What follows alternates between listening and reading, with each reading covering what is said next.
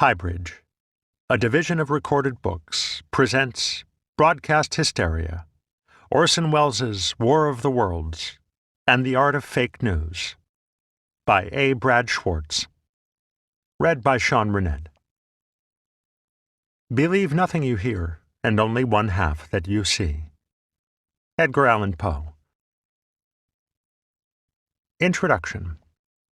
Like many Americans in the fall of 1938, John and Estelle Paltz had come to depend upon their radio. With their country seemingly in free fall and their world spinning out of control, Americans in the 30s sought to lose themselves in entertainment as never before. And no form of escape could be had more cheaply or more readily than the radio. A set cost $10, well within the reach of even very poor families, and the programming it broadcast cost absolutely nothing but time. For the Paltzes, who were uninterested in Hollywood and unable to afford tickets to a stage play, radio was a godsend.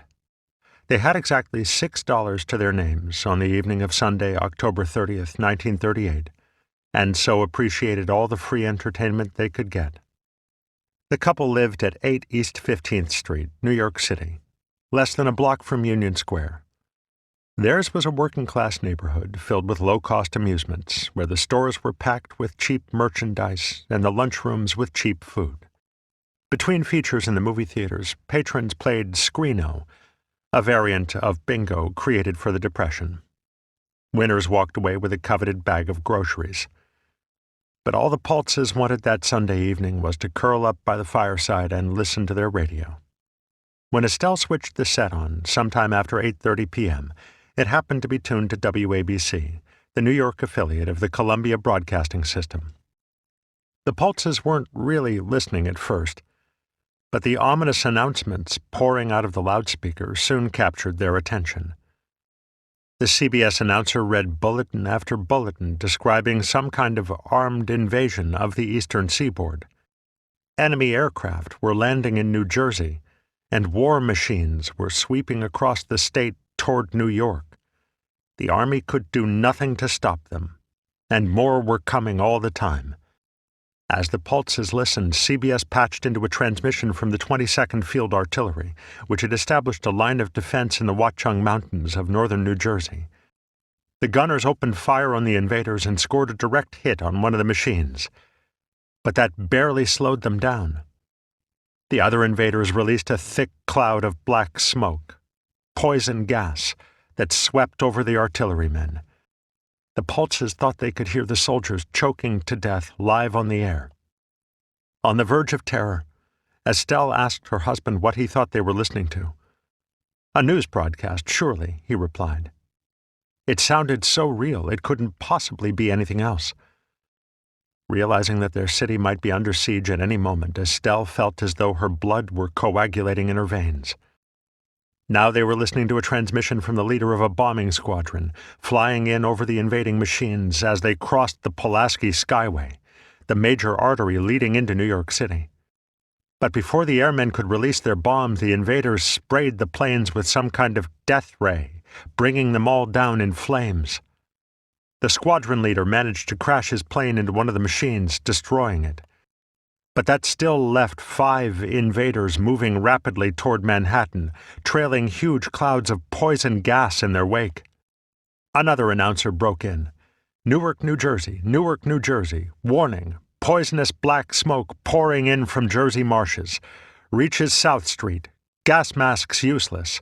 Urge population to move into open spaces. Automobiles use routes 7, 23, 24. Avoid congested areas. Smoke now spreading over Raymond Boulevard." Estelle had family in Newark. Her sister lived with young children just a few blocks from Raymond Boulevard. Now, Estelle reasoned, they were all probably drowning in poison gas. "The horror of it," Estelle later wrote. "I couldn't listen anymore." Her husband dashed upstairs to the roof and looked up at the sky, hoping to see the approaching invaders. Estelle remained by the radio, frozen, afraid to keep listening, and afraid to shut the thing off. She didn't really know what was happening, but she knew she didn't want to die in Manhattan, trapped like a rat as she choked to death on the black smoke. All the primitive fear of the unknown awakened within me, robbing me of all reason, she wrote. Only one thing remained to do. Run, fly, get on the fastest thing on wheels, and go as far and as quickly as our last $6 would take us. When the Pultzes burst out of the front door of their building, they found the street largely empty, apart from one lone stranger peacefully leaning against the doorway. Rapidly, they explained the situation to him. The invaders, the war machines, the poison gas. Then he took off in a panic down 15th Street, desperate to reach the subway stop in Union Square. But the Pultzes, sprinting just ahead of him, got there first. They dashed down the stairs and through the turnstile, then jumped onto a train heading uptown. They got off at 42nd Street, expecting to find Penn Station, but instead found themselves staring at the glittery brilliance of Times Square. They'd missed their stop. Then we remembered that the Pennsylvania station is on 34th, Estelle wrote. Back we went to 34th, running all the way, heeding nothing, stopping for nothing, flying for our lives, before this horrible unknown. 8 blocks, and less than 10 minutes later, John and Estelle made it to the massive neoclassical facade of Penn Station. They darted between the immense Doric columns and down into the cavernous waiting room, then spent most of their remaining $6 on 2 tickets to Hartford, Connecticut. There they hoped they might be safe, or at least might be able to make it to the open spaces. They hurried to the platform, and, hand clenched in hand, got on their train shortly before it left the station. Nothing to do but sit tense, white-faced, and wait, Estelle wrote, while the train raced. The Pultzes shared their car with several other passengers, none of whom seemed at all concerned about the invaders menacing New York. Clearly they had missed the news. John and Estelle congratulated themselves on making it to the train, ahead of the panic-stricken mob that was sure to follow as soon as they heard. But when, somewhere in Connecticut, the train suddenly and inexplicably slowed to a halt, the Pultzes nearly went mad with anxiety. Apparently none of the other passengers took notice of their terror. Why had the train stopped? Estelle wondered. What had happened ahead? On the radio she had heard that the invaders were tearing up railroad tracks and destroying power lines in order to crush resistance, paralyze communication, and disorganize human society. Had the invaders already reached Connecticut? Were they just ahead, bearing down on the train? Unable to contain himself, John leaned toward 2 college students sitting nearby and explained the situation. Word of the invasion rapidly ricocheted around the car, and a crowd soon gathered around the Pultzes. One of the passengers went to find a conductor to ask why they had stopped, and came back with an explanation. A woman on the train had fallen sick, he said, and an ambulance was coming to pick her up.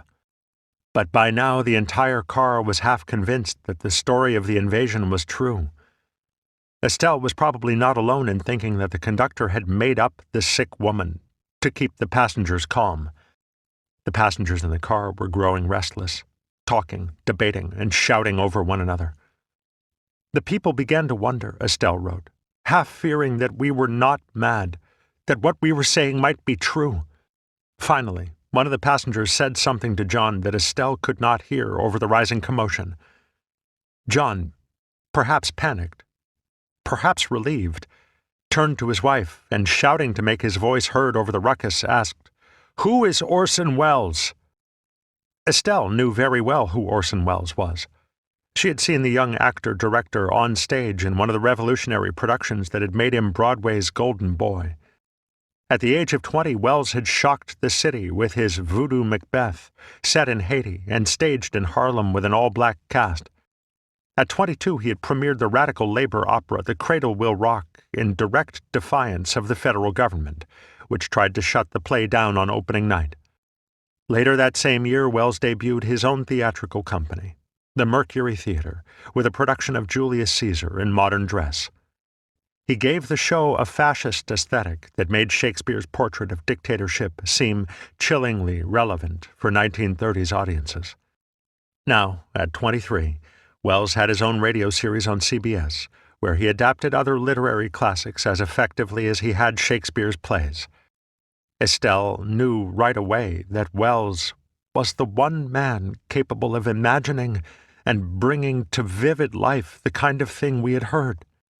After processing that revelation for fully a minute, Estelle shouted out for a newspaper. "Someone dug up a much-trampled Tribune," she wrote, "and we almost shredded the pages in a frantic search for the radio listings. Finally, there it was, in the 8 p.m. slot, on station WABC, Welles and his Mercury Theatre on the air in a dramatization of H.G. Wells's The War of the Worlds." Desperate to make the 40-year-old novel about a Martian invasion of England seem relevant to modern American audiences, Welles, the producer John Houseman, and the writer Howard Koch had changed its setting to the United States and restructured the first part of the story as a series of fake news bulletins. Americans had grown accustomed in recent months to hearing radio programs regularly interrupted by distressing news from Europe as Nazi Germany pushed the world closer and closer to war. Welles and the Mercury Theatre copied the style of those bulletins as closely as they could, giving their invasion from Mars a terrifying immediacy. Most people who heard the War of the Worlds broadcast that night loved it. Many considered it the Mercury's greatest triumph of the season, though Welles and his colleagues deemed it too silly to be taken seriously. But other listeners, like the Pulses, tuned in late and greatly misinterpreted what they heard. The next day, newspapers nationwide reported that thousands of people across the country had taken the fake news to be true and fled their homes in terror, grabbing firearms, putting on gas masks, and clogging the highways in a mad rush to escape the imaginary Martians. John and Estelle likely didn't understand that the bulletins they had heard described an extraterrestrial, as opposed to an earthly, enemy. But according to the press, they were far from the only listeners who made a break for it. The New York Times described a wave of mass hysteria washing over the United States, even throwing some families in Newark, New Jersey, into such terror that they rushed out of their homes with wet handkerchiefs and towels over their faces and stacked furniture on their cars before heading for the hills.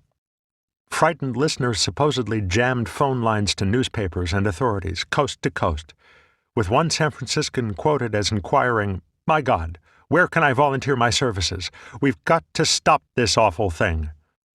A woman in Indianapolis rushed into a church and brought services to an abrupt halt, announcing that the end of the world had arrived. "You might as well go home to die," she cried. "I just heard it on the radio." In the small town of Concrete, Washington, the power went out during the broadcast. Residents were just about to flee when the lights came back on. These anecdotal reports, and many more like them, prompted the Radio Research Project at Princeton University to investigate listener reactions to the broadcast. Published in 1940 as The Invasion from Mars, a study in the psychology of panic by Hadley Cantrell, their study documented the bizarre behavior of a handful of Americans in lurid detail. It quickly became a classic in its field. Cantrell estimated that of the 6 million people who heard the broadcast, at least 1 million believed it to be true. The population of the United States at that time was somewhere around 130 million people. Remembered as a textbook example of mass hysteria, the War of the Worlds panic is still cited constantly by historians as evidence of the anxiety permeating the country just before World War II. The broadcast itself has become shorthand for the dangerous power and influence of the media, not to mention the gullibility and ignorance of mass audiences. Whenever viewers mistake a mockumentary for the real thing, or a tweet is misinterpreted and spread, causing consternation, the incident is invariably referred to as another War of the Worlds. Yet, after decades of accepting the mass hysteria story at face value, scholars around the turn of the 21st century began to question whether the panic was really as large as Cantrell and others suggested.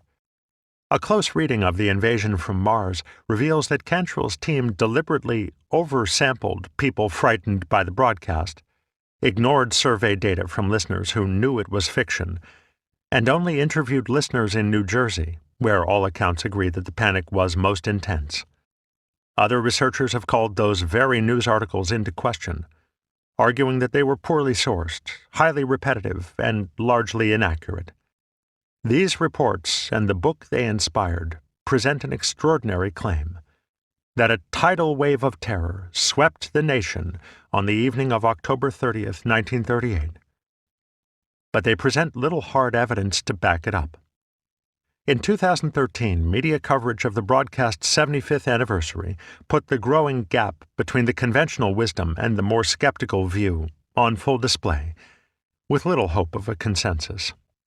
Most news articles at least paid lip service to the idea that the media had exaggerated the panic, but Cantrell's theory of widespread hysteria remained immensely popular, a cultural touchstone, frequently embellished. "It is so easy now to mock the millions who freaked out at the War of the Worlds," wrote the risk management consultant and Harvard instructor David Ropeek in a piece for the Huffington Post. "Millions who heard it believed it, calling police stations in terror, fleeing their homes, gathering with families to wait for the end of the world." Like many firm believers in the War of the Worlds panic, Ropeek wildly inflates the size and scale of its effects. Even Cantrell estimated that the broadcast frightened only 1.2 million people, not the millions Ropeek claimed. On the other side of the argument were the communications and journalism professors Jefferson Pooley and Michael Sokolow. They argued in an oft-cited piece in Slate that War of the Worlds was much ado about nothing, less significant in the regulatory history of American broadcasting than Janet Jackson's infamous wardrobe malfunction during the 2004 Super Bowl. The supposed panic was so tiny as to be practically immeasurable on the night of the broadcast, they wrote. Despite repeated assertions to the contrary, almost nobody was fooled by Welles's broadcast. This argument is true, in a sense. The news media did embellish the panic, as Pooley and Sokolow demonstrate. But these scholars try too hard to correct the conventional wisdom. They discount too easily the small but significant number of Americans who, like the Paltzes, did experience War of the Worlds as a news report and were indeed frightened by it. Those listeners may have been relatively few in number, and they may have held the historical spotlight for too long, but their stories are worthy of examination and explanation. We cannot fully understand the broadcast and its historical significance without them. Learned and well-meaning academics can come to such widely varying conclusions about War of the Worlds because, for most of the past 7 decades, reliable information on its effects has been largely unavailable. Apart from the problematic news reports, the only publicly available listenership data are found in Cantrell's flawed study. "What should be said about what really happened?" wrote Welles' biographer David Thompson, as if throwing up his hands at the thought of trying to make sense of it all. Is there anything as substantial as history connected with such a legendary occasion? Fortunately for history, many Americans who personally experienced War of the Worlds preserved their reactions in writing. In the wake of the broadcast, the Federal Communications Commission received more than 600 letters regarding it, which are currently held by the National Archives II facility in College Park, Maryland. These letters have received limited attention from scholars, but they are incomplete without another, larger collection, long thought lost, that has only recently resurfaced. In the days following War of the Worlds, nearly 1,400 people, including Estelle Paltz, wrote to Orson Welles and the Mercury Theatre about the broadcast. Their letters were donated to the University of Michigan in 2005, and this book is the first to examine them. Taken together, this extraordinary one-way correspondence, close to 2,000 letters in all, presents a much fuller picture of the broadcast than has ever been published before.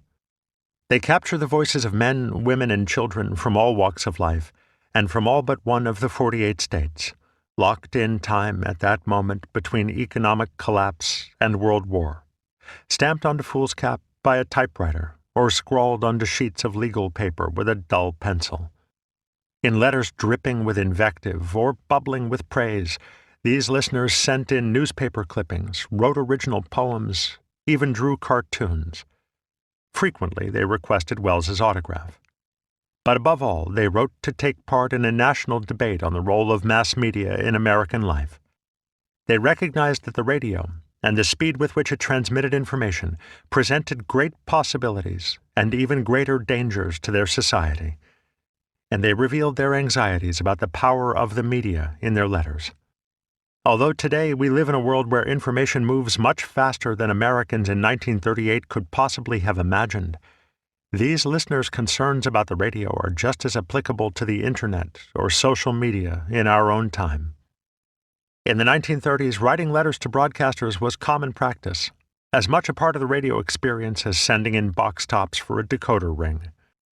With few reliable means of judging the size and tastes of their listenership, broadcasters encouraged fan mails simply to find out who was listening.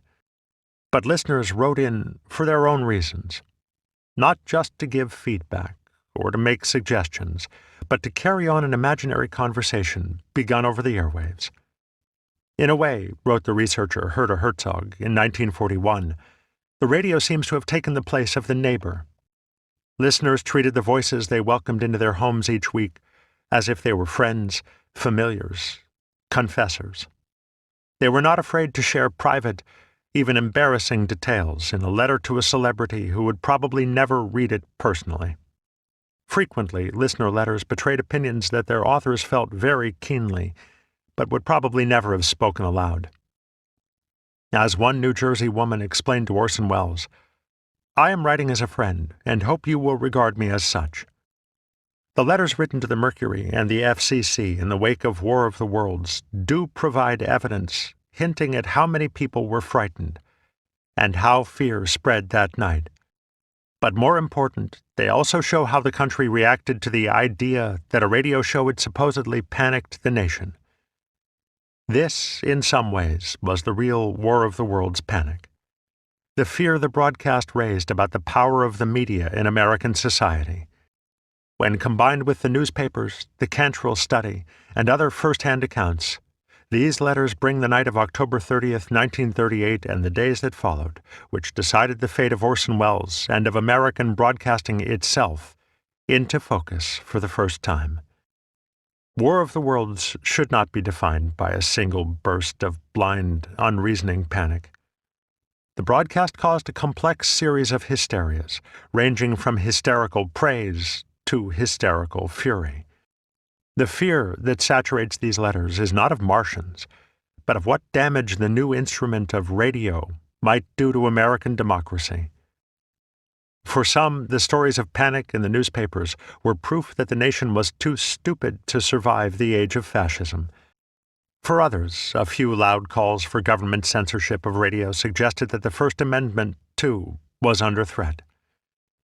These letters prove that the broadcast was, in the words of one letter written to the FCC, part of an ongoing battle to control radio, one that was also, fundamentally, a battle for America's future. When word got around that train car stuck somewhere in Connecticut that the invasion the Paltzes were fleeing was not real, the passengers dissolved into hilarity. Estelle went practically mad with relief. But she couldn't help noticing that one of the college students her husband had first talked to, a young man carrying a book of Cervantes, wasn't sharing in the excitement. In fact, he looked disappointed. "Too bad, really," he said with a shrug. "I'm almost sorry that it isn't true." Evidently, he had enjoyed the thrill of imminent annihilation. Before very long, the Paltzes also developed mixed feelings about their reprieve. When the train began to move again, they remembered they were on their way to Hartford with 56 cents between us and nothing ahead. They asked the conductor for help and were told there was nothing he could do. Around midnight, they got off the train in New Haven, where they had no friends or acquaintances. Each held a transfer that would only take them the rest of the way in the wrong direction. They didn't have nearly enough money for a train ticket home, or even for a place to stay in town. They were, to put it mildly, stuck. Then the college students from the train stepped forward. They'd been going back to Yale, Estelle wrote, and most gallantly offered to lend us the fare back to New York. The Paltzes gratefully accepted, though it is unclear they could ever pay the students back. Perhaps they already had. They'd given the young men a wonderful story to tell, and had broken, however briefly, the monotony of their existence. And now, said the student who had been thrilled by it all, back to the dull, the lifeless. And he carried his Cervantes toward campus. The next day, after she and her husband made it back to Manhattan, Estelle wrote a handwritten letter to Orson Welles. She strung together 15 pages of breathless, loosely punctuated sentences describing what the broadcast had put her and her husband through. But she wasn't angry. If anything, she was appreciative. "Now I write to you, sir," she explained, "not bitterly, for you are doing a great work in breathing some life into the theater and bringing it so close to home. But I thought perhaps you ought to know how well you've succeeded, and I hope that the next performance, and wish you many to come, will bring us great joy instead of great fear. It's easier on our minds and purse strings. We who spent our last dollar in tribute to the astounding performance of the Mercury Theatre of the Air. Salute." 1. Journalism and Showmanship. We have spent so much time in the past few weeks listening to special dispatches from the Press Radio Bureau that it was a relief to hear a few of such bulletins over which one did not have to feel concern. Daniel C. Knickerbocker, Jr. of Syracuse, New York, to Orson Welles, October 31st, 1938. With the household around him in chaos, Oliver Whatley picked up the phone and called the police in nearby Hopewell, New Jersey. "Colonel Lindbergh's son has been stolen," he said in his pronounced Scottish burr. "Will you please come at once?"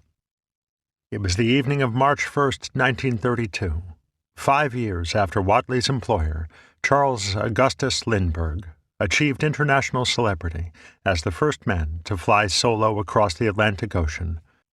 Public fascination with the slim, handsome, and shy lone eagle had only continued to grow following his historic flight, as the decadence of the Roaring Twenties gave way to the despair of the early 30s. Lindbergh's quiet heroism and storybook family life gave Americans something to look up to as the world seemed to fall apart around them. Now the news that Lindbergh's 20-month-old son had disappeared from his crib would shock a nation still suffering through the darkest days of the Great Depression. Within half an hour, newsrooms in 3 states had gotten word of the crime and begun frantically revising their front pages. A horde of reporters descended on Hopewell, and thousands of curiosity seekers soon followed, stampeding all over the Lindbergh estate and making a general mess of the crime scene. By the next day, when headlines nationwide screamed, "Lindbergh baby kidnapped," the daily routine of millions of Americans effectively ground to a halt. "Did you ever see such a day?" wrote the prominent humorist and columnist Will Rogers a few days later.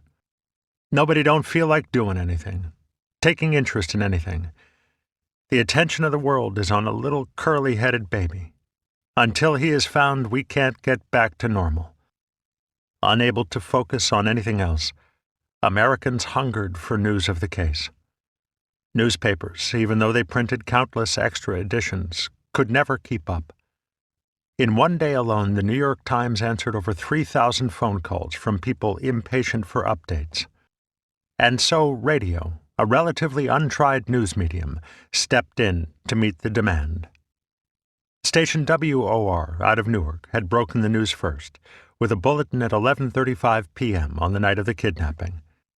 Meanwhile, CBS and NBC dispatched crews to New Jersey, setting up impromptu studios wherever they could, in a hotel room, above a store, even in a restaurant. Both networks broadcast virtually non-stop for the next 150 hours, passing every bit of news they received on to anxious and eager listeners. Broadcast journalism had been born 12 years earlier, in a hastily built shack atop a factory in East Pittsburgh, Pennsylvania. From that makeshift studio, station KDKA made history by reporting the results of the presidential election of 1920 as soon as they rolled off the newswires. But in the decade that followed, as the number of radio homes in the United States jumped from 60,000 in 1921 to 16.7 million in 1930, broadcast news grew little beyond covering such special events. The Lindbergh kidnapping saga marked the first period of extended news coverage in the medium's history, the moment when broadcast journalism came of age. And it changed forever the speed at which news traveled. But as the historian Robert J. Brown has noted, listeners embraced radio news not just because it was fast, but because it was riveting. The powerful intimacy of radio, which broadcasters were just beginning to understand, conveyed the drama and emotion of the crime of the century in a way print media never could. When on May 12, 1932, police found the badly decomposed corpse of an infant and quickly identified it as the missing child, the entire nation mourned as one. Radio had helped create a collective loss of innocence. Many would long remember exactly where they were and what they were doing when they learned that the Lindbergh baby was dead. This kind of shared national experience was an entirely new phenomenon.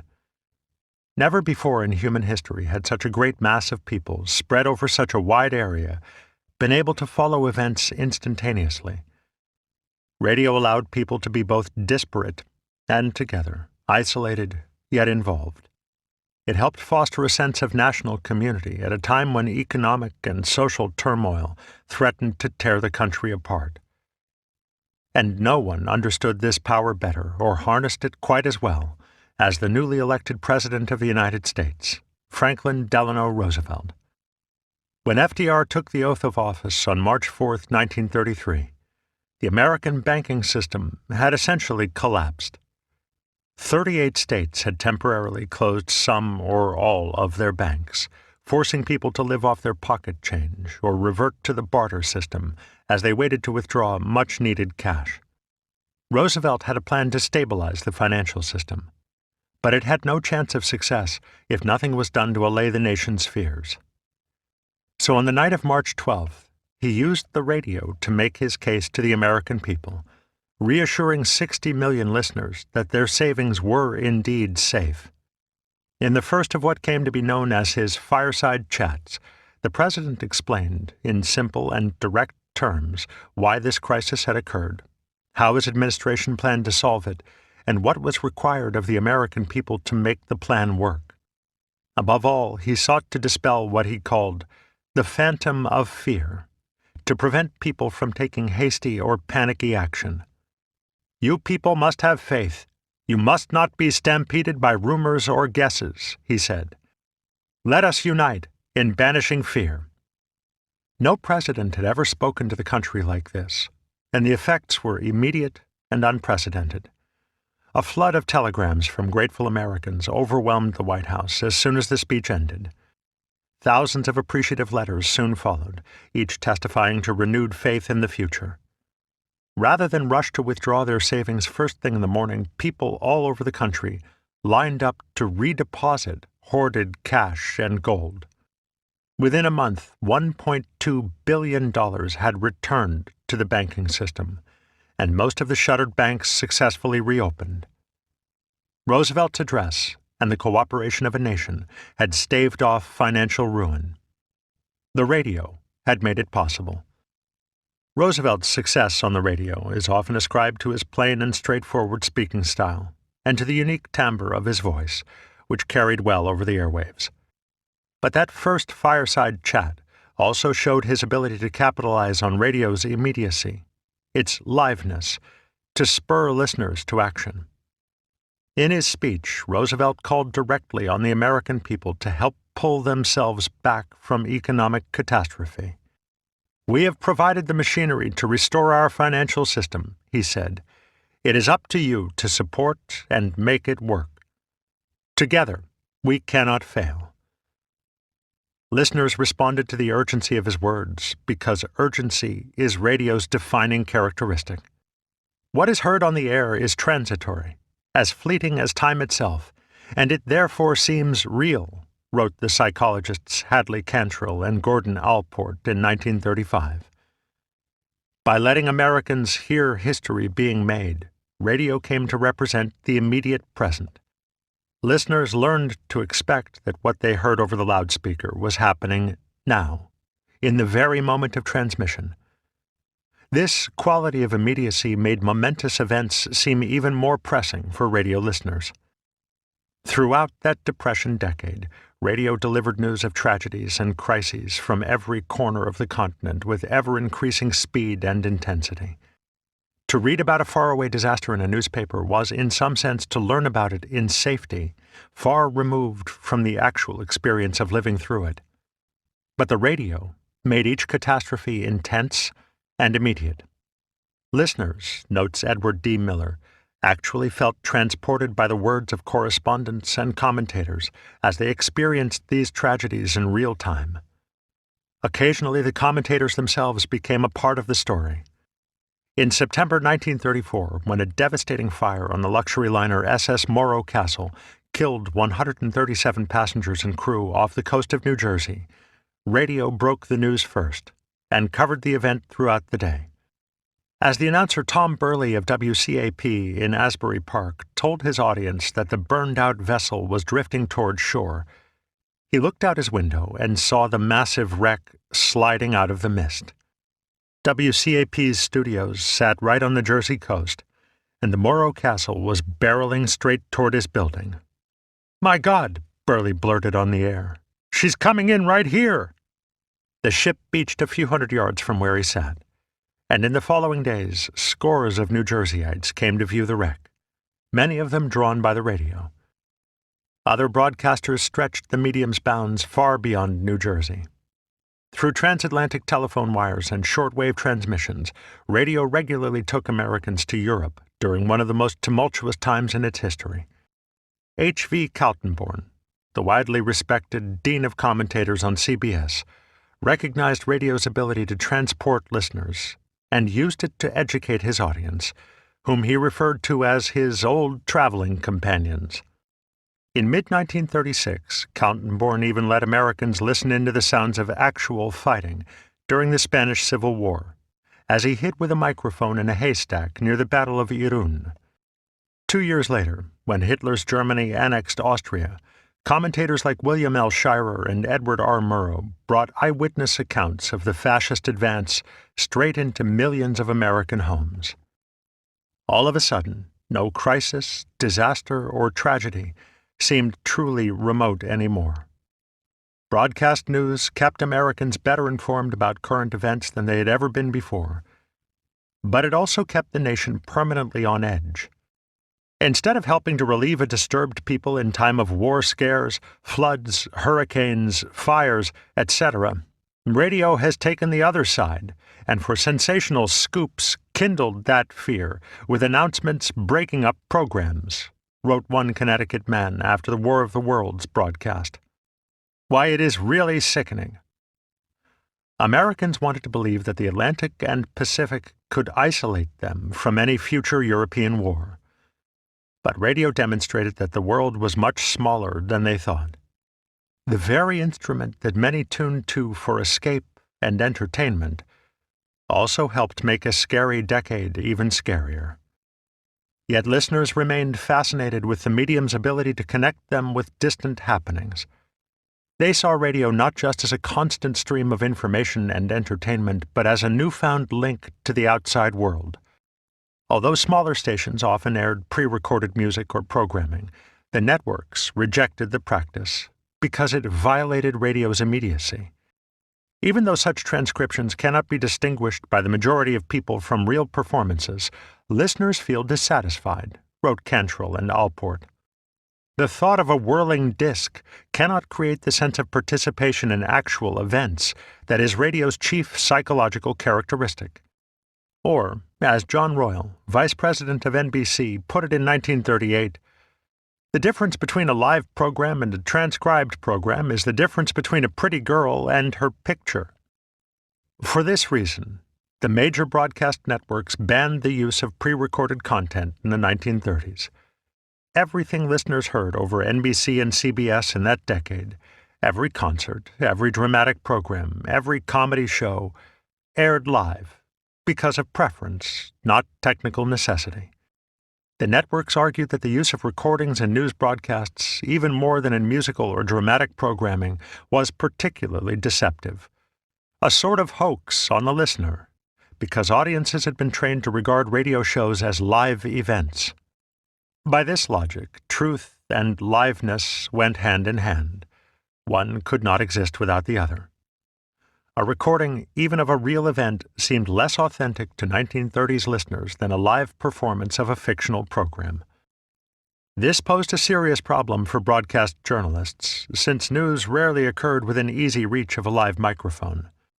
Broadcasters often had to get creative in bringing news to their listeners with all the drama and immediacy that their medium allowed, without violating the ban on recordings. For example, when Bruno Richard Hauptmann went on trial for the Lindbergh kidnapping in early 1935, NBC reenacted each day's testimony on air, with one announcer portraying the witness and the other the questioner. The judge had banned all microphones from his courtroom, so this was as close as listeners could get to the trial of the century. One news event, more than any other, challenged the network's stance on pre-recorded content. On May 6, 1937, the German Zeppelin LZ-129 Hindenburg completed the first transatlantic trip of its second flying season. It came in for a landing over the Naval Air Station in Lakehurst, New Jersey, just after 7 p.m., before a small crowd of reporters and photographers, as well as one radio correspondent. Herbert Morrison and the sound engineer Charles Nelson had come all the way from Chicago to record the landing for station WLS. Because the program's sponsor, American Airlines, offered connecting flights to the Hindenburg, Morrison did his best to make the event sound exciting. He spoke of how tricky landing in the rain would be, and remarked on how the rays of the setting sun sparkled on the Hindenburg's windows, like glittering jewels on a background of black velvet. But his tone betrayed the banality of the situation. Despite the rain, this was shaping up to be just another routine landing. Then a small jet of fire, shaped like a mushroom, burst from the top of the aircraft, just ahead of its tail. In an instant, the highly flammable hydrogen keeping the ship aloft exploded, and the back half of the Hindenburg was ablaze. Fire consumed the entire ship in a mere 34 seconds. "It's burst into flame!"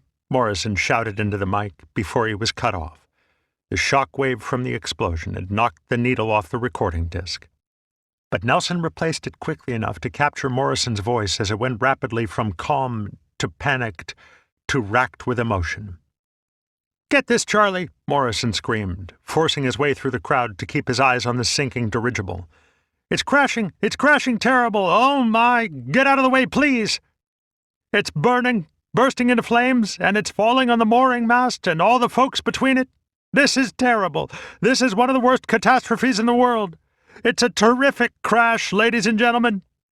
It's smoke and it's flames now, and the frame is crashing to the ground, not quite to the mooring mast. Oh, the humanity and all the passengers. I can't talk, ladies and gentlemen. Honest, it's just laying there, a mass of smoking wreckage. I'm going to step inside where I cannot see it. Charlie, that's terrible. Listen, folks, I'm going to have to stop for a minute because I've lost my voice. This is the worst thing I've ever witnessed."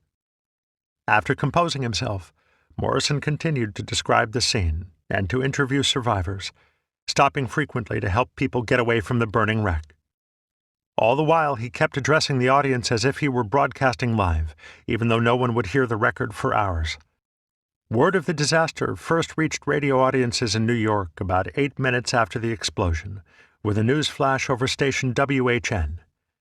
NBC interrupted programming nationwide with an announcement about 15 minutes later.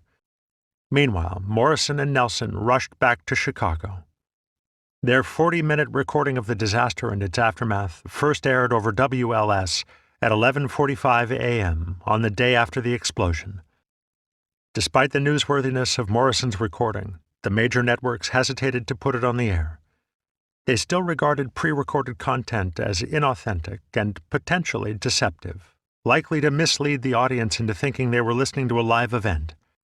But NBC eventually aired an edited version, coast to coast, 4 hours after it had aired over WLS, breaking their own ban on recordings for the first time. Other stations soon followed suit. Each made sure to state carefully that they were about to air a recording and not a live report. But the piece was so vivid that many listeners still believed they were hearing the event as it happened. The network's concern about the use of recordings had, in a sense, been validated.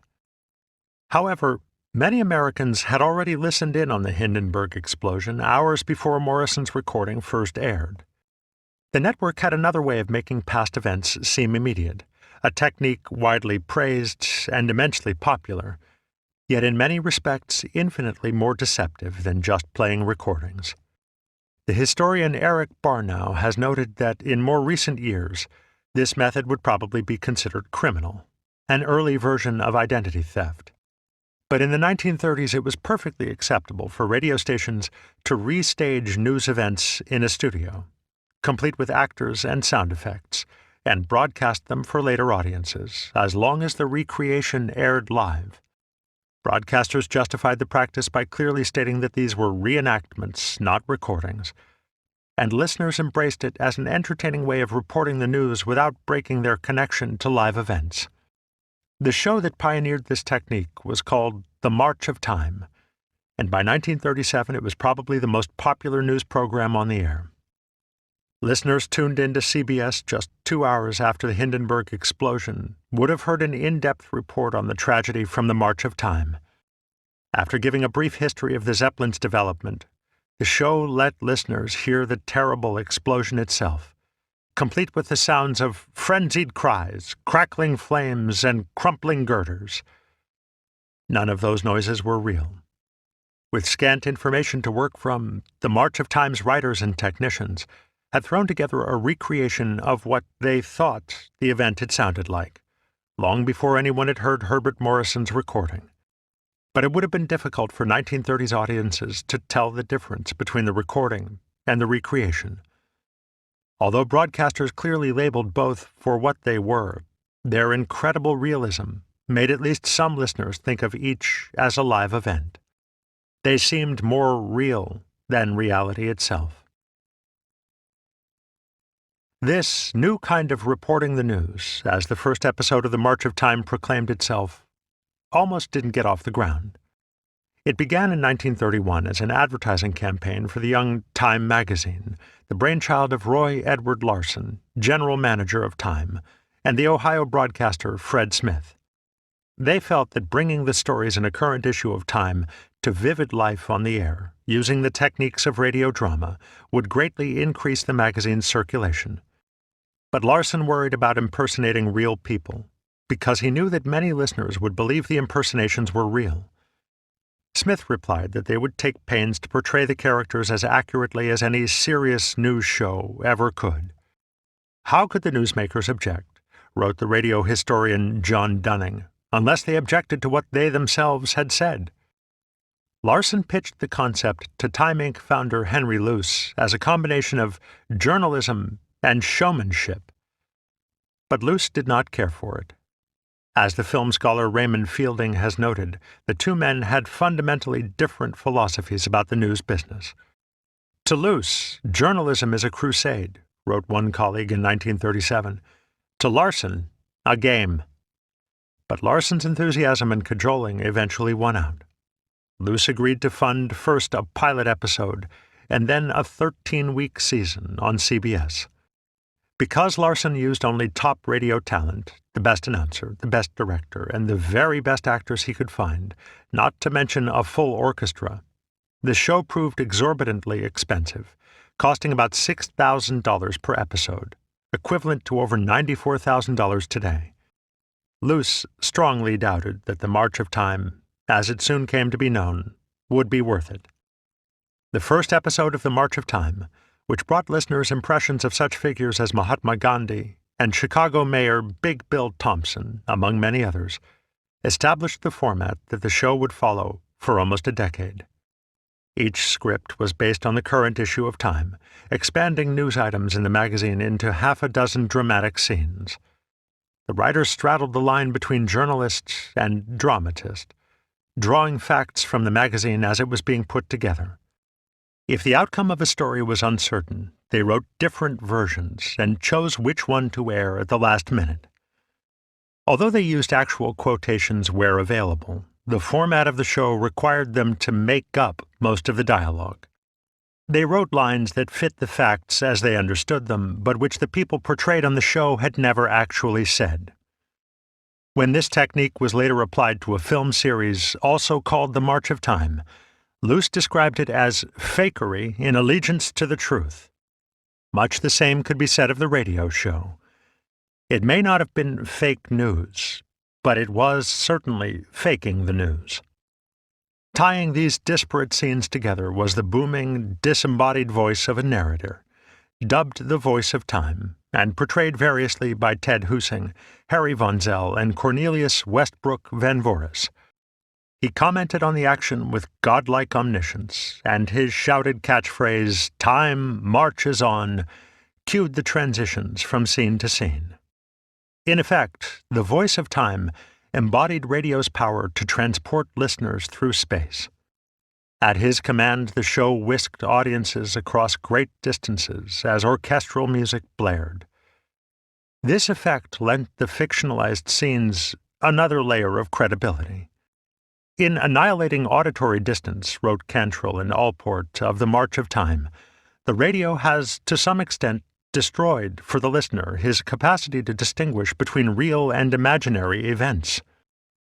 The voice of time also supplied the show's only commercials, brief statements at the beginning and end of each broadcast that extolled the virtues of time. He read them in the same imperious tone as the rest of the narration, so they did not seem like ads. Instead, they helped enhance a false sense of the show's journalistic authority.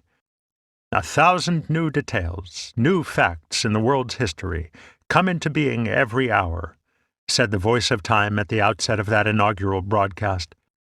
From every corner of the world come new facts about politics and science, people, crime and religion, art and economics. There is one publication which watches, analyzes, and every 7 days reports the march of human history on all its fronts. It is the weekly news magazine Time. Audiences responded well to the first episode.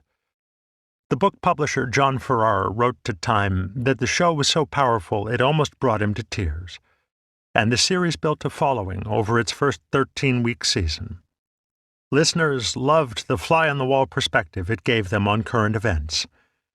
Its producers, an advertising agency, built a sense of journalistic objectivity by never editorializing and maintaining what Radio Guide later called a positive mania for accuracy.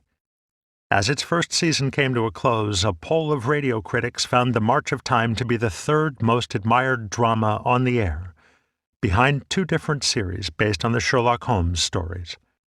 But despite all this goodwill, the show was still wildly expensive. All told, the season cost Time Inc. $211,000, the equivalent of over $3.3 million today. Much more than Luce thought advertising was worth in those Depression days. And so in early 1932, Luce announced that The March of Time would not be renewed for a second season. Over 22,000 listeners wrote to Time in hopes of saving the show. The magazine printed several of their letters in a 2-page spread that February. More than one listener pledged to let his or her radio be repossessed if The March of Time did not return. Another threatened simply to throw his out the window. People described the show as a public good, saying that it did much to keep Americans informed. I realize that Time itself may well dispense with this feature as an advertisement, wrote one listener from Astoria, New York. But your radio audience can ill afford to lose such a pleasure and such a delightful source of information as to what is going on in the world. Time Inc. replied that they were not about to spend money on advertising that did not work, simply for the sake of educating the public. They asked their readers, "As an army marches on its stomach, so, under existing circumstances, a radio program can keep marching only on somebody's dollars. Whose?" Funding for radio programs, Time's editors well knew, was a controversial subject in the early 1930s. Unlike in most European countries, broadcasting in the United States was run as a business, paid for by advertising. Broadcasters carved up the day into the now familiar system of hours and half hours, creating standard units of time that could be sold to sponsors. Those sponsors, in turn, sought programs that appealed to as broad an audience as possible in order to get their ads before the maximum number of potential customers. This meant that the prime time hours, when most people listened to the radio, were dominated by light entertainments, musical programs, variety shows, and stories of drama or comedy, each liberally sprinkled with commercials.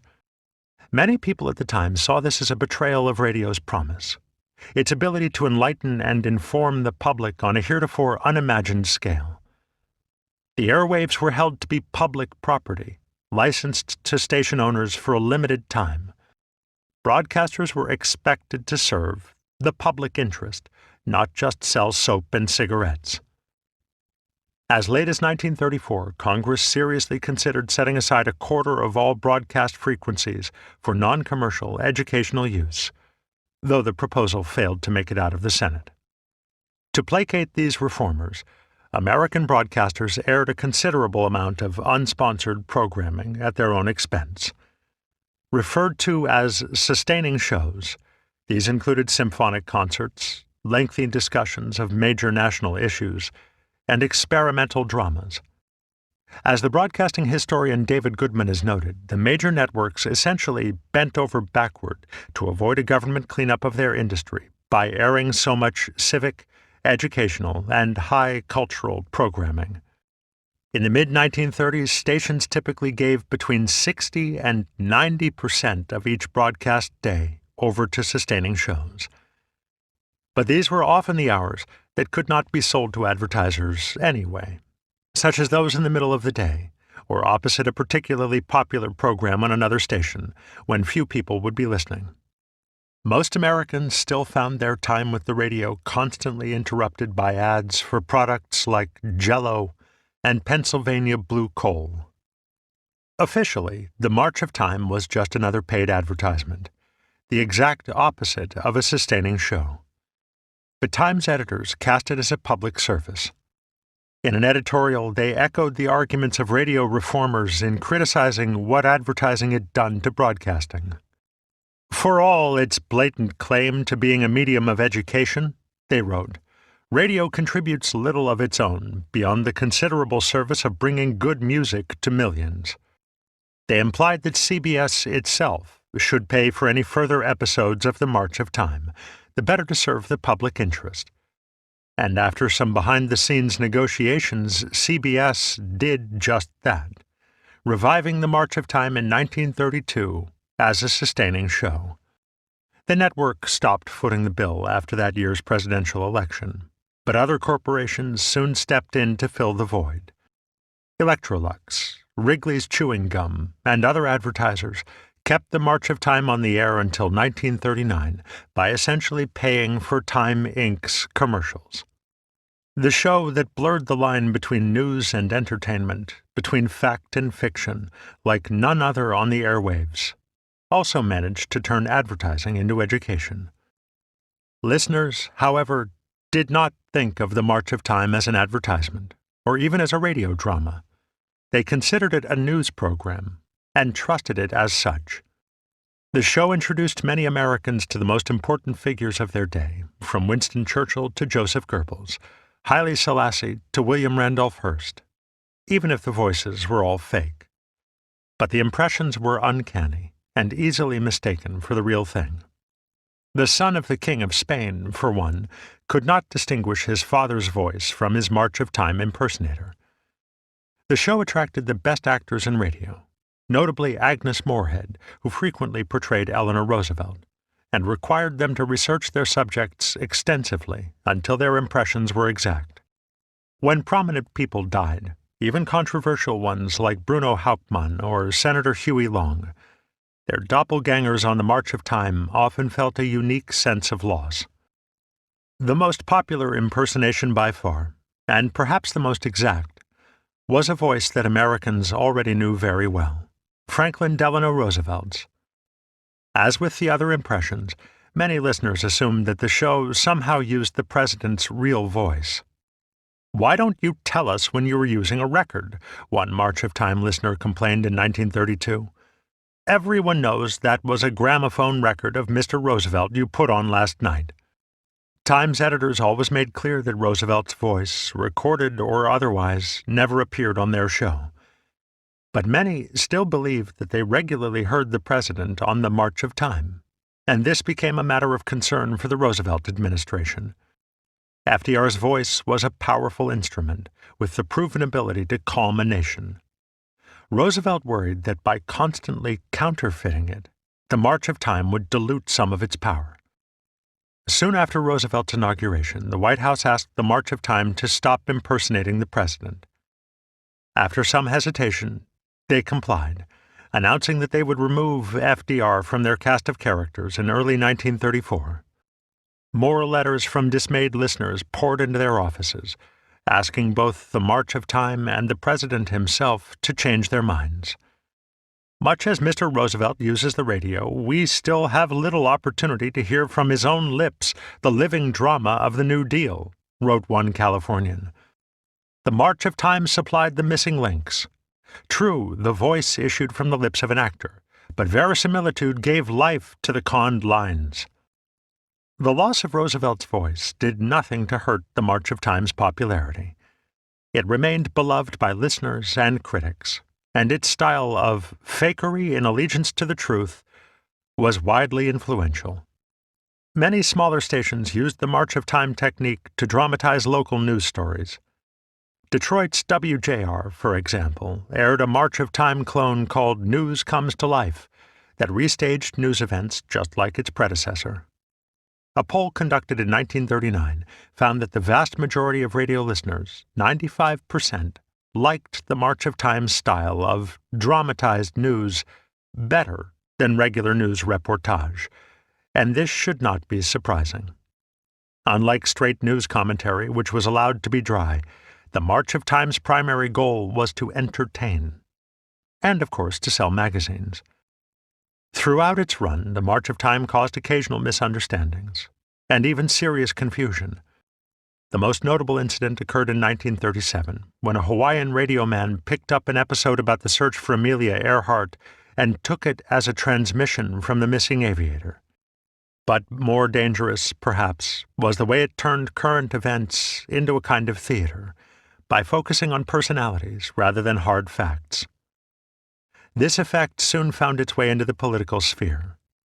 During the presidential election of 1936, the Republican National Committee produced their own March of Time-style program, titled Liberty at the Crossroads, dramatizing what they considered the negative consequences of the New Deal. Like the March of Time, it used an omniscient narrator, not the voice of time, but the voice of doom, to warn Americans about the growing national debt. That same year, Michigan Senator Arthur Vandenberg produced his own news dramatization called A Fireside Mystery Chat. It used clips from Roosevelt's speeches, taken out of context, to stage a mock debate with the president. CBS aired the show with reservations, only to cut Vandenberg off halfway through, because they claimed he had violated their ban on the use of recordings.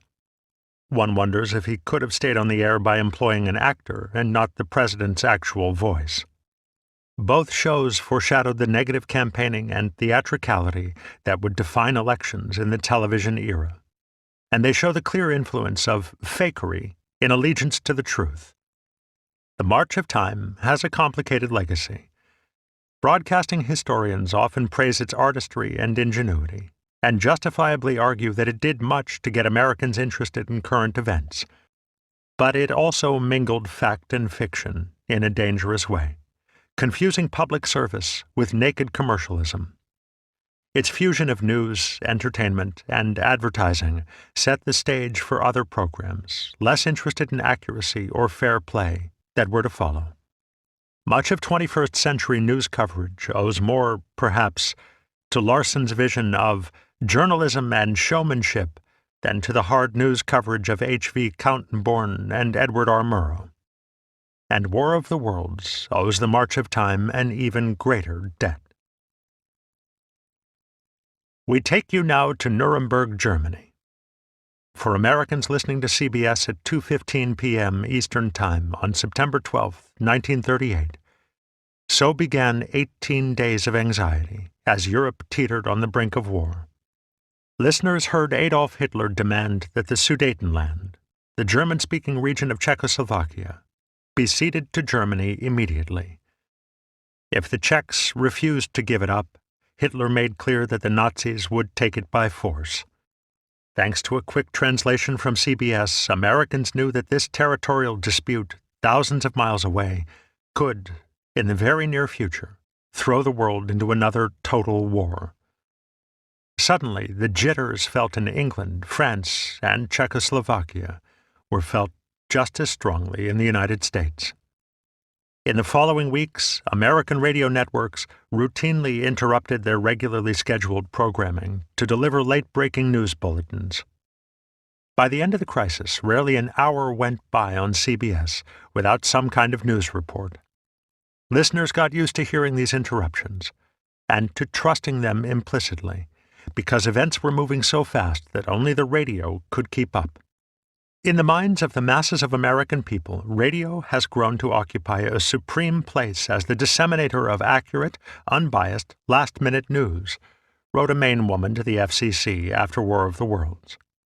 During the recent war scare especially, we came to depend on our radio to interrupt regular programs for the most recent news. A few weeks later, when this listener and many others tuned into what sounded like authentic news reports of an armed invasion of the East Coast, there was little reason to doubt them. 9 days after Hitler's ultimatum to the Czechs, another event paved the way for War of the Worlds.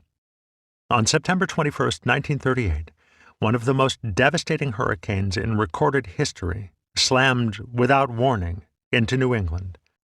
Whole seaside communities were swept away, and the topography of some areas was virtually rewritten. The Great Hurricane of 1938, as it came to be called, left about 700 people dead and another 63,000 homeless.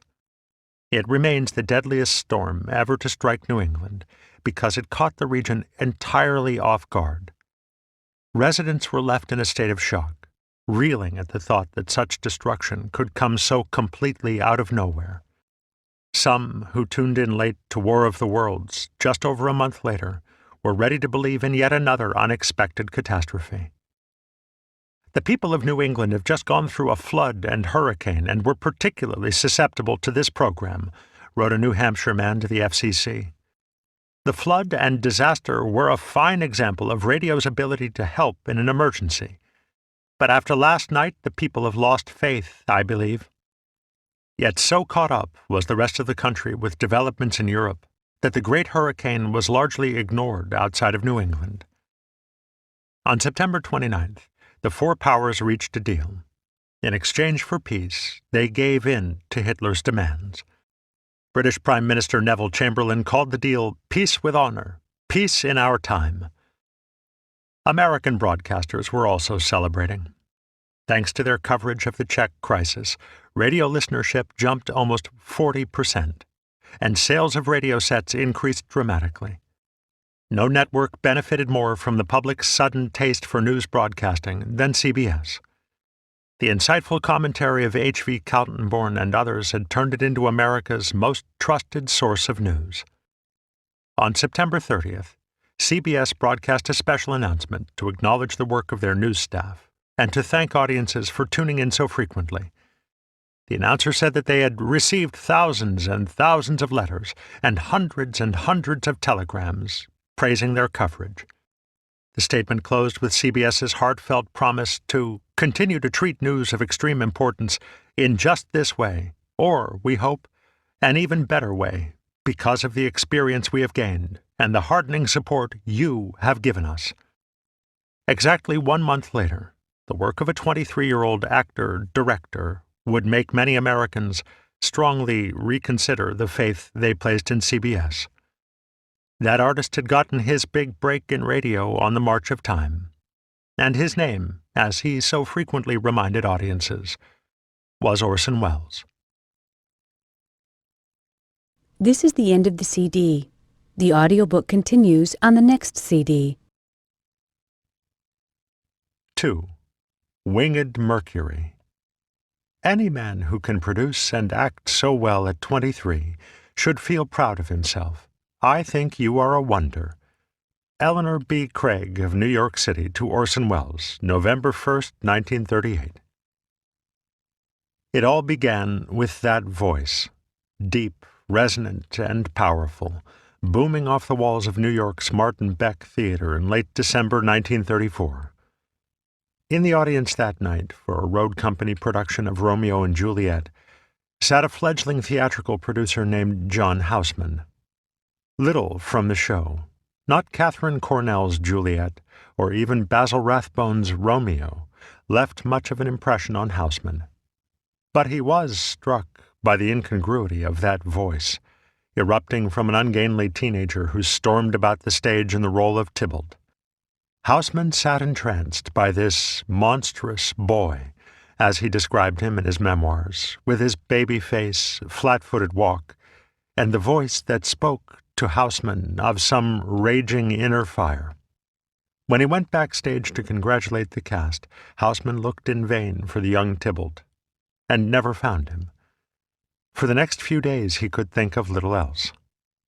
Born Jacques Houseman in 1902, Houseman was 32, with an urbane English accent that belied his Romanian birth and polyglot parentage. He had come to the United States as a successful grain merchant, only to lose his business in the stock market crash of 1929. Without a valid work visa or any money in the bank, he had turned that failure into an opportunity, remaining in the United States illegally to pursue his lifelong love of the arts. By 1934, he had written a few plays, worked in Hollywood, and earned some recognition in New York for producing Gertrude Stein and Virgil Thompson's Four Saints in 3 acts with an all-black cast. But his career had not taken off with the velocity that Houseman, always a roiling mixture of ambition and self-doubt, would have liked. By that night in the Martin Beck Theatre, he felt his days in the arts were coming to an end. Against all reason, I continued to cherish the conviction that once again, any day now, some golden opportunity would present itself, Houseman later wrote, and that I must be alert and resourceful enough to grasp it when it appeared. When it did, Houseman fixated on the young actor with what he later described as an almost romantic infatuation. At only 19, George Orson Welles was 13 years Houseman's junior, reckless, undisciplined, and still very much an adolescent. The son of an alcoholic inventor and a passionately political musician, both of whom died before his 16th birthday, Welles had been acting since he was 3. From the earliest, he displayed a remarkable gift for the spoken word. He talked like an adult from almost the moment he could speak. The family doctor, Maurice Bernstein, later recalled that at 18 months, Orson introduced himself with the words, "The desire to take medicine is one of the greatest features which distinguishes men from animals." Like many stories from Welles's life, this one may or may not be true, and probably is not. But it reflects the astounding verbal precocity that, as Welles's biographer Simon Callow has noted, far outstripped the child's other natural abilities. Whether or not he was really a born genius, Welles sounded like one, and Bernstein, who became Welles's guardian after his parents' death, did much to make reports of his brilliance a self-fulfilling prophecy. At the Todd School for Boys in Woodstock, Illinois, Welles enjoyed a period of profound creative exploration under the guidance of the headmaster Roger "Skipper" Hill. With Hill's blessing, Welles essentially commandeered the school's drama department, putting on his own production of classic plays, including some, like Marlowe's Dr. Faustus and Shakespeare's Julius Caesar, that would later make him famous on the New York stage. When he was 13 years old, Welles even wrote his first radio drama for Todd's own radio station, based on the Sherlock Holmes stories. Upon graduation at age 16, Welles fled the prospect of a college education by traveling to Ireland. Broke and very far from home, he wound up outside the Gate Theatre in Dublin and demanded an audition, claiming to be a famous stage actor from New York. That afternoon he won a debut role that one Irish critic wrote might have been written for him. After failing to find acting work in London and New York, Welles returned to Woodstock. He got his second chance at the stage in the spring of 1933, after meeting the author Thornton Wilder at a Chicago cocktail party. Wilder knew of Welles's work in Dublin, and helped arrange an audition with Catherine Cornell's traveling company. Welles spent 2 seasons with them, pausing in between to produce a drama festival at Todd in the summer of 1934. There he made his first film, a grotesque little short called The Hearts of Age, and met his first wife, the young actress Virginia Nicholson. But by the time Houseman saw him as Tybalt, Welles's career had hit a lull. He had grown tired of the Cornell Company and his offstage antics during their first season, drinking, carousing, being late for call, had gotten him demoted from Mercutio to Tybalt for this, his Broadway debut. Welles did not know it yet, but he was in dire need of the change that Houseman was about to supply. It took Houseman 3 weeks to come up with a reason to approach Welles, and the one he found was something of a stretch. He had become attached as producer to a verse play titled Panic by the poet Archibald MacLeish. It told of an arrogant 50-something tycoon named McGafferty, who met his downfall in the 1933 banking crisis. Welles was not yet 20, but Houseman felt passionately that he would be perfect in the lead, and Welles jumped at the chance. Then they had to convince the playwright, who was frankly unimpressed by the teenage Welles. But all that changed when MacLeish heard that voice, an instrument, Houseman wrote in his memoirs, of pathos and terror, of infinite delicacy and brutally devastating power. MacLeish agreed. They had their McGafferty. Houseman mounted an impressive production, and Welles turned in an impassioned performance. But overall, Panic was met with indifference. It ran for only 3 nights, and the reviews were somewhat tepid. As Houseman later realized, neither theatergoers nor critics were eager to revisit the dark days of the recent past. But in order to get at least a fraction of their work before a larger audience, Houseman arranged for an extract for Panic to air on the March of Time on March 22, 1935, a week after the play closed. Since MacLeish edited Time's sister magazine, Fortune, this would not have been a hard sell. Panic gave Time Inc. another chance to promote itself. But Welles was the real beneficiary. Though he had done some radio work before, he had never appeared on such a popular program as the March of Time. In rehearsal, Welles volunteered to take on an additional role that none of the show's impressionists could quite perfect: the baby jabber of 5 infants. That night, his voice made its March of Time debut, rapidly switching gears from the imperial tones of McGafferty to the meek babbling of babies, live on the air. The show's producers were impressed, and they remembered his versatility. A year later, when they needed a voice for the munitions magnate Sir Basil Zaharoff, they brought Welles back in for an audition. He won both the part and a regular role in the series. And that episode, an obituary describing how the once mighty Zaharoff had been reduced to a weak and wizened old man, later served as an inspiration for Citizen Kane. Welles loved doing the March of Time, delighting in the license it gave him to impersonate everyone from Fiorello LaGuardia to Sigmund Freud. He benefited tremendously from the show as well, because it introduced him to the world of radio acting, where a voice like his could make a lot of money very quickly. At a time when much of the country was out of work, Welles earned between $1,000 and $1,500 a week by crisscrossing New York, from recording studio to recording studio, every day. He appeared on any show that would take him, and usually went on air without rehearsal. Like all successful radio actors, he had a knack for sight reading, and a willingness to work without credit. But that impossibly rich voice made him unique. And as he worked, he learned everything he could about the medium, waiting for a chance to bring his own ideas to bear as its premier actor-director. Compared with Welles's later legendary productions, the 3-night run of Panic seems a relatively minor event. But it was a crucial moment in his career. Its title was particularly appropriate because panic brought Welles to the radio and introduced him to three of the vital elements that would shape War of the Worlds: Houseman, McLeish, and the March of Time. Welles and Houseman could not have picked a better time to take New York's theater world by storm. With funding from Congress, the Works Progress Administration had just enacted a series of public works projects, along with a smaller assortment of artistic endeavors. These arts programs, such as classical concerts put on by the Federal Music Project, or the testimony of former slaves recorded by the Federal Writers Project, took up a minuscule fraction of the WPA's budget, but they profoundly enriched American culture, both in the 1930s and for future generations. And no WPA unit got more attention or garnered more controversy than the Federal Theatre Project, thanks in large part to the work of its director, Holly Flanagan. Depending on one's politics, Flanagan was either a visionary or a radical.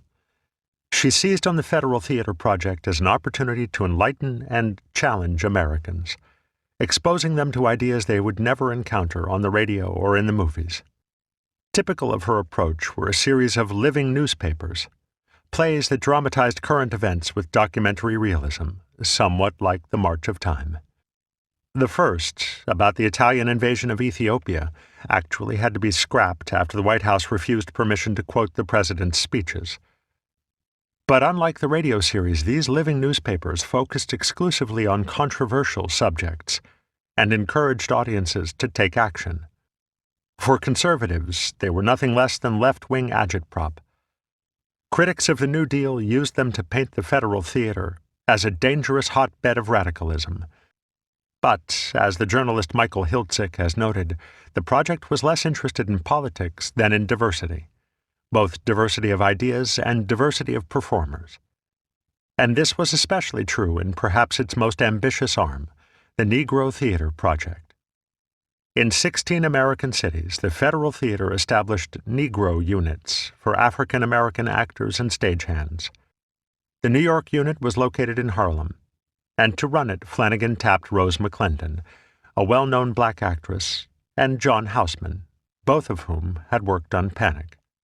Houseman's main qualification was his earlier production of Four Saints in 3 acts, which had featured African American actors without condescension or reference to their race, and he planned something similar for the Negro Theatre. One wing would produce contemporary plays about the African American experience, written and performed by blacks, while another would put on classic works without acknowledging the actor's race. And Houseman had just the man in mind to direct the first of the Negro Theatre's classic plays, Orson Welles. They were not exactly the kind of men the WPA was meant to help.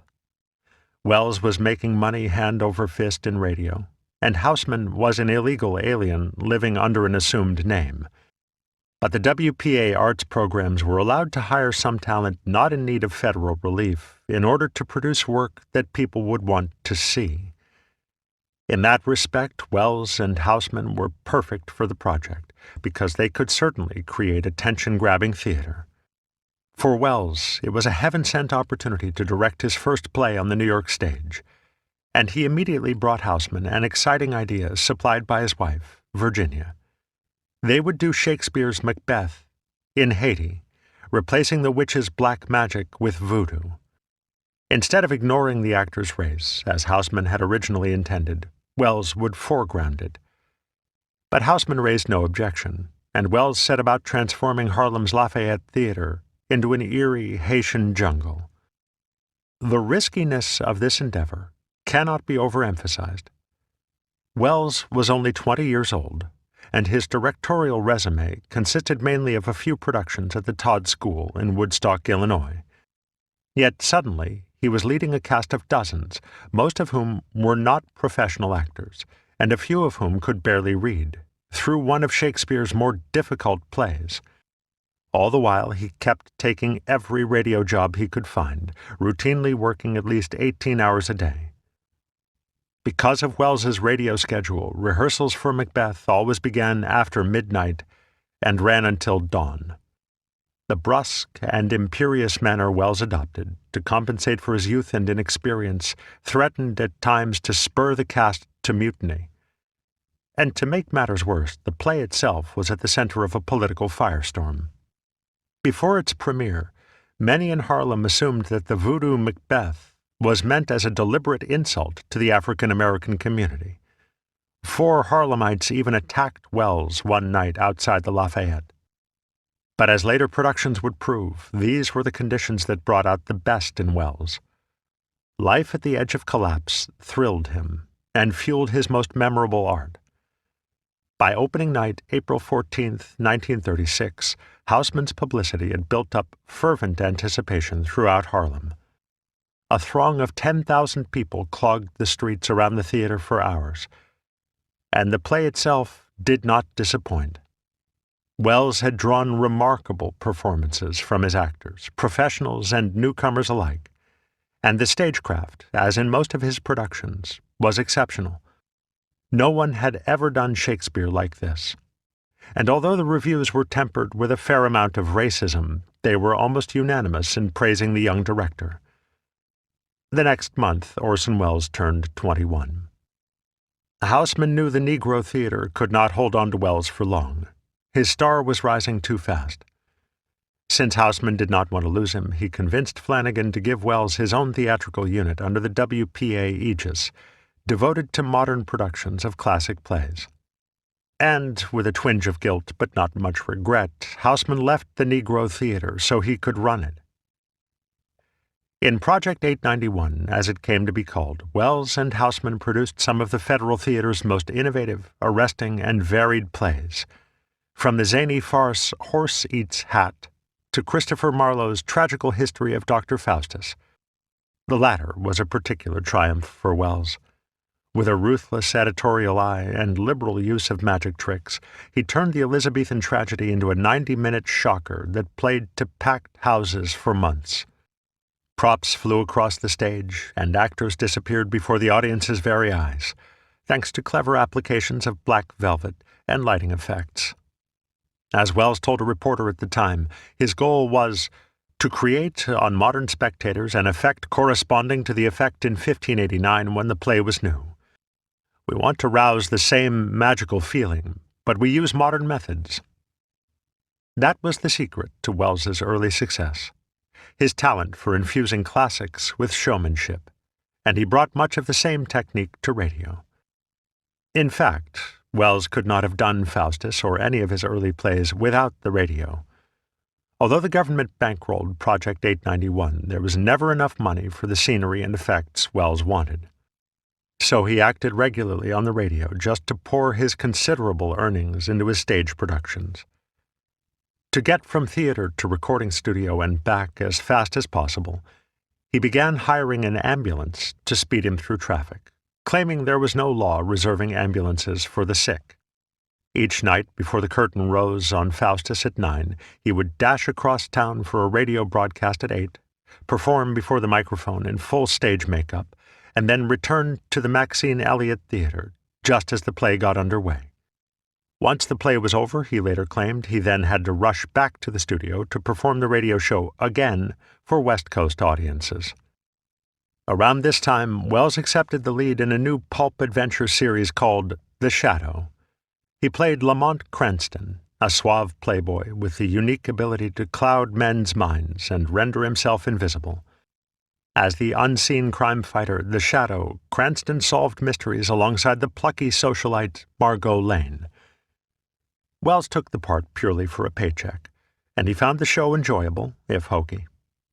But The Shadow became a breakout hit, making Welles's voice famous, coast to coast. Although he wasn't credited on air until his last appearance in the role, Welles became indelibly linked with the character in the public mind. Only after War of the Worlds, one Pennsylvania listener wrote, had he successfully lived down The Shadow. Radio acting came easily to Welles. As his collaborator William Allen later put it, these were jobs that he blew through his nose. But Welles's interest in the medium extended far beyond the financial. He learned much about the form in these early gigs and benefited greatly from working with its best practitioners on radio's premier artistic series, The Columbia Workshop. This was one of radio's unsponsored, sustaining shows, meant to earn CBS prestige where it could not sell advertising time. The network had given the director, Irving Rice, a worthless time slot against a popular variety show on NBC starring Jack Benny, and Rice devoted each hour to artistic experiment. Because ratings were not an issue, the Columbia Workshop could try anything, whether or not it worked, including letting a 21-year-old actor adapt Shakespeare for the ether. It proved to be one of their more successful experiments. Welles's Columbia Workshop adaptations of Hamlet and Macbeth were his first professional radio productions. They also introduced him to the young composer Bernard Herrmann, then working on CBS's music staff, who factored heavily in his later career. The two geniuses clashed almost immediately. Herrmann was notoriously prickly, and Welles threw out his carefully prepared score for Macbeth at the last moment. But despite their mutual resolve never to collaborate again, Herrmann would return for Welles's own radio series, and later prove a crucial contributor to War of the Worlds. The Columbia Workshop also paved the way for War of the Worlds by reuniting Welles with Archibald MacLeish for The Fall of the City, a verse play in the form of a fake news broadcast. It told an allegorical tale about a mythical metropolis, seemingly both ancient and modern, menaced by an approaching conqueror. The citizens decide to surrender to the invader, who turns out to be an empty suit of armor. Just like that of real fascist dictators, his authority is hollow. The message was powerful and timely, a parable about the collapse of free societies into fascism, and it resonated with audiences when The Fall of the City aired on April 11, 1937. Many critics hailed it as the first great work of radio art. Remembering Houseman's production of Panic 2 years earlier, MacLeish had written the lead expressly for Orson Welles. Welles played an unnamed narrator who described and interpreted events like a newscaster, using words and phrases familiar from news broadcasts. Radio writers had long avoided using such narrators, believing that they took audiences out of the play. But MacLeish recognized that using the format and language of a news broadcast would make his allegory seem chillingly real for 1930s listeners. And the effect worked. Welles must have paid close attention. The following year, he built his own radio series around the same kind of first-person narrative voice. He also drew heavily upon MacLeish's fake news style in making War of the Worlds sound as realistic as possible. For the moment, however, Welles focused on the stage. There, he and Houseman prepared a debut of something very different from their earlier offerings, a left-wing labor opera by Mark Blitzstein called The Cradle Will Rock. This was a play ripped from the headlines, a provocative defense of organized labor that attacked every aspect of capitalist society. It seemed too radical even for the WPA, whose budget was coming up for renewal in Congress. Conservatives would not look kindly on a piece of pro-labor propaganda paid for by the federal government. As opening night approached, the Federal Theatre project saw its budget slashed by a third. The WPA put Cradle's premiere on hold, along with every other art project opening that month, in expectation of further cuts. Uniformed guards, Cossacks, Houseman called them, even padlocked the Maxine Elliott Theatre to prevent the play from opening on time. But Welles and Houseman, believing that the federal government wanted to censor The Cradle Will Rock, refused to cancel the show. If they hadn't padlocked the theater, I would never have taken that strong a stand, Welles later told his biographer Barbara Leeming. The padlock was an insult. On the evening of June 16, 1937, the cast and crew of The Cradle Will Rock led 600 audience members to an empty theater across town. There, Mark Blitzstein performed his entire libretto on a shabby upright piano, while the performers, prevented from appearing on stage by union rules, played their parts in the aisles. Actors and audience alike were enthralled. Archibald MacLeish called it the the most exciting evening of theater this New York generation has ever seen. For Orson Welles, it was perhaps the most fortunate event in a run of remarkable good luck. The play would never have been such an event had the government not tried to shut it down, and there is every indication that Welles's elaborate production would have overwhelmed Blitzstein's message. But fate had handed him a fresh way of staging the play without frills, and the next day The Cradle Will Rock was front-page news. The story even made it onto the March of Time, with Welles playing himself. That, he said many years later, convinced him that he had truly arrived. The publicity surrounding Cradle earned Welles an offer from the Mutual Broadcasting System, for whom he did the shadow, to direct and perform in a 7-part adaptation of Victor Hugo's Les Miserables. It ran that summer, giving him an opportunity to build on the first-person technique McLeish had used in The Fall of the City. He also began to experiment with sound effects, developing an innovative style of sound design that set his work apart from other radio fare. To get the proper sound for The Sewers of Paris, Welles set up a microphone in the recording studio's bathroom to pick up the drip, drip, drip of its ancient plumbing. But the plan backfired when someone had to use the restroom during the show. As he inadvertently broadcast the sound of a flushing toilet coast to coast, Welles, not for the last time, made radio history. But in the summer of 1937, Welles still thought of radio only as a sideline, an adjunct to his theater work. Now that further federal productions were an impossibility, he and Houseman decided to start their own company. They kept the personnel, apparatus, and ideals of Project 891, but they needed a new name. They found one on the cover of an old magazine in Welles's fireplace. Its title was American Mercury, and so their company would be the Mercury Theatre. On August 29, 1937, the Mercury boldly announced itself in the New York Times, pledging to keep producing plays of the past, preferably those that seemed to have an emotional or factual bearing on contemporary life. Their first would be Shakespeare's Julius Caesar, and as they had with Faustus, they hoped to recapture much of the speed and violence it must have had on the Elizabethan stage. This time, instead of using magic tricks, Welles relied on a bracingly modern aesthetic. He dressed his actors in military uniforms and business suits, and lit his bare stage with the Nuremberg lights, familiar from Nazi rallies. They were bold choices, deliberately echoing the fascist dictatorships in Italy and Germany, and there was no telling whether they would work. Without money from the WPA, Welles and Houseman were constantly short of cash, and their first preview was a total disaster. George Coulouris, the production's Mark Antony, warned the cast that the Mercury's first performance would almost certainly be its last. But once again, Welles walked his company back from the brink of disaster. He drastically reshaped the play in days before its premiere, creating a production powerful in its timeliness. The Mercury made it to opening night, November 11th, 1937, and astounded critics and audiences alike with their stripped-down, modern-dress Caesar. "Move over and make room for the Mercury Theatre," proclaimed the New York Times. The New York Herald Tribune agreed.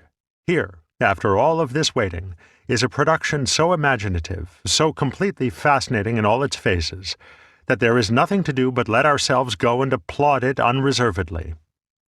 Caesar was a smash hit, with people lining up outside for tickets. Had the Mercury run it for a year or more, their financial troubles would have been over.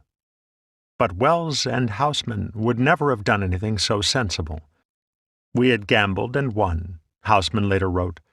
"Intoxicated with success, we were moving much too fast, with our own special kind of reckless, whirling motion, to stop for any reason, good or bad." As in the days of Project 891, they followed their bold reimagining of Shakespeare with a broad comedy. Thomas Decker's ribald Shoemaker's Holiday, and a more serious work, George Bernard Shaw's Heartbreak House. Though neither quite reached the heights of Cradle or Caesar, both were very well received. and Heartbreak House earned Welles the cover of Time magazine on the week of his 23rd birthday. "The brightest moon that has risen over Broadway in years," Time wrote, "Welles should feel at home in the sky, for the sky is the only limit his ambitions recognize."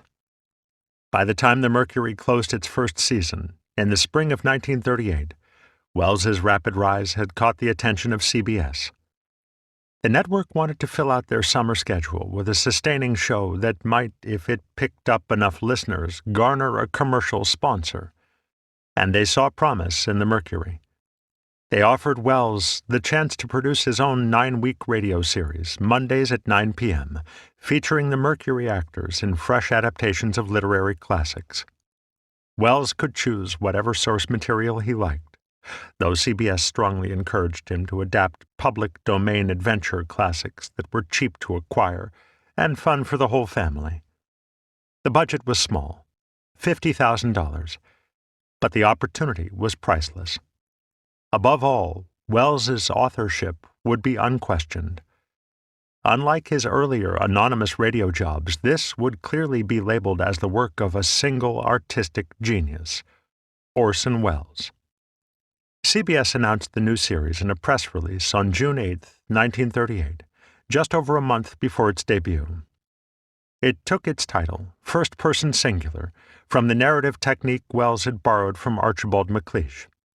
"Using a narrator brings more intimacy to the dramatic broadcast," he explained to the New York Times. "When a fellow leans back in his chair and begins, 'Now this is how it happened,' the listener feels that the narrator is taking him into his confidence. He begins to take a personal interest in the outcome." The role of the storyteller was, of course, almost always reserved for Welles, who often played more than one part in a given show. A common joke in the industry was that Welles not only invented first-person singular, but he is first-person singular. As Callow notes, most other radio shows still obeyed the rules of stage-bound drama, making them seem stilted and artificial. But Welles recognized that, as the theater of the mind, radio worked best when treated like a novel or a short story. His effective use of a narrative voice inspired many other series. For the first episode of First Person Singular, Welles chose Robert Louis Stevenson's Treasure Island, just the kind of adventure story CBS wanted. But shortly before the premiere, he changed his mind. Long John Silver could wait until next week. They would do Dracula instead. The resulting show was a triumph of radio drama, drawing critical praise and a small but respectable audience. It used multiple narrators to preserve the novel's epistolary structure, and Welles's talent for weaving together dialogue, music, and sound effects was on full display. Welles himself considered it one of the Mercury's best broadcasts, and it remained vivid in the minds of some listeners for months. "I don't think I shall ever forget it," wrote one listener that October in a letter to Welles. "It thrilled me 100 times more than the picture show ever did." Dracula set the tone for the rest of the Mercury broadcasts. Over dinner each week, Welles and Houseman would select a book to adapt. Usually they drew on their own interests, but sometimes they used suggestions from listener letters. Then Houseman would go off to script the show. Handling the Mercury's various ventures left him so exhausted that he wrote each episode in bed, either too tired or too busy to get up.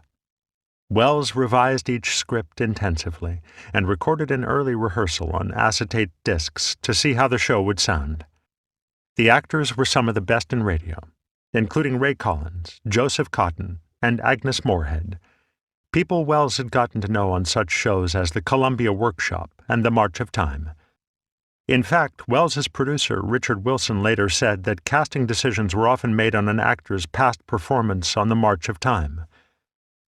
The wide variety of roles on that show gave Welles a good sense of each performer's range. On the day of the broadcast itself, Welles rehearsed the actors for hours and made innumerable changes. Often he infuriated his collaborators by taking the script apart and putting it back together at the last minute. These frantic edits usually left the show either much too long or much too short. With only an hour or two, or perhaps even minutes before airtime, Houseman rapidly rewrote the script to bring the story in line. But Welles had his own way of getting the show to just the right length. Houseman later recalled that in his years as a radio actor, Welles had developed such control over the pacing of his speech that he could add or subtract minutes to a show simply by slowing down or speeding up his voice. Not that the episodes always came in on time. As Callow notes, Welles had to pad the ending of Treasure Island with an extended and almost desperate curtain speech to keep from leaving the audiences with several minutes of dead air. But in most cases, the shows came out perfectly paced and fitting the time slot exactly. No matter how chaotic it got, Welles always seemed to know what he was doing. He invariably succeeded in drawing art out of pandemonium. In this atmosphere of what Houseman called soul and health-destroying pressure, the Mercury produced lively and polished adaptations of everything from Charles Dickens' A Tale of Two Cities to John Buchan's The 39 Steps, Alexandre Dumas' The Count of Monte Cristo, to G.K. Chesterton's The Man Who Was Thursday. Passions always ran high, but eventually the bedlam became somewhat routine. The performers and technicians grew adept at handling the caprices of their director, and Welles's involvement began to diminish. Often he came in only on the day of the broadcast itself, having turned earlier rehearsals over to another director. As the summer waned and the Mercury Theatre's second season of stage productions rapidly approached, Welles had plays to prepare. He had also fallen in love with a new medium: filmmaking. Welles's first professional experiment with motion pictures would prove to be an unmitigated disaster. He planned to add filmed segments to the Mercury's first play of the season, a comedy by the renowned American actor William Gillette titled Too Much Johnson. He spent much of the summer of 1938 dashing about Manhattan and Haverstraw, New York, with Joseph Cotten and a small film crew, shooting a silent comedy in the madcap style of Buster Keaton or Harold Lloyd. Houseman was even pressed into service as a Keystone cop, and wound up looking, frankly, ridiculous, like a man too old for the party he has been invited to. The surviving film preserves some of the manic energy of those Mercury days, when it seemed Welles could do anything. So far he'd explored three media: theater, radio, and film, with total control and almost no restraints. He attacked them all with the inventiveness of youth, delighting in experiment and disdaining convention, because he was fortunate enough to have resources to match his genius. But this golden moment could not last forever. Too Much Johnson marked the first major turn in the Mercury's fortunes. Thanks to the success of Caesar and other productions, Welles and Houseman were briefly flush with cash that summer. But filmmaking is an expensive endeavor, and producing Too Much Johnson quickly drained the Mercury's finances. Then they discovered that they couldn't even show the film they had shot. Their theater lacked the equipment to screen it, and Paramount Pictures, who owned the movie rights to Too Much Johnson, demanded a hefty licensing fee that the Mercury could not pay. Furthermore, Actors' Equity forced Welles and Houseman to pay their actors extra salary for shooting the movie, and that expense almost bankrupted the company. With no alternative, Houseman decided to scrap Too Much Johnson and focus instead on producing the next show they had planned, Danton's Death, Georg Büchner's drama of the French Revolution. Distraught, Welles retreated to the hotel suite where he had been editing Too Much Johnson, and emerged only to heed the call of the radio. For while the Mercury Theatre was in crisis, first-person singular got better and better each week. Even though the show had so far failed to find a sponsor, the Mercury had pitched it to Campbell's Soup without success. CBS was impressed enough to continue their run into the fall, with two changes. One was the name. The show had long been known colloquially as the Mercury Theatre on the Air, and the new season made it official. The other was the time slot. Because it had no sponsor, the Mercury had to abandon its plum spot on Monday nights for an unsaleable period against the Chase and Sanborn Hour, a variety show that aired Sundays at 8 p.m. Named after the coffee company that paid its bill, the Chase and Sanborn Hour starred the vaudeville veteran Edgar Bergen and his alter ego, the ventriloquist dummy Charlie McCarthy. Because the sponsor wanted a large audience, the show offered something for everyone. Bergen and McCarthy provided comedy sketches, and Nelson Eddy and other stars of the stage and screen sang the day's most popular tunes. The format worked, making the Chase and Sanborn Hour one of the day's most popular shows. The Mercury could never compete with this ratings juggernaut. Week after week, Welles's inexpensive, artistic, and experimental show would serve as CBS's cannon fodder, earning the network critical praise and prestige where it could not make money. But playing to a small audience also allowed Welles to do what he wanted, with fewer constraints. The Mercury began its new season by revisiting a past triumph, Shakespeare's Caesar. Then they went on to present more classic works, Jane Eyre, Sherlock Holmes, Oliver Twist, and others. Most of these were books associated with youth. As the Welles biographer Frank Brady has observed, telling these stories gave Welles a chance to experience, however briefly, the childhood he had largely skipped over. They also highlighted the remarkable precocity that for many was Welles's defining feature. A philosophy teacher from a small college in Illinois, who, like Welles, was only 23 years old, wrote him a fan letter that fall, just to say that her own precocity paled in comparison with his. "If you've accomplished so much dramatically," she wrote, "my so-called accomplishments aren't worth a pin." Then she mentioned, almost as an afterthought, that she had advanced so far despite being blind. Still, she wrote, Welles's genius seemed more remarkable than anything she had achieved. Another young fan from Illinois, who assured Welles that she was no silly schoolgirl but actually old enough to vote, also sent her praise. "Of course, this probably will sound mushy," she wrote, "but I do think you're marvelous, and I do mean marvelous." Many others found Welles's early success intoxicating, but did not realize that his rise was unsustainable. Without another breakout hit on a par with The Cradle Will Rock or Julius Caesar, the Mercury would inevitably burn out. And their prospects in the fall of 1938 looked very dim indeed. When rehearsals began on Danton's death, the play quickly developed into an even bigger mess than Too Much Johnson. The source material itself struck many as greatly inferior to Welles's earlier productions.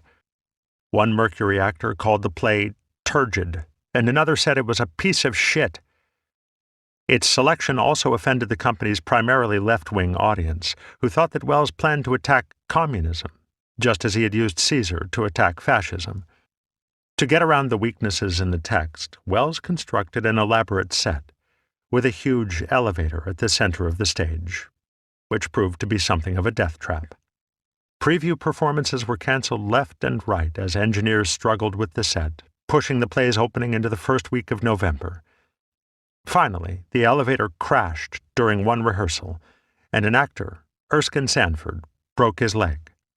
Another preview was canceled, Sanford was sent to the hospital, and Welles kept rehearsing his actors literally around the clock, desperately trying to avert a train wreck. From his executive office in the Mercury Theatre, Houseman could look down at the stage through a peephole and watch the company slowly falling to pieces. One day that fall, as Welles and the crew tore apart the stage to build the massive elevator, Houseman received a visit from a young playwright named Howard Koch, new to the city and looking for work. Koch had come recommended by one of the Mercury's backers, and Houseman knew that the Federal Theatre in Chicago had produced a few of his plays. One of them, imagining what Abraham Lincoln might think of 1930s America, convinced Houseman that Koch had talent. Now Houseman quickly sized up the slim and somewhat lanky young man with Midwestern good looks and decided he was just the writer for the Mercury Theatre on the air. Koch knew nothing about radio, but Houseman knew that could be corrected. More important, Koch came cheap. He signed on for $75 a week, blissfully unaware that his new bosses were about to put him through the ringer. At the start of each week, Koch received the book Welles and Houseman had decided to adapt. He then had about 6 days to turn it into a 60-page radio script.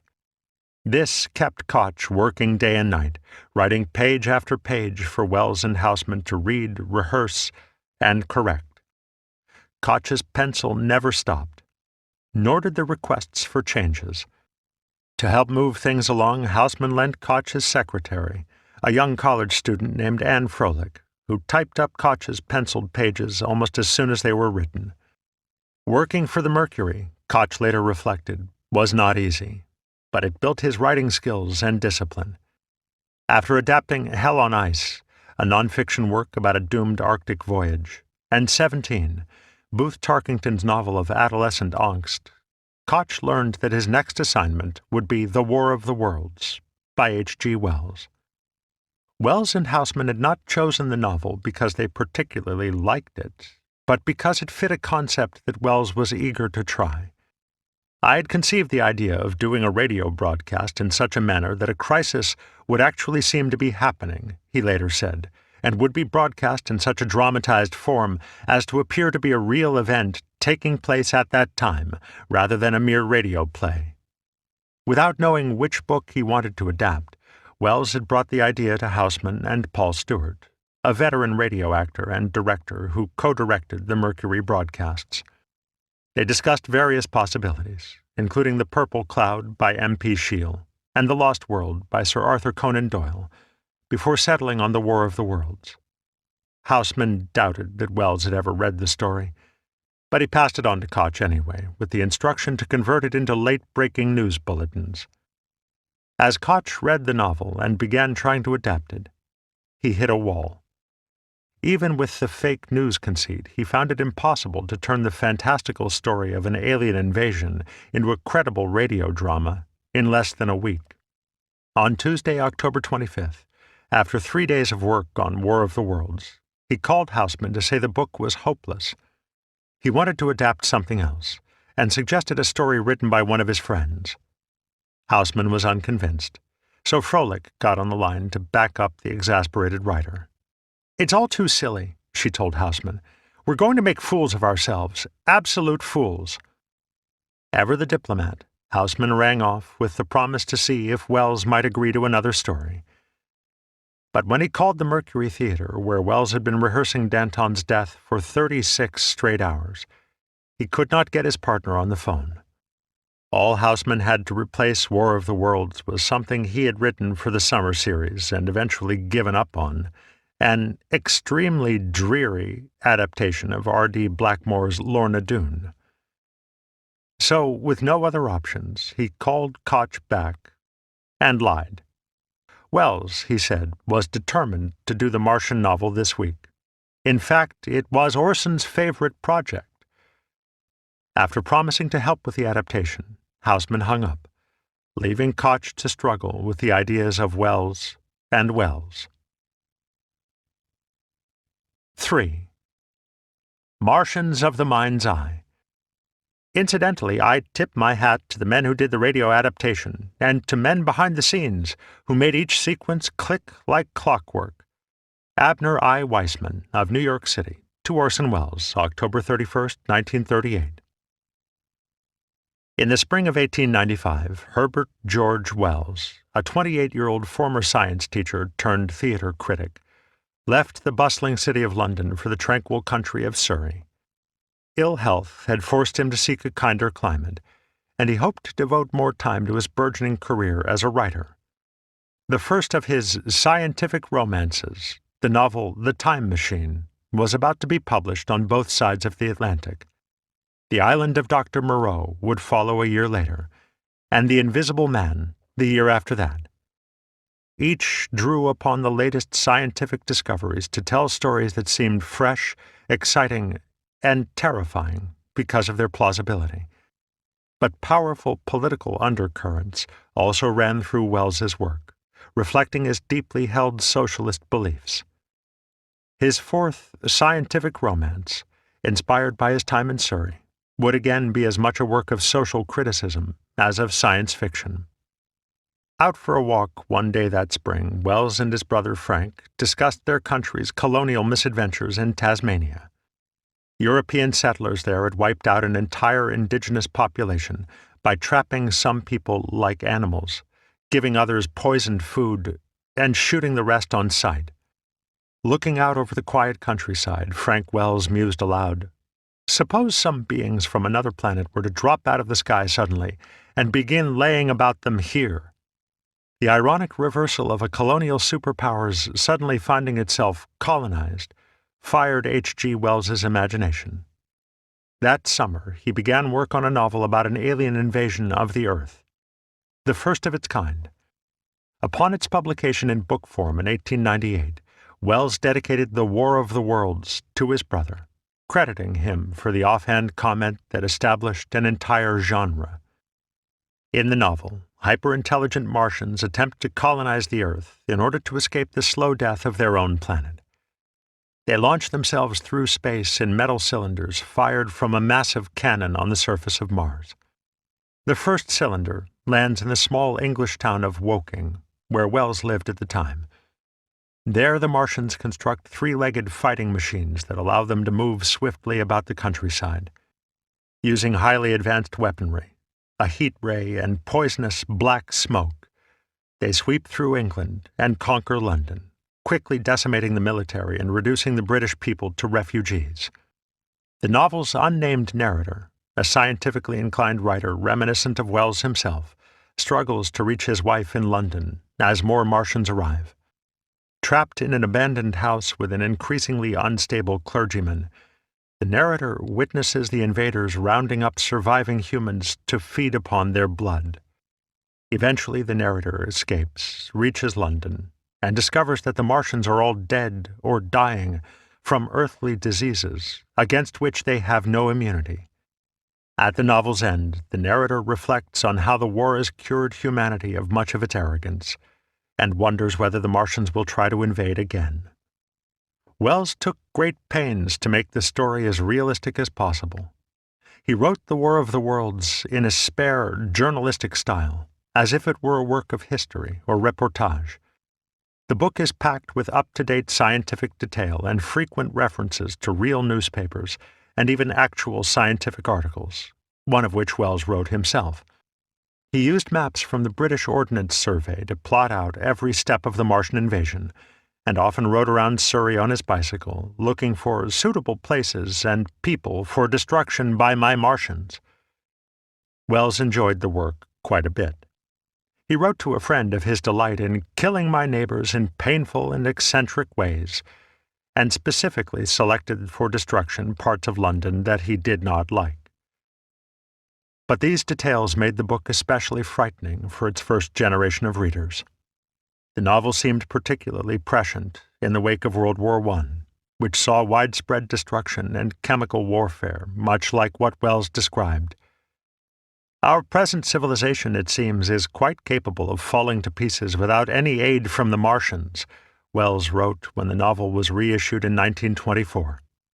Equally credible to fin de siècle readers was the idea that intelligent beings lived on Mars. In 1877, the Italian astronomer Giovanni Schiaparelli drew detailed maps of the Martian surface, showing a series of dark lines that he called canali, Italian for channels. Schiaparelli was agnostic on what these lines actually were. But in English, canali got mistranslated to canals, a word implying that these were not natural formations, that someone had built them. The idea of a canal-building Martian civilization inspired the wealthy, self-taught astronomer Percival Lowell to build his own observatory in Arizona to study the red planet. In 1895, he published his fanciful conclusions that Mars was a dying and desiccated world whose inhabitants built massive canals to siphon water from their polar ice caps. The scientific community never took Lowell's work seriously, but his book became a bestseller, convincing many of the plausibility of intelligent life on Mars. H.G. Wells drew on it heavily in giving his own Martians a motivation to flee Mars and attack the Earth, and his readers would have recognized the reference. All of these scientific and technical details made The War of the Worlds gripping reading in 1898. But 40 years later, when Howard Koch set out to adapt the book for radio, he found it terribly dull and dated. In the 1930s, science fiction was largely the purview of children, with alien invaders confined to pulp magazines and the Sunday funnies. Lowell's ideas about intelligent Martians still had some currency with the public, but the vast majority of scientists believed that Mars could support, at best, only vegetable and low types of animal life. Worse, from Koch's standpoint as a dramatist, was the fact that The War of the Worlds did not conform to the Mercury's first-person singular format. Welles's narrator is a passive character, usually an observer of monumental events rather than a direct participant in the action.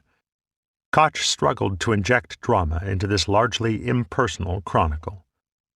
For inspiration, Koch stopped at a gas station on the Monday before the broadcast and picked up a road map to plot out the invasion. Because the gas station happened to be in New Jersey, he purchased a map of the Garden State. Later, when it came time to select the Martians' ground zero, he closed his eyes and dropped the point of a pencil on the map at random. It landed on the tiny hamlet of Grover's Mill, about 6 miles from Princeton. Koch had never heard of the place, but he liked the homespun sound of its name. Then, like H.G. Wells before him, he set about gathering geographic details to lend credence to the story. But without knowing it, he had already taken his first major step toward making the broadcast sound real enough to be believed. Purely by happenstance, he had set the Martian invasion in New Jersey, a state that, from the Lindbergh kidnapping to the Morro Castle to the Hindenburg, had seen more radio crises that decade than perhaps any other. "Having lived in New Jersey all my life," wrote one listener after War of the Worlds, "and having listened to the descriptions of the explosion and fire of the Graf Zeppelin and the burning of the Morro Castle, I sincerely believed this was a momentous occasion." The following night, after calling Houseman to vent his frustrations, Koch finally began to warm to the material. Houseman visited the writer long after midnight to offer what help he could, and found Koch gleefully wreaking havoc on the East Coast. With suggestions from his producer, Koch worked through the night and the following day, filling countless yellow legal pad pages with his elegant, if frequently illegible, handwriting. Somehow his secretary, Anne Froelich, made sense of these penciled hieroglyphics and typed them up into a script. By sundown on Wednesday, Koch had finished a complete draft, ready for rehearsal. Koch's script followed the plot of the Welles novel very closely, retaining its division into 2 parts. The first, before the station break at the middle of the program, relied primarily on a series of fake news bulletins to recount the arrival of the Martians and their rapid conquering of the United States. The second used the first-person singular format to relate events from the perspective of Professor Richard Pearson, a fictitious astronomer from Princeton University. Like Welles's unnamed narrator, Pearson survives the Martians' initial attack and wanders about New Jersey and New York before finding the invaders dead from disease. Koch's script benefited from suggestions from Houseman and Froelich, but Orson Welles remained uninvolved. He had come up with the fake news idea before Koch received the assignment, but now he was too preoccupied with Danton's death to give the radio show any attention. At this stage of his career, as his biographer Simon Callow has observed, Welles was a director more interested in big ideas than in the mechanics of storytelling. His genius lay in finding new and shocking ways to restage old and familiar classics.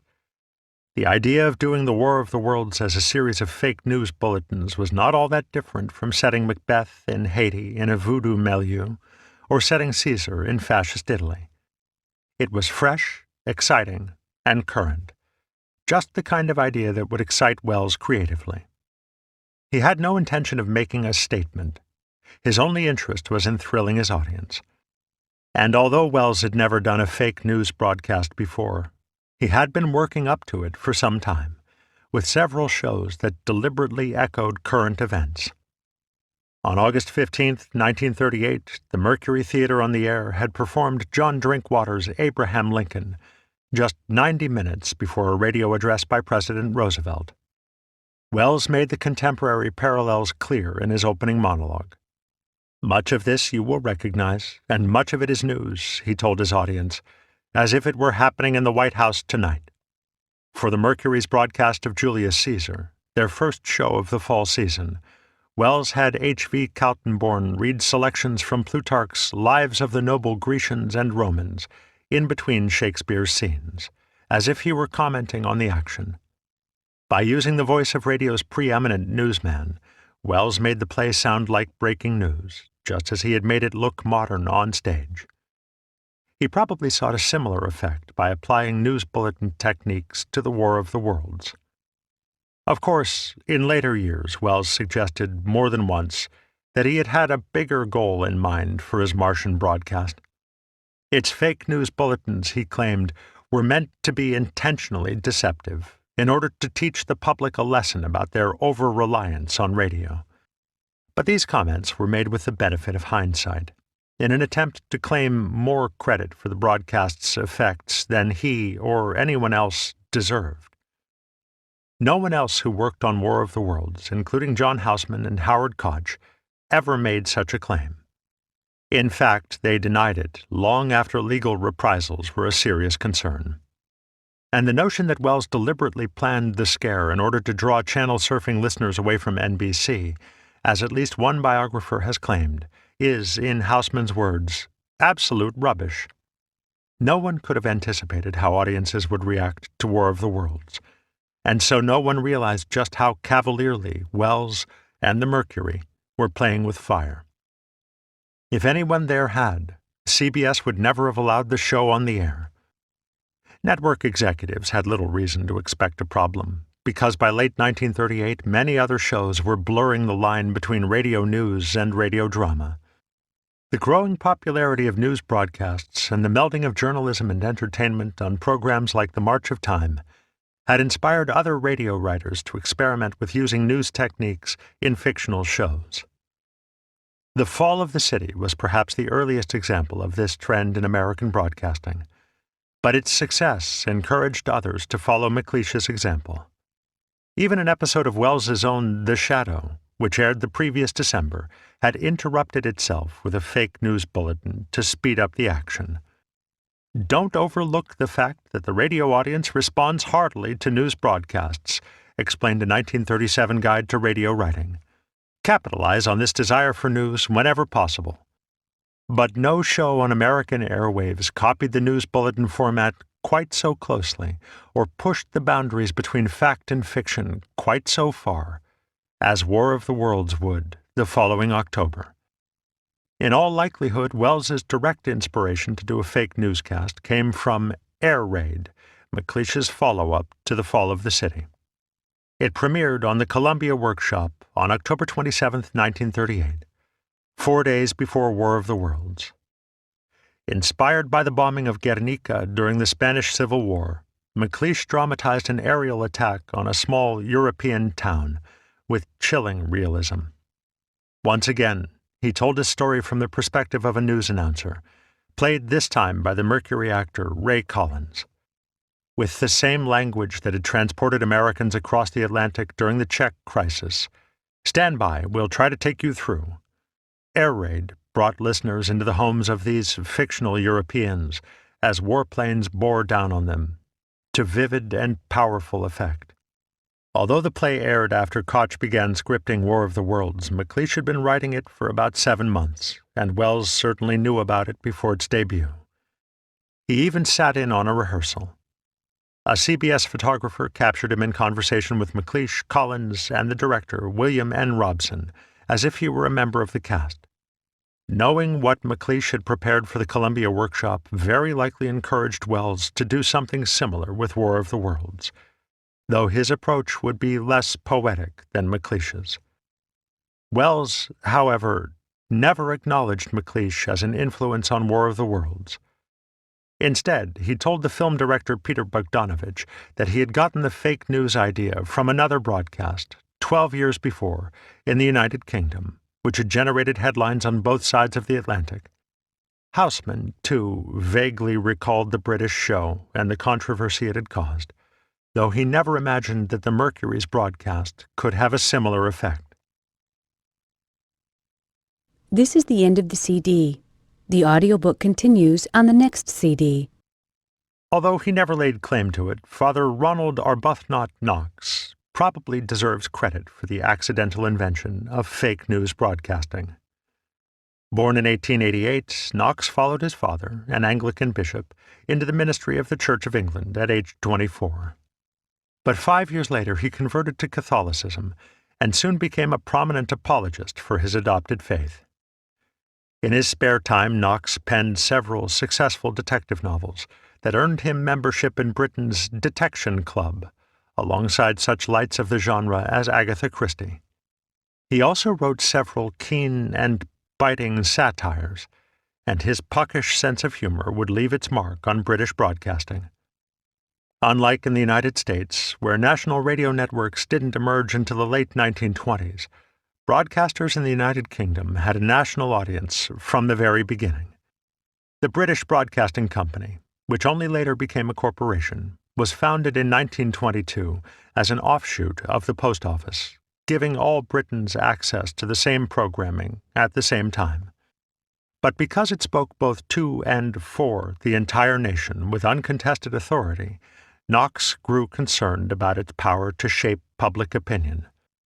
Some years later, he wrote of an effect that he called broadcast-mindedness, the habit of taking over from self-constituted mentors a ready-made, standardized philosophy of life, instead of constructing, with however imperfect materials, a philosophy of life for oneself. Knox worried that listeners accepted whatever they heard on the radio without question. Broadcasting, he believed, discouraged critical thinking. After listening to a broadcast of election returns in the mid-1920s, Knox decided to vent his frustrations with the radio by writing a satirical fake news show titled Broadcasting the Barricades. A friend at the BBC station 2EH in Edinburgh allowed him to perform it on the air at 7:40 p.m. on January 16, 1926, when Knox was 37 years old. The show was duly listed in newspaper radio schedules, and prefaced with an announcement that what followed would not be a serious lecture, but a skit on broadcasting. But for listeners who tuned in late to Knox's pitch-perfect parody of a BBC newscast, complete with realistic sound effects, only a finely tuned sense of humor could have revealed these bulletins for what they really were. Knox began by reading a series of fake news items, like sports scores and a weather forecast. The last item concerned an unruly mob of unemployed workers massing in London. At the urging of their leader, Mr. Poppleberry, the secretary of the National Movement for Abolishing Theatre Queues, the mob sacked the National Gallery, attacked government buildings, and roasted a prominent philanthropist alive. In between the reports, the broadcast cut to a dance band at the Savoy Hotel, just as 12 years later, War of the Worlds would frequently cut to dance music at the Park Plaza Hotel. Each musical interlude ended suddenly, as the announcer broke in again with another, more horrific bulletin. The mob, according to later reports, was now firing trench mortars at the House of Parliament. As listeners heard Big Ben crashing to the ground, Knox informed them that Greenwich Mean Time will be given instead from Edinburgh on Uncle Leslie's repeating watch. Uncle Leslie was the star of a popular radio program for children. In the BBC manner, Knox read each report blandly, without betraying any emotion or alarm. He also included a lot of needless yet educational detail, such as the year the National Gallery was founded and the exact height of Big Ben. After reporting that the crowd had hanged Mr. Wotherspoon, the Minister of Traffic, from a lamp post in the Vauxhall Bridge Road, Knox interrupted himself for a correction. "One moment, please. The British Broadcasting Company regrets that one item in the news has been inaccurately given. The correction now follows. It was stated in our news bulletin that the Minister of Traffic had been hanged from a lamp post in the Vauxhall Bridge Road. Subsequent and more accurate reports show that it was not a lamp post, but a tramway post which was used for this purpose. A tramway post, not a lamp post, was used by the crowd for the purpose of hanging the Minister of Traffic. The next 3 items in our program are unavoidably cancelled. You will now be connected up with the Savoy Band again. A brief musical interlude followed, only to be cut off by the sound of an explosion as the mob blew up the Savoy Hotel. Then Knox reported that the crowd was moving in on BBC headquarters. But rather than sack that building as well, they remained in the waiting room reading copies of the Radio Times. And with that anticlimactic ending, Knox signed off. He had been on the air for barely 20 minutes. Less than half an hour later, while Knox ate dinner, he received word that hundreds of people were calling the Savoy Hotel, wanting to know if it had really been blown up. Some asked if they should cancel upcoming reservations. Back at the station, the only employee left in the studio, a sound effects technician, suddenly found himself answering calls from listeners who had thought the revolution was real. Then a newspaper reporter called, asking rapid-fire questions that, to the sound effects man, displayed a certain lack of sympathy with the BBC and a natural desire to make the most of a good story. The next day, newspapers throughout the United Kingdom reported receiving frightened phone calls from listeners seeking verification of the story. In some parts of the country, where heavy snowfall delayed delivery of the morning papers, rumors of a communist uprising in London supposedly swirled for hours, or even days. This, despite the fact that within hours the BBC had broadcast an authentic bulletin telling listeners that the revolution was imaginary, and reassuring them that London is safe, Big Ben is still chiming, and all is well. Broadcasting the barricades cannot accurately be called a hoax, because there is no indication that Knox intended to deceive anyone. Nor can the reaction from its audience be truly described as a panic. Apart from a report in the New York Times that ladies in remote country districts in great consternation barricaded themselves behind their bedroom doors, and the Baltimore Sun's claim that at least one woman fainted when she heard it, there is little evidence that Knox's confused listeners did much more than call up newspapers, radio stations, or government officials to find out if the news was true. These people may have missed several cues that the whole thing was fiction, but they had good reason to be concerned. Nothing like a fake news broadcast had ever been done before, and the idea that the BBC might deliberately present as news something that was not would have seemed inconceivable. Also, radio drama was still in its infancy, and sound effects were not yet widely used. The ones in broadcasting the barricades were humble. An orange box to be hacked, torn, and stamped to pieces, and a sack of broken glass to be dumped on the studio floor. But they were apparently very realistic. As one frightened caller told the Daily Mail, "We have heard it on the wireless. Why, we have even heard the explosions."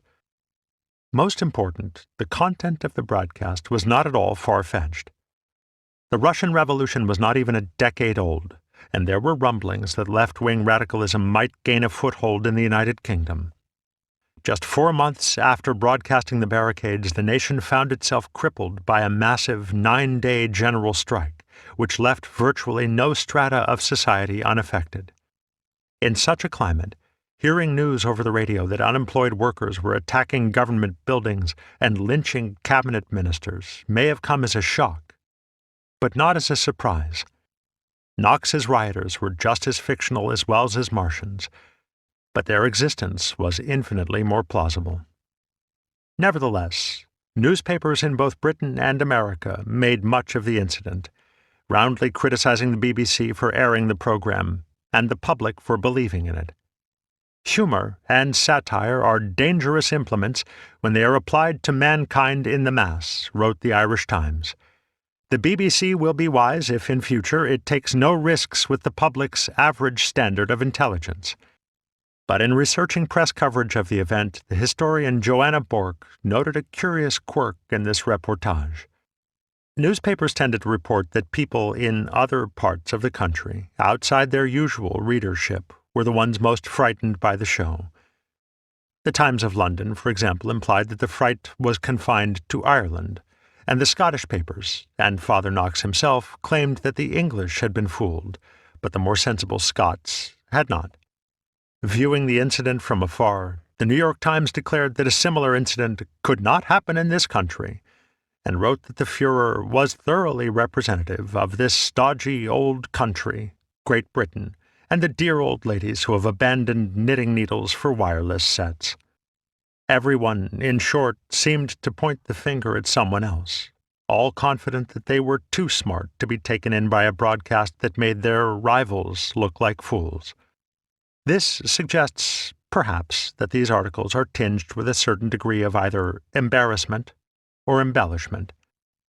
The press had their own motives for exaggerating the broadcast's effects. For years, British publishers had made a concerted effort to keep the BBC from regularly reporting the news. Several newspapers used Knox's broadcast as an opportunity to paint the BBC as reckless and radio as a dangerous instrument. Here is a means by which vast communities, susceptible to any sort of rumor, might be reached with swift and calamitous results, wrote the Irish Times. Other editorial pages argued that print news was infinitely more responsible than the wireless variety. As the Star noted, any false broadcast alarm could only spread panic until the newspapers come out. It seems likely that some papers, at least, played up the controversy surrounding broadcasting the barricades because of their growing rivalry with radio. Undoubtedly, Father Knox's satire briefly fooled and even frightened listeners throughout the UK. But as with War of the Worlds 12 years later, press coverage overstated the fear and outrage it caused. Though the BBC received 249 angry letters protesting the program, it ultimately counted 2,307 in support of Knox and the BBC, a ratio of roughly 9-1. John Reith, the BBC's managing director, credited much of the uptick in favorable letters to a public backlash against press criticism of Knox. Many people who wrote in regretted having missed the performance, and it even convinced some to buy their first radios. Knox and the BBC publicly apologized, but privately Reith encouraged the company to come up with similar programs. Within months, Knox was back on the air with another satirical program, a parody of a popular scientific talk illustrating the sounds, now made audible to the learned, of vegetables in pain. Readers of the Times of London got a reminder of broadcasting the barricades 4 years later, when Germany had its own fake news scare. On September 25, 1930, a radio station in Berlin aired Der Minister ist ermordet, The Minister is Murdered, a 2-hour radio play by the well-known writer Erich Ebermeier. It began with a seemingly ordinary musical program, then suddenly interrupted itself with a bulletin about the assassination of the German foreign minister. Some listeners mistook this for an actual news flash and bombarded local newspapers and the German Foreign Office with telephone calls, asking for more information. According to the Times, some of those calls even came from outside the country. As with broadcasting the barricades, there is little evidence that listeners did much more than pick up the phone in response to Der Minister ist ermordet. The show may have caused some temporary fright, but no real panic. Yet it is easy to see why some listeners were misled. As the scholar Kate Lacey has noted, the broadcast drew heavily on political and social tensions in Weimar Germany. Ebermeier based his play on the real assassination, 8 years earlier, of German Foreign Minister Walter Rathenau by political extremists. Since that event, Adolf Hitler and the emerging Nazi Party had tried and failed to overthrow the government, and their influence was growing. Just like Britons in 1926, Germans in 1930 had good reason to expect a revolution. Not a left-wing labor uprising, but a right-wing putsch. And just 3 years later, the Nazis assumed control of the German government. At the time, Ebermeier came under fire from the German press for producing such a vividly realistic radio show. Right-wing newspapers in particular objected to his depiction of rightist political violence. Journalists from other countries also took note of the incident. One of the reporters who questioned Welles the day after War of the Worlds mentioned having heard Der Minister ist ermordet while living in Europe. He said that Welles should have anticipated the public reaction to his broadcast because of the response to that earlier show. But Welles, Houseman, and Koch could never have imagined that their show would have such an effect. Father Knox and Abermeyer had both drawn upon current political tensions in making up events that seemed frighteningly plausible even when treated satirically. The Mercury, on the other hand, used fake news techniques to enliven a 40-year-old novel about Martians. They simply thought their story was too silly ever to be taken seriously. On the Thursday before War of the Worlds was set to air, a handful of Mercury actors met to rehearse Koch's draft script. Welles's collaborators Richard Wilson and William Olland were there, along with one or two other actors, and they performed all the parts. Welles was not present. Paul Stewart led the rehearsal, as he had each week since the early days of the Mercury Theatre on the air. Houseman watched from the control room, keeping careful track of the timing. Everyone who heard it later agreed that this stripped-down production, with no music and only the most basic sound effects, was an unmitigated disaster. The youngest member of the cast that day was Richard Baer, a 22-year-old Princeton grad with dreams of being an actor. Houseman had hired Baer right out of school because he was willing to work for practically nothing. War of the Worlds would be Baer's first professional acting job. For playing a voice in the crowd, he received the princely sum of $15. But his primary job that Thursday was to record the rehearsal onto acetate discs for Welles to listen to later that evening. This was Welles's usual method. It freed him from having to read scripts and gave him some sense of how the show would sound. Once the rehearsal was completed and the discs were finished, Baer brought them over to Welles's suite at the St. Regis Hotel. But Welles, still furiously rehearsing Danton's death, was not there to receive them personally. Baer may very well have been relieved. The first time he had met his boss to deliver $50 to his hotel suite, Welles had answered the door completely naked, thanked him politely, and shut the door without another word. Later that night, when Welles finally managed to pull himself away from Danton's death to return to the St. Regis, Houseman and Stewart were waiting for him. The room was still littered with discarded film from Too Much Johnson. Houseman later recalled that the three men had to sit on the floor as they listened to the recording. This was Welles's first exposure to any material from the broadcast, and he hated what he heard. Bone-tired and probably somewhat irritable, he condemned the script as too dull and improbable ever to hold an audience. Welles believed, and Houseman and Stewart agreed, that they could only save the show by making the fake news portions sound as realistic as possible. Beyond that general note, he offered few, if any, suggestions, and soon left to return to Danton's death. In Welles's absence, Houseman and Stewart tore into the script, drawing upon the March of Time's style of fakery and allegiance to the truth to make the story seem more credible. Then Houseman passed their changes on to Koch and Froelich for frantic last-minute rewrites. These revisions and deletions left the script somewhat lopsided. Unlike in most radio dramas, the station break would come about two-thirds of the way through, not at the halfway mark. This meant that people who tuned in late would have to wait almost 40 minutes before hearing an announcement that the show was fiction. Listeners expected that fictional programs would be interrupted on the half hour for station identifications and advertisements. Breaking news, on the other hand, failed to follow those rules. People who believed the broadcast to be real would be even more convinced when the station break failed to come at 8:30 p.m. Other revisions removed several clues that might have helped late listeners figure out that the invasion was fake.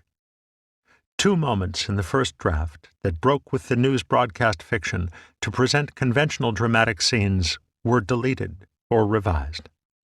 At Houseman's suggestion, Koch also removed some specific mentions of the passage of time, such as one character's reference to last night's massacre. The first draft had clearly established that the invasion occurred over several days, but the revised version made it seem that the broadcast was proceeding in real time. Having the Martians conquer an entire planet in under 40 minutes made no logical sense, but Houseman wanted to make the transitions from actual time to fictional time as seamless as possible. Each change added immeasurably to the show's believability. Without meaning to, Koch, Houseman, and Stewart had made it much more likely that some listeners would be fooled by War of the Worlds.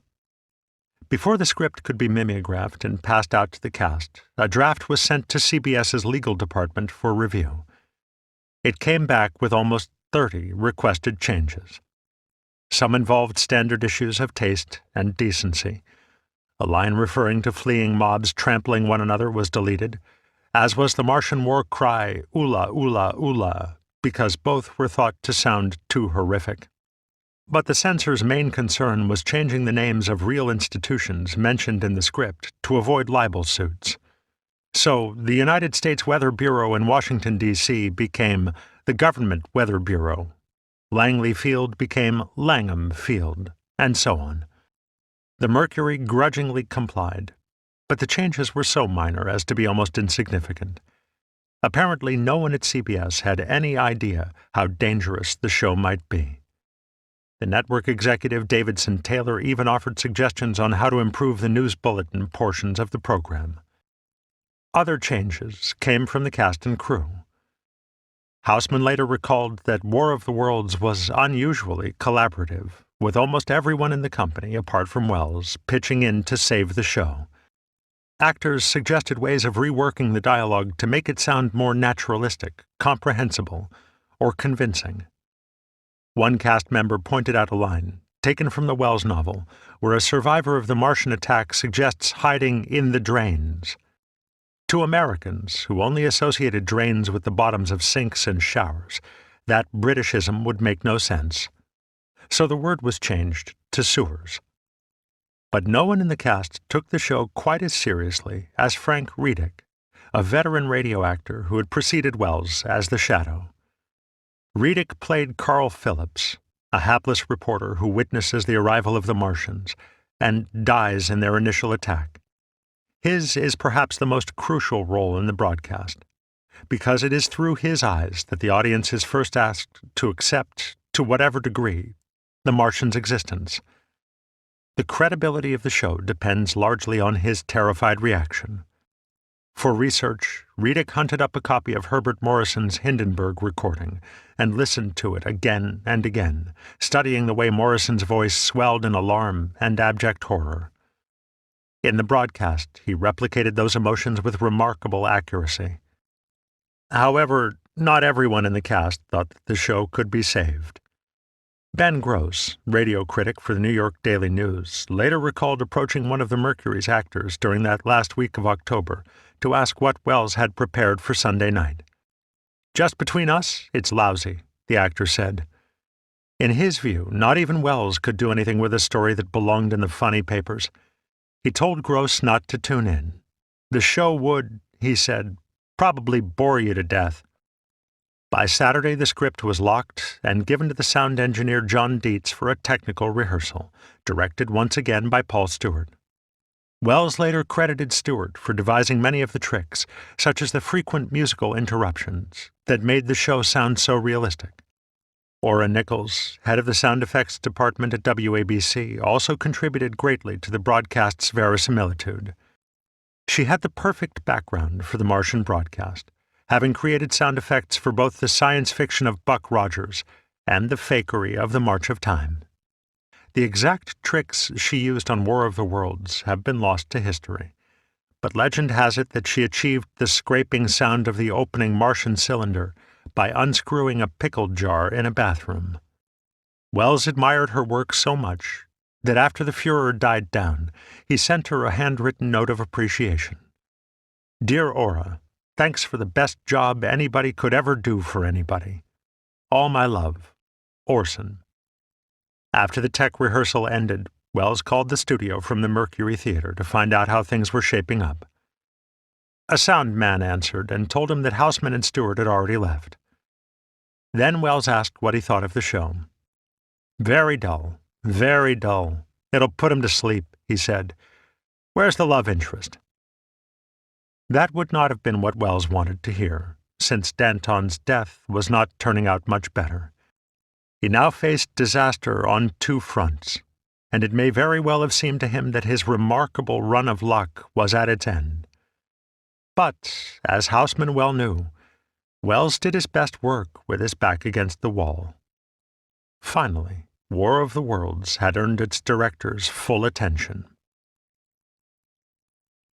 Mid-afternoon on the day of the show, the cast and crew began to assemble in CBS's Studio One. Among the first to arrive was Bernard Herrmann, who composed and conducted the music for the Mercury broadcasts. Paul Stewart oversaw Herrmann's rehearsals with the CBS orchestra, suggesting popular dance tunes such as La Comparsita and Stardust to fill the spaces between fake news bulletins. But the classically trained Herrmann struggled to find the proper rhythm, and the orchestra did not sound right. Stewart had tried to get an actual dance band, but the Mercury could not afford one, so he was left with a collection of symphony men, more comfortable with Toscanini than Artie Shaw. Finally, the notoriously irascible Herrmann lost his temper and suggested that Stewart conduct the music. Stewart calmly took the baton and led the orchestra through the piece perfectly, much to Herrmann's chagrin. The conductor eventually took back the baton and led the orchestra during the show, but he never did get the rhythm quite right. Stewart would later describe Herrmann's rendition of Stardust as one of the most hysterical musical moments in radio.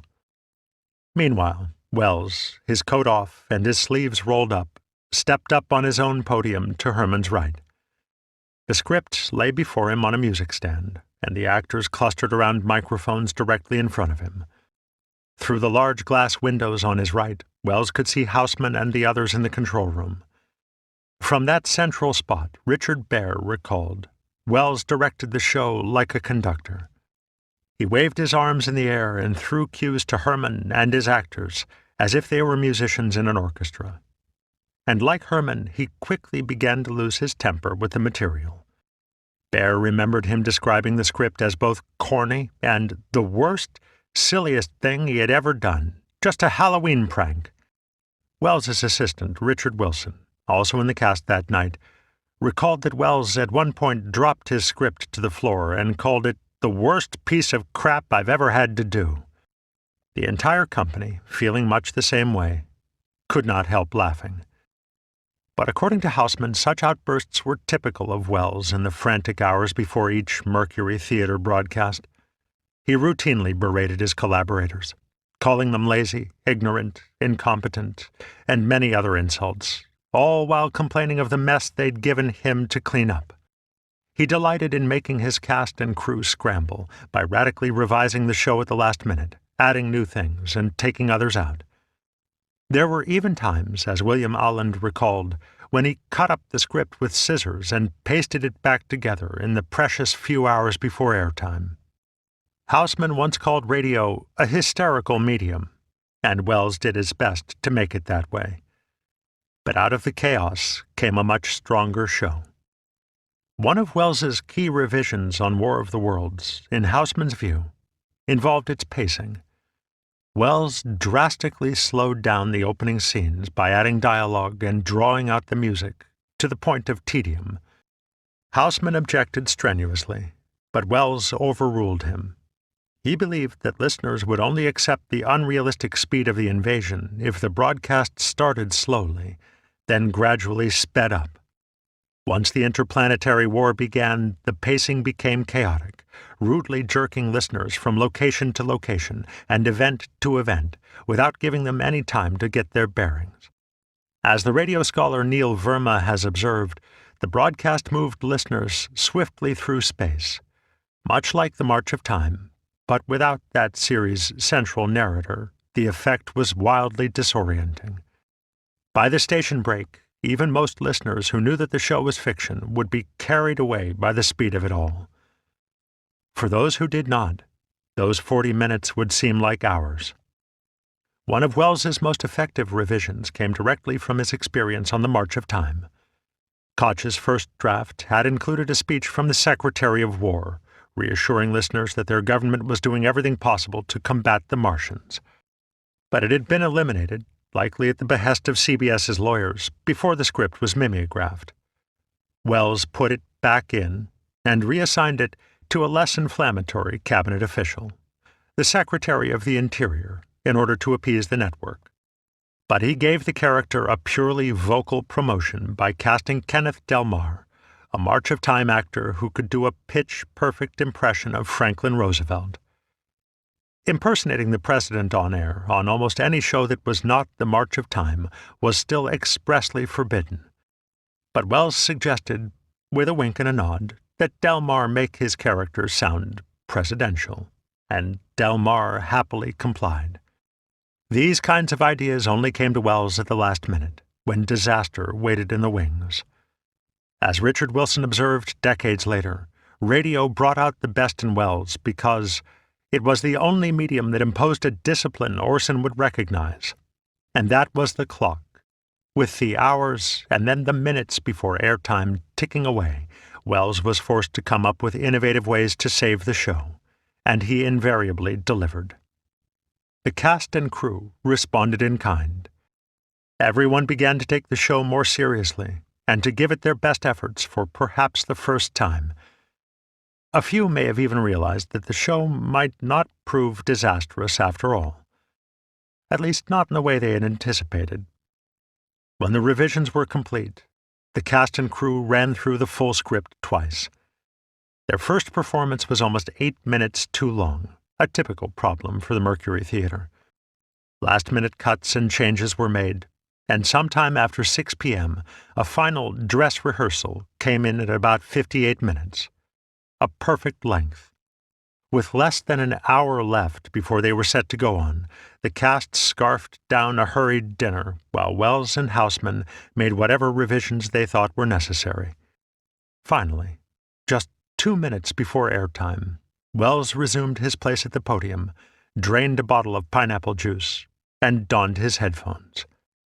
The script that lay before him, heavily marked up, torn apart, and hurriedly thrown back together, was at last ready for an audience.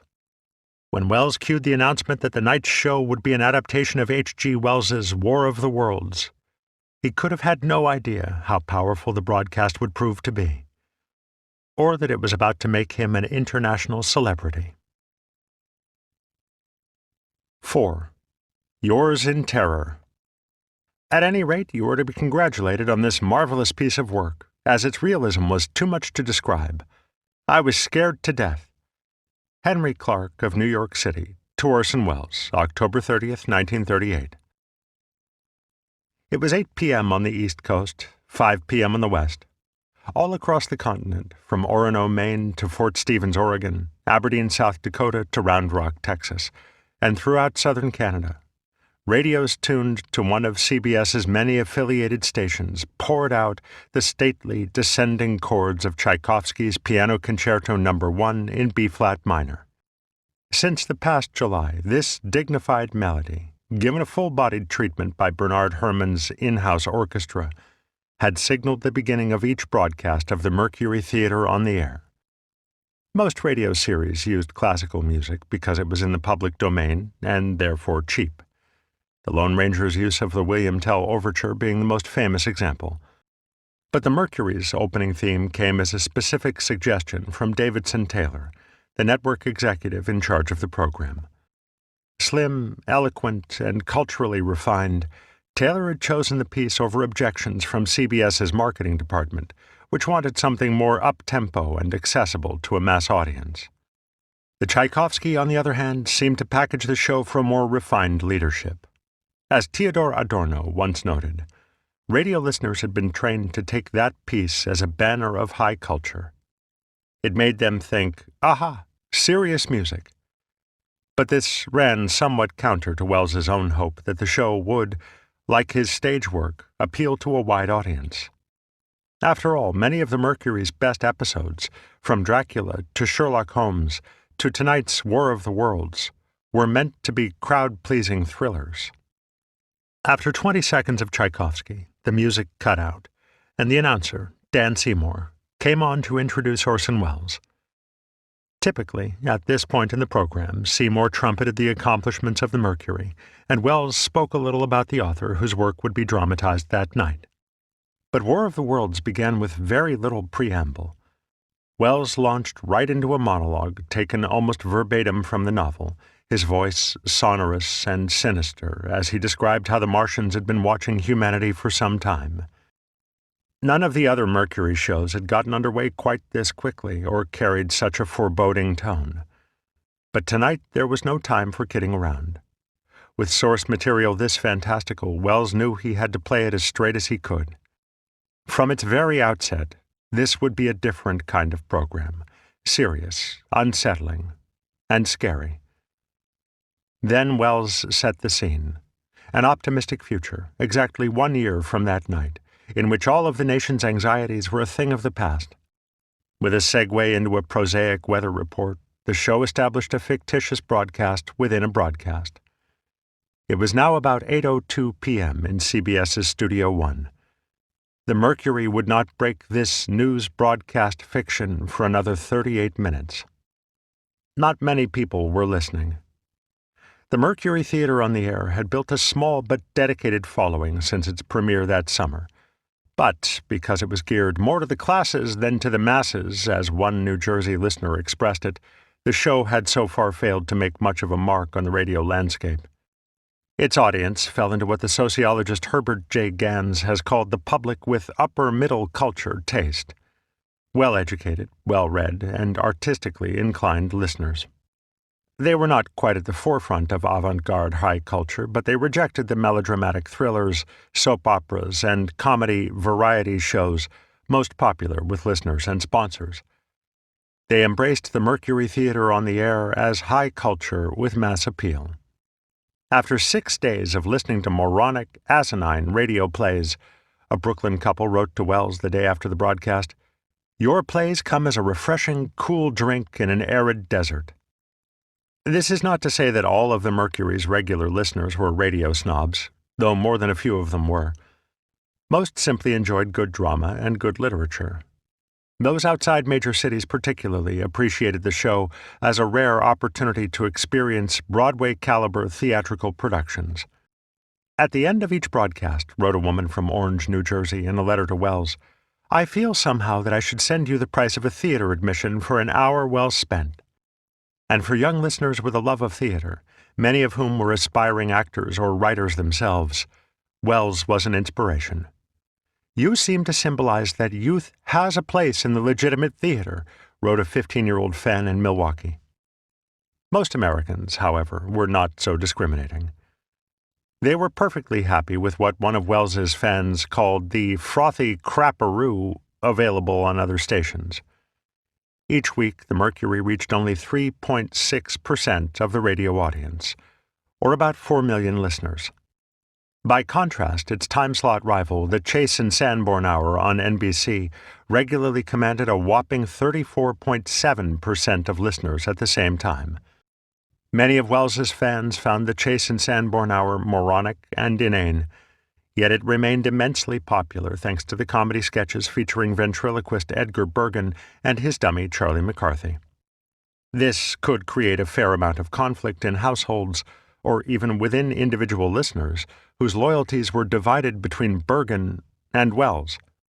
"I want you to put your programs on earlier because I have to battle with my family at 8 in order to be able to listen to you," wrote a New York City listener to Welles. She added, perhaps with disdain, "They like that McCarthy dummy." Others found themselves switching back and forth in a vain attempt to catch the highlights of both programs. Each episode of the Chase and Sanborn Hour began with 2 songs from Nelson Eddy, one of the nation's most popular singers. That evening he lent his rumbling basso profundo voice to the Song of the Vagabonds and the Canadian Logging Song. Then came the witty repartee of Bergen and McCarthy. In keeping with the holiday, this Halloween Eve program found Bergen struggling to describe a night spent in a haunted house, with constant interruptions from his wooden co-star. "And then, without warning, a horrible figure pounced upon me," Bergen said. "Something tugged at my memory. Where had I seen that ghostly face before?" Flipping into his McCarthy persona, Bergen offered his own retort. In a mirror? After giving up on the ghost story, Bergen turned the show over to the screen star Dorothea Lamour, who sang Hoagy Carmichael's Two Sleepy People. Very soon after War of the Worlds, it became commonly accepted that many of the people panicked by the broadcast were Chase and Sanborn listeners who lost interest in the show during one of its musical interludes. They spun the dial, so the story goes, and landed on CBS in the midst of the Martian invasion. This kind of channel surfing, or dial twirling, was common practice in the 1930s. The New York Post called it dialitis, defined as a disease of the hand which makes it impossible for some folks to stay with any one program.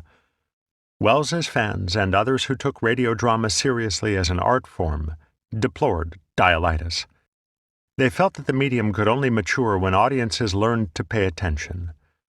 War of the Worlds became an opportunity for them to chastise people who listened to the radio carelessly, distractedly, without giving good drama the respect they felt it deserved. Perhaps this will be a lesson to those asinine individuals who blithely spin their dials haphazardly from one program to another, wrote one Arizonan to Welles. Hereafter they will probably refrain from jumping to conclusions before they know all the details.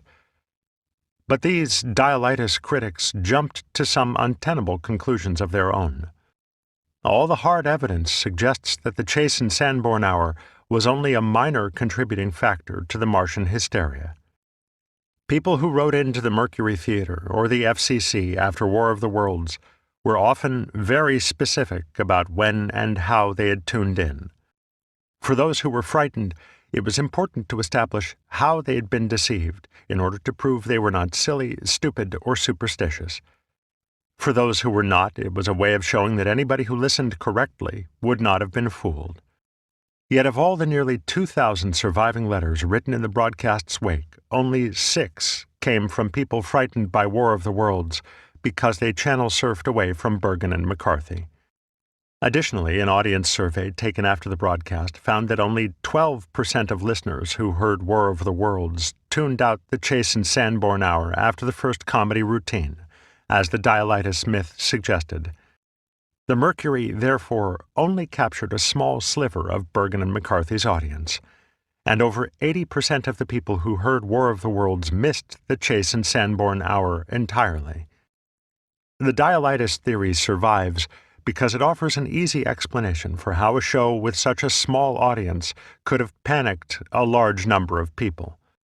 Most historians still blame Nelson Eddy and his supposedly lackluster rendition of the Neapolitan love song, even though Eddy never actually sang the Neapolitan love song that night, and his first musical interlude ended a good 5 minutes before War of the Worlds began to heat up. But many, if not most of the people frightened by the broadcast, did not suffer from dialitis. The idea that they did is a distortion born of 1930s cultural elitism, of disdain for a mass audience dumb enough to trust a ventriloquist that they could not see. One Toledo man echoed the views of many in his letter to Welles when he wrote that the panic serves America genuinely jolly right for her moronic taste. To a nation of Charlie McCarthy listeners last night terror flew westward upon gleeful wings. But in truth, there was no mass exodus from Charlie McCarthy to Orson Welles that night. Instead, the broadcast's accidental audience came in dribs and drabs. They began to tune in soon after Welles's introduction ended, and the fake weather report began. Some were people who had been listening to CBS earlier and left their dials on it when they shut their radios off. When they switched them back on after 8 p.m., they stumbled into War of the Worlds without knowing what they were listening to. Others were people who wanted to hear the Mercury Theatre on the air, but were, for whatever reason, delayed. And because Boston's CBS affiliate did not carry the broadcast, listeners in New England who picked up War of the Worlds often did so on faraway stations, plagued with poor reception and heavy static. This made it nearly impossible to understand what was going on. When these latecomers heard the fake news reports, at least some of them believed, however briefly, that Welles's program had been preempted by news of a disaster or some other urgent program. But there was one musician on the air that night whose listless performance did more to bring late listeners to CBS than perhaps anything else. Not Nelson Eddy or even Dorothy Lamour, but Welles's own Bernard Herrmann. After Welles set the tone, the broadcast got off to a very slow start. One accidental listener, in his letter to the FCC, called it a mild, insidious beginning. After reading the fake weather bulletin, the announcer told listeners that he was transferring them to the Meridian Room in the Hotel Park Plaza in downtown New York, where they would enjoy the musical stylings of Ramon Raquello and his orchestra. On Welles's cue, Herrmann led his musicians into a plodding, slightly off-key rendition of La Comparsita. It was intentionally bad, a parody of the slow dance music popular on the airwaves at that time. But on this quiet Sunday evening, that was exactly the kind of music that a lot of Americans wanted to hear. In rehearsal, Houseman had worried that such a slow start would drive away many listeners. But the exact opposite happened. The show's audience grew as soon as the music began. A Gallup poll later found that 60% of those who heard the broadcast tuned in after it started.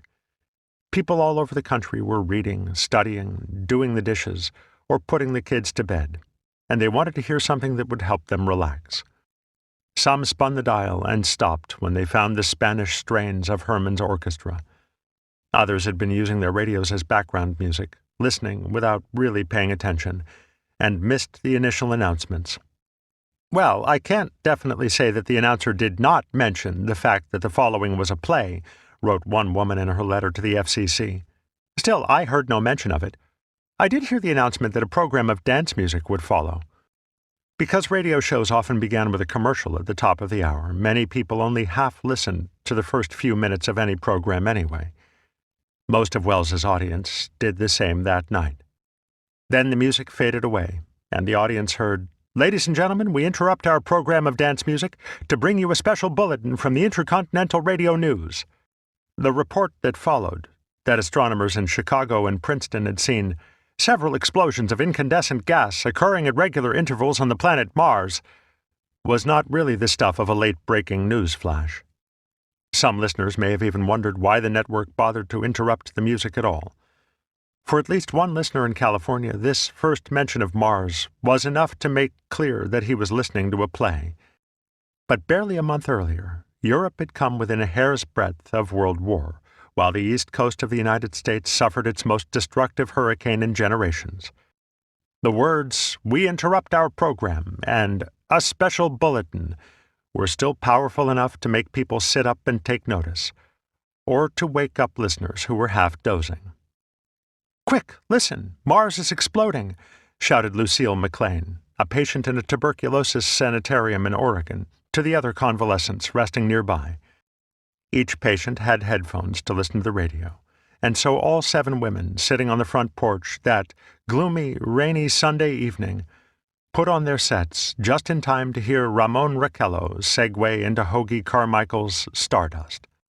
Almost 1,000 miles to the south, in Los Angeles, Mrs. Joanna Wilizensky was so intrigued by the news that she called to friends and neighbors, as we were told, to listen in for further reports. Other listeners, less interested in what was happening on a dead planet millions of miles away, ignored the bulletin or switched over to something else. Still more were tuning in. Edward A. Callan of Elmhurst, Long Island, missed these opening announcements because of a debate with his 17-year-old daughter and 11-year-old niece. They could not decide on what to listen to that night. "We are all lovers of all radio stories," he later wrote to Welles. "We also love Edgar Bergen, so we flipped a coin to determine which we would listen to, and the coin decided on Orson Welles."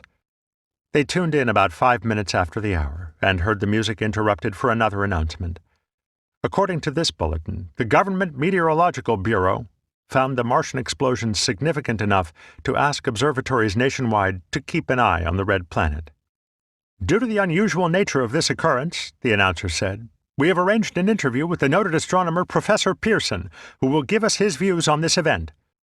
With a promise to connect listeners to the Princeton University Observatory as soon as possible, the announcer gave them over to another 20 seconds of Ramon Raquello and Stardust. Callan could have been forgiven for thinking he'd tuned into the wrong station, or that Welles's program had been preempted for some reason. But he knew immediately that he was listening to a radio drama, a particularly boring one, but a radio drama nonetheless.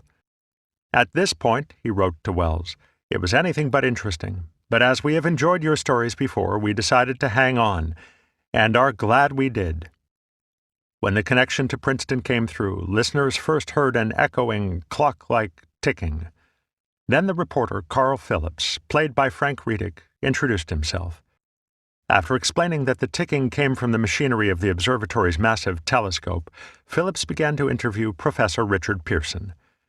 The astronomer's deep voice, a bit gruff and self-satisfied, marked him as a man entirely confident in his understanding of the universe and his place in it. With a bit of a chuckle, Pearson derided the popular notion that there were canals on the Martian surface, assuring Phillips that there was almost no possibility that the planet was inhabited. He could not, however, offer an explanation for the strange explosions seen on Mars. By the way, Professor, Phillips asked, for the benefit of our listeners, how far is Mars from the Earth? Approximately 40 million miles, Pearson responded. Well, Phillips said, laughing, that seems a safe enough distance. In the affluent Cleveland suburb of Solon, Ohio, E.C. Parmenter was just tuning in. His entire family, including a 10-year-old girl who should have been in bed but wasn't, were all circled around the radio. At first, they did not understand what they were hearing. This is funny, Parmenter said. I haven't got the Mercury Theatre. It's just some astronomer giving a scientific talk. Even though Parmenter and his family were presumably regular listeners of the Mercury Theatre on the air, none of them recognized Orson Welles as the voice of Professor Pearson. Then Phillips interrupted the interview to say that Pearson had gotten a telegram. With Pearson's permission, Phillips read it on the air. It described a shock of almost earthquake intensity detected outside Princeton. Pearson assured listeners that this event, possibly a meteor strike, had nothing to do with the explosions on Mars, and Phillips brought the interview to a close. After a brief piano interlude, the announcer came back on the air to confirm that at 8:50 p.m., a huge flaming object, believed to be a meteorite, fell on a farm in the neighborhood of Grover's Mill, New Jersey. He then told listeners that Phillips and Pearson were en route to the site. In Ohio, the Parmenter family settled in to hear more. The words Mars and meteorite were all they needed to realize that what they were listening to was fiction. 2 minutes later, Phillips was back on the air, claiming to have made the 11 miles from Princeton in 10 minutes. The impossible speed of Phillips's arrival convinced some late listeners that the broadcast was fake. But not many. More were swept along by Phillips's rapid-fire description of the impact site. The thing, as Phillips described it, that had fallen from the sky had plowed into a farmer's field, digging itself a massive crater. It was cylindrical, roughly 30 yards in diameter, and made of a bizarre yellowish-white metal unmarred by its fiery descent through the atmosphere. In short, it looked like no meteor Phillips had ever seen. Police were on the scene, keeping bystanders from getting too close to the object. The wailing sirens of their squad cars wove an eerie tapestry of sound for radio audiences. Phillips complained that a cop blocked his view, and the mic picked up the shouts of spectators and police talking over one another. It all sounded loud, messy, and real. Imagine tuning in on some dance music, wrote one Coloradan to the FCC the next day. Suddenly it is interrupted by a news flash, later by another. This is quite a common occurrence, isn't it? Then a radio commentator comes on with an interview with a Princeton professor, and later an iView account. Isn't that all happening in reality almost every day? Phillips began to interview Mr. Wilmoth, the farmer who owned the land where the thing fell. Gently he prodded Wilmoth to describe what had happened when it crashed. But Wilmoth, given a folksy country dialect by the actor Ray Collins, spoke with an awkwardness that made it clear he had never been on the radio before. Phillips had to ask him twice to get closer to the mic, and kept interrupting him when he strayed off topic. When the interview was over, Wilmoth, enjoying his newfound fame, asked, "Want me to tell you some more?" But Phillips talked right over him, shuffling him off the proverbial stage. "That's quite all right, that's plenty." The dialogue in fictional radio shows was never this rough or jumbled, and the characters never, ever struggled with the mic. For listeners who were just tuning in now, or who did not know what they were listening to, this exchange and Wilmoth's vanity had the unmistakable ring of truth. As Phillips went back to describing the scene around him, he began to notice a strange sound coming from the object. "Do you hear it?" Phillips asked his listeners, telling them he was bringing the microphone closer to the object. "Now we're not more than 25 feet away. Can you hear it now?" And there it was, a low, rumbling, scraping sound. Pearson grumbled something about that sound's having to do with the unequal cooling of the object. But he was about to be proved wrong. Phillips cut the professor off, exclaiming that he could see the top of the cylinder rotating. The object was opening. Listeners heard police shouting at the crowd, telling them to stay back, and then a dull thud as the top of the thing fell off and hit the ground. Rapidly, breathlessly, Phillips told his listeners that he could see something emerging from the cylinder, a strange, tentacled creature, large as a bear, and with skin like wet leather. It could barely move. It was weighed down, Phillips explained, by possibly gravity or something, and the reporter was both fascinated and repulsed by its horrendous face. "I can hardly force myself to keep looking at it," he said. "The eyes are black and gleam like a serpent. The mouth is V-shaped, with saliva dripping from its rimless lips that seem to quiver and pulsate." This was radio's theater of the mind at its most vivid. Koch had breathed new life into H.G. Wells's words, and Reidick's delivery made listeners see the horror Phillips was describing. "I only wish I could forget it," one Washington woman later wrote about the broadcast, "especially how the monsters emerged from the cylinder." Phillips told listeners he was moving the microphone to a better vantage point.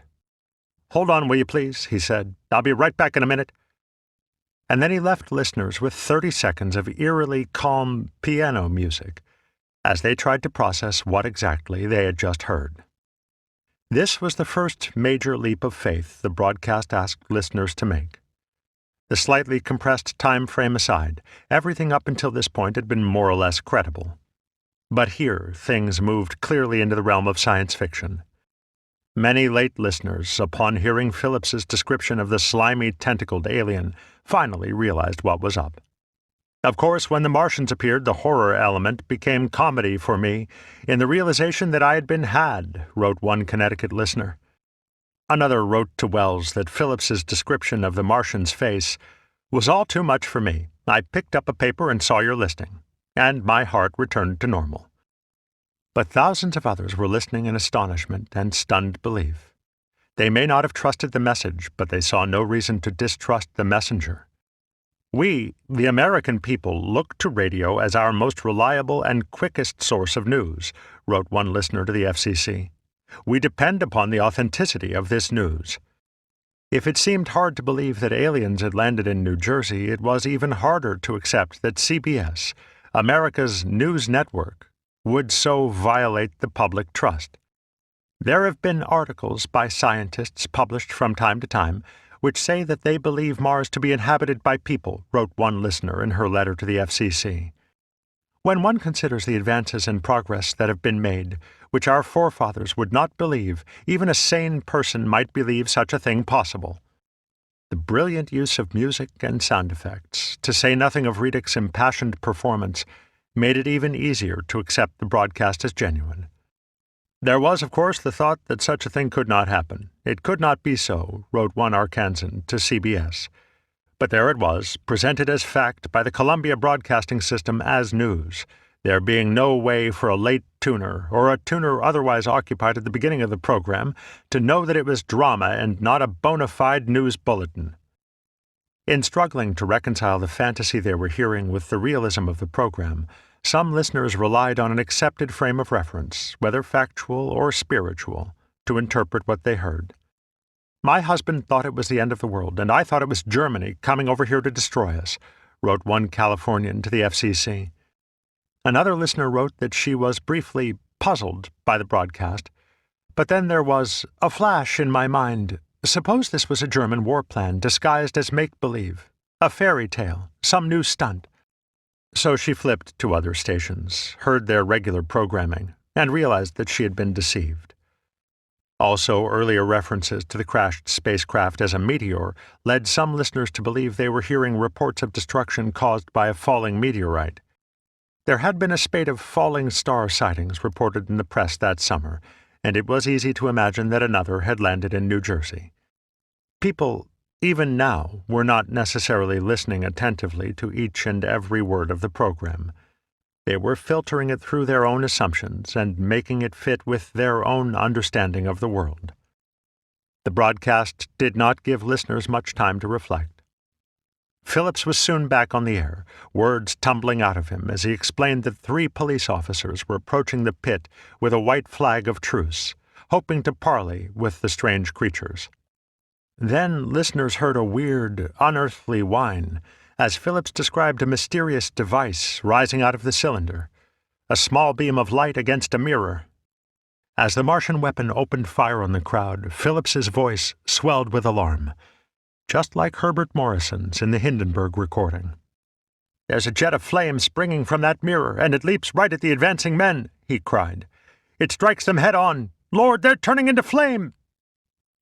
In the background, people could be heard shrieking in pain and terror. Then the beam of fire ignited the gas tanks of nearby parked cars. As Phillips breathlessly announced that the flames were spreading in his direction, he was suddenly and violently cut off. And then, silence. In CBS's Studio One, Welles held the pause like a conductor for a full 6 seconds, while his cast and crew waited anxiously to get on with the show. In their New York City apartment, Mrs. Anna Farrell and her nephew, who had tuned in only a few minutes earlier, were absolutely horrified. "I was crying so hard," Farrell later wrote, "that my sister woke up and wanted to know what I was crying for. Well, she listened." No radio drama had ever used dead air to artistic effect like this. Farrell and her family were absolutely convinced that they had just heard Phillips and countless others burned to death live on the air. Finally, the announcer returned. "Ladies and gentlemen, due to circumstances beyond our control, we are unable to continue the broadcast from Grover's Mill. Evidently, there's some difficulty with our field transmission. However, we will return to that point at the earliest opportunity." It was now about 8:19 p.m., 17 minutes after the fake news began, and the broadcasts began to pick up speed. A brigadier general from the New Jersey State Militia came on, announcing that the governor had put large swaths of the state under martial law. The announcer said that the Red Cross had sent emergency personnel into Grover's Mill, where the state police reported that all fires started by the Martian heat ray had been contained. At 8:23 p.m., someone claiming to be vice president in charge of operations told listeners that the network was turning over our facilities to the state militia at Trenton. Then the broadcast patched into a transmission from Captain Lansing of the Signal Corps. Listeners heard him describe the scene at Grover's Mill, where 7,000 soldiers surrounded the Martian spacecraft. "It looks almost like a real war," Lansing said, confident of an imminent victory. But then he saw something, a shield-like affair rising up out of the cylinder, standing up, in fact, on 3 massive metal legs. And the transmission cut out once more. Then the announcer came back on the air. "Ladies and gentlemen, I have a grave announcement to make. Incredible as it may seem, both the observations of science and the evidence of our eyes lead to the inescapable assumption that those strange beings who landed in the Jersey farmlands tonight are the vanguard of an invading army from the planet Mars." He went on to report that the Martians, in their massive tripod fighting machine, had already decimated the 7,000 soldiers sent in to destroy them. Now they were moving north, ripping up railroad tracks and lines of communication, with a horde of refugees fleeing before them. It was about 8:26 p.m. The New Jersey State Militia had been called up and wiped out in less than 7 minutes. For those who knew that they were listening to fiction, it was clear that events were moving much too quickly to be real. "Before 30 seconds, of course, the nature of the program is obvious," wrote one New Yorker to the FCC. "I am not convinced that the entire land forces of the American Army in the East here can be mobilized in a few seconds, much less wiped out." But for those listeners who believed in what they heard, even those listening with rapt attention, it was not so clear that things were happening sequentially. As the sociologist David Miller has noted, the broadcast came to them as a blur of information, flying by too fast to be fully understood, and they had no way of going back to verify what they had just heard. Dozens of letters written by the frightened mention that they were listening to the broadcast in the company of others, often in groups of more than 5 or 6 people. "My family were panic-stricken," wrote one woman from New York City. "My mother, father, sister, brother, nephew, cousin, brother-in-law, and myself were crying, and we just didn't know what to do." It was, after all, Sunday evening, a time for dinner parties and family gatherings, when the entire household would be clustered around the radio. In that environment, people simply cannot have heard every word of the broadcast. They were talking to one another, shushing one another, theorizing, trying to figure out what was happening, and they came away with a patchy understanding of what the announcers were saying. These people only picked up key words and phrases, such as the movements of the military and reports of fleeing refugees. People tuning in just in time to hear that 40 people, including 6 state troopers, lie dead in a field east of the village of Grover's Mill, had no understanding of the context, and had heard nothing about aliens. Wrote one anonymous listener to Welles, "As we listened, it was some time before Mars or Martians was mentioned, or we caught such mention." All they knew was that something horrible was happening on the eastern seaboard, and that, perhaps, it was coming their way. When the broadcast said that the Martians were filling the countryside with huge clouds of poisonous black smoke, against which gas masks offered no protection, that was all many listeners could focus on. "I tuned the dial to KNX, and a voice said there are 5 enemy planes flying high over New Jersey, dropping big steel tanks of gas and germs," wrote one Californian to President Roosevelt. Poison gas had been used to devastating effect on the battlefields of World War I, and there was every indication it would return in the next major conflict. Now the broadcast made it seem that that prediction was coming true. For late listeners in New York, and particularly in New Jersey, what stood out most were the familiar place names. All we could hear was the news of a Martian volcano, and a meteor has struck in New Jersey, wrote a Newark woman to Welles. Being New Jerseyites, we immediately pricked up our ears. With his careful attention to geographic detail and plotting out the Martian invasion, Howard Koch had given his script great credibility. The broadcast described the spread of the poisonous black smoke down to the individual streets it crossed. Listeners were told exactly which highways they should use to evacuate, all of which were real. "I tuned in just in time to hear the announcer say, 'This radio station has been turned over for the services of the New Jersey State Militia,'" wrote a New Jersey listener to CBS. "When names such as Trenton, Plainfield, Watchung, Newark, Raymond Boulevard, and South Street are mentioned, I think a radio program of that type is being carried too far." Above all, what late listeners heard and understood were the references to real organizations and figures of authority. Their ears pricked up at the mentions of the governor of New Jersey, the Red Cross, the vice president of CBS, and Princeton University. This, more than perhaps anything else, made the broadcast seem real to those that it deceived. It was not because of superior acting that the listening audience became hysterical, wrote one anonymous listener to Welles, but because you used government departments and news flashes, which people have always placed faith in, prior to your broadcast.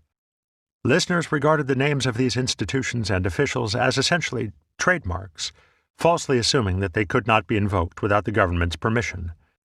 Therefore, if the broadcast said that the governor of New Jersey had proclaimed a state of martial law, then it must be so, no matter what. Truly, the broadcast seemed incredible, wrote a Maine woman to the FCC, but not as incredible as the thought that our government would allow its name to be used to disseminate such a lie. This is the end of the CD. The audiobook continues on the next CD. At about 8:27 p.m., Kenny Del Mar came on as the Secretary of the Interior. In a voice almost identical to Franklin Roosevelt's, he urged the country to confront this destructive adversary with a nation united, courageous, and consecrated to the preservation of human supremacy on this earth. some listeners did believe that they were hearing a speech from the president, though perhaps not as many as is commonly supposed. The letters and telegrams sent in the following days to Harold Ickes, the real Secretary of the Interior, suggest that not everyone was taken in by Delmar's impression. But the speech carried the full weight of the Department of the Interior, and for some people that was enough. "It might just as well have been the President of the United States addressing the country," wrote one Massachusetts man to the FCC. "It meant very much the same to me." Many listeners believed that impersonating a cabinet official on the air simply could not be legal, even though such impersonations were the stock in trade of the March of Time and other similar programs. One man, in a letter to Ickes, wrote that the impersonation was a forgery, no less than if Welles had signed Ickes' name to a check. And if that was illegal, then why not this? Much the same could be said of the March of Time. By drawing upon their shared experience with that show to add realism to War of the Worlds, Welles and Delmar had unwittingly revealed the dangers of fakery in allegiance to the truth. In their letters, the frightened often stressed that they were not unintelligent or otherwise hysterical people. They mentioned their level of education, professional qualifications, and in one instance, the number of books they owned. "Here we're both college graduates, both level-headed, and really not silly at all," wrote a married couple from Michigan. "Yet tomorrow the whole town will be giving us the laugh." But they need not have felt so self-conscious. With its many markers of authenticity, anyone who tuned in on the broadcast at the right time could have been taken in, no matter how well-educated or sensible people felt they were. And after about 8:20 p.m., when the tempo of the broadcast sped up dramatically, and the references to Mars and Martians grew fewer and fewer, anyone just tuning in could fall for the news flashes without believing that aliens were attacking the Earth. You may question my sanity. You may wonder what was the matter with me, a man supposed to be educated and experienced, that I did not realize that such could not possibly be true, wrote a Long Island listener to the FCC. My only answer is that I am, or was, a person who believed in the integrity of the basic honesty of a press radio news bulletin, and that I know that never in God's world would any high government official, sane or insane, drunk or sober, ever play such a practical joke. At 8:30 p.m., any other radio program would have stopped for a station break. But the announcer on CBS kept reading bulletin after bulletin describing the advance of the Martian tripods, now numbering 6. He reported that another Martian cylinder had landed near Morristown, New Jersey, and that the Army was trying to destroy it before it released more fighting machines. Listeners were connected to an artillery unit in the Watchung Mountains, only to hear it overrun by a cloud of the poisonous black smoke. Then they heard a transmission from the leader of a bombing squadron flying low over the tripods as they approached New York City. Before the planes could release their bombs, the Martians opened fire with their heat ray, shooting them all down. As the last surviving pilot shouted that his plane was about to crash into one of the fighting machines, he, too, was cut off.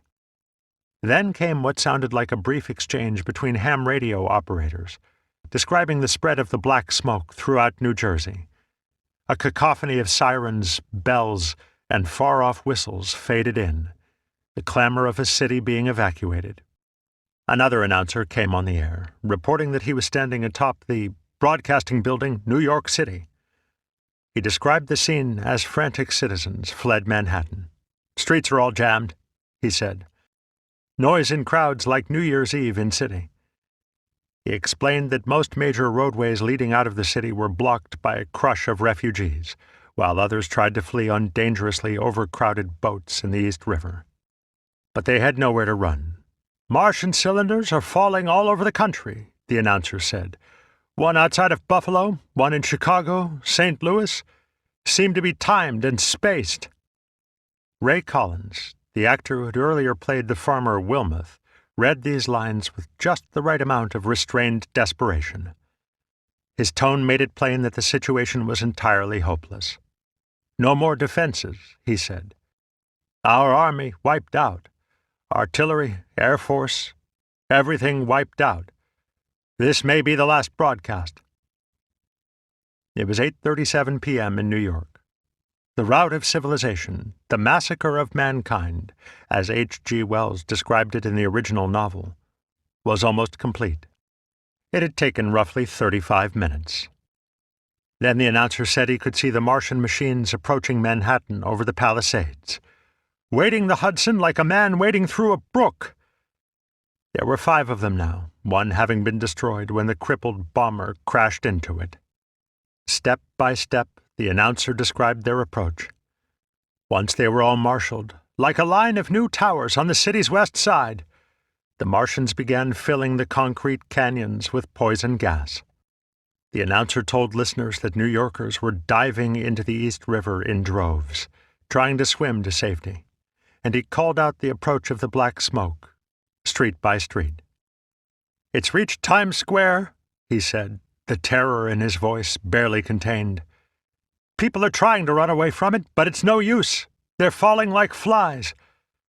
Now the smoke's crossing 6th Avenue, 5th Avenue." He began to cough. 100 yards away. He was struggling for breath now.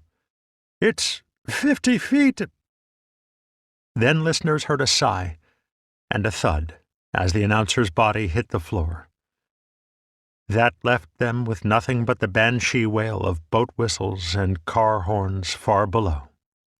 Finally, listeners heard the voice of a single ham radio operator, played once again by Frank Reedick, trying to establish contact with another station. "Isn't there anyone on the air?" he asked into the void. "Isn't there anyone?" But there was no one left alive for him to talk to.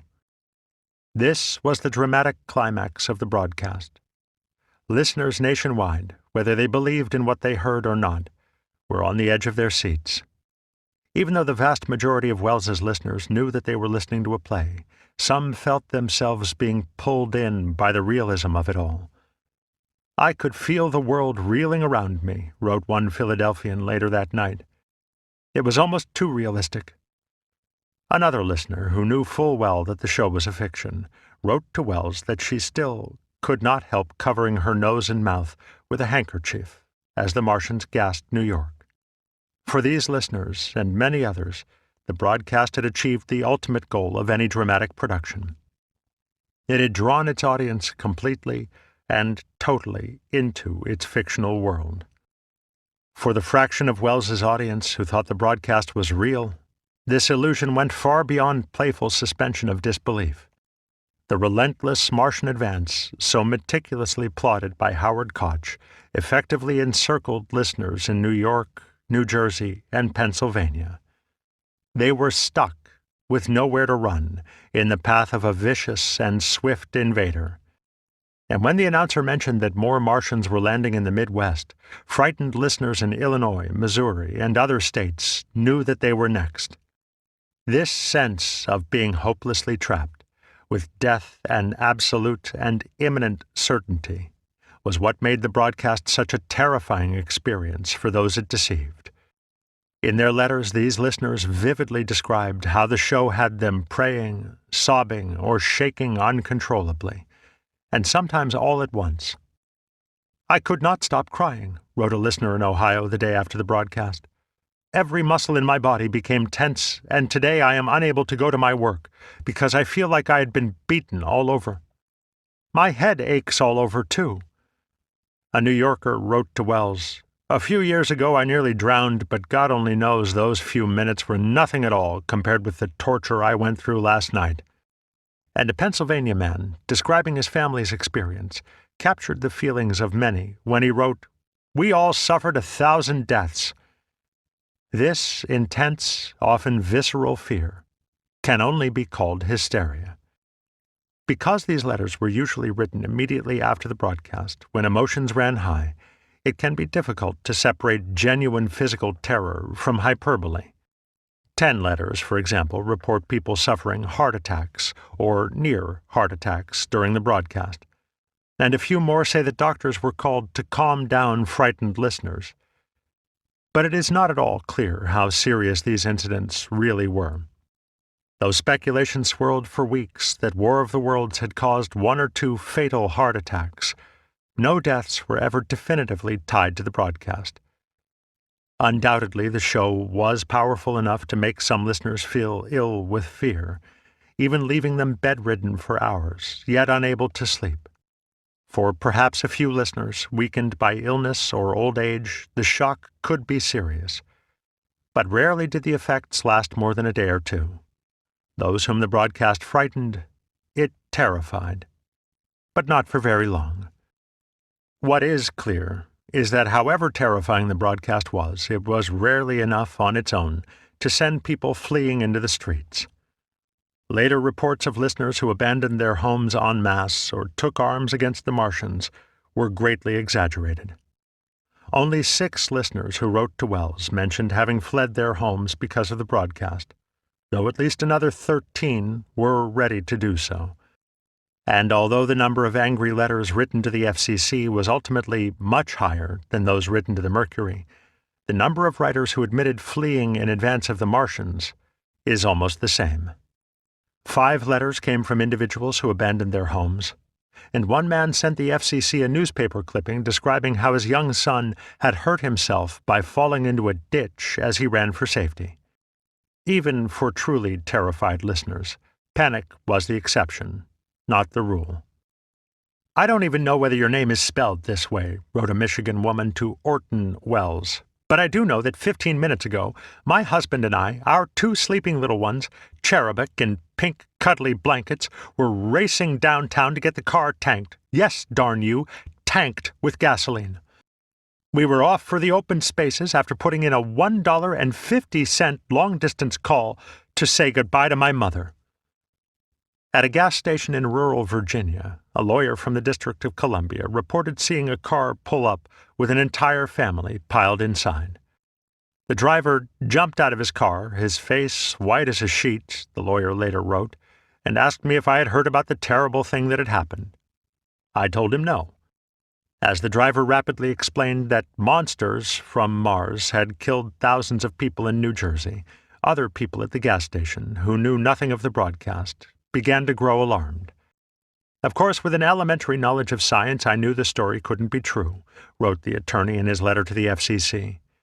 "But you must realize that the overwhelming majority of the American people do not have even an elementary knowledge of science." In Philadelphia, Alvesta C. Flanagan was listening to Bergen and McCarthy on NBC when her downstairs neighbor rang her doorbell. "Come down," they said. "There's something on the radio. It's serious." Flanagan went to their apartment, where her neighbors were debating whether to wake their young children and flee the city. "Between their questions, I was catching words from their radio," she later wrote to Welles. "Bombing planes, martial law, destroying bridges, communication." But as soon as she caught a mention of Mars, Flanagan realized that it was the Mercury Theatre on the air, and quickly told her neighbors. Color came back into their faces. Fear began to drain out, Flanagan wrote. Her neighbor's husband went next door to tell his brother everything was all right. His brother had kissed his little girl goodbye and was going out for his car. Whether he intended to combat the Martians by automobile, I don't know. These panicked scenes of flight and near flight, which turned War of the Worlds into the stuff of American legend, did happen, but they were very, very rare. Even among the people frightened by the program, most stayed close to their radios, listening intently for 20, 25, or 30 minutes before they figured out it was fake, as many did, or heard an announcement that it was fiction. As they would in a real emergency, people did not want to miss any important information, and there was not much time to do anything but listen. Unable to move, we sat and listened to the astounding announcements, wrote a woman from New York State. Breathlessly, we listened. We were like flies that had become stuck to their fatal paper. Instead of panicking, many frightened listeners fell prey to a more common, and perhaps more dangerous, impulse. The historian William Manchester called it an instinct older than the invention of language, the need to spread the news. In dozens of letters, frightened listeners described calling up or going to see friends or relatives, telling them to turn on CBS or to get out of the path of the invaders. Dozens more came from people who tuned in only because they were on the receiving end of those calls, or because their next-door neighbors burst in to warn them of the catastrophe in New Jersey. As one Maryland woman wrote to Welles, her frightened neighbor couldn't stand to listen alone. Listeners who tuned in on War of the Worlds this way, without an understanding of the unrealistic pace of the broadcast, or even knowing that it was about Martians, were some of the people most frightened by it. Yet, as the journalism scholar W. Joseph Campbell has noted, their fear had more to do with how they were told about the show than with the show itself. In their Manhattan apartment, Anna Farrell and her sister decided to warn anybody they could about the invasion. Farrell's sister threw a coat on over the pajamas she was wearing, which were of the male species, with the fly up the front, and donned a pair of flamingo red gloves and a broken pair of spectacles, and together they headed out onto West 54th Street. They missed an announcement that the program was fictitious by mere seconds. After telling a cab driver who thought they were crazy, and the owner of a local delicatessen who grabbed a can of dog food and fled into the night, Farrell grew despondent. She started toward a nearby drugstore, intending to buy poison because she did not want to die by fire. But she stopped when her sister suggested, in what Farrell described as her sweet voice, that they should go get a drink first.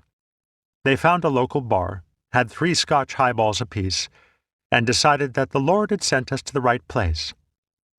Farrell later sent Welles a bill for the amount of $2.10, the cost of the 6 highballs she and her sister had consumed. Other listeners had more success in convincing people that the world was coming to an end. In Los Angeles, Joanna Wilizensky gathered a crowd of friends and neighbors around her radio as soon as she heard the first bulletins about Mars. Soon these listeners were crying and shaking with fear, or running home to tell their own families. Wilizensky later wrote to President Roosevelt of her heartbreak at seeing a 14-year-old girl, trembling, her eyes almost bugging out of her head, clinging to her mother because she was so afraid of being killed by the Martians.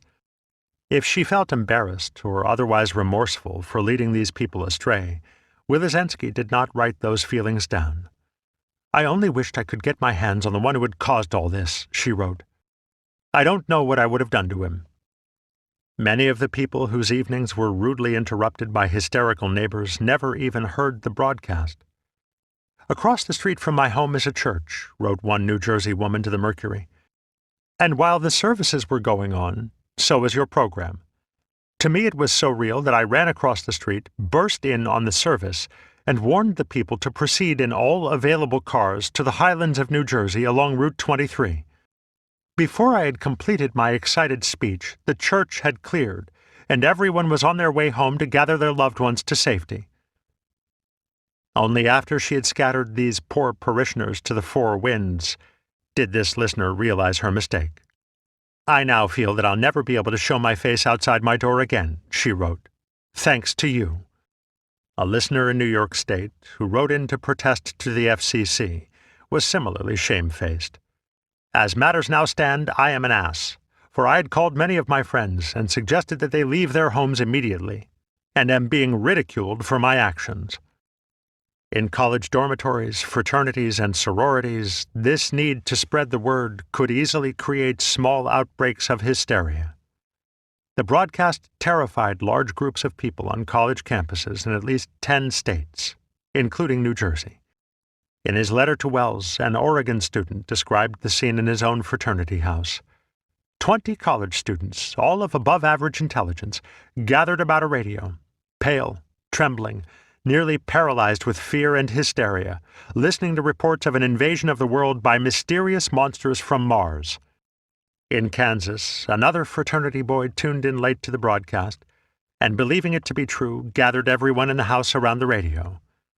Soon he realized that the broadcast was fiction. But all of his brothers still believed, and he and another student decided to have a little fun with them. "We went upstairs and found a firecracker," he wrote to Welles. When reports were coming in from Chicago and St. Louis of the men from Mars arriving, he lit the firecracker, and I turned off the electricity. Mr. Welles, I'm telling you, I have never seen such a scared bunch of college boys in my life. In such tight quarters, fear spread like a virus, rapidly infecting dozens of other people.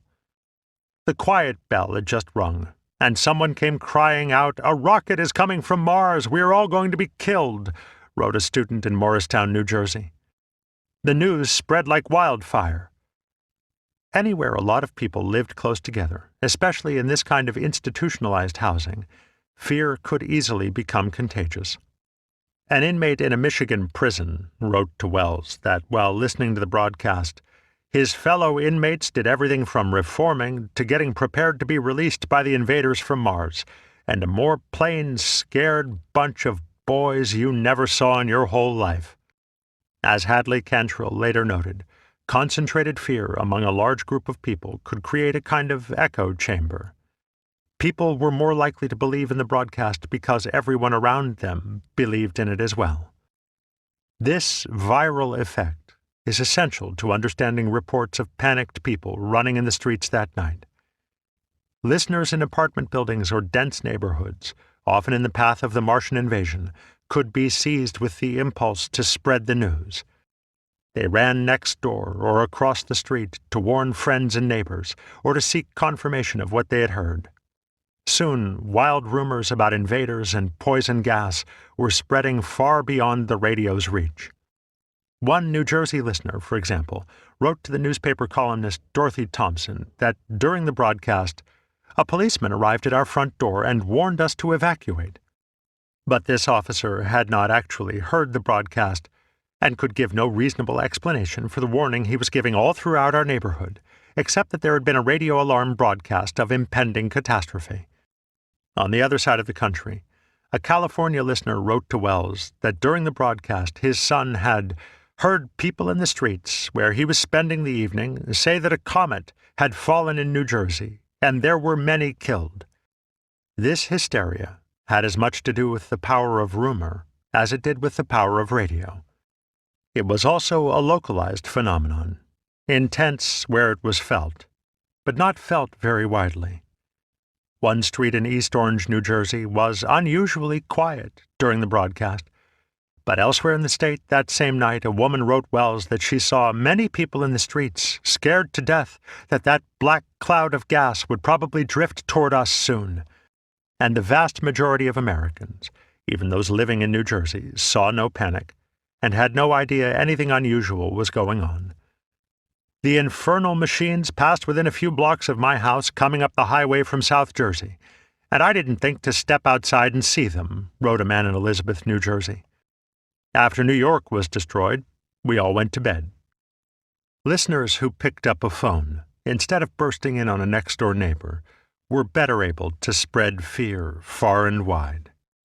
In the small neighboring towns of Meckling and Gayville, South Dakota, a telephone operator somehow heard about the broadcast and believed it to be true. Then she began calling up everyone in the area, telling them all to tune in. Two listeners later wrote to Welles about the experience, explaining that before she realized her mistake, the telephone operator had practically the entire town alarmed. Several other listeners wrote to Welles complaining of the charges they had incurred by calling up friends and relatives. Some even demanded that CBS pay their phone bills. One Philadelphian, who spent $1 phoning relatives in New York and New Jersey, wrote, "We'll look for a check." As the broadcast got underway, telephone switchboards coast to coast began lighting up like mad. They stayed lit throughout the remainder of the hour and into the next. Northern New Jersey saw a 39% increase in its usual phone traffic between 8 and 9 p.m., or roughly 75,000 to 100,000 additional calls, and a 25% increase from 9 to 10 p.m. The United Press reported that, at the time of the broadcast, operators in San Francisco suddenly found themselves bombarded with requests for cross-continent telephone connections with New York and New Jersey. At least some of those calls were meant as warnings to friends and relatives on the East Coast. One Philadelphia man, for example, who had been listening to the broadcast and enjoying it as fiction, accepted a collect call from his terrified mother across the continent. Later, he discovered a long-distance charge on his bill in the amount of $12.75, or about $215.52 in today's dollars. I heard the entire program and think it was a splendid presentation, he wrote to Welles, requesting reimbursement. But the $12.75 telephone call from California left a dent in my purse. Apart from these ill-advised warnings, many, if not most of the calls that night appear to have been to newspaper offices and police and radio stations. The New York Times logged 875 calls related to the broadcast, and the Newark Evening News over 1,000. "I want a gas mask," demanded one caller to police in Brooklyn, New York. "I'm a taxpayer." Paul Morton, city manager of Trenton, New Jersey, wrote in an official complaint to the FCC that the Trenton police received 2,000 phone calls in about 2 hours, and all communications lines were paralyzed during the broadcast. Many radio stations that carried the program later reported a dramatic influx of calls at the same time, some receiving as much as 500% over their usual Sunday night traffic. These frantic inquiries convinced about 60% of the stations carrying the show to break in and explain that it was all fiction. After a certain point, the telephone operators at some newspaper offices began simply greeting callers with the words, "It's just a radio show." This flood of phone calls indicates how quickly news of the invasion spread, not the existence of a widespread panic. As Campbell notes, calling a reliable institution was for many the only way they could verify what they had heard on the radio or from a terrified neighbor. Even the newspaper radio listings were not always reliable. At least one paper, in of all places, New Jersey, incorrectly listed that night's Mercury Theatre episode as a dramatization of Dickens' Pickwick Papers. When frightened listeners did call the police, operators were usually able to calm them down. According to the St. Louis Post-Dispatch, some people even called back later to apologize for phoning in the first place. But the false news spread so fast by word of mouth that authorities in several cities received inquiries about the broadcast for hours after it ended. The morning after the show, a reporter for the Post-Dispatch overheard one St. Louisan, still unconvinced by denials, state that the invasion might really have happened. Within a few hours, wrote the Baltimore Sun, there were almost as many versions of what was believed to have taken place as there were listeners, the stories colored and embellished as they were told and retold. The logbook of the Trenton headquarters for the New Jersey State Police that night recorded about 50 calls inquiring as to meteors, numbers of persons killed, gas attack, military being called out, and fires. All were reasonable assumptions, given the hearsay flying around the state during the show. Confused reports resulting from the broadcast led to many rumors, wrote the New York Herald Tribune the next day, including one that a meteor had struck near Princeton and that many persons had been killed. Indeed, many, if not most of the calls to press offices and police stations were not about Martians. The majority of callers quoted in the next day's newspapers inquired about either a catastrophic meteor strike or some kind of gas raid or bombing attack on the East Coast. The New Orleans Times-Picayune even quoted people calling in to say that an earthquake had shaken Montana. The lack of detail about Mars or Martians in these calls suggests that many people picked up the phone almost immediately after hearing a rumor or fake news flash, with little understanding of what was being reported. Their first instinct was to verify what they had heard, and in some cases to ask if they should get out of the way of the gas. Even calling a reliable institution was not always successful. "My brother phoned Jersey City Police Headquarters to verify the statements that came from WABC," wrote one listener to the FCC. "He was told to call back later. Others could not even get through." One Florida listener, 11 years old, wrote to Welles that her local CBS affiliate was busy all the 5 times I called. A Pennsylvania woman captured her experience in verse. 6 state troopers were lying dead when my auntie lost her head. She dashed to the phone and called the local station. But after sundown it ceases operation. At the very least, this cross-continental flood of phone calls suggests that, far from losing their heads, many people stopped to think before heading for the hills. Combined with random accounts of listeners piling into their cars or threatening to commit suicide, reports of overburdened telephone exchanges and people rushing about in New Jersey give the impression that much of the country panicked during the broadcast. But that is not really what happened. Listeners nationwide did everything they could to confirm half-heard reports or rumors that were not necessarily implausible, or to spread the word to those they felt might be in danger. Under certain volatile conditions, this could create pockets of hysteria, but it cannot accurately be called a mass panic. As defined by sociologists, a panic requires mobilization, in which people flee en masse or take other action against a real or imagined threat. Apart from a few scattered instances of flight, this did not happen on the night the Martians landed. Howard Koch wrote with relief in his book on the broadcast that, miraculously, no one actually died in the mad scramble to escape the Martians. A simpler explanation is perhaps that the mad scramble never took place. The next day's New York Daily News featured a front-page photo of Carolyn Cantlin, an actress employed by the WPA, with the broken arm and skinned knees she sustained while hurrying down a flight of stairs, trying to escape the smoke in Times Square. But apart from that, as Campbell has noted, no major papers reported any deaths or serious injuries caused by panicked flight. There were no car accidents, no miscarriages, no suicides. Nobody took pot shots at a water tower thinking it was a Martian fighting machine, or disappeared into the mountains, never to be seen again. And if the highways really were clogged with people trying to flee the cities, nobody said so at the time. It was only later, once the panic broadcast entered American folklore, that stories of jammed streets and groups of farmers roaming the Jersey countryside, shotguns ready to perforate the first spaceman they saw, began to spring up. This does not mean that no one was frightened. A small but significant number of people were, terribly so. We can never know exactly how many Americans were terrified by the broadcast, though Cantrell's guess of around 1 million is as good as any.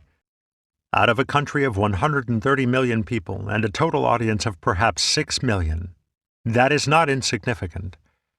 But saying that War of the Worlds panicked 1 million people would be as inaccurate as saying that it frightened none.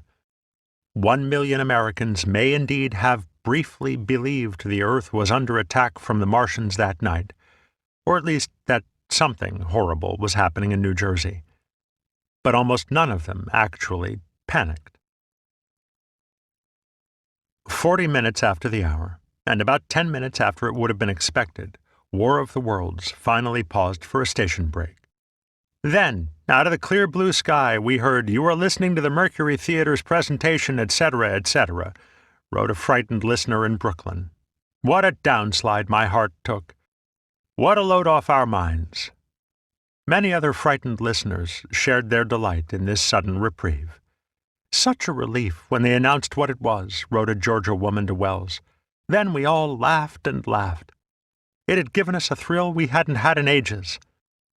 After the station break, the show dropped the news broadcast fiction entirely, and Welles narrated the rest of the story as Professor Pearson.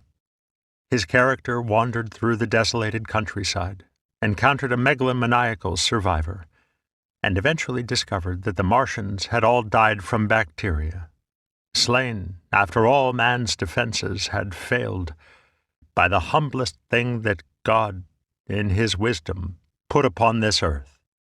Houseman later praised Welles's performance, but claimed that no one heard it, with so many listeners panicked in the streets. But all evidence suggests that he was mistaken. A Gallup poll later found that 71% of people who heard the broadcast listened until the end, and more probably listened at least until the station break. However, even with all this excitement, the Mercury's audience remained pitifully small. A telephone survey conducted during the broadcast found that only 2% of homes with radios were tuned in to War of the Worlds.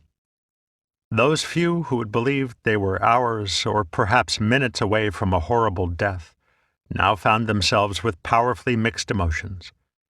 For some, the best way to process those feelings was to pour them all out on paper. "This may be incoherent and rambling," Lucille MacLean wrote to Welles that night, "but this letter will be a salute to your genius." Even before the broadcast was over, or only minutes after it ended, listeners were filling page after page with their experiences. Often they did not really know why they were writing.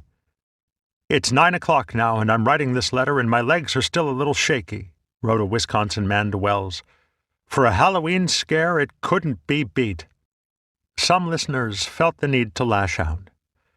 "To you, the assholes of the Earth and Mars," wrote an anonymous listener from Pennsylvania, "we, the people in the western part of Penna, think that you are a piss-pot bastard, and all the rest of the words we can't think of saying." Others had no trouble coming up with a few choice words for Welles and company. "I would not insult a female dog by calling you a son of such an animal," wrote one South Carolinian to Welles. "Your conduct was beneath the social standing of, and would be unbecoming and below the moral perception of, a bastard son of a fatherless whore." These listeners wanted badly to get back at the man who had tricked them. But there was little they could do besides call him names. Writing a letter of protest to CBS or the federal government, in the hopes that it might get Welles kicked off the air, gave them the feeling of taking action, without actually doing so. That, in itself, was reassuring. A few listeners even threatened Welles, such as one Southerner, who wrote, "If this Orson Welles ever finds himself below the Mason-Dixie line, we will string him to a tree." But it is difficult to take these threats seriously. What the frightened needed, more than anything else, was to vent, and many did so in writing. But however intense this anger was, it did not last very long. In some letters it failed to get to the bottom of the page. One New Jersey woman began her letter to Welles, "You horrible, terrible person," and ended by writing in words somewhat cramped to fit them on the page, "After thinking about it, I must say it was marvelous, and accept my congratulations." An Ohio man appended his letter to CBS, a letter to protest such broadcasts, after what he called the worst scare of my life, a postscript. "P.S. Swell program. I'll be listening next week. I have come to the conclusion that I have a sound heart." These sentiments capture, in brief, how many frightened listeners changed their minds about the broadcast in the hours and days that followed. One can only imagine how many similar letters were begun in haste, yet abandoned, or left unsent, because their writers had a change of heart.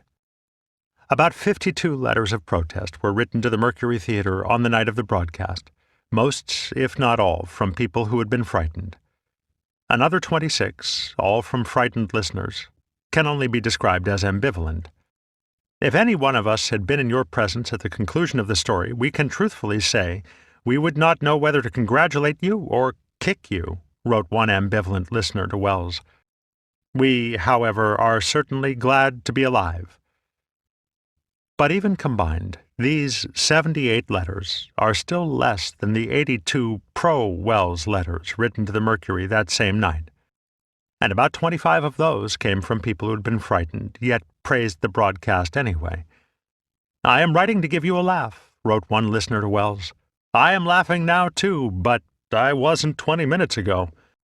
The day after War of the Worlds, Welles told reporters that the Mercury had already received many telegrams from appreciative listeners who wanted to say how much they liked the show.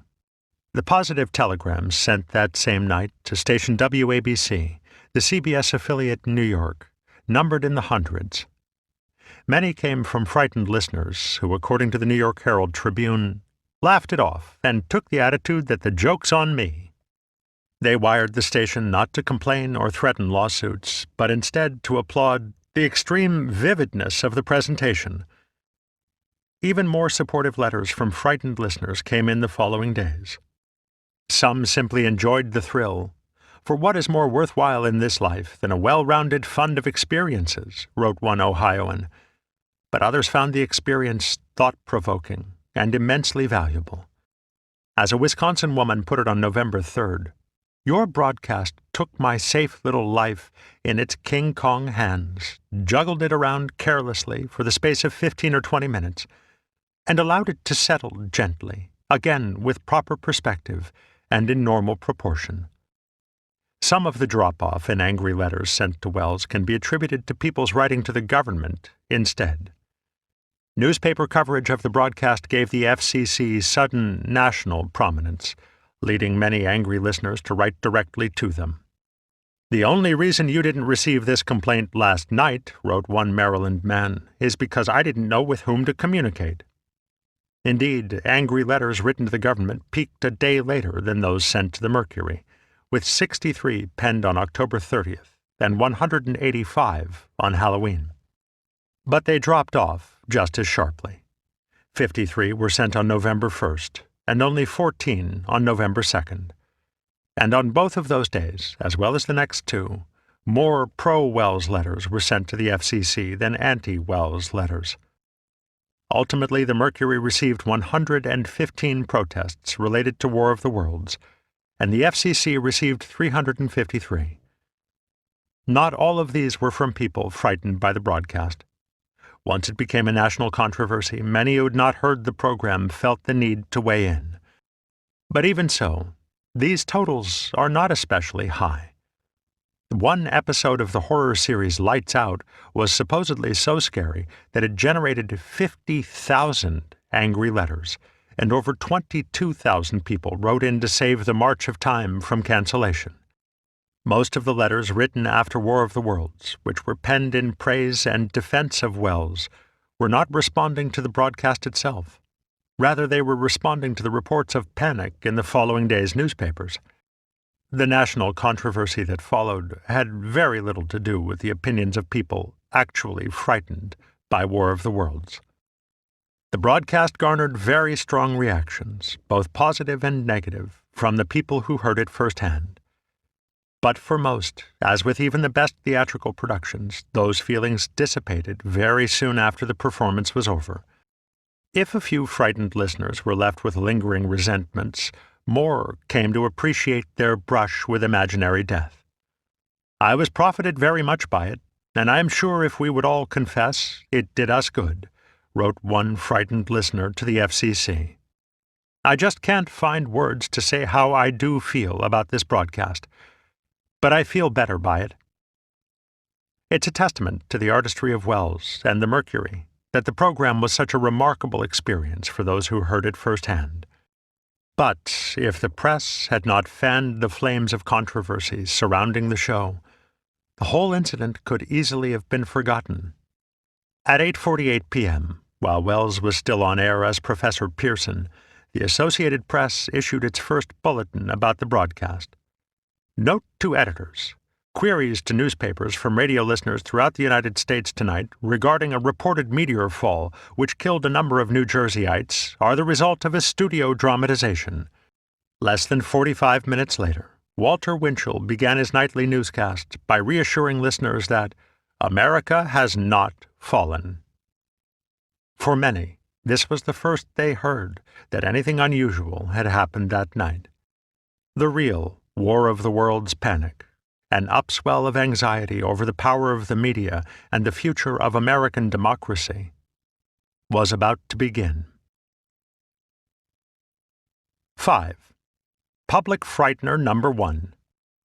The wave of terrorism in the paper, in all probability, is just a shiver. Joe Smith of Chicago to FCC Chairman Frank McNinch, October 31st, 1938. Several minutes into the War of the Worlds broadcast, as the show grew more and more intense, the phone in Studio One's control room began to ring. It was Welles's wife, Virginia, calling to praise the absolutely marvelous and hair-raising program. Her compliments were met with laughter. All in the Mercury still thought they had a turkey on their hands. But as Houseman watched through the control room window and heard the broadcast coming to life under Welles's directorial hand, his concerns about the material and the pacing disappeared. For maybe 10 or 20 minutes, until about 8:30 p.m., Houseman enjoyed the only real respite he would have that night. Then About the time Kenny Del Mar gave his speech as the Secretary of the Interior, the phone in the control room rang again. The CBS executive, Davidson Taylor, picked it up, listened for a few moments, and without explanation rushed out of the room. He returned, face pale and drawn, as Ray Collins narrated the fall of New York City, and tried to force his way into the studio. When Houseman intervened, Taylor told him in no uncertain terms that they had to stop the show. CBS's switchboards were overwhelmed with calls from frightened listeners, he said. He'd even heard rumors that people were killing themselves because of the broadcast, or trying to flee from the Martians in droves. They had to announce that it was all fake immediately. But Taylor must have known that by this point the damage, whatever it was, had already been done. He was looking beyond the station break, fearful that Welles was about to dig himself in even deeper. Earlier, Welles had made a late addition to the script, a closing curtain speech in which he appeared out of character and described the broadcast as a Halloween prank, the Mercury Theatre's own radio version of dressing up in a sheet and jumping out of a bush and saying boo. Welles often closed the Mercury broadcasts this way, with a bit of lighthearted fun that helped establish an easy, conversational rapport with his audience. At the end of Dracula, for example, he reassured listeners that the horrors they'd just heard were only sound effects, before hinting that vampires really do exist. But with the vague and horrifying rumors Taylor had just heard of panicked mass flight, injuries, and even suicides, the speech at the end of War of the Worlds took on much darker implications. Calling the broadcast a prank implied intent to deceive the audience. As Welles later explained to Peter Bogdanovich, he would be, in effect, admitting malice, and it would be difficult to convince a jury otherwise if the reports of deaths and injuries were true. When the station break finally came, Taylor rushed into the studio and urged Welles to change the curtain speech. But Welles, completely oblivious to the firestorm brewing outside Studio 1, blew him off. Meanwhile, the phone in the control room was ringing yet again. On the other end of the line, a group of angry listeners in Michigan who claimed to be hunkered down in their basement with shotguns threatened to shoot Welles if they ever met him face to face.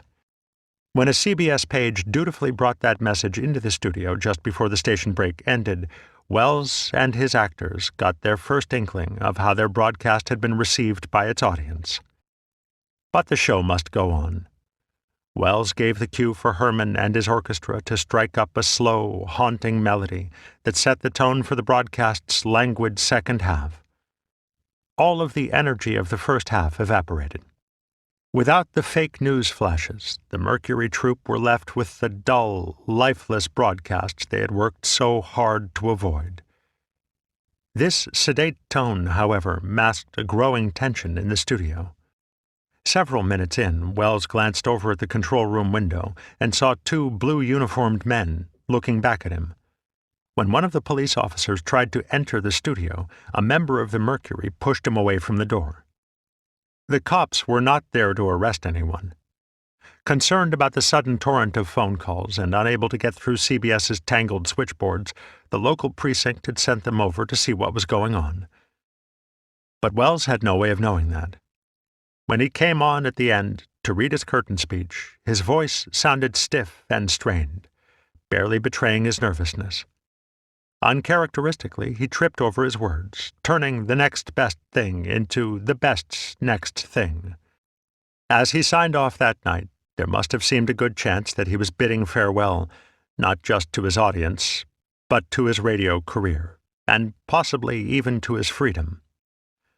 "So goodbye, everybody," Welles said, "and remember, please, for the next day or so, the terrible lesson you learned tonight. That grinning, glowing, globular invader of your living room is an inhabitant of the pumpkin patch. And if your doorbell rings and nobody's there, that was no Martian. It's Halloween." Then Dan Seymour signed off, and all hell broke loose.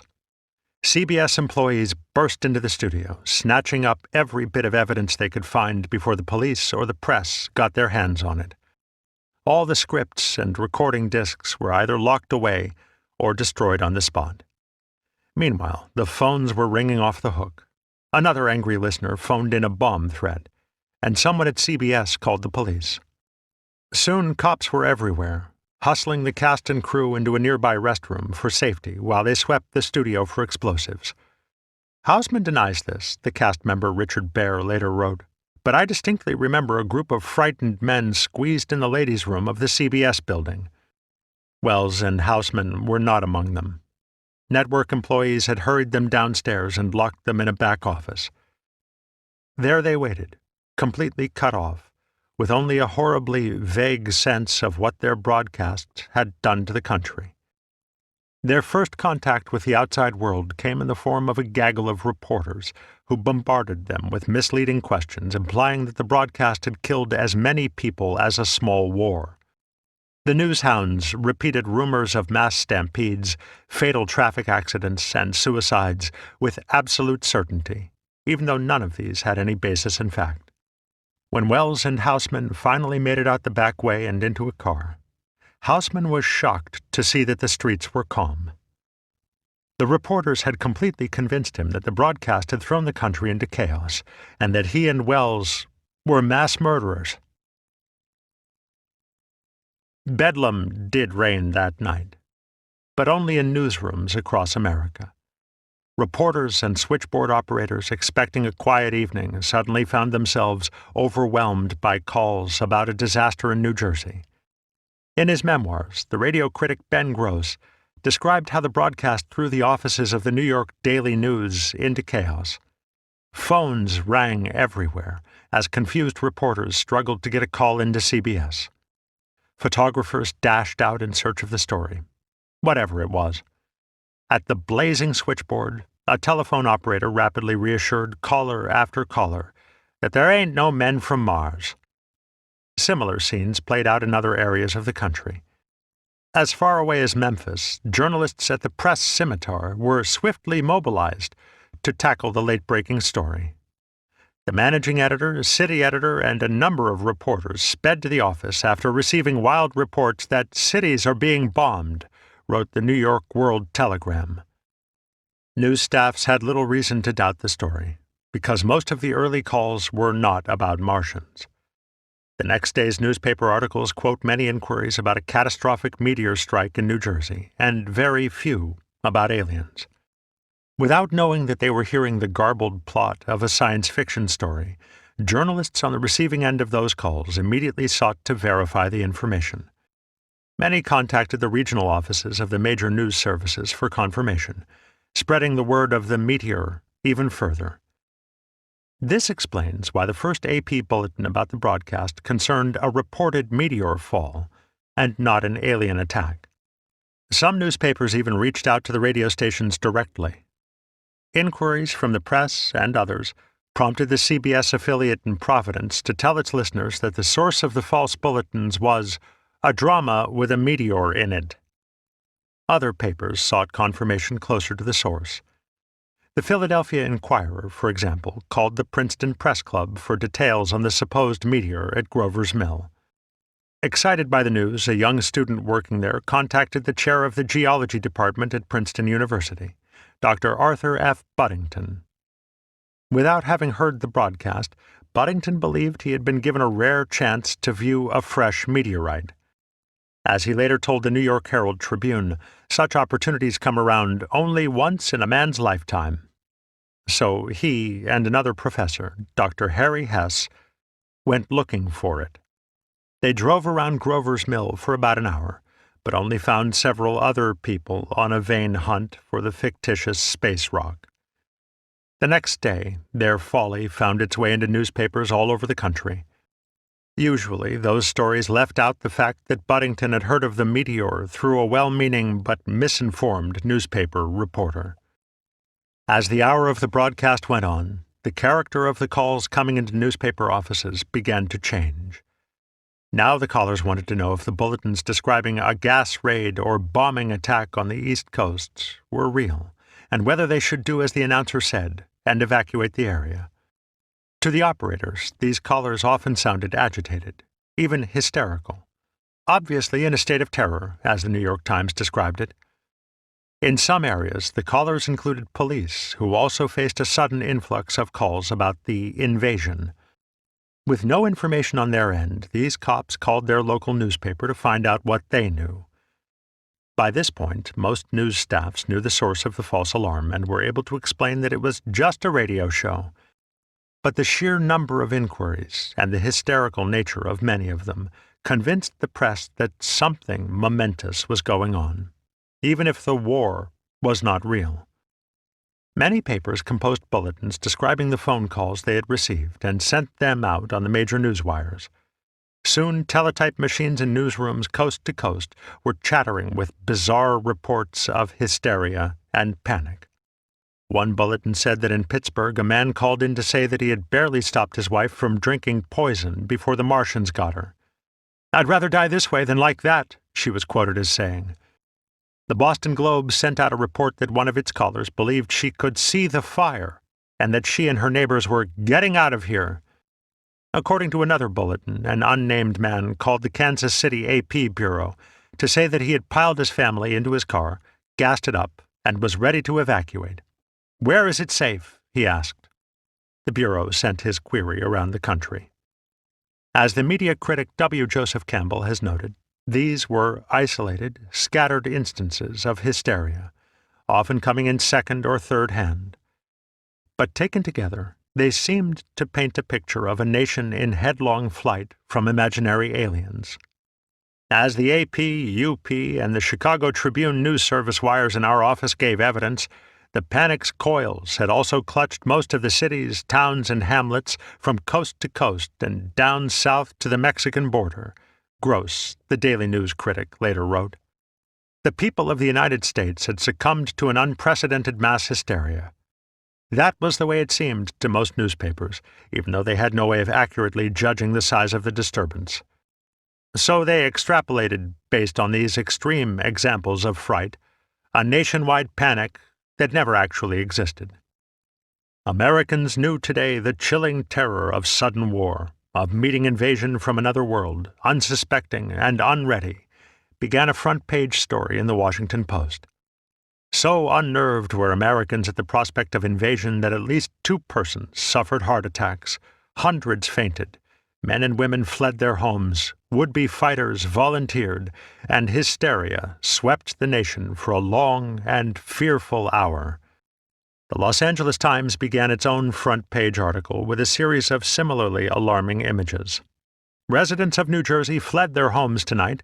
Squad cars and ambulances roared through Newark, and newspaper and press association offices throughout the country were besieged with telephone calls demanding to know about a meteor which fell in New Jersey. AP papers in many different cities claimed that the anxiety the broadcast created over the country was immeasurable. Yet below these alarming pronouncements, the articles offered little evidence that the broadcast caused truly widespread fear and panic. Most newspapers focused on disturbances in New York and New Jersey. Reports that rumors of war had spread throughout Harlem during the broadcast, with people showing up in police stations ready to evacuate, and church services turning into end-of-the-world prayer meetings, were reprinted all over the country. Many papers, even those far from New York City, quoted Samuel Tishman, a resident of Riverside Drive, who described receiving a call from his terrified brother about the broadcast, tuning it in briefly, and then hurrying outside to find hundreds of people milling around in panic. There were also several reports of individuals who showed up in police stations, seeking information or asking to be evacuated, and of people who tried to warn others, often by running into crowded theaters or churches. But there were few similar reports coming out of other cities. Papers from Detroit to Atlanta and New Orleans to Los Angeles all printed the same anecdotes coming off the newswires. The near suicide in Pittsburgh, the woman in Boston who could see the fire, the evacuee in Kansas City, and a handful of others. This, Campbell notes, made their articles all virtually identical, often word for word.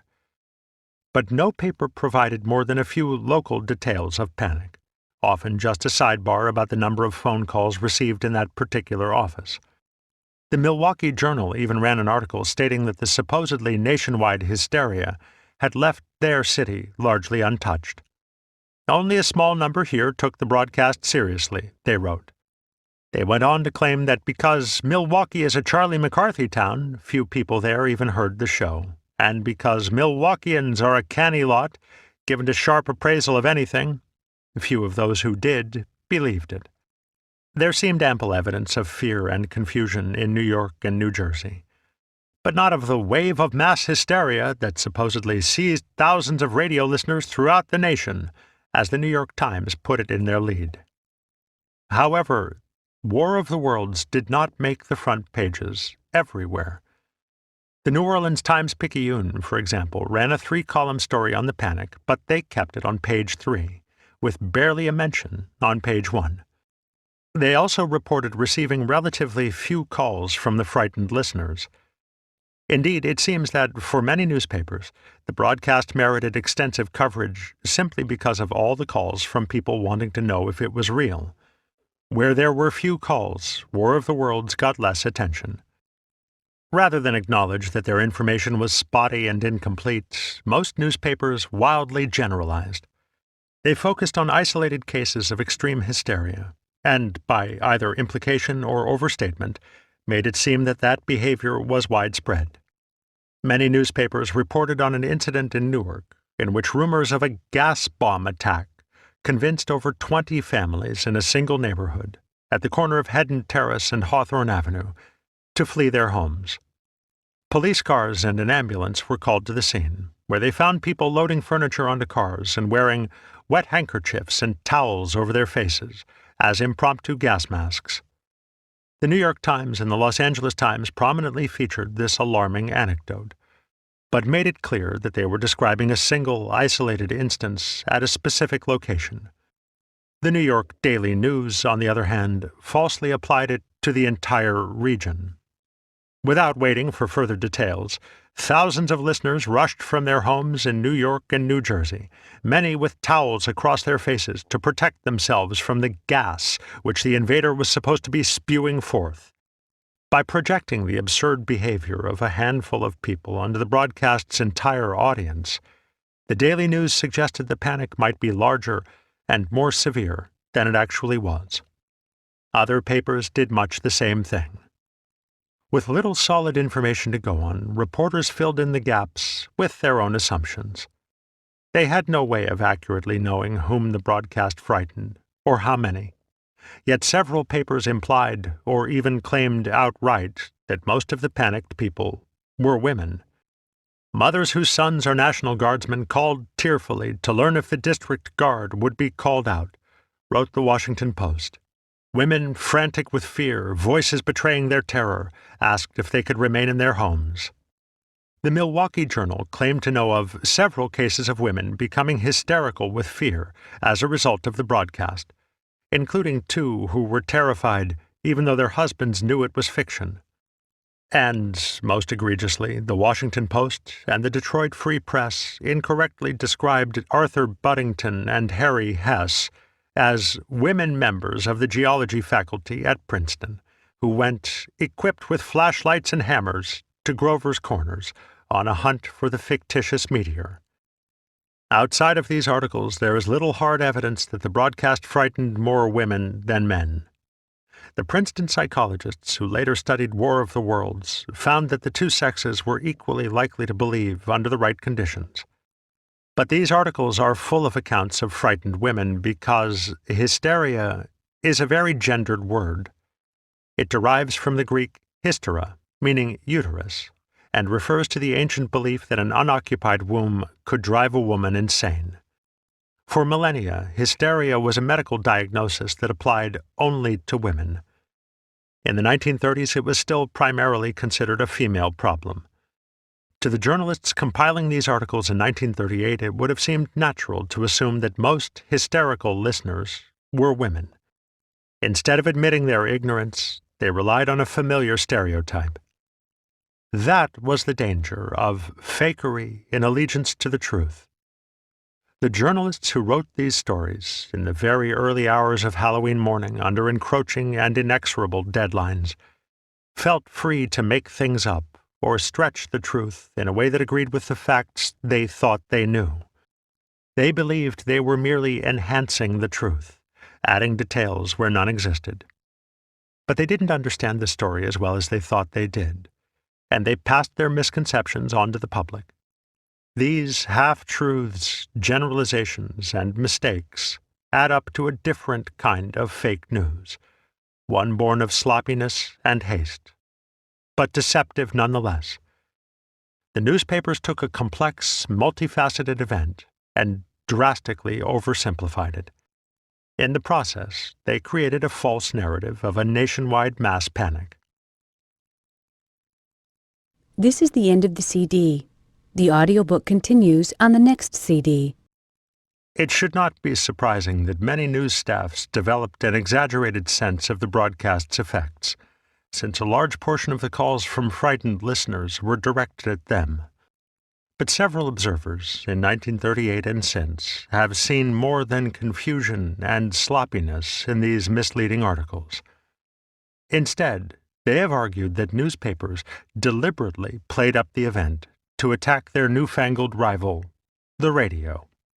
Having worked for a newspaper whose publisher's resentment toward radio was so strong that he for some months would not even allow us to use the word radio in a news story, wrote one Tennessean to the FCC, I realize that much of the hue and cry is being created or aggravated by newspapers who see a chance to strike again at a news and advertising medium they fear.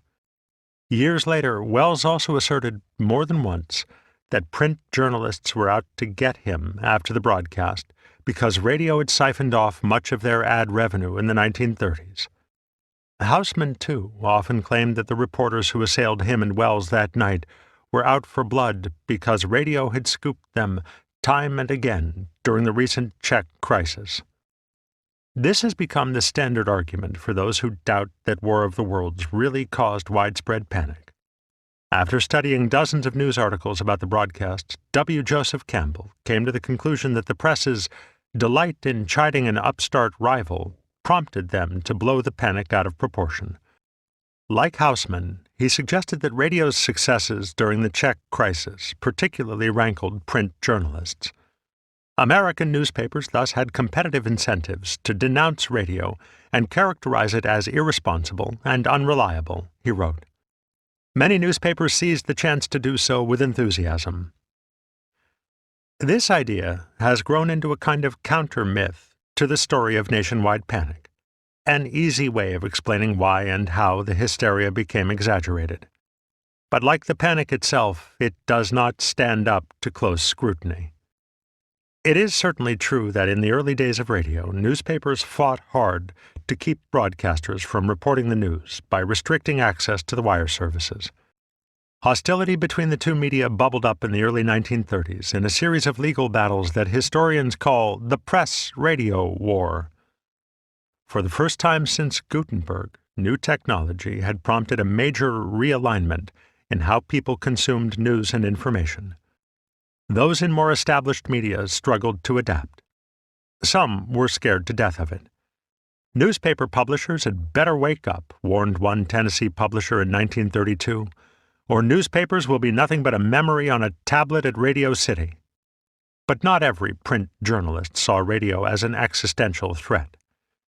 The press-radio war was more complex and, in some sense, less contentious than is commonly held.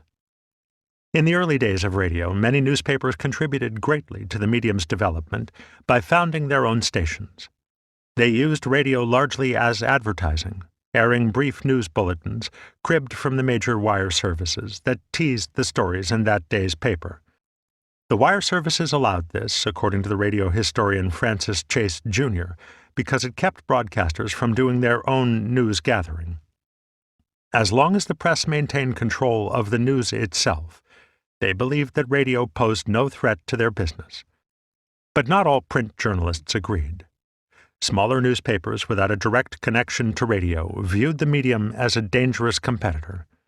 And so, as the historian Gwyneth Jackaway has noted, a rift began to grow, not just between radio and the press, but between newspapers big and small. The big papers saw radio as a promotional tool, a way of stimulating interest in printed news, whereas the small papers worried that radio's speed and immediacy would rob them of customers.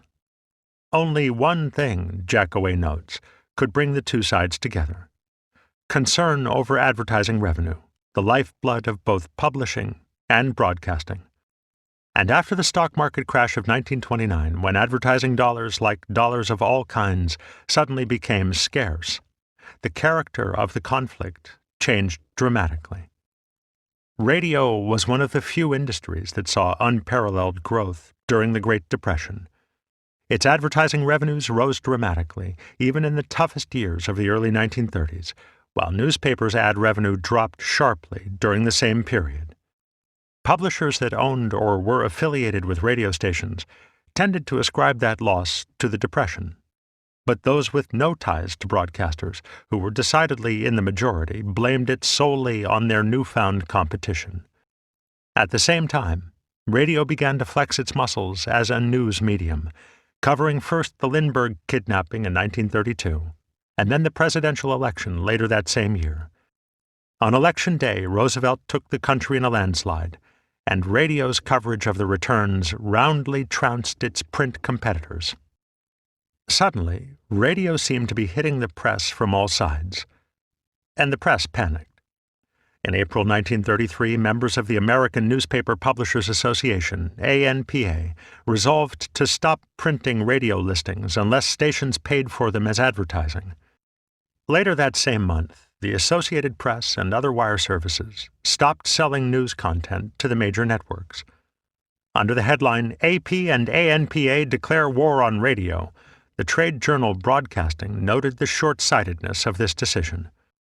The press, they wrote, were casting aside entirely the proved fact that they can use radio cooperatively to their own promotional ends and profit in an effort to stem the tide of progress. Indeed, this decision backfired almost immediately. To feed the public's appetite for news, NBC and CBS did exactly what the press did not want them to do. They set up news-gathering apparatuses of their own. In no time at all, they became adept at it. The two sides finally met to talk peace at the Biltmore Hotel in New York City on December 11, 1933. The major networks agreed to stop gathering news and to limit themselves to 2 5-minute newscasts a day, one in the morning and one at night.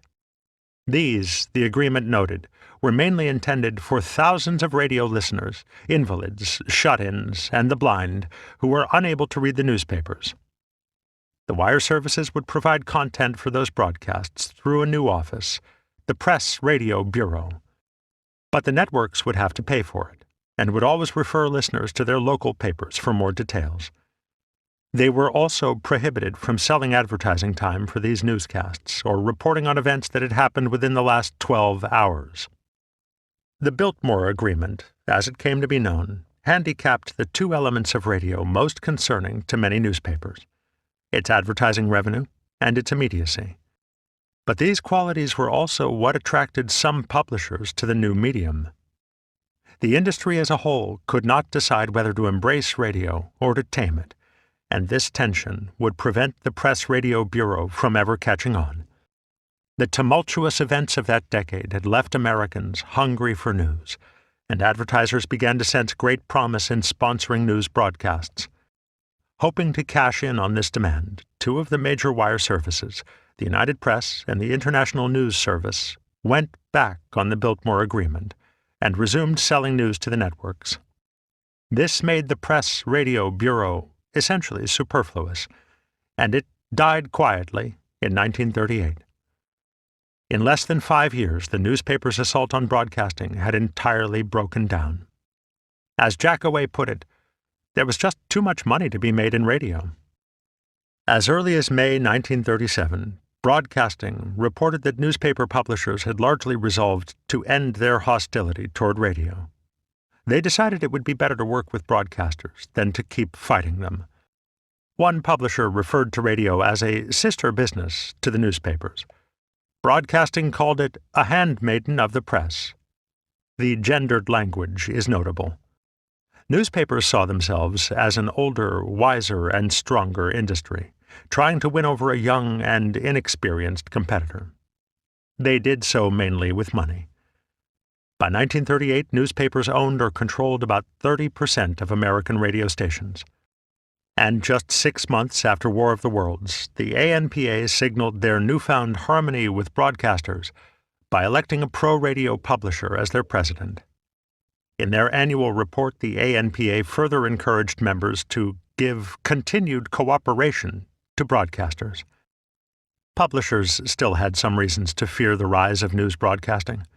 Survey data suggested that a majority of Americans favored radio as their source of news, feeling that it lacked the bias and inaccuracies of print media. But all indications are that, if anything, broadcast journalism increased the American appetite for the printed variety. As news programming on the radio increased, so did newspaper circulation. An experiment conducted at the end of the decade by Hadley Cantrill and the Princeton Radio Project found that people who regularly read newspapers were loath to give them up in favor of the radio. One medium could not simply replace the other. Reports of the newspaper's demise had been greatly exaggerated. More than anything else, the Czech crisis highlighted the constructive relationship built by the two media in the latter half of the 1930s. Like most journalists, print journalists stayed close to their radios during those tense weeks, covering the event from afar. Print journalists on the ground in Europe also came to depend on the facilities set up by broadcasters to send their stories back to the United States. But the Czech crisis also demonstrated just how much money the newspapers could save, thanks to radio. With the entire nation hearing events as they happened, the press had no reason to print costly extra editions that would be out of date as soon as they hit the streets. Instead, they focused in their regular editions on supplementing the information people had already heard on the air. And because radio had gotten Americans so intensely interested in events overseas, readers snapped those papers up. Newspaper circulation jumped during the Czech crisis, with sales spiking each time there was a major development in the story. Houseman and others were wrong, then, to suggest that the Czech crisis had left American newspapers particularly embittered toward radio. On the contrary, it made the two media more interdependent than ever. The dramatic Munich crisis last fall recorded a new high point of cooperation between radio, newspapers, and newspaper press services, wrote the ANPA in April 1939. Americans still depended on newspapers for detailed reportage and elaboration of events briefly covered on the air. Radio could get there first, but it could not give the full picture. It stimulated interest that the newspapers were ready and willing to entertain. Once the press realized this, thanks to events just weeks before War of the Worlds, their sense of competition with the radio largely evaporated. Some journalists may have harbored lingering resentments against broadcasting on the night the Martians landed, but there is absolutely no reason to suppose that a desire to discredit radio led the industry as a whole to exaggerate the panic.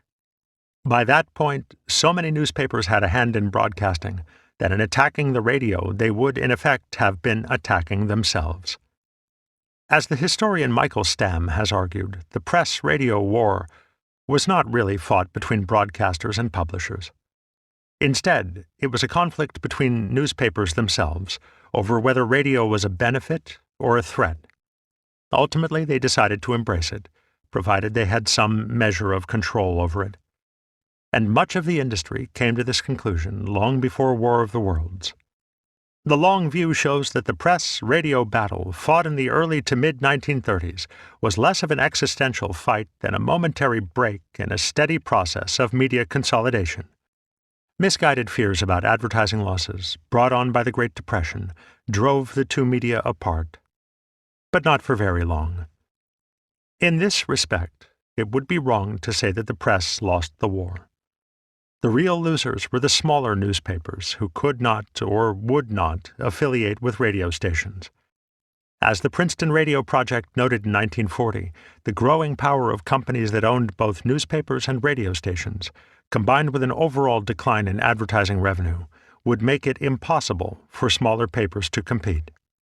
The radio project predicted that someday there might be only one major newspaper in a given city or media market, a situation that has, by and large, come to pass. On September 30th, 1938, the day after the Czech crisis came to an end and newspapers and radio reached their new détente, the Chicago station WGN debuted a new pulp adventure series called The Crimson Wizard. Its title character was a strange, hunchbacked scientist named Peter Quill, on the run from a communist spy ring called the Red Circle. For the first episode, the Red Circle stole plans for a new class of super dreadnought battleships from a fictitious naval archives building in Chicago. Then they set the building on fire to cover their tracks. The Crimson Wizard was a fairly standard radio melodrama in every respect, except its format. Like War of the Worlds, that first episode was a broadcast within a broadcast, set in WGN's studio. In the story, one of the Red Circle's spies, the villainous Ivan Molotov, worked undercover in the studio as an engineer. Listeners heard a report on the new battleships, interrupted by a police shortwave transmission about the fire in the naval building. Then a woman began to sing in what sounded like a regularly scheduled musical program. But she was quickly cut off by more transmissions, including a request for fire engines. In the dead air between interruptions, listeners heard a lugubrious, monotonous, hollow voice repeating the name Peter Quill over and over. That voice supposedly belonged to Molotov, who created this mishmash of transmissions in order to cause chaos in Chicago.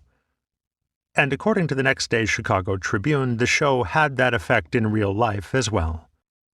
In a front-page story, the Tribune reported that hundreds of people had called their offices, as well as state, county, and city police stations, asking if the reports were true. "Wasn't there even any fire in the naval building?" one listener asked. Another told the Tribune, "I didn't think it was true at first, but I watched my wife's face and decided it must be." As would be the case with War of the Worlds 1 month later, it appeared that many people had tuned in late to WGN and missed the opening announcement that the show was fictitious. Hearing what sounded like plausible reports of a disaster in their city, they sought confirmation from the press and the police. Welles's broadcast had a wider impact because its reach was wider and its intensity was greater. But the panic it created was not dissimilar to the one caused by the Crimson Wizard. Yet the article left out one important point.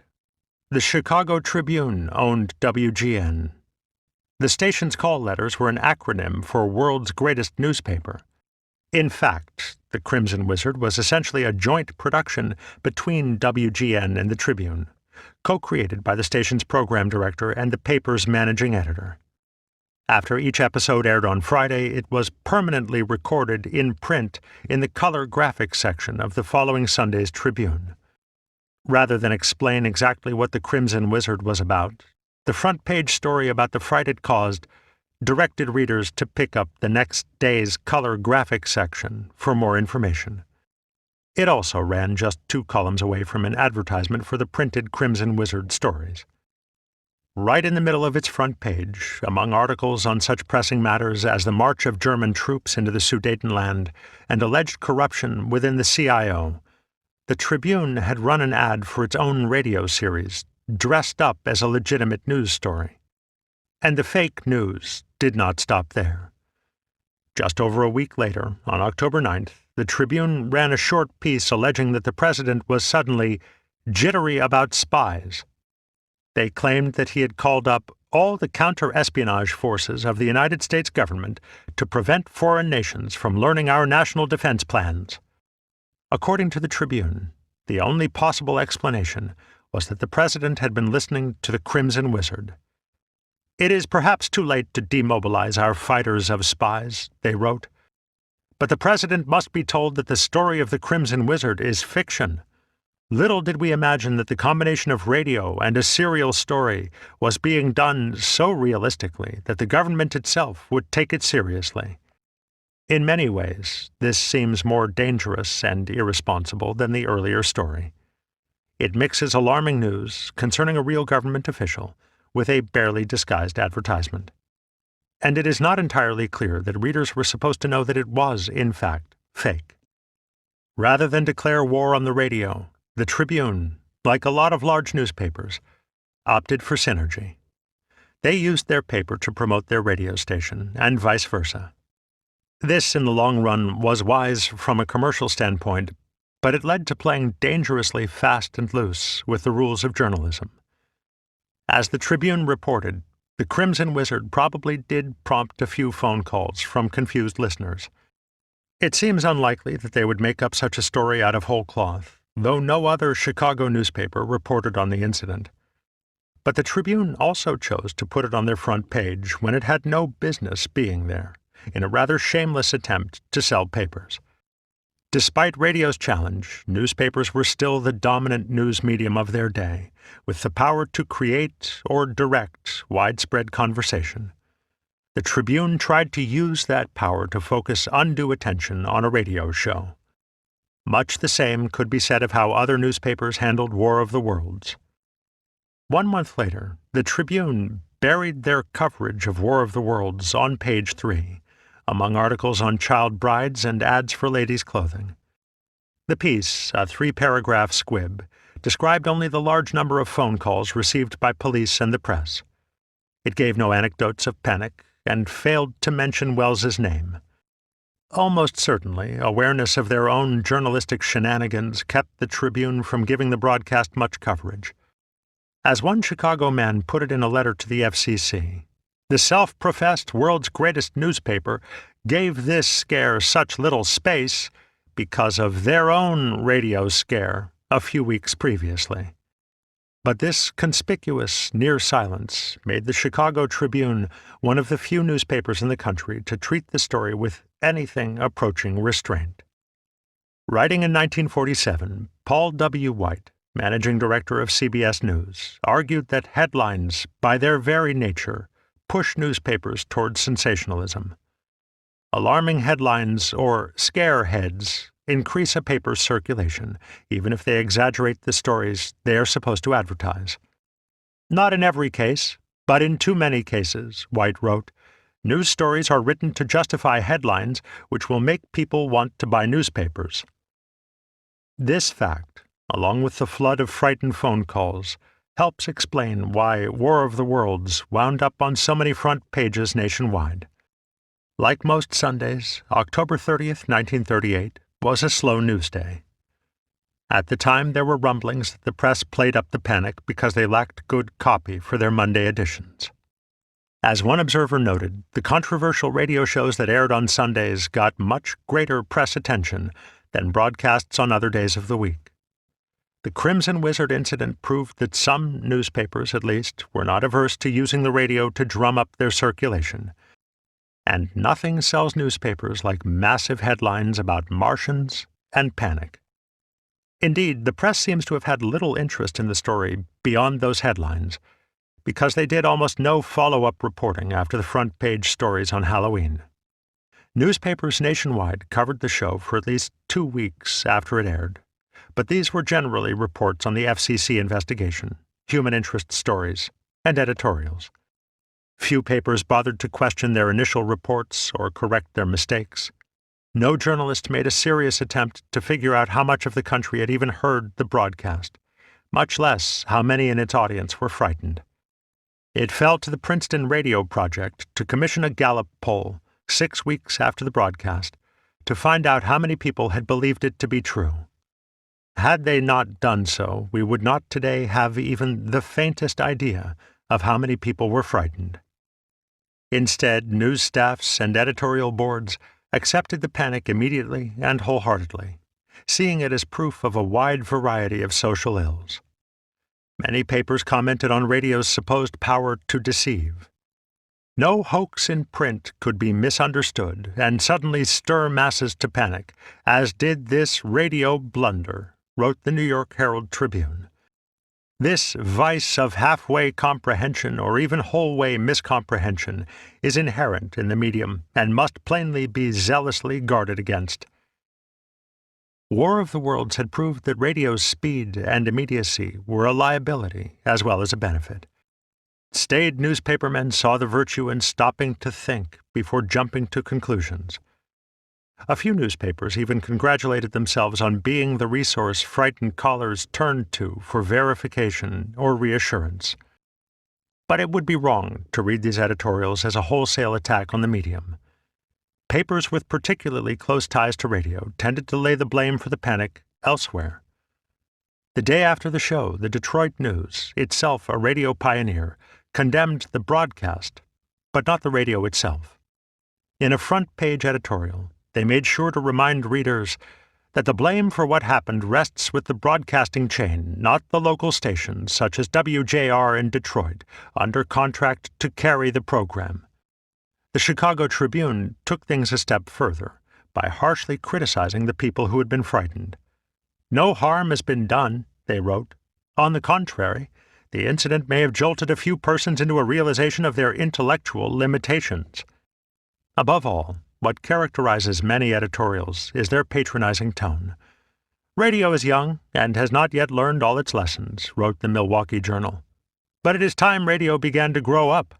The Detroit Free Press called the broadcast childish smart-aleckism and suggested that Welles and the Mercury receive some sound spankings as rewards for their efforts. Here again is the sense that newspapers saw themselves as older, wiser, and able to teach radio a thing or two. They often sound like a parent reprimanding a wayward child. The New York Times, for one, gave radio an extended lecture on how to behave. "Radio is new, but it has adult responsibilities," they wrote. "It has not mastered itself or the material it uses. It does many things which the newspapers learned long ago not to do, such as mixing its news and its advertising." Evidently, the Times editorial board had never heard of the Crimson Wizard. Stamm has noted that many in the newspaper business saw War of the Worlds as an opportunity to increase their influence over broadcasting. The radio, they argued, could regulate itself, but only under the calmer and wiser hands of print media. As one industry official put it the following year, the panic proved that newspapermen who know public reactions should own and control radio stations. This made it essential that newspapers demonstrate their wisdom and years of experience. Like the New York Times, many editorials claimed that newspapers had outgrown these kinds of youthful indiscretions. To prove it, some cited a century-old newspaper hoax that bore superficial similarities to War of the Worlds. In 1835, the fledgling New York Sun ran a 6-part series of articles purporting to prove that the moon was inhabited. Through a new and immensely powerful telescope, astronomers were said to observe several fanciful species on the moon's surface. Most notable was a race of intelligent winged apes dubbed Vespertilio Homo, or Batmen, who behaved much like humans but lacked Victorian sexual inhibitions. The hoax was the work of a young reporter at the Sun, Richard Adams Locke, but he attributed the discoveries to a real and well-known astronomer to give them an extra layer of credibility. The story was widely believed, both in the United States and abroad, and the moon hoax quickly became a sensation. "Not one person in 10 discredited it," wrote Edgar Allan Poe, a successful hoaxer in his own right. And, strangest point of all, the doubters were chiefly those who doubted without being able to say why, because the thing was so novel, so entirely out of the usual way. The truth only came out when Locke told a friend who worked at a newspaper that was about to reprint his articles that the whole thing was a fake. Both the moon hoax and War of the Worlds dealt with extraterrestrials, and both relied on the credibility of an academic astronomer. But there the similarities ended. War of the Worlds lasted for only an hour, whereas the moon hoax went on for weeks. And, unlike Locke and the Sun, Welles and the Mercury never meant to deceive anyone. They just used news techniques to dress up something they believed was clearly labeled as fiction. The Sun, on the other hand, used its journalistic authority to lend credence to fiction clearly labeled as fact, in a blatant attempt to increase its circulation. But what contributed more to the hoax's believability than anything else was that many prominent publications reprinted and endorsed the story. Even the New York Times wrote that the details of the wonderful discoveries in the moon are all probable and plausible and have an air of intense verisimilitude. As with people who listen to War of the Worlds in groups, this created a powerful echo effect. Those who doubted were surrounded with unassailable belief. No newspaper bothered to check up on the pseudoscientific details that any informed observer would have seen right through. The story of the War of the Worlds panic grew out of a similar bandwagon effect. Since the Czech crisis, and probably even before, the press had come to understand that radio gave them a new function. Broadcasters would always beat them to the scoop. It fell to the newspapers to explain and elaborate. But with War of the Worlds, the system broke down. The press went with the surface reality of the story without bothering to dig any deeper. Rather than honestly examine what had happened, they helped fuel a phony controversy that made them look good at the radio's expense. The fog of war, as one researcher calls it, that still swirls around the events of October 30th, 1938, is due in large part to the press's shirking of their basic journalistic responsibilities in the wake of the broadcast. In that respect, America's print media proved the biggest dupes of Welles's unintentional Halloween prank. As they sped from the CBS building to the Mercury Theatre, Welles and his associates noticed a commotion in Times Square. A crowd had gathered outside the New York Times building at 42nd and Broadway, watching the illuminated news ticker. Welles and company got out of their car just in time to see news of the panic gliding in lights along the side of One Times Square. For everyone connected with the Mercury, this was a terrifying sight. Welles may have wanted to see his name in lights, but this would not at all have been what he had in mind.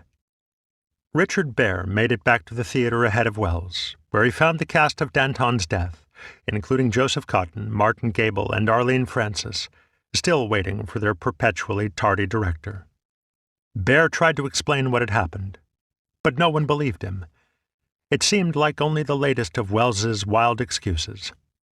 Then Welles arrived, and his attitude dispelled their doubts.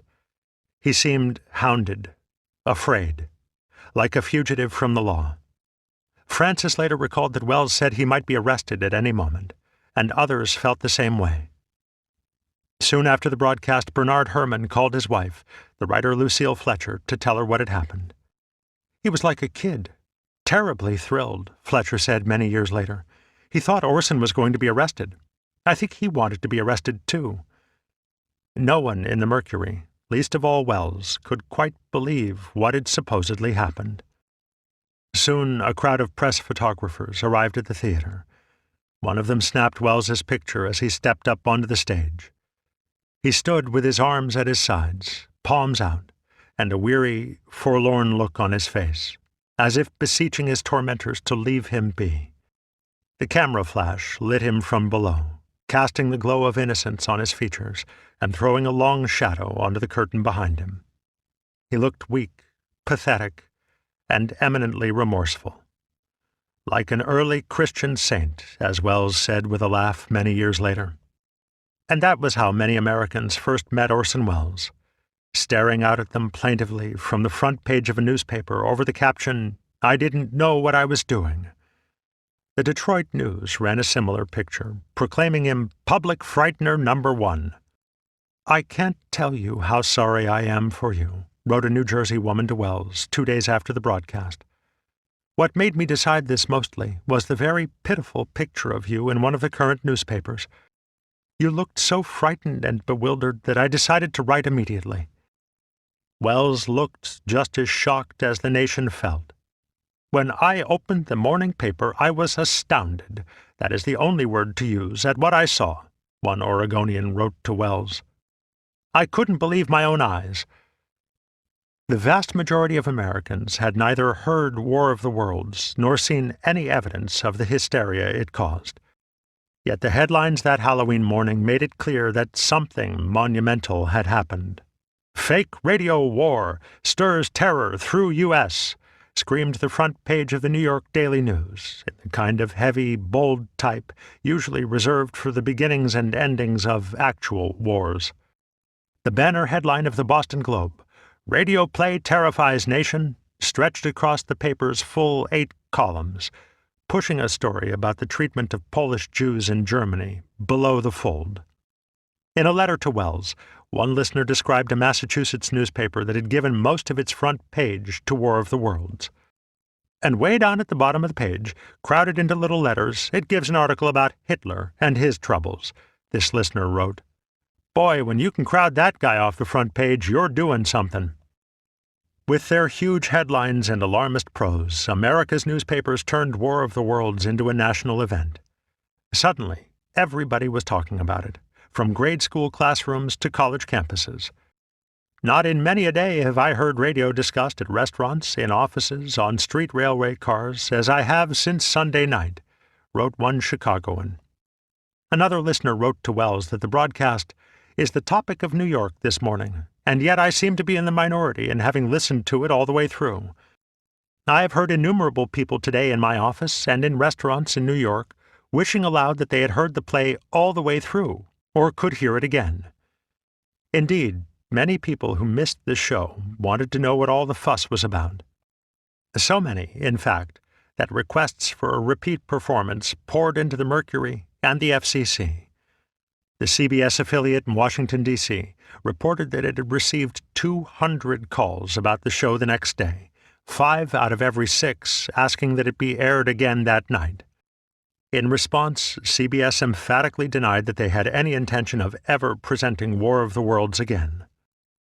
A handful of people doubted the press accounts, like one Ohioan who wrote to Welles that the newspapers have made much of nothing in hysterical accounts of attempted suicides and all the other rubbish that has been printed. But not many. Most accepted the panic at face value because it reinforced their beliefs about the power of the media and the state of the country. And for those who had been frightened, the headlines were an affirmation that they were not alone. If we were the only ones misled by the broadcast, wrote a New York City woman to the FCC, you might be justified in regarding this as a letter from a crank. But according to newspaper reporters, people by the thousands all over the nation were petrified. Within a few hours, the facts no longer mattered. This heightened version of events, born in newsrooms under assault from a flurry of incomplete and misleading information, became accepted as the new reality. Even the specific details of these news stories, that panic was rare and limited, and that many of those who were frightened did not understand that the broadcast was about aliens, would be forgotten or ignored. All that mattered were the startling headlines and inaccurate summaries that news staffs put together at the 11th hour. By common consent, War of the Worlds had in fact convinced untold thousands that the end of the world was at hand, that monsters from Mars actually had landed a great cylinder near Princeton, and that they were advancing on New York City, spraying fire and poisonous gases, as the New York World Telegram put it. Perhaps no similar wave of terror ever swept so rapidly across the country, for it drove hysterical men and women from their homes, fleeing across the countryside in their fear of the awful invasion. Many Americans found that narrative much more frightening than the Martians ever could be. It would form the basis for the national debate that followed, even though in its exaggerations and sensationalism it was almost as fictitious as the Martian invasion itself. 6. Air Racketeers. I respectfully request that station WABC be warned to eliminate this man Orson Welles and his programs from the air until he can restrain himself so that his stuff may be fit for the ears of women and children. James A. Higgins of New York City to FCC Chairman Frank R. McNinch, October 31, 1938. While his collaborators dodged hordes of reporters, fearing arrest or attacks from angry listeners, Howard Koch lay asleep in his apartment. The exhaustion from the previous 6 days of frantic work had finally caught up with him. He had listened to the broadcast without incident and fallen into a deep and peaceful slumber soon after. When Houseman called later that night to explain what had happened or to warn him about the press or the police, Koch never even heard the phone ring. He awoke the next morning looking forward to a haircut on his day off, entirely unaware that anything was wrong. He left his apartment without even bothering to check the morning papers. As Koch walked along 72nd Street, he sensed what he later called an air of excitement among the passers-by. Hearing people talk about invasion and panic convinced him that Hitler had finally started another world war. But when he arrived at the barber shop and asked what all the excitement was about, the barber simply smiled and handed him a newspaper. On the front page, Orson Welles stared plaintively up at him over a transcript of the broadcast. For Koch, this was a surreal moment. His life and his career would never be the same again. But if he was at all concerned to read that the Federal Communications Commission had asked to see a copy of his script, presumably in order to determine if it had broken any laws, he left that out of his recollections. Later that morning, Koch arrived at the CBS building about the same time as Welles. The director had only just been roused from a 3-hour rest after rehearsing Danton's death until dawn. Welles had had no time to read the morning papers, so his understanding of the situation remained vague. Yet suddenly he found himself alone, red-eyed and unshaven, before dozens of reporters, photographers, and newsreel cameramen. All he had for protection was a prepared statement, likely written by CBS's lawyers. It expressed Welles's deep regret over any misapprehension caused by the show, but maintained that the Mercury had done nothing wrong. Fixing the newsreel cameras with his best pathetic, doe-eyed stare, Welles apologized to the country and claimed to be deeply shocked and deeply regretful about the results of last night's broadcast. The prepared statement gave 4 reasons why the fictional nature of the show should have been obvious. None were particularly convincing. Welles repeatedly emphasized that the broadcast had been set in 1939, based solely on a fleeting reference in its first few minutes. He also claimed that listeners should have recognized the Mercury Theatre on the air because it had been airing for 17 weeks.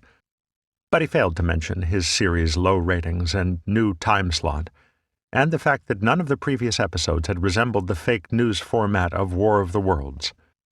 The most important giveaway, according to the statement, was the broadcast's subject matter. Conflict between citizens of Mars and other planets, Welles said, was a familiarly accepted fairy tale from many radio shows and comic strips. This may have been true, but a close reading of that morning's newspapers would have shown that most frightened listeners were concerned about falling meteors or poison gas, not about Martians. By far the most disingenuous claim, widely quoted in many newspapers, was that there had been 4 announcements explaining that the show was fiction.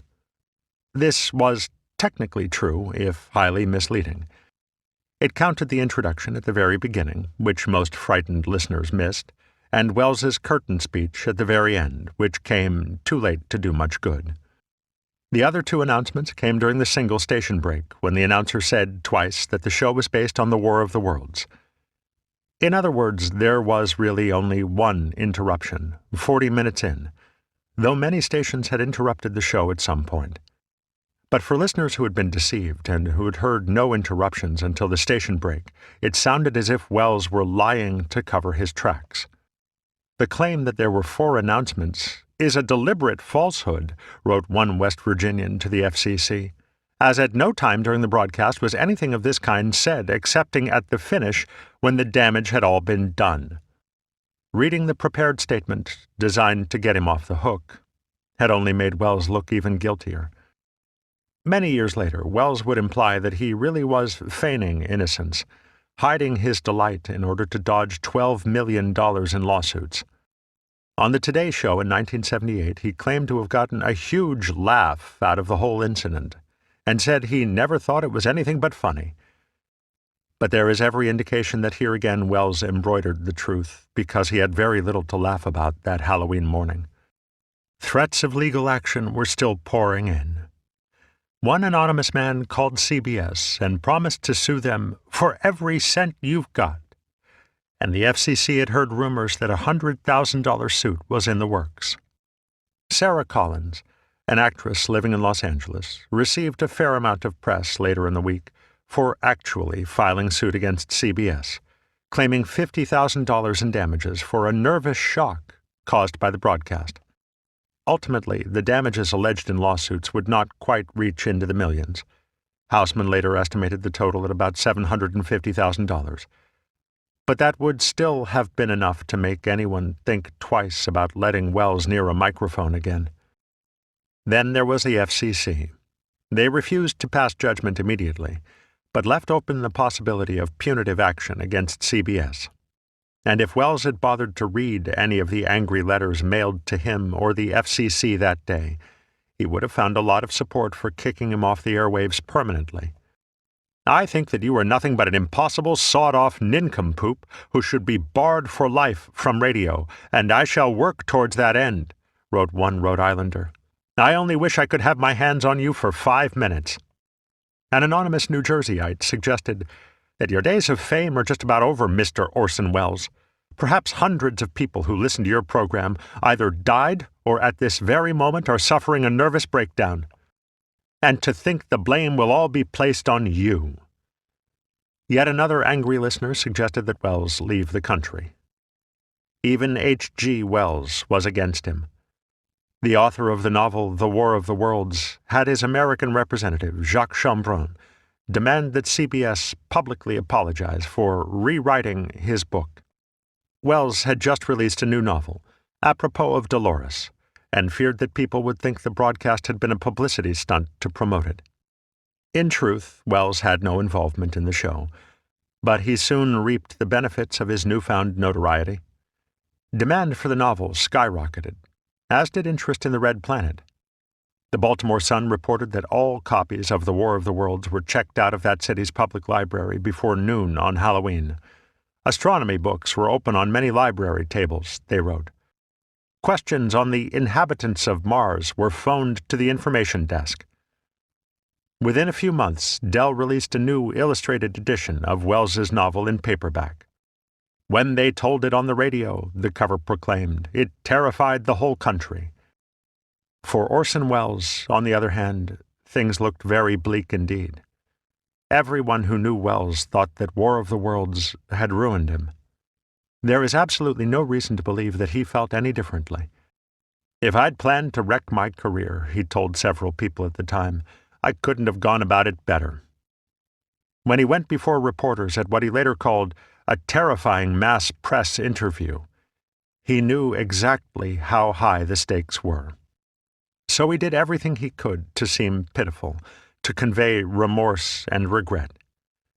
Given the immense stress he must have been under, he handled himself remarkably well.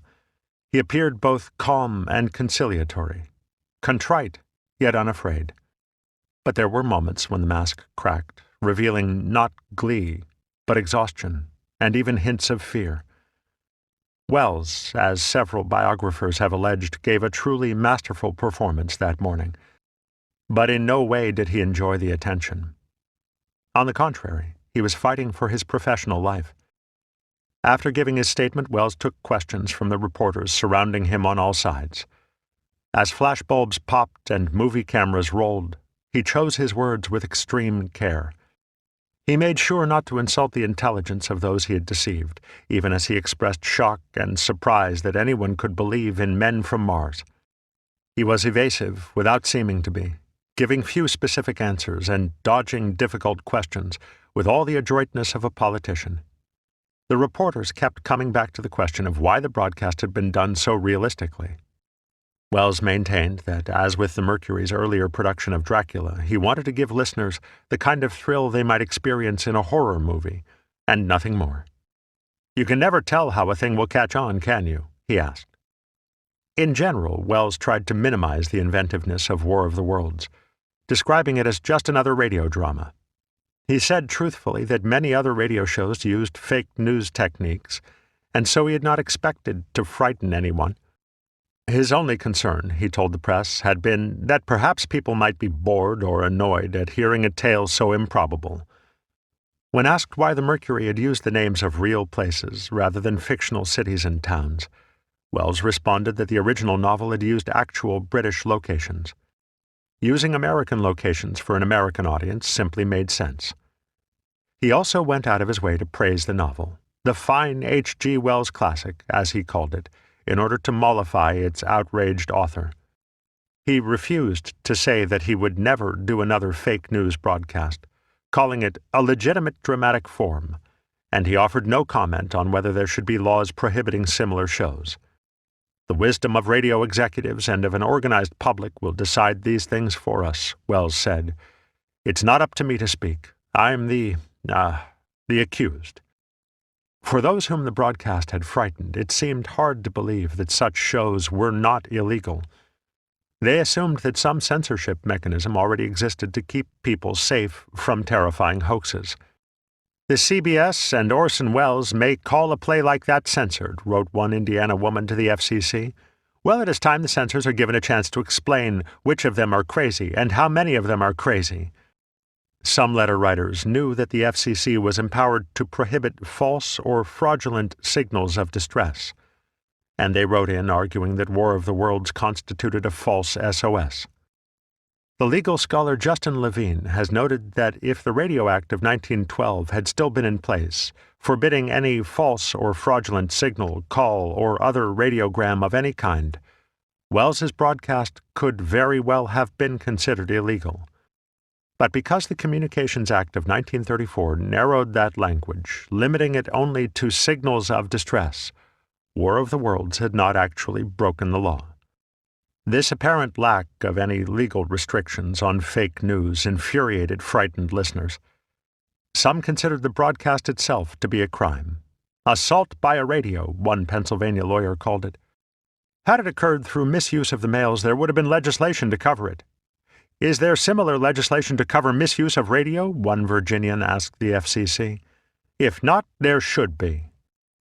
In their letters, outraged listeners frequently asked for some kind of censorship to protect them from future hoaxes. How will we know when news is news or when it is just fiction, if that is an example of future radio programs, wrote one Mississippian to the FCC. Evidently, the program department needs a little more censorship. But that word, censorship, with its connotations of political or moral control, obscures what most of these people really asked for. Regulation would be a better term. As one Coloradan put it, where are our policemen of the air? Others used the same analogy, comparing the FCC to the police and broadcasters like Welles to common criminals. We do not believe this should be permitted, wrote one Californian to the FCC, any more than we should permit any other hoodlum or gangster or criminal in our homes to talk in the presence of our parents or our children or those who are ill. A few listeners went even further, arguing, in the words of another Californian, that the government should take over the broadcasting companies and stop a lot of this damn foolishment. These were the knee-jerk and slightly hysterical reactions of a handful of people, not legal opinions. The complexities of abridging the First Amendment went largely unaddressed. Always a believer in freedom of expression in the press, over the radio, and at assembly, wrote one New Jersey listener to Welles, your direction and rendition of such a program holds no place in America. But these letters do reflect a belief that the government should have some power to regulate the airwaves in order to protect people from misleading broadcasts. How can people be expected to heed any radio warning of danger of floods, storms, etc., if this joke goes unpunished? Wrote one Indiana listener. It will be repeated by someone. That was a perfectly valid point, and one that could have led to a fruitful public discussion on where exactly to draw the line between fact and fiction on the radio.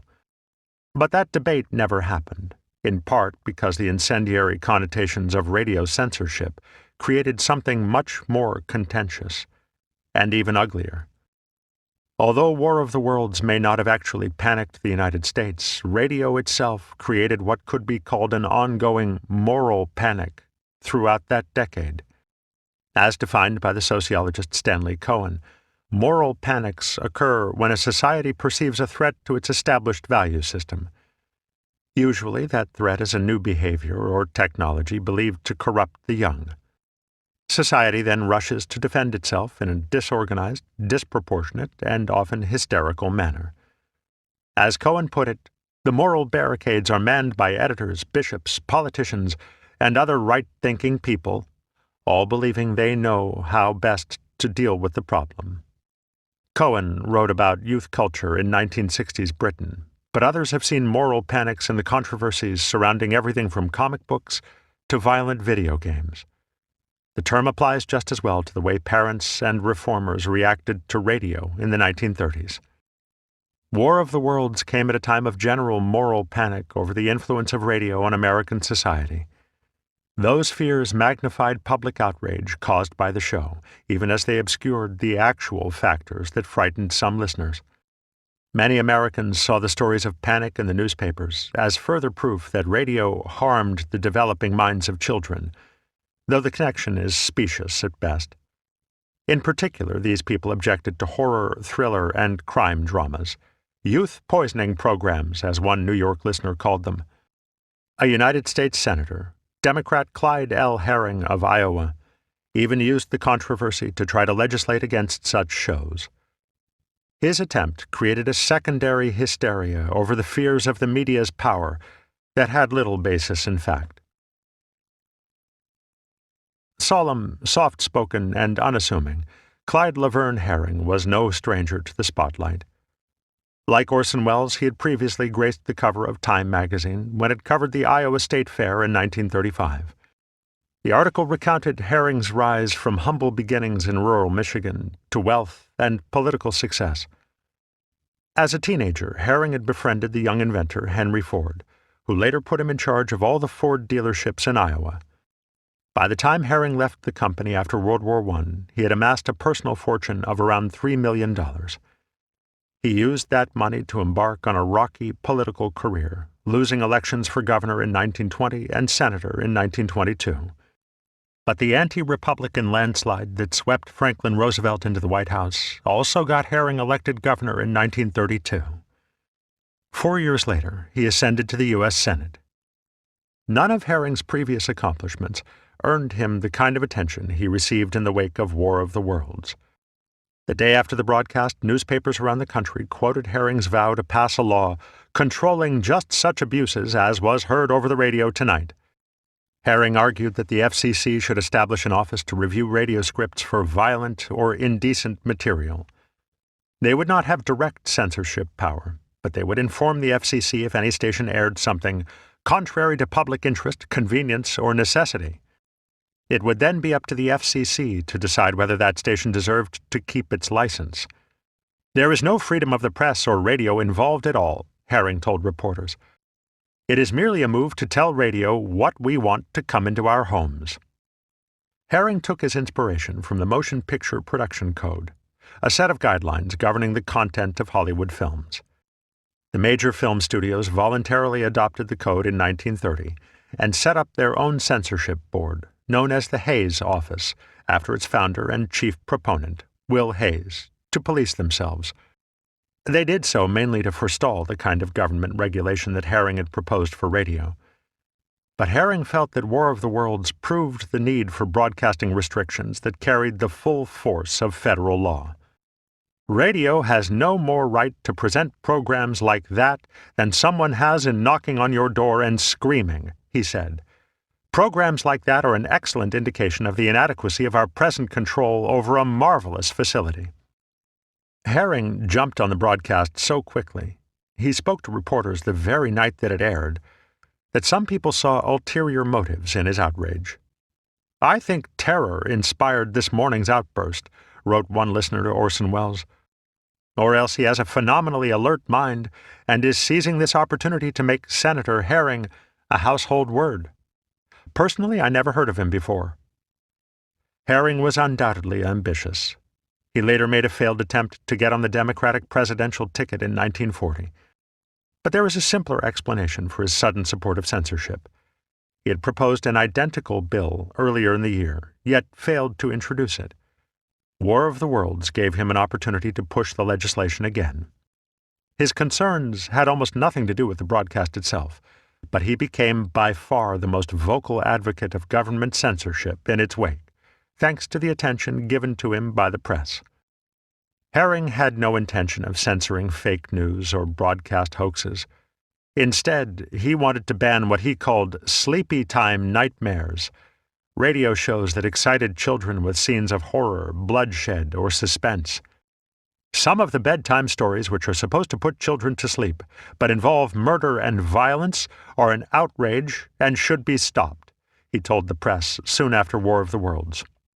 Like many parents, he worried that such programs harmed children, wrecking their nervous systems, interfering with their sleep, and creating a generation of mental cases. Even worse, in Herring's view, were crime melodramas, such as Gangbusters, a 30-minute show that dramatized real police cases. Herring believed that these air racketeers, as he called them, inspired countless youngsters to take up a life of crime. The alleged results of War of the Worlds supported Herring's belief that radio could compel those with weak and developing minds to behave irrationally or immorally.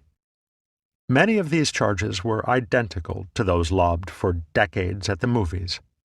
Almost since its introduction, film had been decried as a corrupter of youth. But because motion pictures were so new, their effects were understood poorly, if at all. Parents worried that by making sex and crime seem appealing, film would inevitably draw kids down the path to immorality. That idea was first tested scientifically from 1929 to 1932 in a series of studies financed by a philanthropic group called the Pain Fund. Their work found that film had a more complex and limited effect on youth than most people thought at the time. But that message did not reach the general public, thanks to the work of Henry James Foreman, a freelance journalist hired to condense the Pain Fund studies into a mass-market book. First published in 1933, Foreman's book, Our Movie-Made Children, was an anti-movie diatribe that confirmed every parent's worst fears about film. Foreman called Hollywood movies a veritable school for crime, and cited one neurologist who said that the thrills kids experienced in horror films were virtually the same as shell shock, what today we would call PTSD. Scenes causing terror and fright are sowing the seeds in the system for future neuroses and psychoses, nervous disorders, the neurologist said. Most of the Pain Fund researchers were unhappy with Our Movie-Made Children. Many were even embarrassed by it. But the book became a bestseller because it reinforced what many Americans believed about motion pictures. Inevitably, this outsized view of the mass media's impact on children was applied to the radio as well. Reform groups and parent-teacher associations argued throughout the 1930s that kids' shows were making neurasthenics of their youngsters and prompting them to commit innumerable crimes.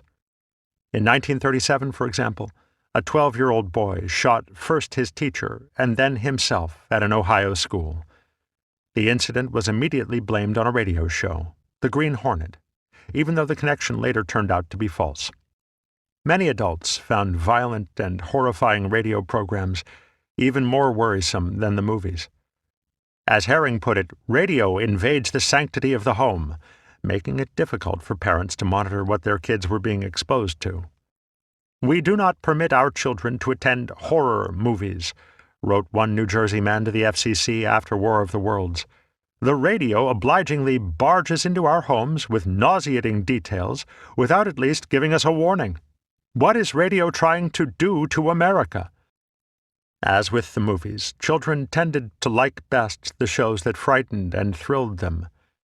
These were the kind of programs that parents hated, but advertisers loved. Companies selling breakfast cereals and other children's products knew their audience.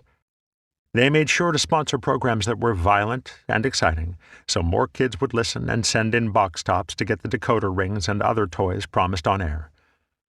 The radio show most popular with children was also the one most disliked by parents' groups, Little Orphan Annie.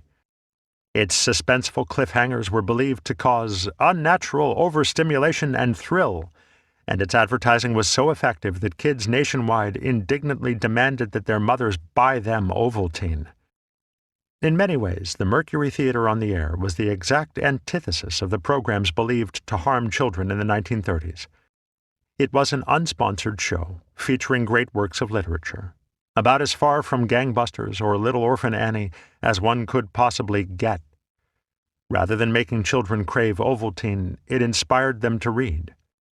One Massachusetts family with 3 teenage children wrote to Welles that they always made sure to read the book he was adapting each week, the better to appreciate his show. All of the literature professors of the University of Houston think it is a good influence on the youth of America, wrote one Texan to the FCC in praise of the Mercury broadcasts. Many of them otherwise would not become interested in good books. I myself have been spurred on to better reading by this program. And yet Senator Herring was far from alone in lumping War of the Worlds in with the crime and horror programs so controversial at that time. Children insist on listening to that variety of shock and are being developed into a race of morons and jitterbugs, wrote one Missourian to the FCC. Others suggested that the government should use this controversy to make radio safe for young ears. A woman from Washington described War of the Worlds as too harrowing, and that is the word that describes many, many such broadcasts, beginning with Orphan Annie. Harrowing, she wrote. Anything to keep suspense alive and at topmost pitch, and little or nothing to make one happy. And this writer is no Pollyanna either.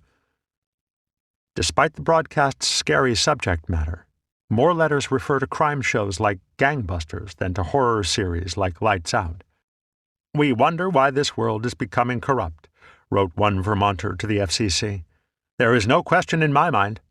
Some of the programs our children listen to are making criminals of the present generation. Similar sentiments can be found in press coverage of War of the Worlds.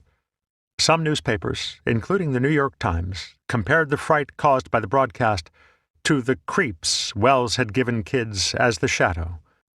The Detroit Free Press applauded Herring and called for a general cleanup of children's shows.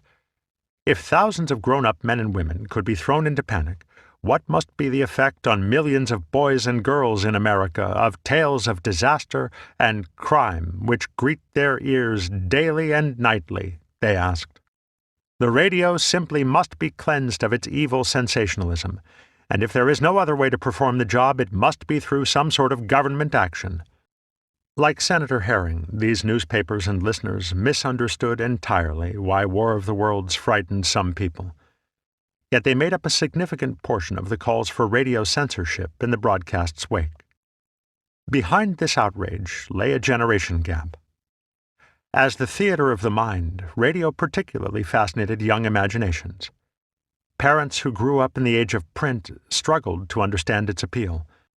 One Ohio father wrote with dismay to the FCC of how his son loved some of these wild, shrieking mystery stories so much that he gets up in his sleep and screams and walks around the room, dreaming about the thrills he has heard on the radio.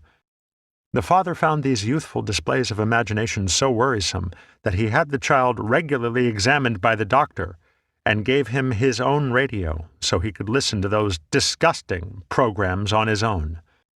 As with several like-minded letters, there is no indication that this man actually heard War of the Worlds.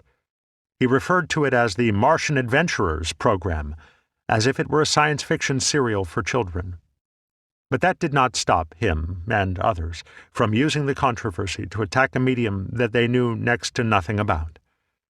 Their misdirected anger made it seem that the broadcast upset more people than it actually did. This overly protective attitude toward children may have done more than just inflame the controversy surrounding War of the Worlds. Orson Welles later claimed that it indirectly caused the panic itself. He told the Saturday Evening Post in 1940 that mistaken theories of education had led too many parents to shelter their children from stories of terror and bloodshed. These tales, Welles argued, used to be part of the routine training of the young, helping them build up resistance to real-life horrors. Without them, Welles believed that most of the population had grown up without any protection against fee-fi-fo-fum stuff. Welles was speaking of the current generation of adults, most of whom had not grown up with radio. But broadcasters had eagerly taken up the mantle of sharing violence and horror with children. And it seems that, as Welles suggested, this left some kids less susceptible to panic than their elders. Very little evidence survives as to how children actually perceived War of the Worlds. Of the nearly 2,000 listener letters in existence, only 24 are definitely from people under the age of 18. But there are tantalizing indications that, if anything, children were better able to understand War of the Worlds than their elders were. Most letters written by children approved of the broadcast, and the vast majority, 19, show no evidence of fright. Only 5 letters came from kids who believed that the show was real. "Now don't think I scare easy because I'm a child," wrote one young South Dakotan to Welles. "The whole neighborhood had their radios on too, and were scared too." One school teacher in Illinois gathered the reactions of some of her students to War of the Worlds and sent them to the FCC. "The 12-year-olds seem to be able to take it," she wrote. "I wonder if nature is going to supply them a set of cast-iron nerves." Credit was due, perhaps not to nature, but to all those thrilling radio programs that parents hated so much. Because kids knew the medium better than adults, they would have been more likely to pick up on cues that War of the Worlds was fiction. One 11-year-old girl, for instance, apparently recognized Welles's voice from the shadow. Children also knew more about the broadcast's science fiction subject matter than their elders did. Comic strip heroes like Buck Rogers and Flash Gordon regularly took youngsters to Mars and beyond. A 13-year-old girl from Minnesota wrote to Welles that even though she knew the show was fiction when it started, the dramatization put me in a sort of coma in believing the facts. But by studying the solar system in school, if any such thing would happen, scientists would know about 1 year before the incident. And, of course, the broadcast was a Halloween prank, something many children knew very much about. "Didn't any of our so-called adults realize that Sunday night was Halloween, and that is the night for scary things?" wrote a 14-year-old girl from New York City. Even at the time, some observers suspected that the children would have understood the fantasy if their parents hadn't gone off the deep end, as Variety put it 3 days after the broadcast. "By the way, the paper tells about adults who were scared, but nothing about kids," wrote one New Yorker to the FCC. "The kids probably remembered Buck Rogers. Maybe they have more sense than we have after all." This is the end of the CD. The audiobook continues on the next CD. After Welles answered all the reporters' questions and apologized several times on film, the press conference finally ended.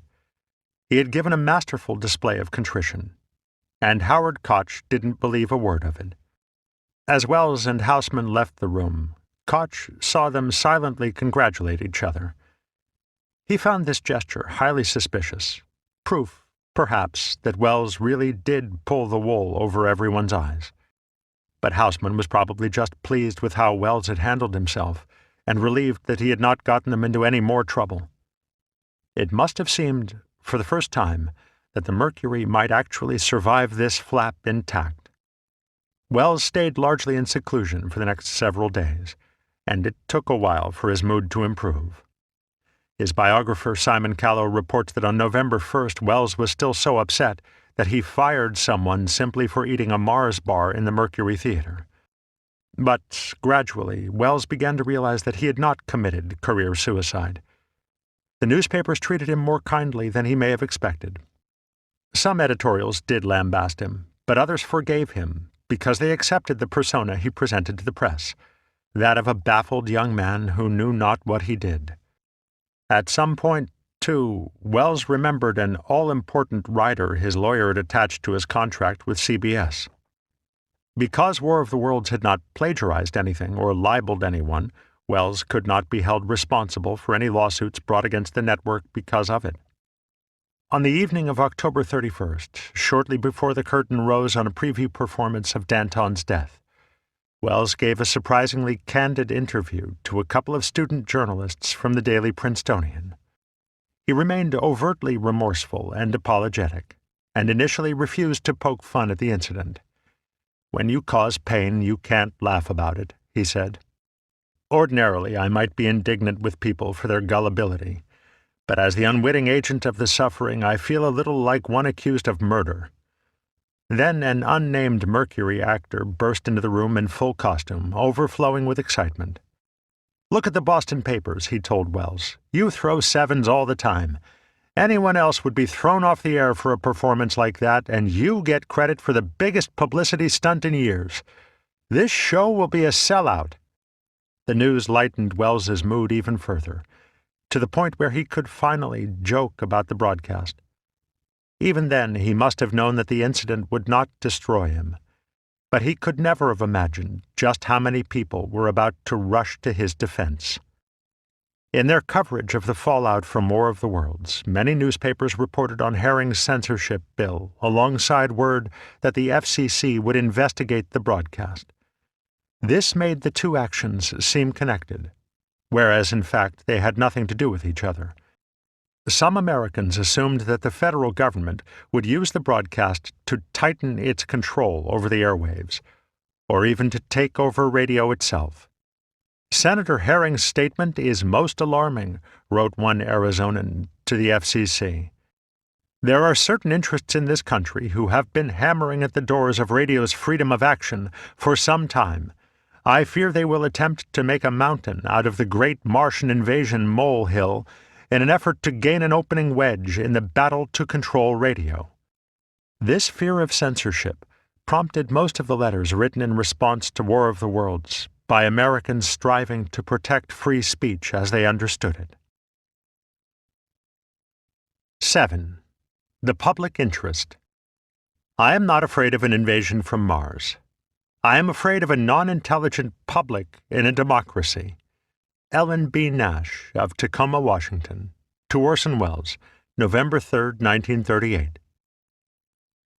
The Federal Communications Commission had more than enough problems in the fall of 1938 without having to worry about Orson Welles.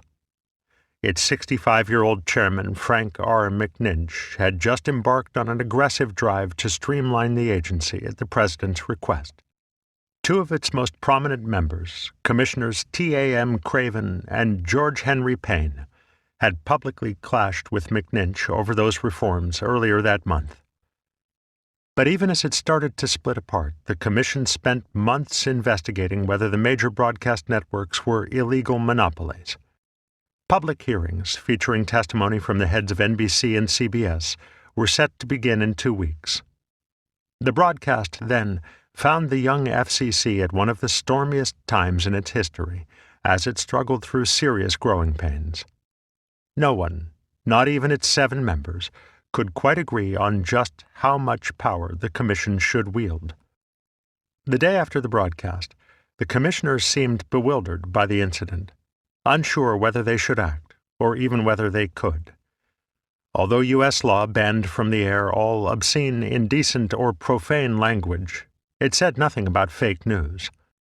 None of the commissioners had even heard the show. Several told the Washington Post that they had listened to Charlie McCarthy instead. But the stories of panic in the newspapers demanded an official response. Suddenly, all eyes were on the FCC. McNinch told the press that Halloween morning that his commission had only received 10 or 12 telegrams protesting War of the Worlds. This was enough to warrant an official investigation, but it was hardly the shower of complaints from nerve-shaken dial-twisters that the Washington Post and other papers described. However, more were sure to come. Letters posted that morning would take at least a few days to arrive, and some people were only moved to write after reading that the FCC had received few protests. "Mr. McNinch says he has not received many telegrams, but there are probably millions like myself who cannot afford the price of a telegram," wrote one Iowan. "I have heard several people say if they could write well enough, they would write concerning that broadcast. I do not consider myself good at writing letters, but I think I can express myself so anyone with average intelligence can understand." Every letter sent to the federal government about the show, whether to the White House, the Commerce Department, or even the FBI, was forwarded to the FCC for review. Hundreds more poured in directly in the following days, many from people who just guessed at which agency they were supposed to write to.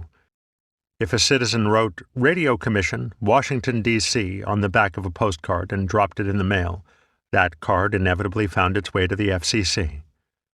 Many demanded immediate action, putting the commissioners in a difficult position. If they bowed to public pressure, as amplified by the press, and somehow punished CBS, they would be widely scorned as censors. If they did nothing, they would seem like a bunch of spineless swivel chair holders, as one Tennessean described them in his letter to the agency. The FCC existed mainly to keep order on the airwaves. Broadcasters could only use a limited number of radio frequencies, and so some restrictions were needed to prevent them from overcrowding the ether. To that end, the Communications Act of 1934 empowered the FCC to issue licenses to individual radio stations, giving them use of a certain frequency for 6 months at a time. Because these were the public airwaves, owned by the American people, the Act stated that the FCC should only license stations operating in the public interest, convenience, or necessity, without specifying what that phrase meant. If a station failed what one lawyer called the vague and confusing test of public interest, convenience, or necessity, the FCC could refuse to renew its license, effectively taking it off the air. But the Communications Act also denied the FCC the power of censorship and forbade them from doing anything to interfere with the right of free speech by means of radio communication. In other words, the law gave the FCC the power to silence radio stations for not acting in the public interest, but only if doing so did not constitute censorship or interference with free speech. This contradiction left the extent of the FCC's authority very much in doubt in the late 1930s. Stations rarely lost their licenses for not serving the public interest, but broadcasters still lived in constant fear of getting kicked off the air. For that reason, they took great pains to avoid airing anything that anyone might find offensive. As David Sarnoff, president of the Radio Corporation of America, put it in the spring of 1938, "Fear of disapproval can blue pencil a dozen programs for every one that an official censor might object to." In many instances, speakers were denied access to the airwaves or even cut off in mid-sentence for touching on such uncomfortable subjects as atheism, socialism, or birth control.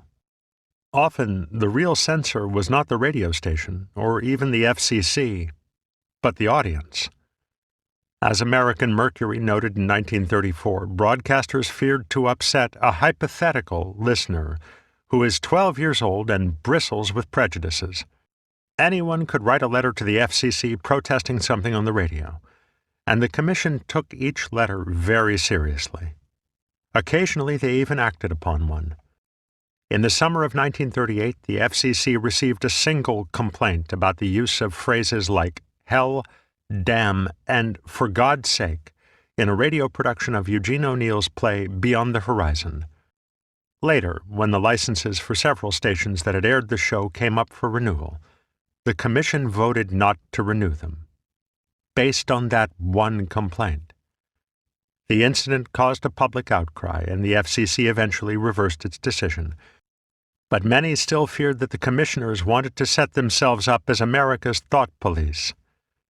"If we don't want totalitarianism here, we must keep the FCC within bounds, and narrow bounds at that," wrote the New York News less than 1 month before War of the Worlds.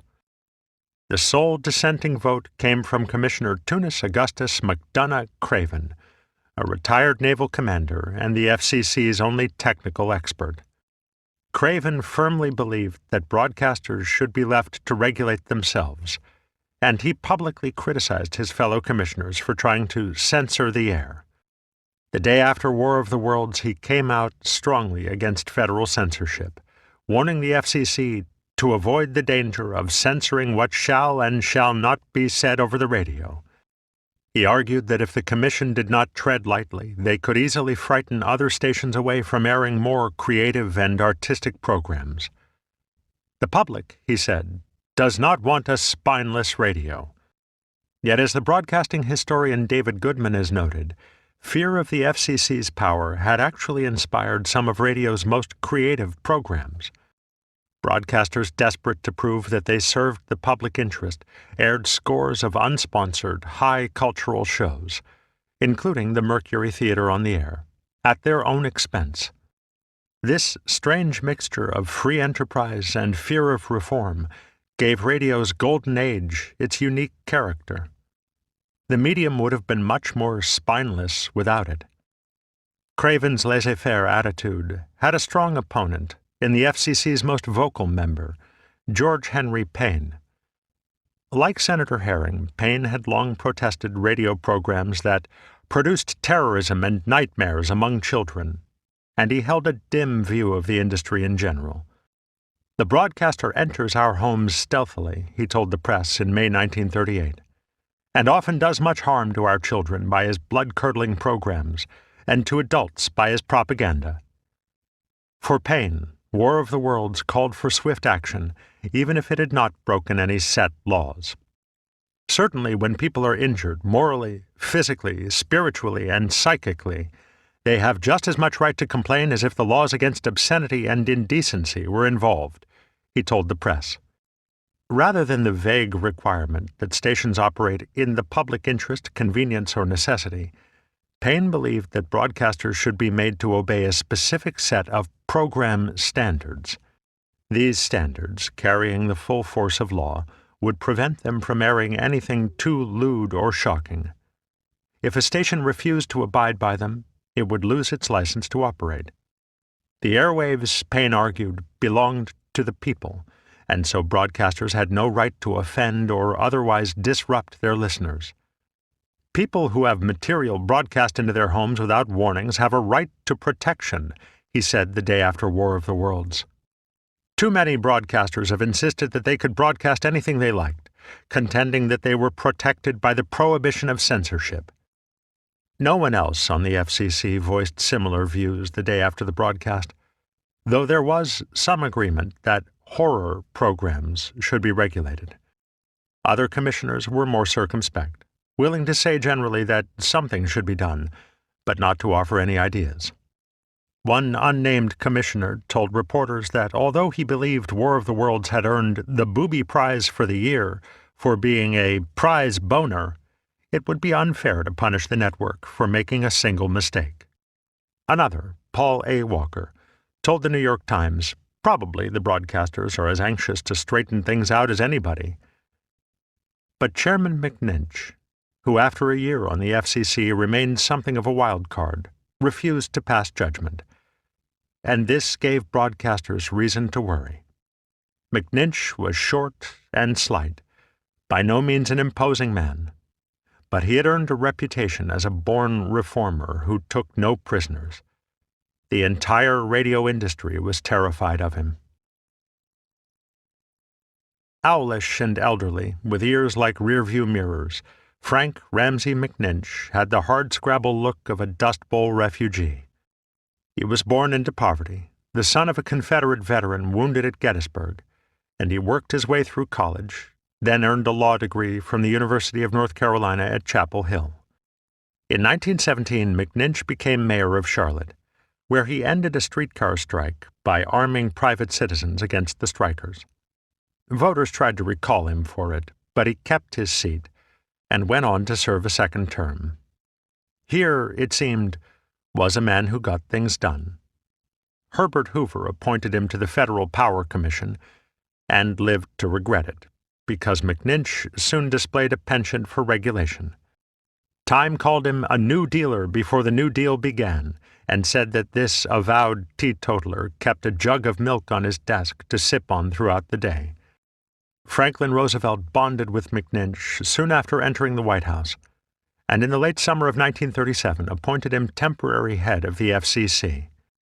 McNinch told reporters that the president had given him a free hand to clean up that bloated and inefficient agency, and there was some speculation that he'd try to clean up the airwaves as well.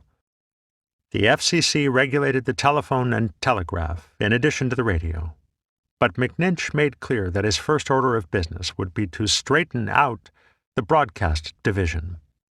He told Broadcasting, the radio trade journal, that he planned to carry over much of what he had learned from his previous job, regulating power companies. Communications technologies, he believed, were also public utilities, and their first duty was to serve the people. "Making money is to be included through fair profit when earned by this service," he said. But profiteering on public utilities to me is hateful, undemocratic, and antisocial. This took the idea of the public airwaves one step further than many Americans were willing to go. A growing movement in Washington argued that radio should be an organ of government, if not a direct arm, as in Great Britain, and McNinch appeared to be leaning in that direction. Commercial broadcasters, on the other hand, had no desire to become an American version of the BBC. And so the networks mounted what Goodman has called a sustained and sophisticated public relations campaign to endear the public to the American system of broadcasting. American radio, they argued, was better and freer than any in the world. Even commercials were held up as a product of democracy. Broadcasters told the public that government regulation inevitably led to tyranny. As proof, they cited the state-owned radio systems of European dictatorships like Germany and Italy. Only the free market, they claimed, could keep American radio free. Above all, they sought to entwine their business with the First Amendment freedoms of speech, press, and religion. "These are the cornerstones of our American democracy," David Sarnoff told the Town Hall of New York in mid-1938. "What helps one, helps all. What injures one is an encroachment upon all. What destroys one, destroys all, and thereby destroys democracy itself." But McNinch, it seemed, had different ideas, and he was shaping up to be a formidable opponent. Just 2 months into his tenure, McNinch significantly streamlined the FCC, collapsing its 3 separate divisions, one each for the telephone, telegraph, and radio, into one unit. The press melodramatically termed this a purge because it put the heads of each division, who were all politically well-connected men, out of work. Clearly, McNinch was unafraid of offending the powerful. More reforms, even less popular, were soon to come. Then, in April 1938, the FCC sent detailed financial questionnaires to every radio station in America. This marked the start of their monopoly investigation and left the major networks feeling very nervous. When CBS President William S. Paley went on air later that month to address his stockholders, Time reported that the investigation had left him so shaken that he suffered a bad case of microphone fright. Broadcasters worried, too, over McNinch's views on censorship. He gave them reason to be concerned after coming into conflict with the nation's reigning sex queen, Mae West. On December 12, 1937, West made a guest appearance on the Chase and Sanborn Hour with Edgar Bergen and Charlie McCarthy. She performed in 2 comedy skits, showcasing her unique brand of double entendre. Like all the show's female guest stars, West bantered with McCarthy. But this time, she was the one who took the lead, leaving the usually lustful dummy somewhat flustered. "Tell me, Miss West, have you ever found the one man in your life who you could really love?" Bergen asked. "Sure," West replied. "Lots of times." Later, she invited Charlie McCarthy into her woodpile. More provocatively, West played Eve in a skit parroting the biblical story of the Garden of Eden. In this version, Eve tempts the serpent, not the other way around, and tricks Adam into eating the forbidden fruit by making it into applesauce. Poking fun at the Bible, on a Sunday no less, was sure to offend some listeners, especially when Mae West, always a lightning rod for controversy, was involved. But although observers at the time reported that the show caused a storm of protest, in truth it only prompted 400 angry letters to the FCC out of an audience of 23 million people. And these were not spontaneous responses. The scholar Steve Craig has studied those letters and found that most were part of a coordinated campaign by the Catholic Legion of Decency to get Mae West kicked off the air. The real controversy only came 1 month later, when the FCC stepped in. After reviewing the show and the protests, McNinch sent an open letter to NBC President Lennox Lore condemning the Mae West skits. The commission, he said, found their content far below even the minimum standards which should control the selection and production of broadcast programs. Broadcast licenses carried a social, civic, and moral responsibility to protect listeners against features that are suggestive, vulgar, immoral, or of such other character as may be offensive to the great mass of right-thinking, clean-minded American citizens. Echoing Commissioner Payne, McNinch told the press that the FCC should create standards of programs, clearly stating what could and could not be said on the air. But rather than punish NBC, McNinch stated that the incident would be held against each of the 59 individual stations that had aired the program the next time their licenses came up for renewal. He said it was their responsibility, not the network's, to monitor every show and cut off those which are objectionable. If, in the next few months, they aired nothing else that was offensive, then, McNinch said, there will be no further action. This veiled threat to pull the licenses of 59 NBC affiliates shook the industry, according to Craig, even though it was never carried out. Mae West would not appear on radio again for another 14 years, and Paramount Pictures soon announced that they would produce no more of her movies, which sent her film career into decline. But most of the public outcry fell on the commission, not Mae West. The FCC received 200 more letters in the wake of McNinch's statement, 125 of them protesting what McNinch had threatened to do. Several newspapers also harshly criticized the FCC, and the incident alienated some of McNinch's New Deal allies. General Hugh S. Johnson, formerly the head of FDR's National Recovery Administration, called the letter a bold and outright prelude to censorship. The editorial board of the New York Daily News, a militantly pro-New Deal newspaper, agreed, telling the FCC to keep its hands off. The American broadcasting system, they wrote, is the world's only free one. If we want to keep our democracy, we must keep our radio free. McNinch, for his part, emphatically denied any interest in censoring the radio. In a speech before the National Association of Broadcasters in February 1938, he restated his belief that radio stations had the responsibility to censor themselves.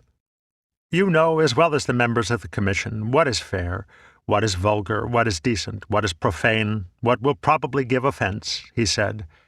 It is your duty in the first instance to guard against these.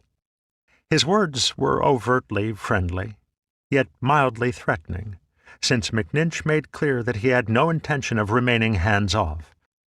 If something has been broadcast that is contrary to the public interest, is vulgar, indecent, profane, violative of any rules of fair play ordinarily recognized, or that might be reasonably anticipated to give offense, he said, I conceive it to be the duty of the Commission to do something about it.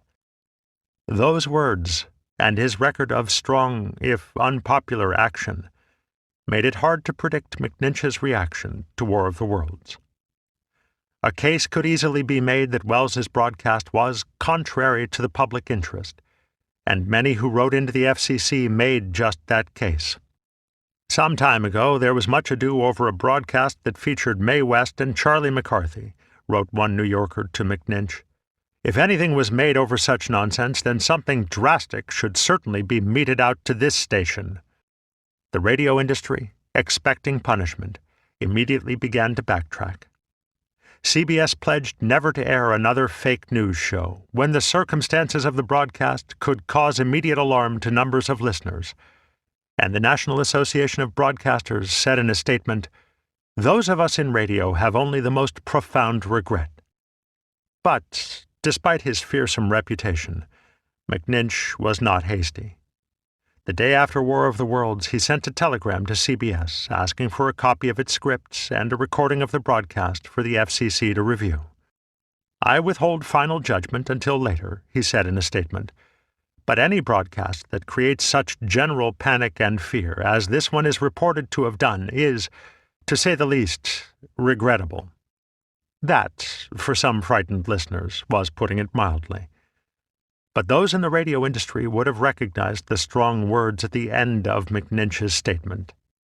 The panic, he said, points out again the serious public responsibility of those who are licensed to operate stations.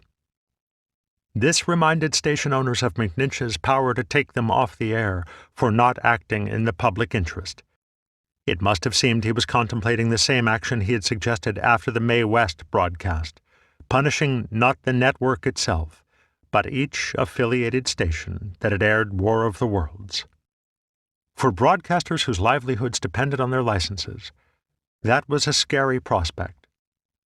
The radio industry viewed today a hobgoblin more terrifying to it than any Halloween spook, wrote the Associated Press, adding that War of the Worlds had made increasing federal control of broadcasts a distinct possibility.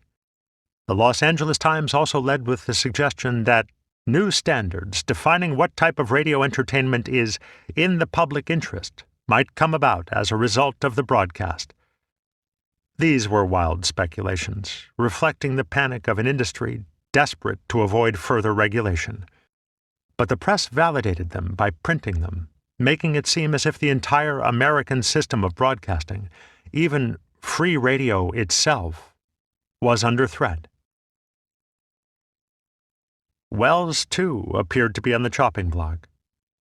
The newspapers, wrote one Illinois woman to Welles, implied that there might be a need for a rally of forces to your side, and so listeners came to his defense in the only way they could, through the mail.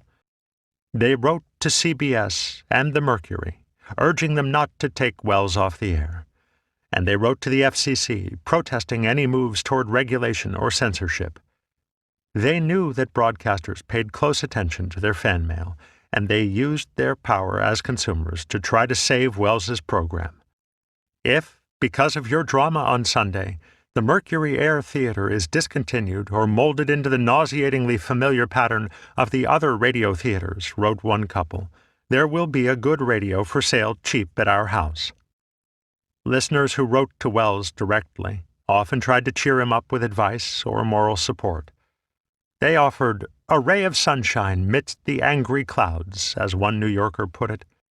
A 13-year-old boy in Chicago sent Welles a letter on behalf of his classmates, explaining how sorry we all are that the people didn't like your play, War of the Worlds. All of his fellow students liked it very much, he wrote, and whatever happens because of your radio play, you will know that a dozen children will stick by you. Other listeners falsely assumed that Welles would be deluged with angry letters. They wrote in to save him from a hysterical mob that did not actually exist. In fact, so many people wrote to the Mercury, trying to offset protests from angry listeners, that their letters ultimately outnumbered those protests 10-1. 52 of the complaints sent to the Mercury were written on the night of the broadcast itself, more than on any other day. But that number dropped to 36 on October 31st, even as the number of pro-Welles letters shot up to 440. On November 1st, listeners sent another 253 supportive letters and only 5 protests. Meanwhile, the FCC also received an influx of letters from Welles's supporters. Complaints sent to the government topped out a day later than the Mercury, but they dropped off almost as sharply. In fact, on October 31st alone, more pro-Welles letters were sent to the Mercury and the FCC, 513, than the total number of protests each would receive combined, 468. As with the Mae West controversy, the initial reaction to War of the Worlds was not as negative as the press implied. It had a second wave, prompted not by the broadcast itself, but by the stories about it in the newspapers. Many of these letters praised Welles's artistry, describing the Mercury Theatre on the air as one of radio's few worthwhile shows. 9/10 of the other dramatic programs are plain sawdust. They devitalize the existing intelligence of the unwary listener, wrote one man to Welles.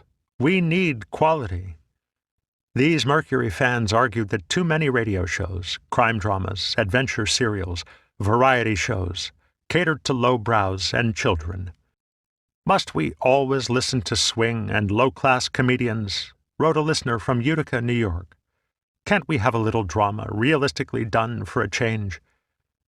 By defending Welles, they hoped to save a place for high culture on the radio dial. Radio is too big a thing for any branch of it to be preempted for the use of any one class or age of persons, wrote an Indiana woman to McNinch. All have a right to their own form of entertainment.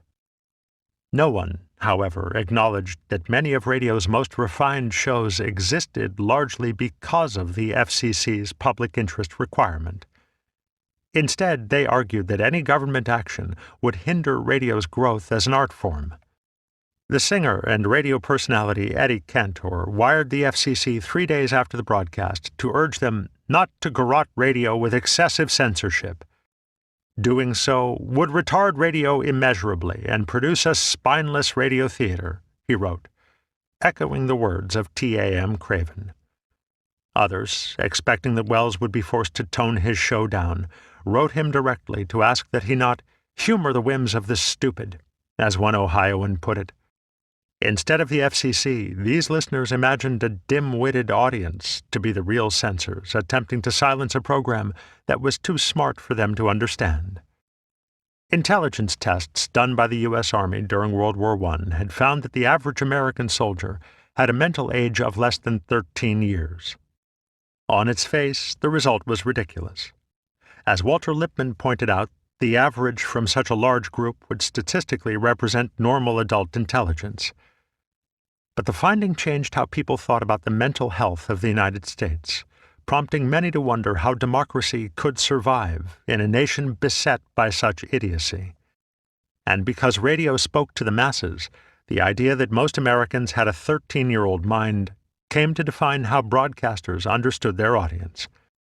Radio shows with commercial sponsors tried to appeal to listeners of average or below-average intelligence, so as to reach the greatest number of people. Some observers, such as George Henry Payne, argued that this would inevitably create a nation of grown-up children. The Chicago Tribune captured this dim view of radio listeners in an editorial shortly after War of the Worlds. By and large, the radio audience isn't very bright. Perhaps it would be more tactful to say that some members of the radio audience are a trifle retarded mentally, and that many a program is prepared for their consumption. Newspapers, books, magazines, the stage, and even the movies strain the fat boy's power of understanding and appreciation, but they can generally find something on the air which is within their comprehension. Like the Tribune, many of Welles's defenders assumed that those frightened by War of the Worlds did not or could not read, or else that they only read comic strips. "It is my personal opinion," wrote one Maryland listener, "that the average American, notwithstanding his public free education, is a humbug, a blatherskite, and a moron. He cannot sit to read a book for 2 hours, could give you no review if he read it, and cannot sit for 10 minutes to hear what is said, proof being that at least 4 times War of the Worlds was announced as fiction." For Welles's supporters, then, the panic had everything to do with intelligence, and nothing to do with mixing news and entertainment. Therefore, they dismissed out of hand the idea that fake news broadcasts were in any way dangerous. "The Men from Mars was not a hoax," wrote one Texan. If some of the radio audience failed to listen to the clear announcements that it was fiction and got jittery in consequence, the rest of us should not be penalized by having such clever dramas prohibited. These listeners so resented their country's mass culture that they were more than ready to jump to the conclusion that most radio listeners were stupid. You can't protect a pig from wallowing and scratching his back, nor can you protect the human mental pigs who, in spite of the millions spent in education, refuse to be educated, wrote one astronomer to the FCC. Why not put the blame where it belongs, on the so-called comic strips, such as Buck Rogers, Flash Gordon, or others, and not on the Mercury Theatre? This elitism explains why few of Welles's defenders suggested that the press exaggerated the panic. Most accepted the story without question, because it confirmed their disdain for the American mass mind. "Since your fine production last Sunday evening," wrote one listener to Welles, "I have been ashamed that I am an American." This pessimism about the national intelligence led to some disturbing conclusions about the future of the country. As one Detroiter put it in his letter to the FCC, the panic had seemingly revealed the uncertain foundation upon which our American democracy rests.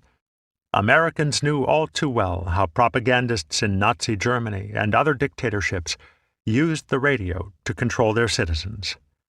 The panic story made it seem as if the United States was just as vulnerable to mass media manipulation.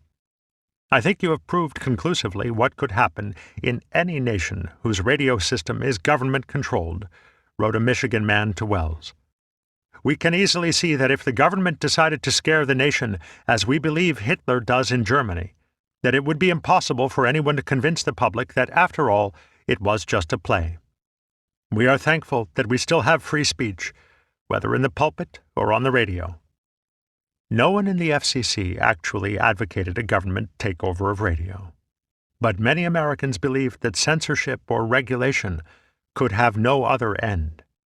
A Gallup poll taken earlier that year found that 59% of respondents opposed direct federal censorship of radio because it would lead to a dictatorial usurpation of power and the loss of freedom of speech.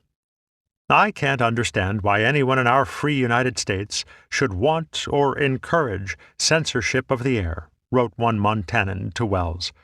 It would ruin our democratic radio system, and there is no telling what effect it would have on our democracy.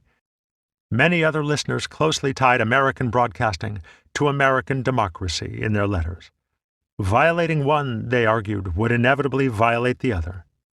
If censorship of free speech is in the offing, wrote one Wisconsin man, how will we identify ourselves from any of the European dictatorships?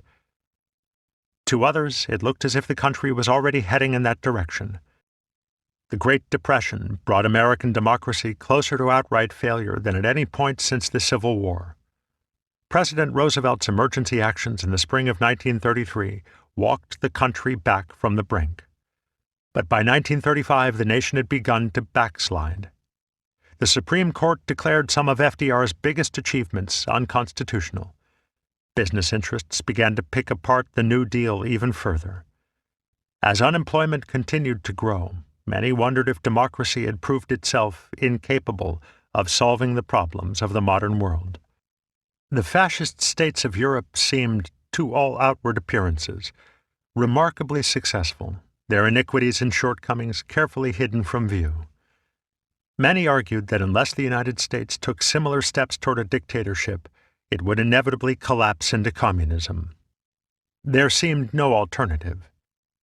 In the early days of his administration, Roosevelt had refused the suggestion of the columnist Walter Lippmann and others that he take dictatorial powers to solve the national economic crisis. But when, in his second term, FDR tried and failed to add seats to the Supreme Court, some Americans worried that he had changed his mind. It is probably too much to say that there exists any actual fear of dictatorship, wrote the New York Times in 1937, but there is much disquietude, whether justified or not. As late as 1939, the educator Lyman Bryson wrote that each and every American was at the center of a battle between communism, fascism, and democracy. These ideologies were struggling to control the world by appealing to the ordinary citizen, the man on the street, the very reader Bryson addressed. The final choice, the way the world goes, is up to you, he wrote. The radio made it hard for Americans to make that decision honestly. In the mid-1930s, it empowered two voices that many believed could have pushed the nation into a dictatorship. The first belonged to Father Charles E. Coughlin, a Catholic priest broadcasting from the Shrine of the Little Flower in Royal Oak, Michigan. Coughlin began by giving children's talks over Detroit station WJR. But as his audience grew, so did his political ambitions. Under the cover of religion, he railed against international bankers, eventually making clear that he meant Jews, and urged the creation of a crypto-fascist corporate state. Some of his ideas were taken directly from the work of the Nazi propagandist Joseph Goebbels. As Coughlin's rhetoric grew increasingly political, the networks refused to carry his speeches. So he bought his own airtime on stations nationwide, essentially building his own network with money from his followers. And he had very many followers. During the bleakest days of the Depression, as many as 30 million people heard his broadcasts. He received 3,000 letters each week, more than anyone else in the country, and many arrived with money in the envelope. Radio also introduced Americans to an equally charismatic, and some argued equally dangerous orator in Senator Huey Long of Louisiana. Like Coughlin, Long was a populist who became a national figure thanks to his skill with the microphone. Americans loved Long's homespun speaking style, and especially his promise to cap large incomes and share the wealth, guaranteeing that all citizens would earn at least $2,000 a year, or almost $35,000 in today's dollars. When people asked for specifics or questioned his logic, Long refused to elaborate. Yet soon there were Share Our Wealth clubs in more than 8,000 cities nationwide, with over 7 million members, a ready-made network for an inevitable presidential campaign. The radio had made it all possible. Long was so popular with audiences that the networks gave him free airtime in order to boost their ratings. This gave Long, a United States Senator, a platform to speak to the entire country as if he were already president. Some said he was a better speaker than FDR. One of Long's political rivals called him the most persuasive man living. Like Father Coughlin, Long went from being a supporter of the New Deal in its early days to a fierce critic of Roosevelt by the middle of the decade. Many believed that the radio priest would join forces with the Louisiana Kingfish to challenge FDR in the 1936 election. But that possibility died in 1935 with Long's assassination in the Louisiana state capitol. Coughlin tried to keep the movement alive by creating a new political party to run against Roosevelt that November. As his speeches became ever more vitriolic, his hatred for the president became plainer and plainer. But without the powerful persuasiveness of Huey Long, the movement went nowhere. Long's potential and even desire for dictatorship remained debatable. But at the time, many seriously considered him a possible American Hitler. "If you don't think Long and Coughlin are dangerous," General Hugh S. Johnson said in a speech in 1935, "you don't know the temper of the country in this distress." The writer Sinclair Lewis pursued this possibility in his 1935 bestseller It Can't Happen Here, in which fictional versions of Long and Coughlin pushed the country into fascism. As in real life, Lewis's demagogues, Bishop Peter Paul Prang and Senator Buzz Windrip, rise because of the radio. No man in history has ever had such an audience as Bishop Prang, nor such apparent power, Lewis wrote. By the magic of electricity, Prang made the position of any king in history look a little absurd and tinseled. Windrip's message, like Long's, is one of wealth redistribution, full of twisted facts and logical fallacies. But his folksy and charismatic speaking style, amplified by the radio, wins over the country and carries him to the White House. Once there, he shuts down Congress, silences dissent, and opens a network of concentration camps staffed by his own band of stormtroopers, the Minutemen. In the novel, democracy collapses almost immediately, thanks in large part to the radio. From its very title, It Can't Happen Here satirizes those who saw the United States as somehow immune to the spread of fascism. Why, there's no country in the world that can get more hysterical, yes, or more obsequious than America, Lewis's protagonist says early in the book. Where in all history has there ever been a people so ripe for dictatorship as ours? Listeners' hysterical reactions to War of the Worlds, as reported in the newspapers, seemed to suggest that Lewis was right, that Americans were just as susceptible to radio demagoguery as those in any European country. It has been said that it can't happen here, and the same has been said by other nations. But it is happening just the same, wrote one New Yorker to Welles.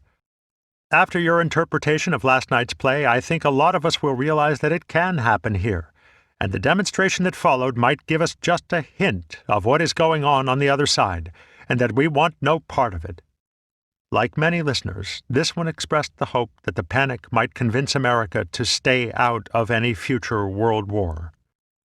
Several of Welles's defenders brought up fascism in their letters, comparing the broadcast to the way Hitler and Mussolini used radio to manipulate the masses.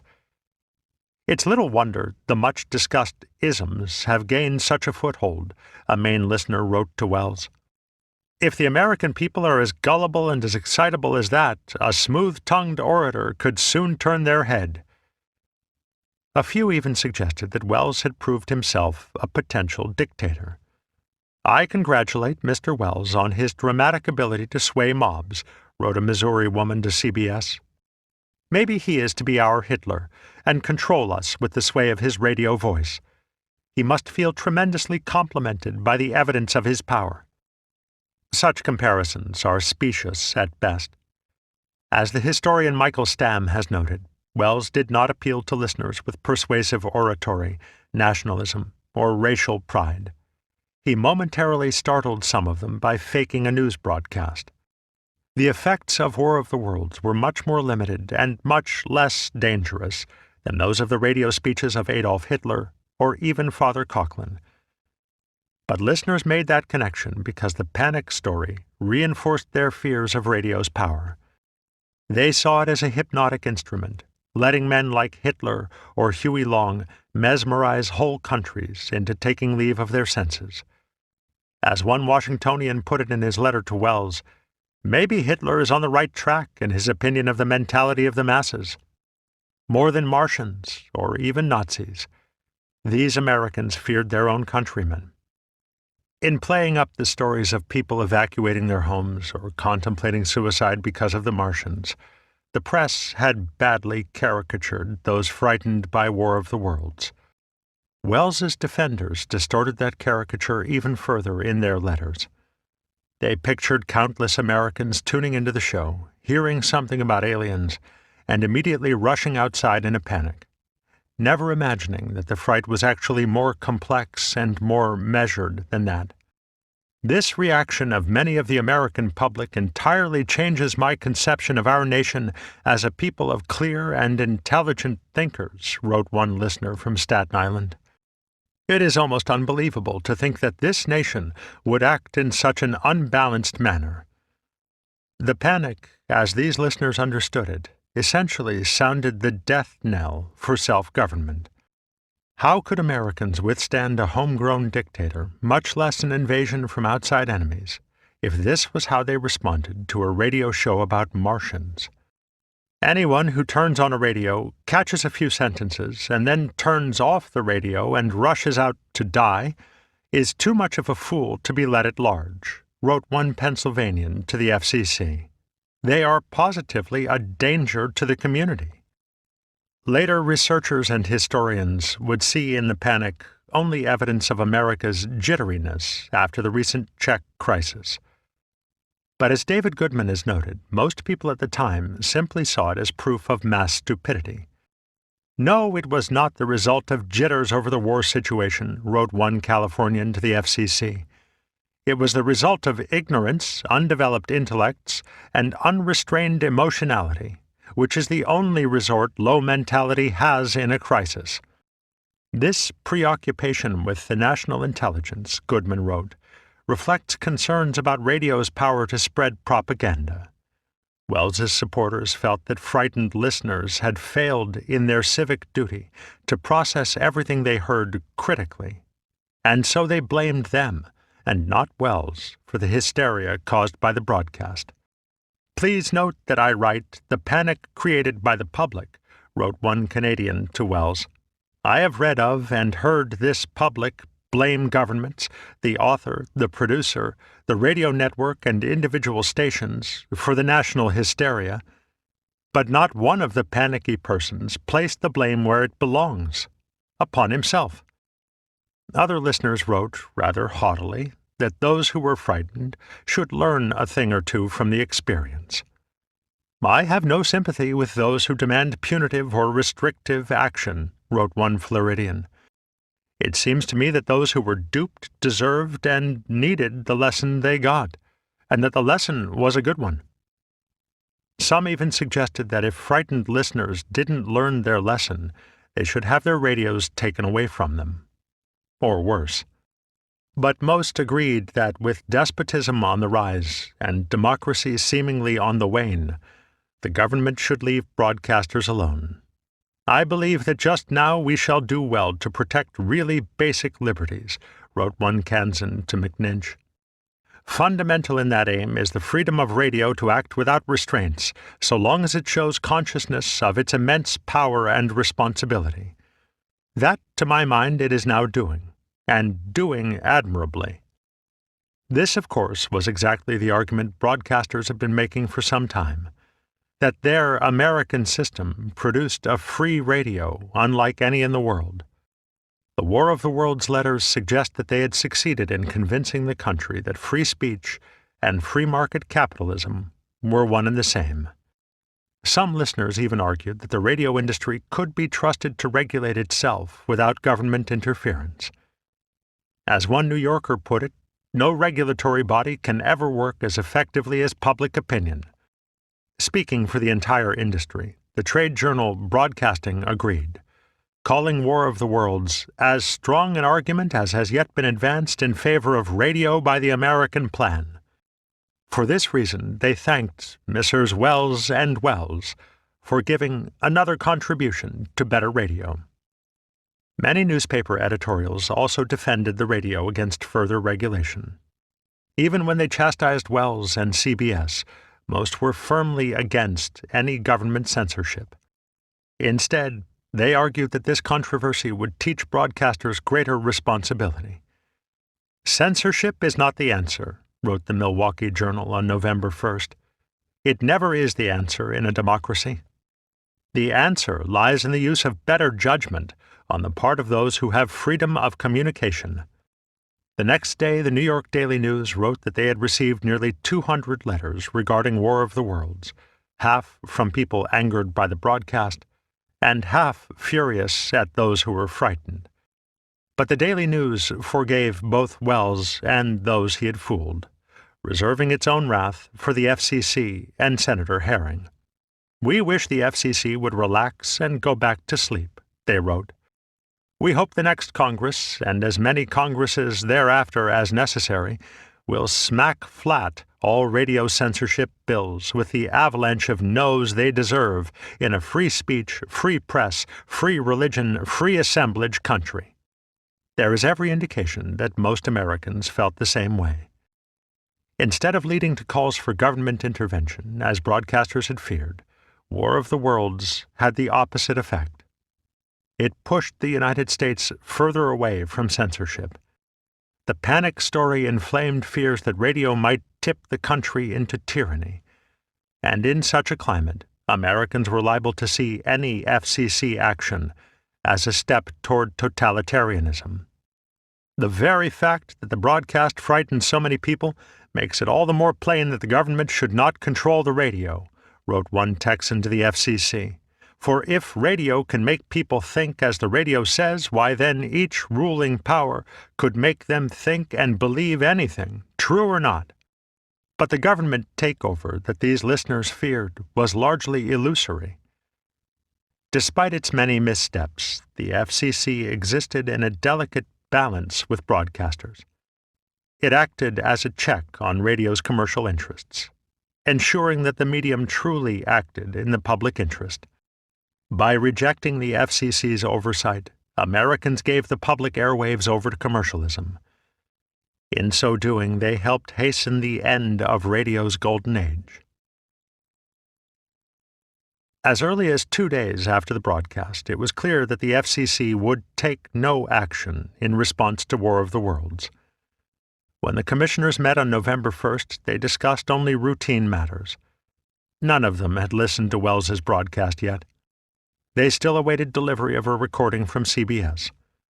But according to the New York Times, there were fairly definite indications that no action would be taken beyond a possible statement of regret that the program was staged in too realistic a manner.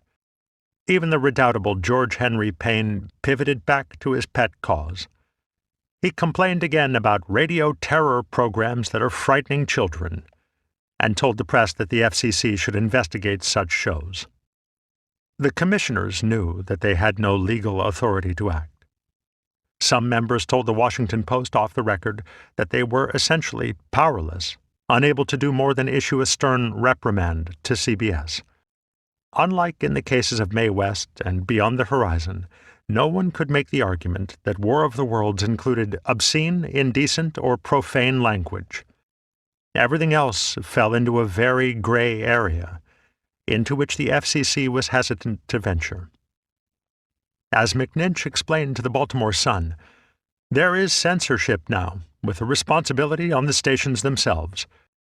To put such responsibility on the Commission, no, I would be opposed to that. The FCC had gotten the message.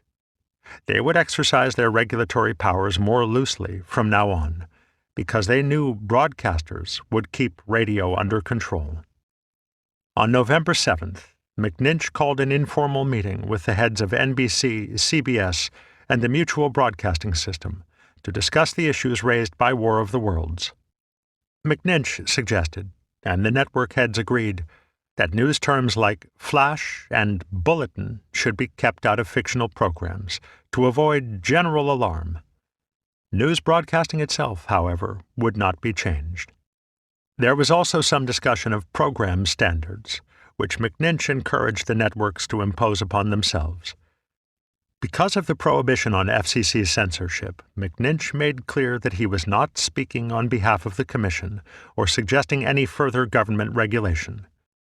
This meeting, which lasted about 3 hours, marked the federal government's only direct response to the War of the Worlds broadcast. Orson Welles later claimed that they passed a lot of laws prohibiting future fake news hoaxes, but this appears to be untrue. Although as many as 30 congressmen and senators, including Clyde Herring, prepared radio censorship bills in the wake of War of the Worlds, none made it into law. And according to legal scholar Justin Levine, there is no indication that Herring even brought any legislation regulating radio before the Senate. Widespread press and public condemnation of his idea, Levine suggests, kept Herring's long-promised censorship bill from ever materializing. The following year, Herring published an article on the subject directly contradicting his earlier view that government regulation was an immediate necessity. "Just as I am a staunch believer in the capacity of business to run itself," he wrote, "so I believe that the radio industry is able to regulate itself." Only if they failed to do so, he suggested, would there be a push to impose some sort of governmental censorship, by other hands, presumably, and not his own. The radio industry moved quickly to forestall any government censorship. Motivated by War of the Worlds, the National Association of Broadcasters met in Washington, D.C. in December 1938 to discuss self-regulation. They began drawing up their own program standards, focusing on advertising, cuss words, and children's shows. While such self-censorship was ostensibly voluntary, the association also provided for a code of enforcement that would make stations toe the line. But even without a set code in place, jittery broadcasters immediately began policing themselves. On guard against government censorship, wrote American Magazine in 1939, radio has clamped its own hand over its own mouth in a self-censorship as rigid as, if not more rigid than, anything the government could offer. Mae West and War of the Worlds, they wrote, had left the industry scared silly and determined to prevent any more controversial programs. Many stations consciously toned down their news coverage, making it as dry as possible, in order to avoid overexciting listeners. Reenactments of news stories and impersonations of real people were banned. The March of Time went off the air in 1939 and returned 2 years later as a straight news program. Stations also scaled back their use of loud and violent sound effects. Gangbusters, that frequent target of Senator Herring and others, had to quiet the sounds of police whistles and gunfire in its opening sequence. But the content of the show apparently remained unaffected. The industry and the general public welcomed such restraint. Speaking before the FCC in November 1938, RCA President David Sarnoff called self-regulation the American answer to an American problem. The FCC, meanwhile, never turned out to be the censor that many feared they would become, just as McNinch failed to live up to his reputation as a formidable cleanup man.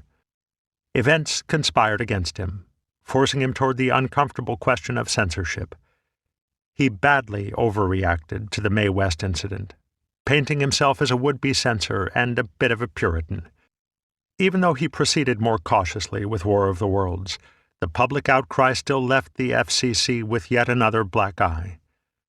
At the same time, McNinch's drive to make the agency more efficient only led to more bickering with Payne and Craven.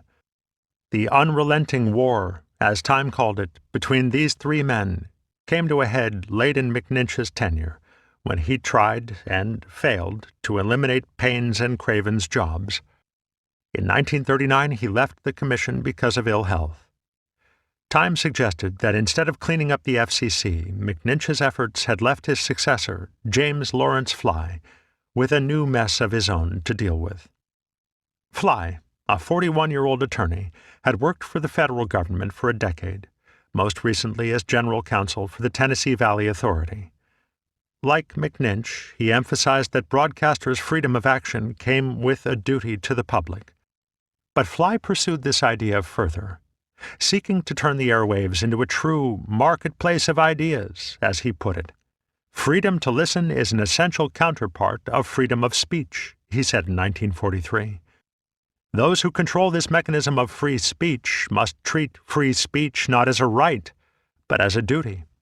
They must hold this mechanism of free speech in trust for the people, the listeners. Rather than interfering with individual stations, as McNinch had done, Fly sought to open access to the airwaves. He saw the networks, not the government, as the real threat to free speech. By consolidating the power of broadcasting, he believed, they restricted access to information. This is the end of the CD. The audiobook continues on the next CD. In 1941, Fly concluded the monopoly investigation that McNinch had begun 3 years earlier. His Report on Chain Broadcasting made it illegal to own more than one radio station in a single community. NBC would have to separate into two companies, one for each of its radio networks. This, as Eric Barnow has noted, was actually in their best interests. NBC Vice President Mark Woods had argued privately for years that both networks would be more profitable if run separately. But Fly's report violated the sacred notion of free radio that so many had rushed to defend after War of the Worlds, and it proved extremely controversial. Broadcasters, journalists, and politicians attacked Fly from all sides, charging him with dismantling the American system of radio. The commission soon found itself under investigation by the House Un-American Activities Committee as a supposed nest of communism. Fly and the FCC survived the onslaught, however. The Supreme Court upheld their reforms, and NBC sold one of its networks to the American Broadcasting Company, ABC. Fly hoped that by scaling back network control, he would ensure that Americans were exposed to diverse opinions and ideas. But his action only forestalled the inevitable. In the years since, the number of American media outlets has increased dramatically, but the number of companies controlling them has only gotten smaller. When he asked the commission to approve the new ABC network, Mark Woods of NBC stated repeatedly that his company was more interested in profit than in ideas. "We are in the advertising business, gentlemen," he said, "and that business is the business of selling goods to the American people." This philosophy explains a central irony in the War of the Worlds incident. Even though the FCC did nothing in response to the broadcast, radio censorship grew much stronger in the program's wake. The American system of commercial radio was, in the end, an outlet for advertising. The companies paying for that advertising had no desire to alienate potential customers. Because sponsors controlled the purse strings, they controlled content. Broadcasters literally could not afford to offend their listeners. As late as 1948, Jack Benny had to refuse a request to mention a cancer charity on air because his sponsor, a cigarette company, forbade any use of the word cancer on his program. Such commercial censorship was more than typical in radio's golden age. It was how the industry worked. In the months after the War of the Worlds, broadcasters cracked down on anything that might offend, especially humor. Jokes about George Washington and Abraham Lincoln were banned outright. A line in a comedy script about a skunk that entered a church, he bought his own pew, had to be reworded so as not to rub pious listeners the wrong way. The popular radio comics Jack Benny and Fred Allen had to stop calling each other anemic after a few people who actually suffered from anemia wrote in to complain. Just a few days after War of the Worlds, Allen even had to ditch a joke based on Welles's broadcast, a facetious warning meant for listeners who believed everything they heard on the radio. "Ladies and gentlemen," he would have said, "before this radio presentation starts, I would like to announce that this is a comedy program. Any dialogue or sound effects heard during the next hour will be purely imaginary and will have no relation to any living sounds." But NBC, fearful of making any reference to the show that had inflamed the nation, cut those lines from the script. Such controls seem silly and arbitrary, attempts to cure the symptom and not the disease. But they were more than just an annoyance to radio's gag men. They also kept listeners from hearing more provocative works of art like War of the Worlds. A few months after Welles's broadcast, Standard Brands backed out of sponsoring a thought-provoking drama by Arch Oboler, author of Mae West's Garden of Eden skit, because they found it too hot to broadcast. It imagined a meeting between Jesus Christ and Benito Mussolini, in which Christ, with lines right out of the Bible, convinces the dictator not to bomb a helpless town. In hopes of making the play palatable to everyone, Oboler changed Christ to Lincoln and made Mussolini a generic despot, but to no avail. In fact, the drama had already been turned down 5 times by multiple networks and multiple sponsors. This seems like just the kind of intelligent, adult entertainment many of Welles's supporters had praised in their letters. Yet the American system of free radio kept it off the air. The argument implicit in many letters, that radio could only grow as an art form if the government left commercial broadcasters alone, is demonstrably untrue. Now, the truth of the matter, wrote the psychologists Hadley Cantrill and Gordon Allport in 1935, is that radio drama has made more progress in countries where profits are not the prime motives in broadcasting.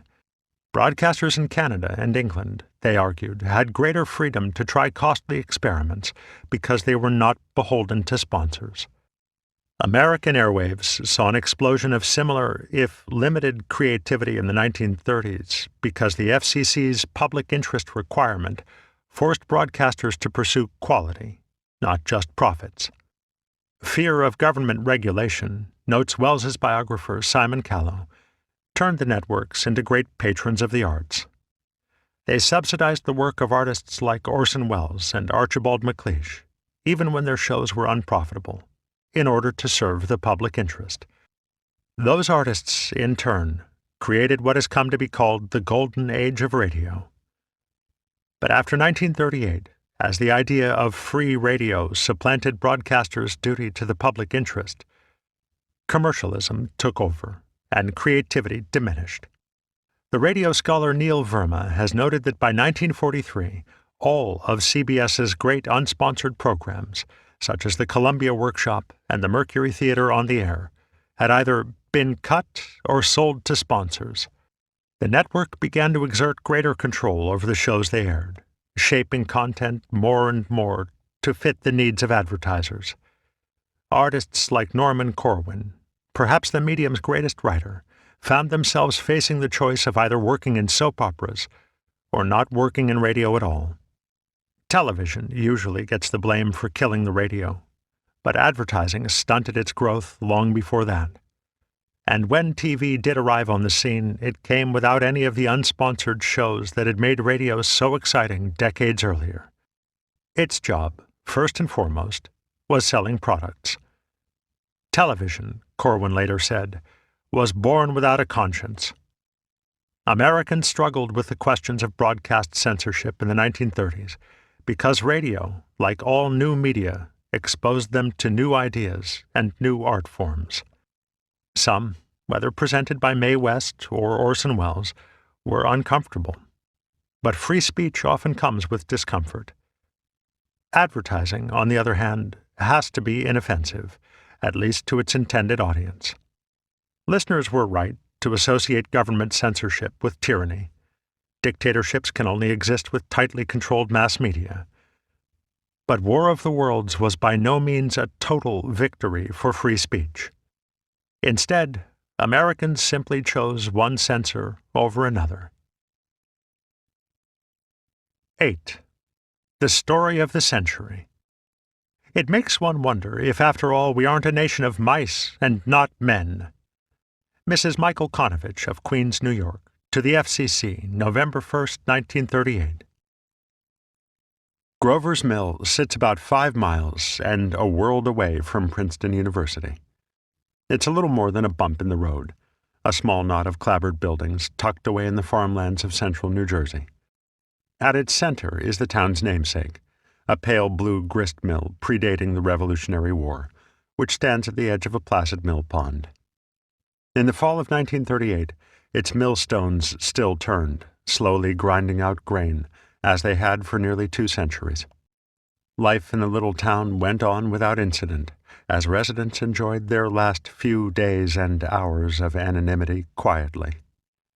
If Howard Koch had not discovered the place by accident, it's doubtful anybody else could have found it on purpose. Koch first visited Grover's Mill in 1969, 31 years after his script made it famous. He found the town as quiet as ever, largely unchanged since 1938, or 1838 for that matter. The residents, with practiced reluctance, spun wild stories of the night the Martians landed, tall tales that would not seem out of place in the works of Washington Irving or Mark Twain. The former fire chief of nearby Cranberry told Koch that he had spent the night chasing false reports of fires set by the aliens, and described a herd of shotgun-toting farmers searching the woods for invaders. More than 100 state troopers, he said, had to be called in to disarm them. He also spoke of a panicked resident so eager to escape the Martians that he piled his family into his car and backed hurriedly out of the garage, without putting the door up first. Later, Koch examined a small water tower, behind a barn across the street from the mill, that legend says residents mistook for a Martian and riddled with buckshot. Apparently, he failed to spot any bullet damage. Even Koch had some sense that his leg was being pulled. After 3 decades of questions from reporters and curiosity seekers, the people of Grover's Mill had their stories down pretty pat. The War of the Worlds panic, aided and abetted by the press, had passed immediately into folklore, and memories frequently gained color in the retelling. But in the days following the broadcast, reporters searched eagerly for reports of mass panic near the Martians' ground zero, and came up largely empty-handed. The New York Herald-Tribune, for example, reported that during the show, a forest fire 15 miles away had sent up a cloud of smoke that was easily mistaken for some sort of Martian activity. But they failed to specify whether anyone actually made that mistake. Such a sight should have sent the community into headlong flight if they believed the broadcast to be true. Yet according to locals quoted at the time, no one in town took much notice. James Anderson, a tenant farmer who lived at the Wilson farm in Grover's Mill, said he caught snatches of War of the Worlds while listening to the Chase and Sanborn Hour with his wife. The news that a bomb or a meteor or something had landed at the Wilmoth farm gave him pause, but no cause for alarm. "No," he told a reporter the next day. "I just looked out the window and saw everything was about the same and went back to sleep." Anderson shared the Wilson farm with another family of tenants, Wyatt Fennedy and his wife and 2 children, but all of them were already asleep. If any of their neighbors had fallen for the broadcast, they almost certainly would have spread word of the invasion, as others did all over the country. But the residents, it seems, saw or heard nothing amiss, at least until the broadcast was over. Then the invaders began to arrive. The state police headquarters at Trenton received so many calls about a catastrophe at Grover's Mill that they sent 6 men carrying gas masks and riot guns to investigate the scene. Along the way, the troopers stopped Philip Wasson, who lived in Cranberry, to ask if he knew what was going on.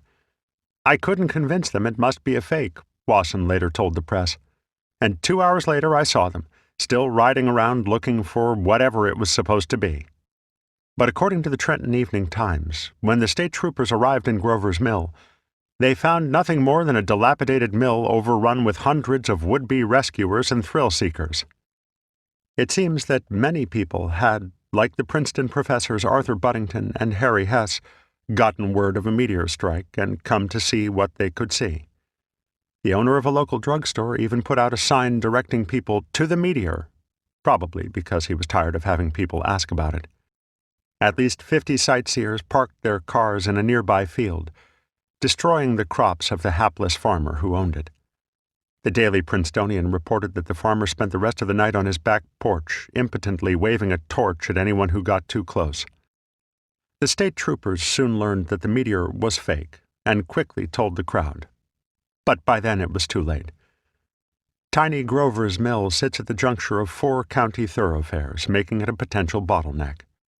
Most of the time people could pass through without even noticing the town because few ever stopped there. But a crowd of hundreds of sightseers, many of whom brought their own cars, would immediately snarl traffic. And if there really was a forest fire in the area that night, it would only have added to the activity. Sure enough, the state troopers reported that the roads around Grover's Mill were virtually impassable for miles that night. Newspapers such as the Trenton Evening Times readily assumed that drivers, either trying to reach the scene of the invasion or to get away from it as fast as possible, had caused this jam-up. But eyewitnesses like Buddington, Hess, and the state troopers described sightseers looking for a meteor, not residents fleeing in a panic. Newsmen only added to the commotion. By the next day, Grover's Mill was a veritable circus, packed with reporters and press photographers from New York and Philadelphia. William Dennison, son of the man who ran the old mill, couldn't believe all the activity. He had heard part of the broadcast the night before, and like everyone else he knew in town, had seen no one trying to escape. Yet suddenly the eyes of the world were on his workplace. "We couldn't operate the mill because of the newspaper reporters and sightseers coming to see it," he said 50 years later. "That was the first time I had seen an airplane taking aerial photographs." There was, however, very little to photograph.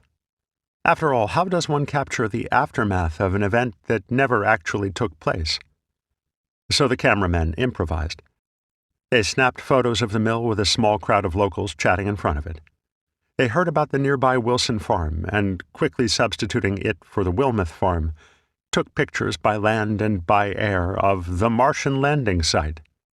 The Andersons even posed on the front porch of their farmhouse, looking up at the sky with conflicted expressions, on guard for another attack, presumably, from either aliens or newsmen.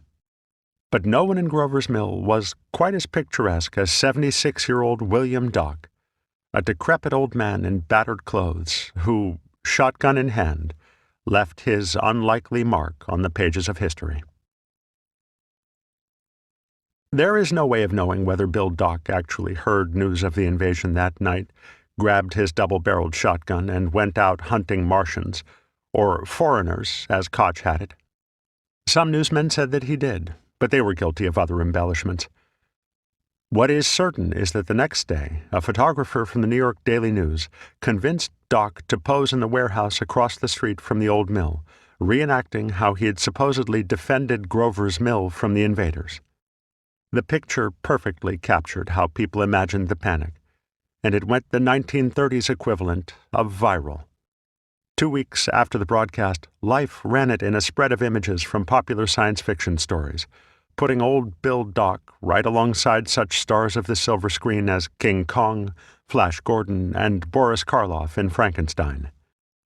Dock, who worked in the mill, soon grew to resent his newfound celebrity. According to the local researcher Bruce Clark, he died 7 years after War of the Worlds, still feeling that the press had made a joke of him, and he rests in an unmarked grave. But in death, Dock's image gave birth to folklore. He multiplied, in local legend, into an entire legion of shotgun-wielding farmers, mistakenly blasting the Grover's Mill water tower. Skeptical Inquirer has tied the source of that myth, which first appeared in print in 1970 when Howard Koch published it, pretty conclusively to Doc's picture. And the story has remarkable staying power. Nearly 50 years after the broadcast, Doc even appeared in a DC comic book, using his famous rabbit gun to shoot a robber who's capitalized on the panic by dressing up as a Martian. Doc's image helped legitimize the War of the Worlds panic. It became instant visual shorthand for all the bizarre behavior that newspapers reported but could not back up. And it sticks in the mind because it's strikingly composed and deeply funny. Doc was a small man, bent slightly by age, with a bushy white mustache. His clothes were as worn out as his body, a threadbare suit coat, baggy pants, and clownish shoes with upturned toes, like Charlie Chaplin's, all of which seemed too big for him. The shotgun he held looked heavy enough to tip him over. But the eyes behind his rounded spectacles were steely, and the set of his jaw, tightly clenching a pipe, spoke of determination. Surrounded by sacks of grain from the mill, he seemed to have fortified the place with sandbags in preparation for a siege. The image carries something of the American spirit. Doc would fit right in at the Alamo, ready to go down swinging. Yet he is, in the end, just a weak old man with nothing to shoot at. The picture lampoons his frontier courage, making him look ridiculous. And that is exactly how many Americans felt about their country in the aftermath of War of the Worlds. Doc's photo encapsulates not just the panic story, but how that story reflected back on the United States. Several listeners who wrote to Welles or the FCC saw the panic as proof that Americans have lost some of the guts we once had, as one New Yorker put it. So America at heart is not as on the surface, yes? Wrote one listener to Welles. Aren't you sort of a modern Paul Revere?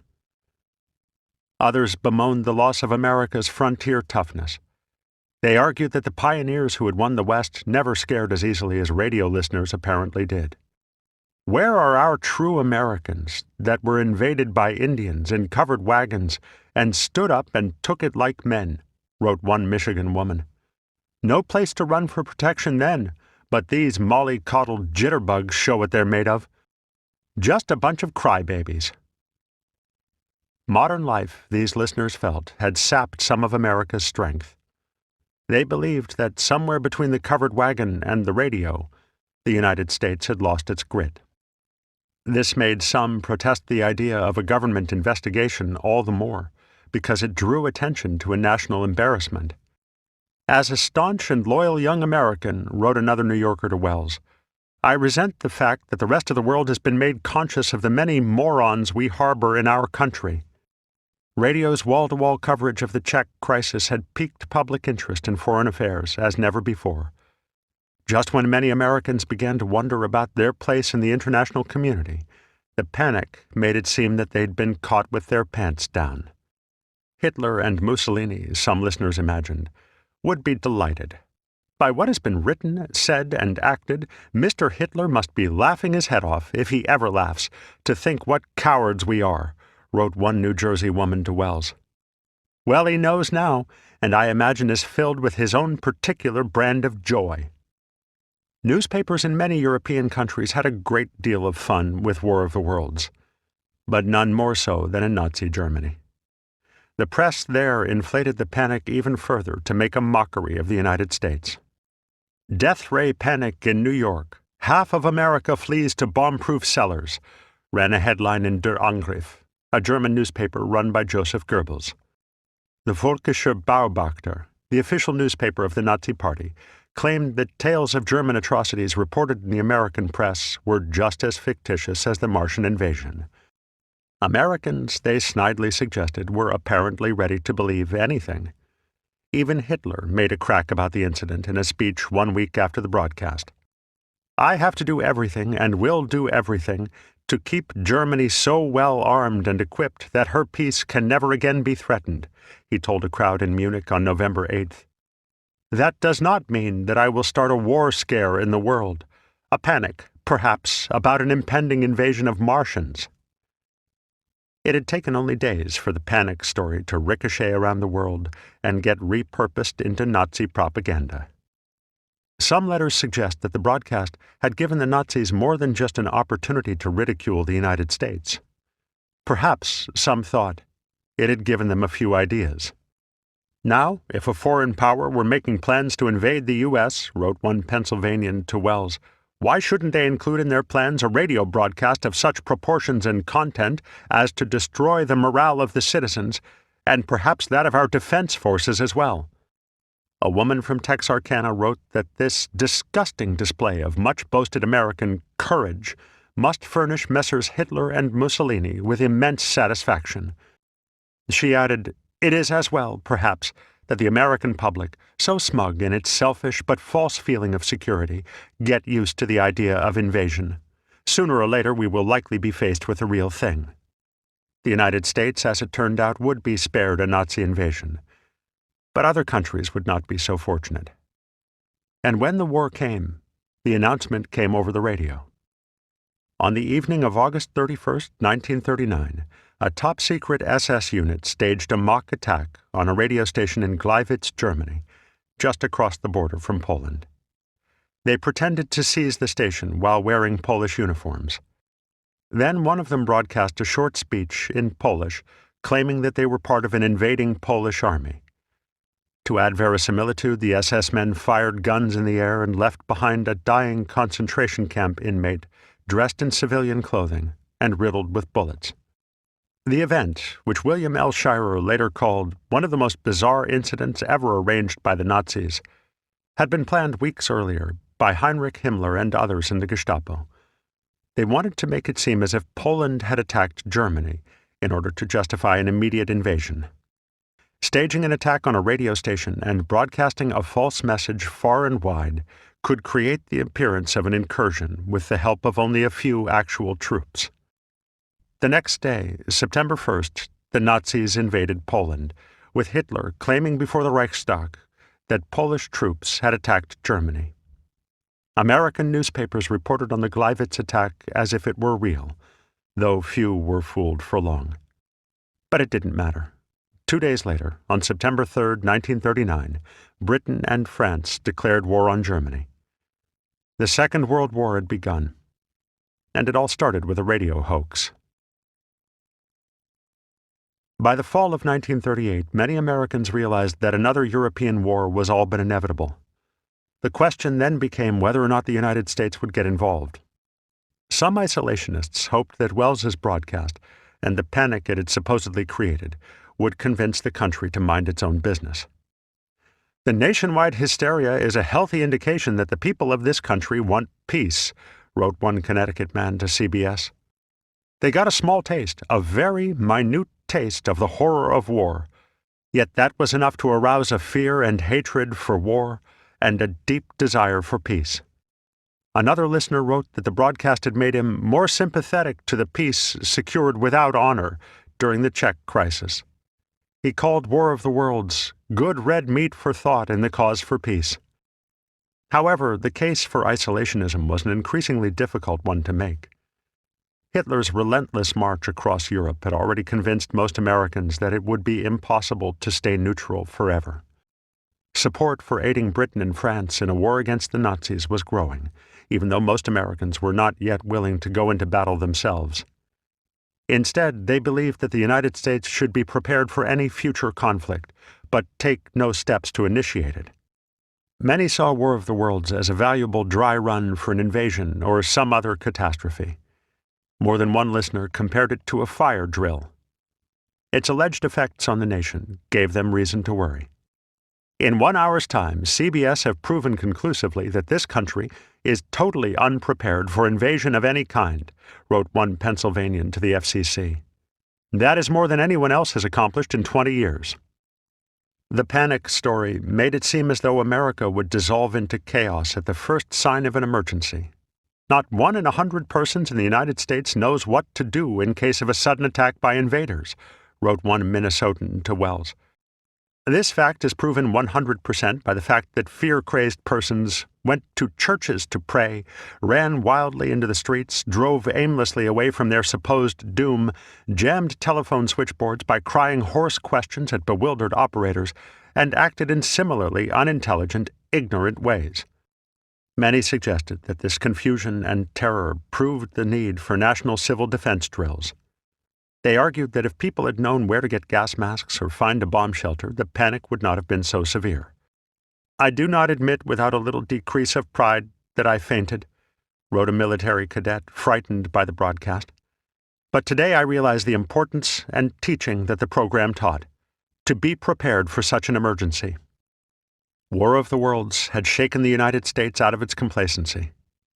It served as a reminder that the Atlantic and Pacific offered little protection in the age of bombing planes and radio.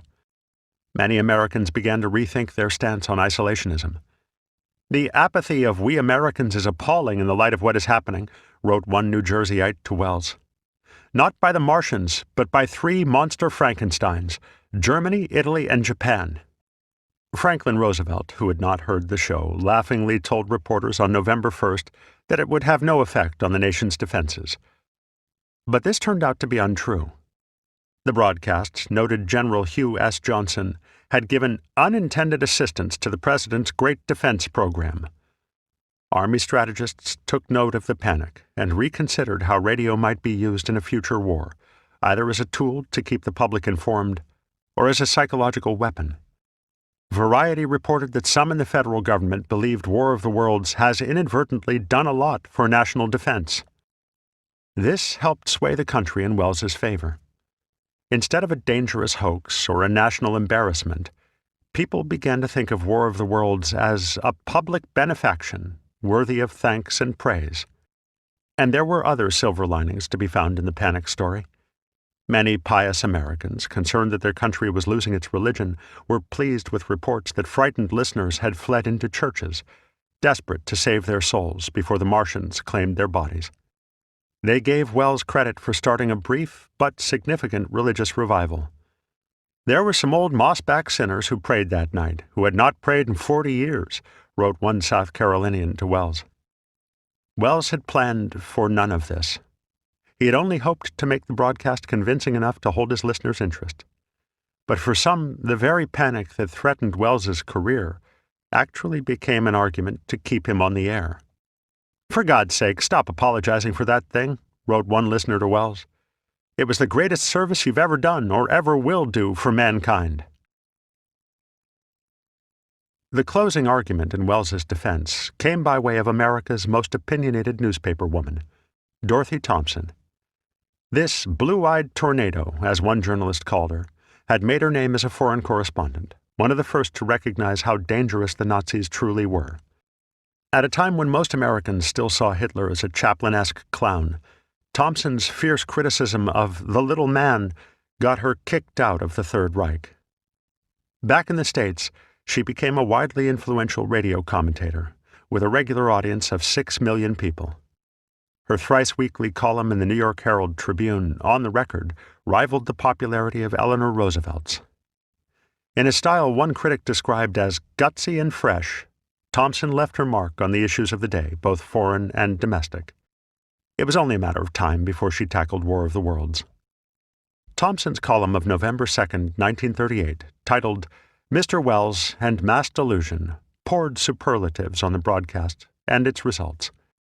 She wrote that the panic had proved the failure of American schools and laid bare the primeval fears behind the modern mask of civilization. Above all, she saw it as a perfect demonstration of demagoguery. "If people can be frightened out of their wits by mythical men from Mars," she wrote, "they can be frightened into fanaticism by the fear of Reds, or convinced that America is in the hands of 60 families, or aroused to revenge against any minority, or terrorized into subservience to leadership because of any imaginable menace." Thompson believed that Welles had earned the thanks of a grateful nation, not to mention a congressional medal, for revealing the roots of fascism. Mr. Welles and Mass Delusion is an odd mixture of insight and ignorance. On the one hand, Thompson deftly showed how dictators wield fear like a weapon. But in making that case, she went out of her way to deride those who had believed in War of the Worlds.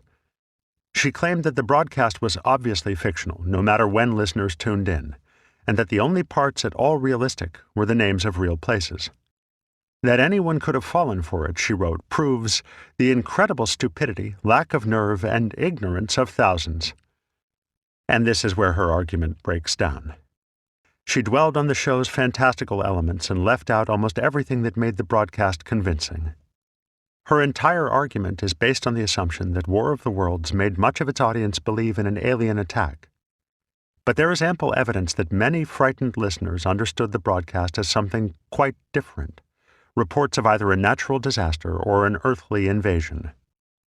One New Jersey man, briefly fooled by War of the Worlds, wrote Thompson a letter objecting to her blanket indictment of radio listeners. He agreed with her basic premise, but said that she had failed to consider the many ways people could stumble onto the broadcast by accident. All this listener had heard of the show was that the governor of New Jersey had instituted martial law. He believed it was true because a relative had told him to tune in, and then a policeman had come to the door warning him to evacuate. In those circumstances, he argued, anyone would have been concerned, no matter how logical he thought he was. For Thompson to overlook the obvious negligence in permitting the use of the precise designation of public officials and the use of an existing locale, and to pay unqualified tribute to Mr. Welles in providing us with this clinical demonstration of mass hysteria, he wrote, is taking an untenable position capable of incalculable harm. He saw dangerous possibilities in her knee-jerk condemnation of the masses. Like everyone else, Thompson saw the panic that she wanted to see. Because of her longtime concern with Nazism, she imagined panicked listeners to be the same sort of people who had fallen under Hitler's sway. After lambasting those listeners for believing in the broadcast, she lambasted them again for protesting to the FCC about it. The deceived were furious and, of course, demanded that the state protect them, she wrote, demonstrating that they were incapable of relying on their own judgment. This, for Thompson, was the most sinister aspect of the whole episode. She was appalled that Americans might willingly give up their free radio at a time when so many dictatorships used broadcasting to spread propaganda and fear. The panic, she wrote, had proved that no political body must ever, under any circumstances, obtain a monopoly of radio. She was not wrong, but neither was she entirely correct. Like a lot of Welles's defenders, Thompson equated any FCC action with fascism and wildly overestimated public gullibility. She warned against fear-mongering politicians, even as she stirred up false fears of her own by mischaracterizing a few thousand Americans as an unthinking mob. And she did so with a certainty and conviction entirely typical of the rest of her work, not to mention that of many media pundits from her day onward. Once her mind is made up, one journalist wrote of Thompson, she plunges. In railing against the supposed ignorance of the public, Thompson failed to recognize that she was speaking from a position of ignorance herself. Orson Welles, John Houseman, and Howard Koch all later gave Thompson great credit for turning public opinion their way. She was one of the first prominent voices to speak out in their defense, and after her column was published, the outcry essentially ended. But the public had already spoken in support of Welles. By November 2nd, over twice as many letters had been written to the Mercury and the FCC in praise of him than in protest of him. Just about every point in Thompson's column had already been articulated, perhaps less eloquently or acerbically, in dozens of those letters. She was simply the first to speak loud enough for everyone to hear. Her influence and her way with words helped cement the way in which people understood the War of the Worlds panic, from then until now. Her false assumptions helped define the event. In one respect, at least, she proved out of step with public opinion. The newspapers are correct in playing up this story over every other news event in the world, Thompson wrote. It is the story of the century. But the papers did not keep playing it up for long. War of the Worlds fell out of the headlines almost immediately after her editorial. The story offered a momentary reprieve, a distraction from the grim onward march of history, and fodder for some good jokes from the columnists and the comedians, as one Philadelphian put it. But when the laughs died away, the world moved on to other things. In surveys of both the press and the public the following December, the broadcast failed to rate as one of 1938's top 10 most important news stories. With the Czech crisis and the Nazi persecution of German Jews weighing on their minds, Americans had a very short memory for fake news. They had too much real news to worry about. As early as 2 days after the broadcast, Welles had a very definite sense that the country would laugh the whole thing off. The press coverage was encouraging, and the Mercury's mailbag even more so. "Young man, you are a genius," wrote one Pennsylvanian. "What might have been a catastrophe will probably turn out to be the best possible publicity for you." Another listener wrote that Welles had put to shame the alleged masterminds of Hollywood, and now they will be beseeching you with offers. For years afterwards, Welles displayed in his office a cheerful telegram from Alexander Woollcott. The critic, well known for his way with words, playfully referenced Charlie McCarthy. "This only goes to prove, my beamish boy, that the intelligent people were all listening to a dummy, and all the dummies were listening to you." Welles badly needed the support, because even after surviving War of the Worlds, the Mercury Theatre seemed ready to implode. On November 2nd, the same day Dorothy Thompson defended Welles in her column, the Mercury finally opened their much-delayed Danton's death. Welles later claimed that one angered listener had telephoned threatening to kill him when he took the stage that night, but he needn't have worried. The only attacks came from the critics, who were almost unanimously unimpressed. The Mercury's debut had been dynamic, exciting, and enormously expressive, wrote the New York Herald Tribune, but Danton was mannered, stately, and artificial, effective neither in ideas, narrative, nor production. The review summed things up bluntly. For the Mercury Theatre, the honeymoon is over. Welles was suddenly one of the most famous people in America, but all the publicity in the world couldn't save Danton's death. It died on stage after 21 performances, and it took the Mercury down with it. Simply put, the company was broke. Houseman had sunk all their operating capital into Danton's death. When the play flopped, he had no cash to make good on the worthless checks he had been writing for weeks. But the Mercury had survived financial failure before. What it could not survive was indifference. "In the grandiose and reckless scheme of our lives," Houseman wrote, "the Mercury had fulfilled its purpose. It had made its founders famous and earned them a ticket to Hollywood. They had no interest in it beyond that." Welles kept the name alive for almost a decade, until Mercury Productions ran out of money and folded in 1947. But the scrappy little theater, formed in defiance of the WPA, was no more, after an annus mirabilis beginning with Caesar and ending with War of the Worlds. Even the radio show was about to change, and not for the better. Campbell's Soup, which had earlier passed on sponsoring the program, was now only too happy to have their product associated with the Men from Mars. "I guess they figured if Orson could make the War of the Worlds credible and the Martians credible, he could make Campbell's Chicken Soup credible," Houseman later said. So we became the Campbell Playhouse. With the change in title came a change in format, because Campbell's ad agency, Ward Wheelock and Company, wanted Welles to adapt fewer classics and more bestsellers.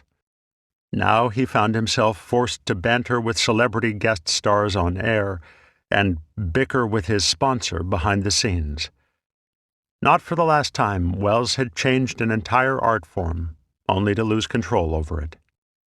But Welles was already looking westward, and so were his collaborators.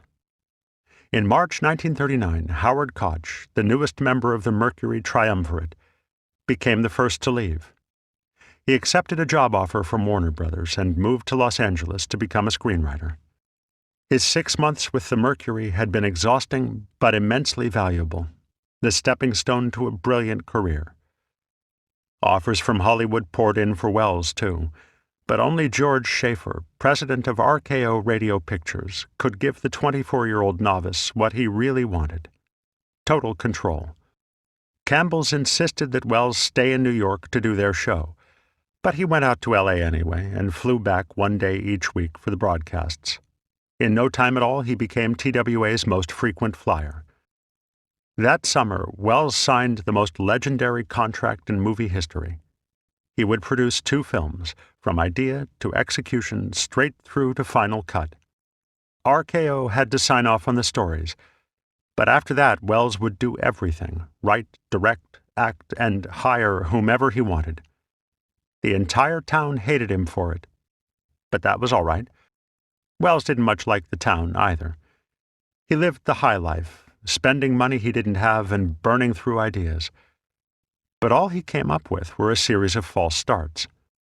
Once again, he was moving toward crisis, but now the stakes were infinitely higher. As one fan had warned him back in November 1938, War of the Worlds had placed him in the public eye, and he needed to be more careful. "You are a very young man who has gone far in a short time," this Ohioan wrote, "and apparently there are others in the world who do not like your quick progress. I mean this in all seriousness, as that is the way it looks to me. Maybe I'm wrong." Welles and the Mercury had moved on, and War of the Worlds had disappeared from the headlines. But the panic story remained, stuck in the minds of millions. In their letters, many listeners compared the broadcast to the old story of the boy who cried wolf, arguing that it would make people distrust news bulletins in the future. They were wrong. The American appetite for news coverage continued to grow after the outbreak of World War II. But as the historian Robert J. Brown has noted, there are definite indications that War of the Worlds taught people not to believe everything they heard on air, at least for a while. One hint of this national skepticism can be found in the first issue of the comic book Batman, published in 1940. The Joker, in his debut appearance, announces over the radio that he will commit a crime at a certain time and dares police to stop him. The next panel shows an elderly couple listening to his broadcast and not believing a word of it. "That's just a gag," the husband tells his wife, "like that fellow who scared everybody with that story about Mars the last time." They are, of course, wrong. The Joker pulls off a murder and a jewel theft right on time. But it's all a trick. Before going on air, he has already injected his victim with a slow-acting poison and replaced the gem with a fake. Just like the demagogues Thompson warned her readers against, the Joker uses the radio to stir up false terror, to make himself seem bigger than he really is. Almost 2 years after War of the Worlds, Americans had not forgotten that demonstration of radio's power. One can only imagine how many times the scene between the elderly couple was acted out in real life, as people stopped to question a late-breaking news bulletin. Another reminder came on December 7, 1941, when the Empire of Japan attacked the U.S. naval base at Pearl Harbor, Hawaii. Americans on the mainland first heard the news at 2:26 p.m. Eastern Time, when the Mutual Network broke into a football game with a bulletin from the White House. At least some listeners, and maybe very many, refused to believe it. "My first question was, is this another Orson Welles' War of the Worlds broadcast?" one listener recalled. Later that day, when NBC began broadcasting from the scene, their commentator went out of his way to tell listeners that he was being serious, that this was not a hoax. This was a particular feather in Welles's cap. He liked to claim, in later years, that people doubted the first bulletins because he was on air when the interruption came. In truth, he was not. But there is every reason to suspect that, even without hearing his voice, many Americans still thought he was at it again. The panic story had entered the zeitgeist as a constant reminder not to believe everything you hear on the radio. It may be too much to say that it taught people to think critically about the news, but it did teach them to question a specific kind of reportage: the news flash. Even 25 years after the broadcast, on November 22, 1963, lingering memories of War of the Worlds caused at least one American, briefly, to doubt a radio report that President John F. Kennedy had been shot in Texas. A few weeks after the broadcast, as the national hysteria died down, some began to apply this newfound skepticism to the panic itself. After calmer reflection, it is now apparent that most of the hysteria allegedly promoted by the Martian invasion was actually headline bread, wrote Broadcasting in mid-November 1938. Later that same month, the Wall Street Journal agreed, asserting it was a fact that the effects of the recent Martian performance were undoubtedly exaggerated, presumably by the press. The panic had taken on the flavor of a fable or an old wives' tale, the kind of folklore Howard Koch encountered in Grover's Mill 30 years later. It was an enjoyable and instructive story, but not something to take too seriously. However, a brilliant team of scholars at Princeton University were about to breathe new life into the myth. On November 28, 1938, the General Education Board of New York City awarded a $3,000 grant to the Princeton Radio Research Project to look into the effects of War of the Worlds. There remained two unanswered questions that they hoped to address. Just how many people had the broadcast frightened? And why? In trying to find the answers, the Princeton researchers produced one of the 20th century's most influential and controversial works of social psychology, one that changed forever how people understand the media's power. 9. A Matter of Psychology. As an experiment in psychology, basic instincts, and the effect of propaganda, it couldn't be surpassed. Emmett Reardon of Corvallis, Oregon, to Orson Welles, October 30th, 1938. Because it focused on events so close to Princeton University, War of the Worlds threw that campus into a special kind of chaos.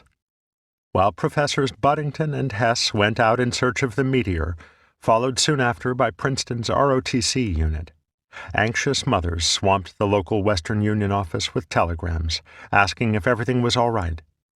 One Princeton undergrad who had spent the day at Harvard visiting the future President John F. Kennedy returned to find the college practically in flight due to an invasion of rocket ships from Mars, as he later wrote to Kennedy's sister Kathleen. The next day, waggish students formed a League for Interplanetary Defense to unite the world in response to the alien threat. By telegram, they asked Orson Welles if he would lead it.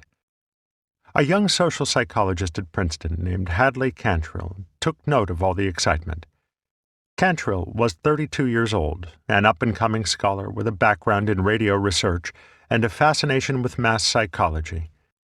And thanks to the wandering point of Howard Koch's pencil, the Martians landed practically in his backyard.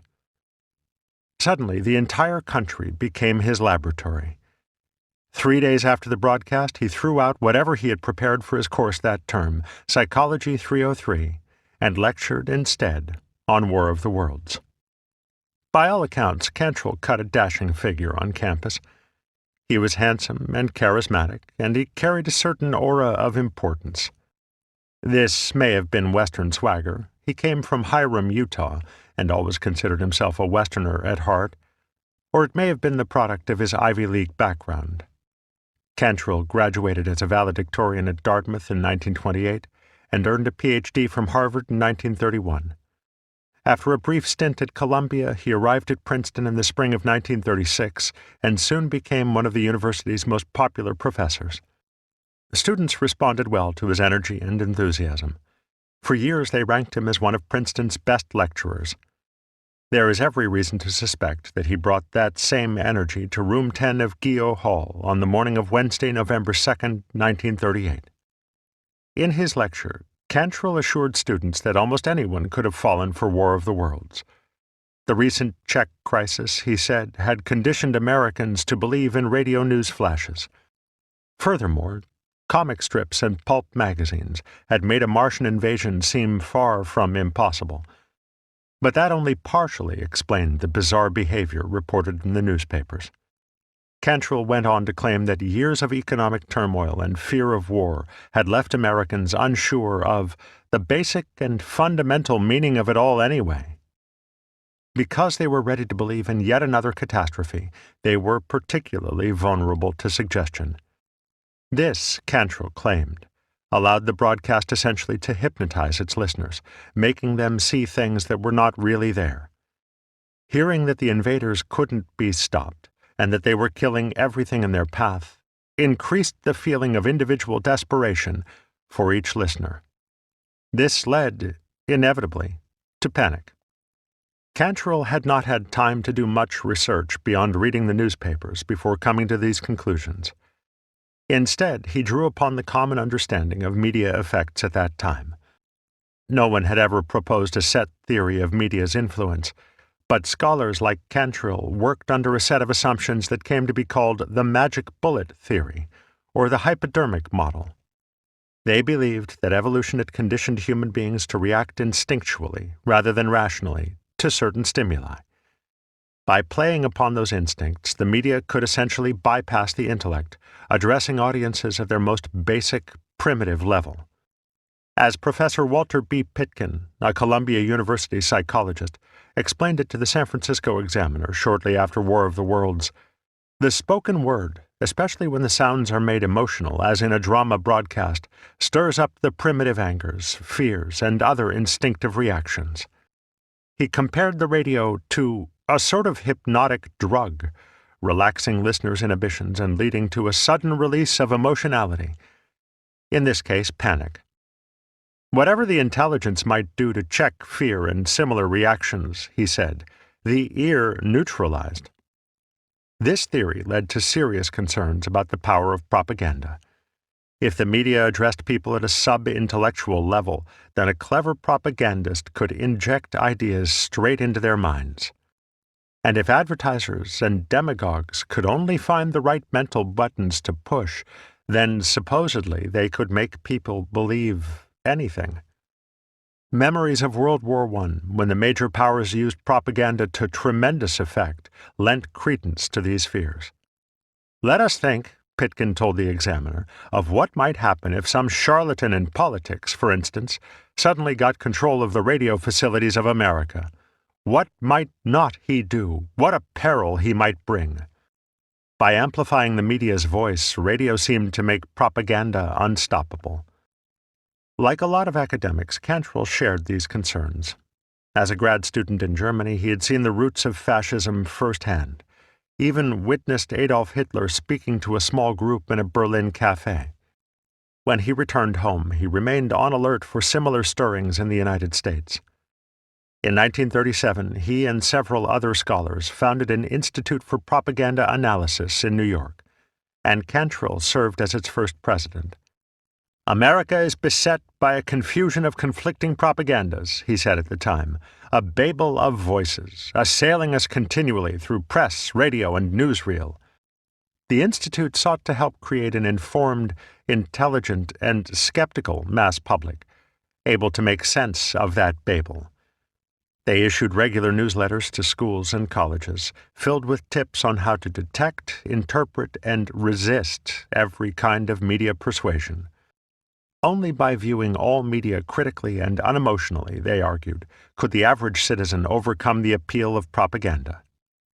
Because of their concern with fascism and propaganda, Cantrell and the Institute saw something similar in the reported results of War of the Worlds.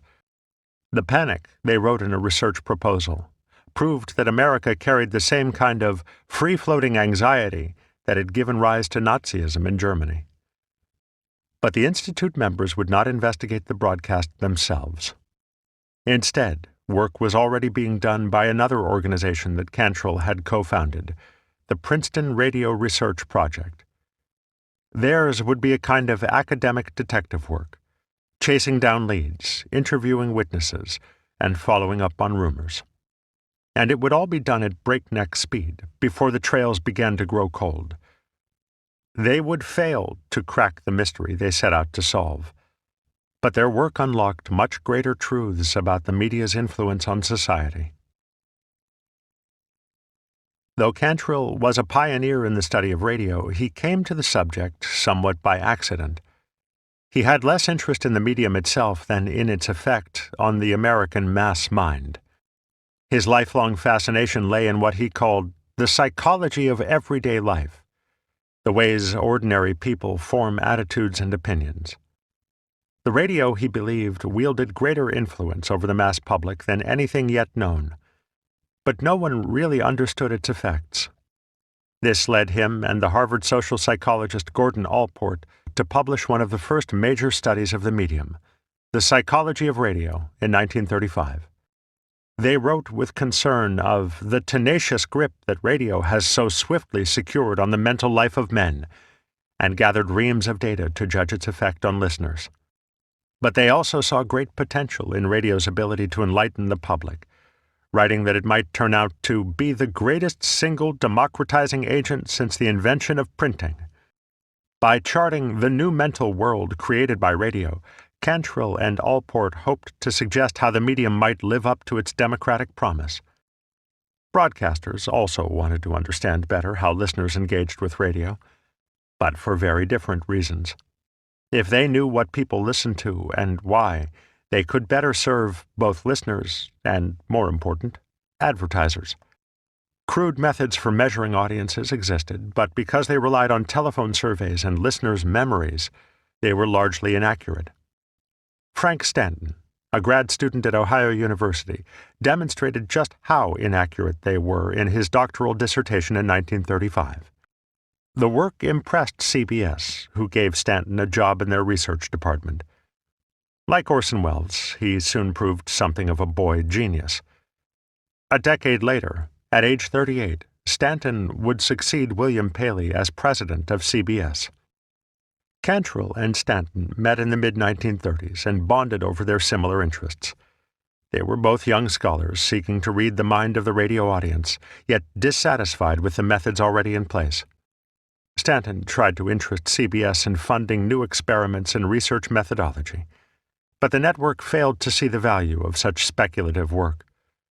Then Cantrell suggested they apply to the Rockefeller Foundation for a research grant. They submitted their proposal in the spring of 1937, asking for funds to develop new techniques for understanding radio's appeal. Key to their approach was understanding not just who listens, but why they listen. To date, we have merely counted noses, so to speak, Stanton said in a speech around this time. Tomorrow we must find out what makes the listener tick. The Rockefeller Foundation approved their grant that summer, giving $67,000 to the School of Public and International Affairs at Princeton to set up a radio research office. But Stanton and Cantrell were not planning to devote themselves to the project full-time. Stanton did not want to leave CBS, and Cantrell had found other work that interested him more. The previous year, he had met George Gallup and become greatly intrigued by the new science of opinion polling.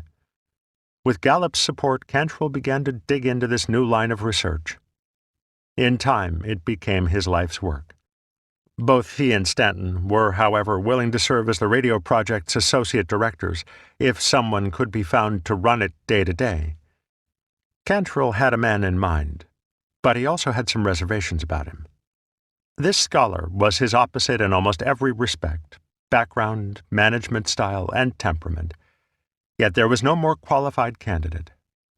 In the summer of 1937, Cantrell offered the job to a man whose work would redefine the American media landscape, Paul Felix Lazarsfeld. Lazarsfeld, a Jewish refugee from the rise of fascism in Austria, had come to the United States on a Rockefeller Fellowship in 1933. From the earliest, he devoted himself to exploring the reasons why people make decisions. What factors, he wanted to know, led people to choose one candidate, radio program, or brand of toothpaste over another? He didn't distinguish between topics. They all came down, in his view, to the same psychological processes of choice and action. After his fellowship expired, Lazarsfeld set up a research center at the University of Newark to delve further into applied psychology. Because money was scarce, he often accepted research contracts from private industry. Businesses were more than willing to fund his work if the results helped them better understand their customers. Lazarsfeld called this Robin Hooding, stealing from the rich to give to the poor academics. In the process, he essentially invented what has come to be called market research.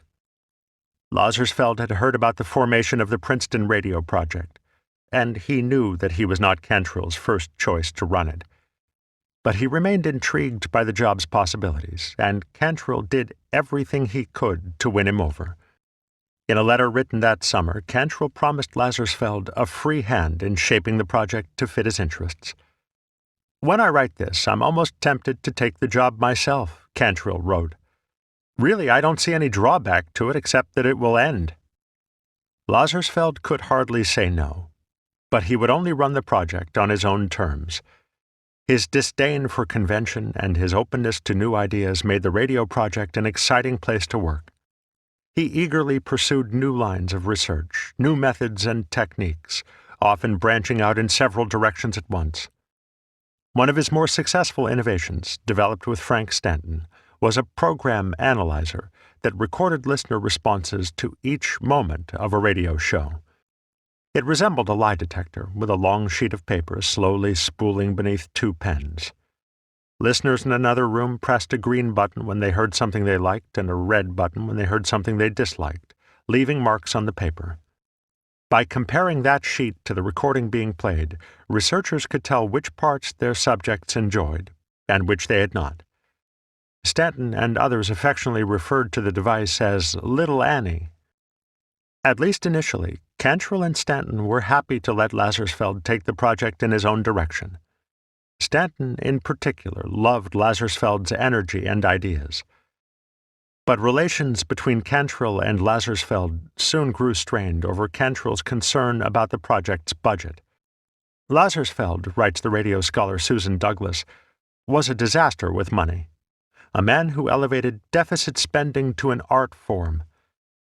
His passion for research drew him to many different projects at once, and he often overspent what Princeton had given him. The university blamed Cantrell when this happened, and he repeatedly urged Lazarsfeld to rein in his expenditures. These appeals soon grew into heated arguments, with much resentment on both sides. More and more, Lazarsfeld went outside the academic bureaucracy for research funds, turning instead to his contacts in the radio industry. Stanton and CBS could always be counted on to provide quick cash for urgent firehouse research, as Lazarsfeld called it, when work needed to be done immediately. This allowed Lazarsfeld to pursue projects he could not have done otherwise.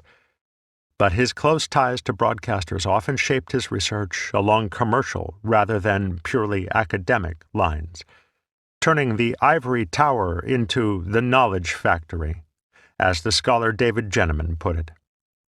The project could not long accommodate the divergent interests of its directors. Cantrell remained focused on radio's potential effects on democracy. He sought not just to read the American mass mind, but to change it, even to enlighten it. Lazarsfeld, on the other hand, was content simply to understand how it worked. His research was an end in itself. It mattered less what the research was used for. And Stanton had a very clear purpose in mind for the project. By learning more about listeners' likes and dislikes, he hoped to help CBS catch up with NBC in the ratings. Much like the medium itself, then, the radio project found itself struggling to serve both commercial and civic ends. Lazarsfeld and Cantrell's quarrels over money sharpened this conflict, because research funds would help decide the project's direction, and War of the Worlds would strain it to the breaking point. This is the end of the CD. The audiobook continues on the next CD. The radio project's study of the Martian broadcast began as time-sensitive firehouse research, with Lazarsfeld calling Stanton for money on the day after the show. Stanton was already keen to find out the broadcast's effect on the country.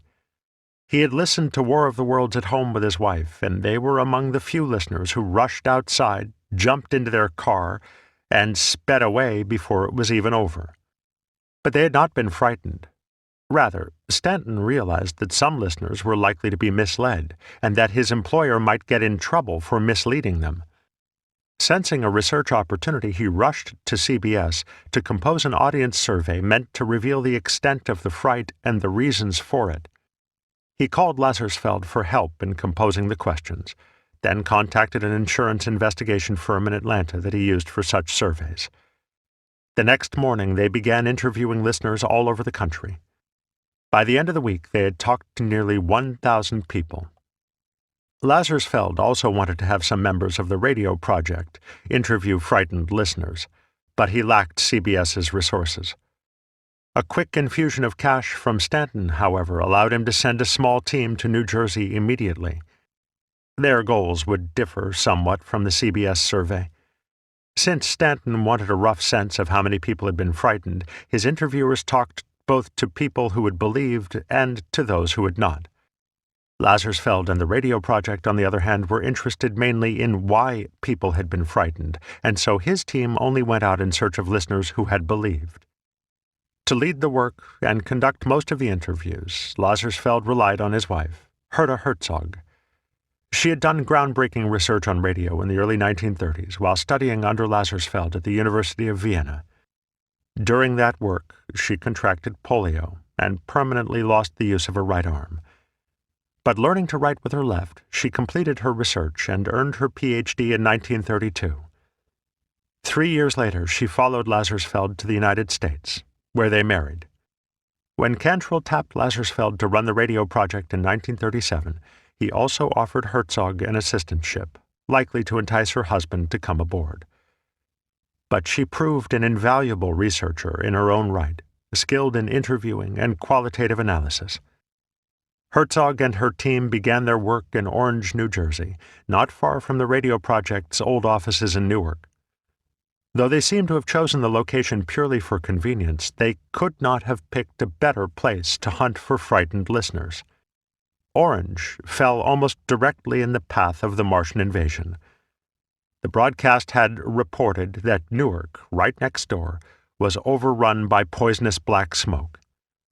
One would expect to find a greater degree of fright there than perhaps anywhere else in the country.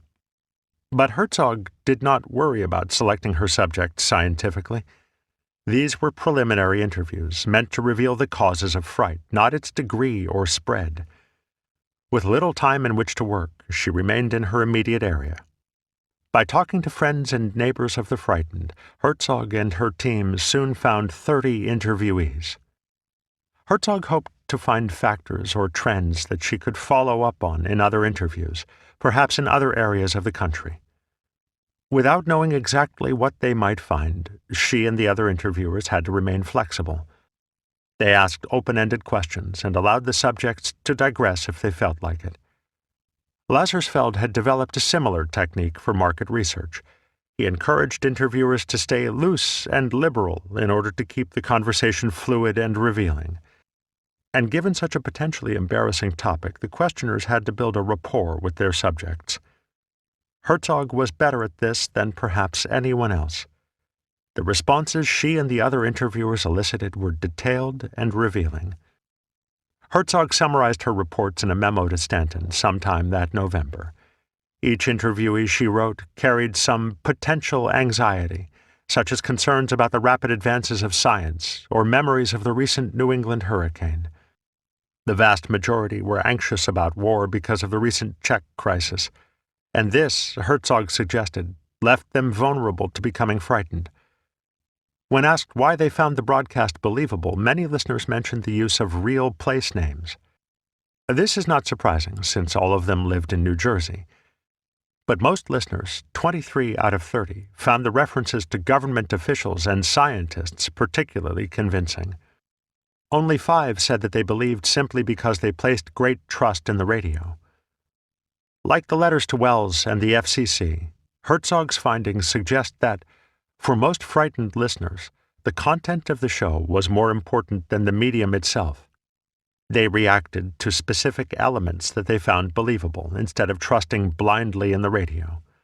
They processed what they heard and came up with the wrong answer. And not just one wrong answer. Herzog's research showed that they interpreted the broadcast in a variety of ways. Only 4 of the interviewees understood that the fake news reports described a Martian invasion.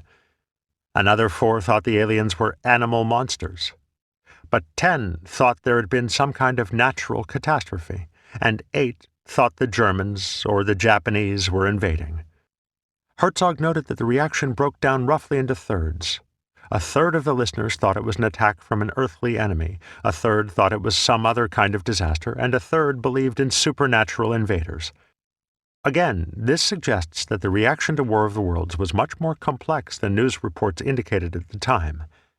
If the trends Herzog noted were representative, and there is every reason to believe that they were, most frightened listeners understood the broadcast to be about something other than Martians.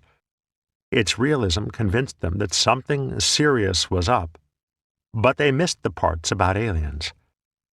Herzog also recognized that the fright caused by the broadcast was contagious.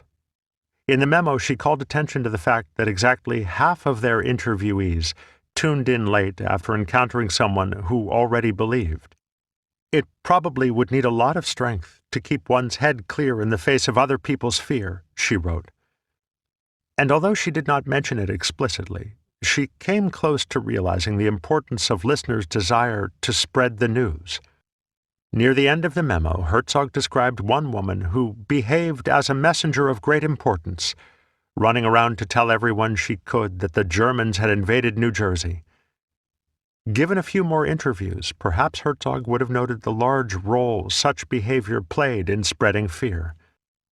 These interviews also offer further evidence that actual panicked behavior was rare. Only 2 subjects fled their homes immediately without trying to find out whether the invasion was real. Most, 20 out of 30, tried to verify the fake news. But Herzog noted that only 10 did so successfully. The rest saw or heard something that convinced them the disaster was real, such as a glow in the sky that they mistook for the fires of battle. Herzog highlighted 2 listeners who looked out the window to see if people were fleeing the invasion. One saw a street black with cars and imagined that her neighbors were running away. The other saw an empty street and assumed there were traffic jams elsewhere in the city. There was no way out, Herzog wrote. Many cars, or no cars at all, seemed equally to indicate the worst. This, for Herzog, was the key question raised by the interviews. Why some people checked up correctly and others did not. She encouraged further study of this finding in order to learn more about how fear distorts one's senses in a crisis. Herzog refrained from drawing general conclusions from such a small and unscientific example, but her memo is still a remarkably accurate assessment of the true causes and degrees of the fright created by War of the Worlds. She recognized that listeners' reactions were complex and varied, and had as much to do with how and when they encountered the show as they did with the show itself. Her analysis is, of course, incomplete, because she spoke only to frightened listeners. But her work was meant to be preliminary. Much remained to be done, particularly in determining how widespread the fright really was. Herzog's memo paved the way for that later research and provided a framework for the book that came from it. Other hands than hers, however, would write that book. Herzog was one of several female scholars and graduate students on whom the project relied for research. Women did much of the work on the War of the Worlds study and conducted all of the interviews with frightened listeners. However, because of the times in which they lived, their work received scant acknowledgement. The legwork fell to them, but little of the credit. As Cantrell lectured to his class on why people fell for War of the Worlds, Herzog and others pounded the pavement to see whether or not he was right. Their work suggests that he may have spoken too soon. But a year and a half later, when the study was published, it carried Cantrell's name first and foremost. After Herzog completed the initial interviews, the radio project went in search of funds to complete the study. On November 21st, Hadley Cantrell submitted a grant request to the Rockefeller Foundation's General Education Board for a proposed study of mass hysteria. By examining newspaper articles, checking telephone records, and interviewing people who were frightened, the radio project hoped to determine how many people had believed the broadcast to be true. Then they would find the psychological, educational, and cultural factors that made them believe. How do the personal characteristics, traits, and capacities of those who believed the drama to be real differ from the characteristics, traits, and capacities of those who heard the broadcast under the same conditions, but who did not believe its reality? Cantrell asked. The implication seems to be that some people were mentally predisposed to fall for War of the Worlds, and the study would find out why. Cantrell sought to quantify what made individuals vulnerable to propaganda. He reasoned that people whose fears led them to believe in the Martians would easily fall prey to a dictator manipulating those fears for his own gain. In this respect, his study foreshadowed a major work of post-war psychology, The Authoritarian Personality, co-authored by another member of the radio project, the German sociologist and theorist Theodor Adorno. Concerned that fascism might reappear on American soil, Adorno and his co-authors attempted to find its psychological roots by identifying personality traits such as aggression and submission to authority that left people susceptible to fascist thinking. Certain individuals, they wrote, are easily fooled by fascist propaganda because of long-established patterns of hopes and aspirations, fears and anxieties that dispose them to certain beliefs and make them resistant to others. Cantrill was motivated by similar concerns. He saw listeners frightened by War of the Worlds as weak links in the chain of democracy, and he wanted to know how to strengthen them. 1 week after Cantrill submitted his proposal, the General Education Board agreed to fund the War of the Worlds study. Herzog and Cantrill then began to plan the rest of the research. To determine the extent of the panic, they would gather data anywhere they could, from radio stations, newspaper offices, pollsters, and even high school principals.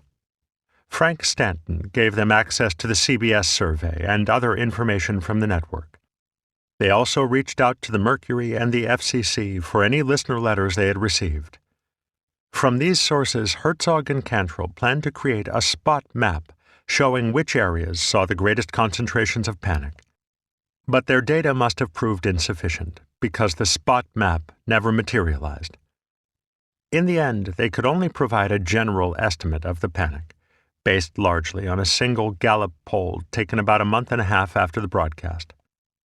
On December 16, 1938, Gallup's American Institute of Public Opinion called about 3,000 members of the voting public to ask if they had heard War of the Worlds. 12% said that they had. By applying that result to the estimated U.S. population, Cantrill got an audience of 12 million people. But as he admitted in the published study, that number is far higher than every other estimate of how many people heard War of the Worlds. The ratings company C.E. Hooper, Inc., which regularly estimated the size of broadcast audiences, put the Mercury's listenership at only about 4 million people. This discrepancy might indicate how much fear spread by word of mouth. Or it could indicate, as some have suggested, that the broadcast's national prominence made some respondents say that they had heard it, when in fact they had not. Noting the lengthy lag time between broadcast and poll, the Welles scholar Paul Hayer suggests that the Hooper figure of 4 million is more reliable. But Cantrill roughly averaged the two figures to get a total estimated audience of 6 million people. According to the Gallup poll, just over a quarter of the people who heard War of the Worlds took it for a real news report. Of those listeners, 27% reported being very much frightened by it, 24% reported being somewhat frightened by it, and 30% reported being not at all frightened by it. Cantrill took this to mean that 1.7 million people had believed the broadcast to be true, and 1.2 million of them were excited by it. Most sources cite this estimate as proof that over 1 million people panicked. But these categories are entirely subjective, and they offer no information on whether the listeners took any panicked action because of the show. Nor did the poll ask how long each respondent believed in the broadcast, or what any of them believed it to be about. With the crude statistical tools of the day, there was simply no way of accurately judging how many people heard War of the Worlds, much less how many of them were frightened by it. But all the evidence, the size of the Mercury's audience, the relatively small number of protest letters, and the lack of reported damage caused by the panic, suggest that few people listened, and even fewer believed. Anything else is just guesswork. However, accurately judging the size of the panic was really only incidental to Cantrill's purposes. The main thrust of the study would be more interviews with frightened listeners, probing their psyches to find their intellectual maturity and any anxieties that might have led them to panic.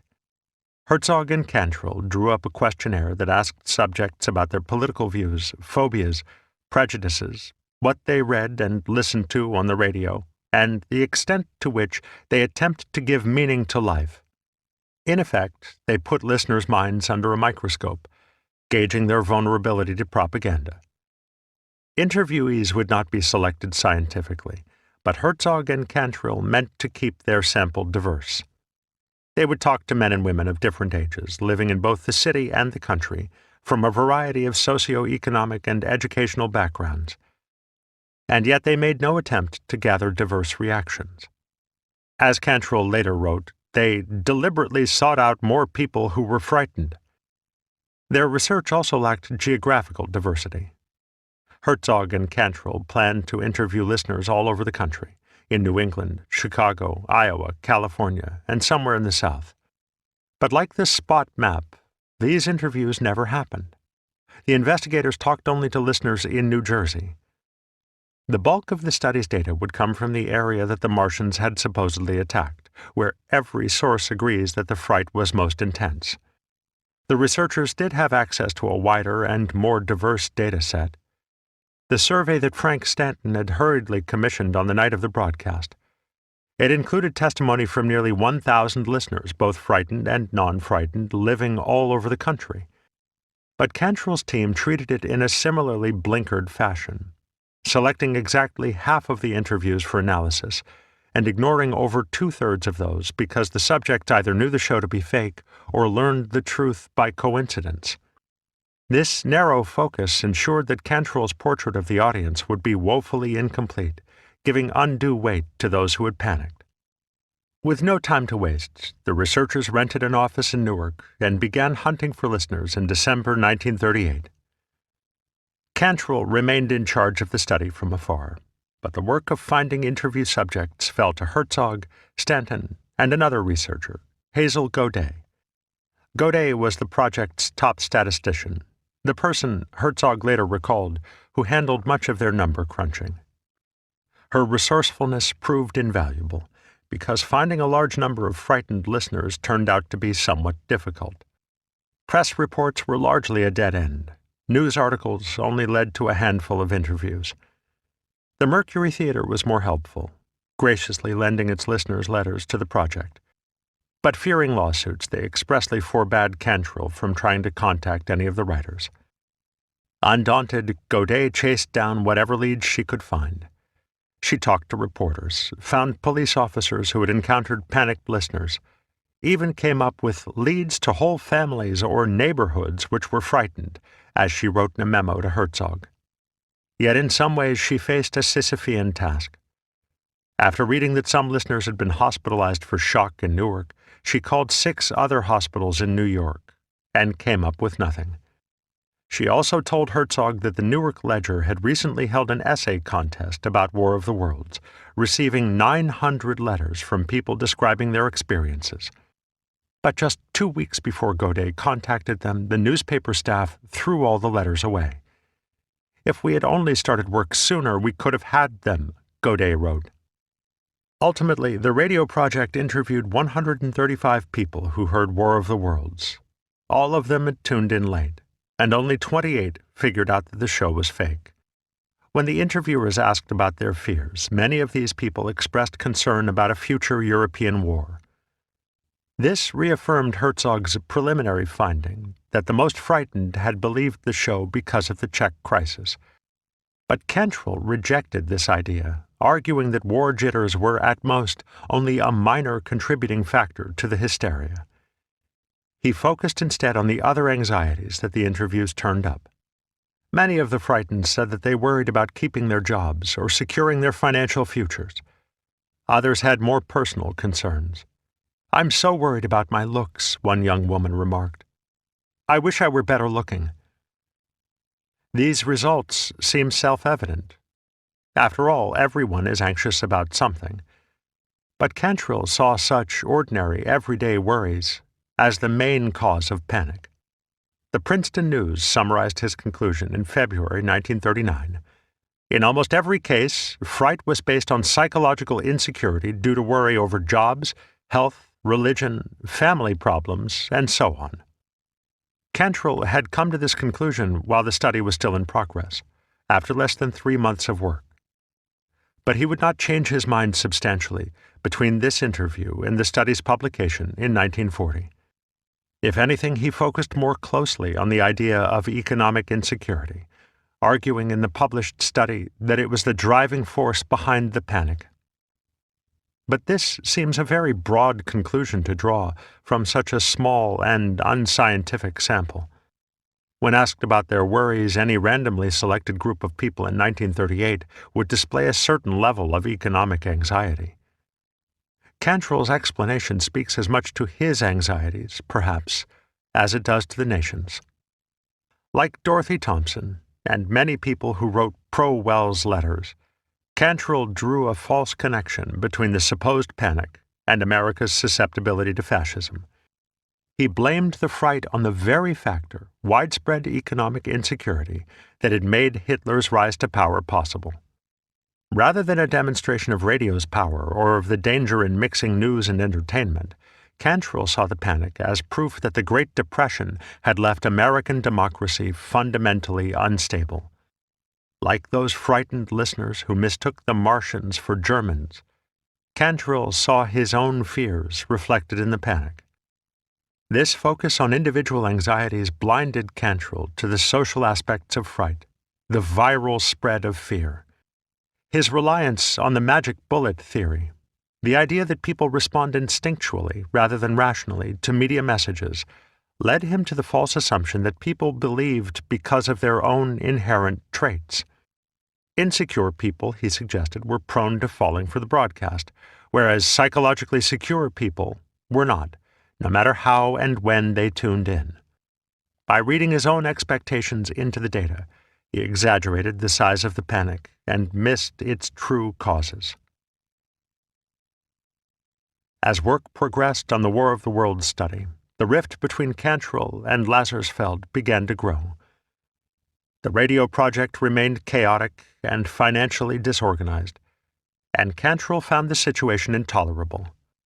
Lazarsfeld began to fear that Cantrell wanted to usurp him as the project's head, though Cantrell claimed to be losing interest in the work.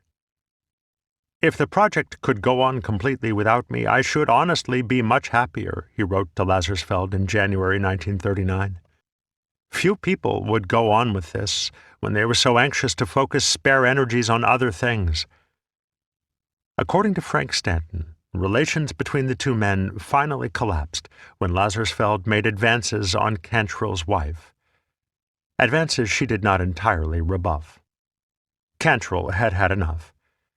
Instead of publishing the War of the Worlds study as a pamphlet through the Institute of Propaganda Analysis, as had always been the plan, he arranged to release it as a book through the Princeton University Press.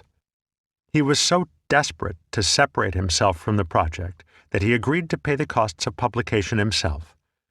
"I shall have to underwrite my study to the extent of $900 and hope to hell I get most of it back," he wrote to Lazarsfeld later that year.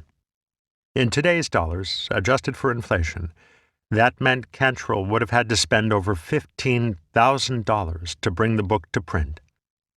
But even as Cantrell separated himself from the radio project, he retained some of its biases. The project's studies often betrayed a certain elitism. As Susan Douglas has observed, the researchers tended to scrutinize listeners in the lower economic classes, without questioning the habits of those who shared their social status. Cantrell brought much the same attitude to bear on War of the Worlds. His first draft of the study, completed in August 1939, cast the panic as a class-based phenomenon. Hazel Godet, in her notes on the manuscript, urged Cantrell to rethink this assumption. "You say that we should expect that individuals in the lower income brackets would be particularly perplexed and feel particularly involved in these days of economic confusion. But is this necessarily true?" she wrote. "You might make a case for the opposite as well. Individuals who have enjoyed a certain amount of economic security may be much more upset in these times than those who have always been insecure." Because he saw economic anxieties as the main cause of panic, Cantrell assumed that lower-income, lower-status people were more likely to be scared.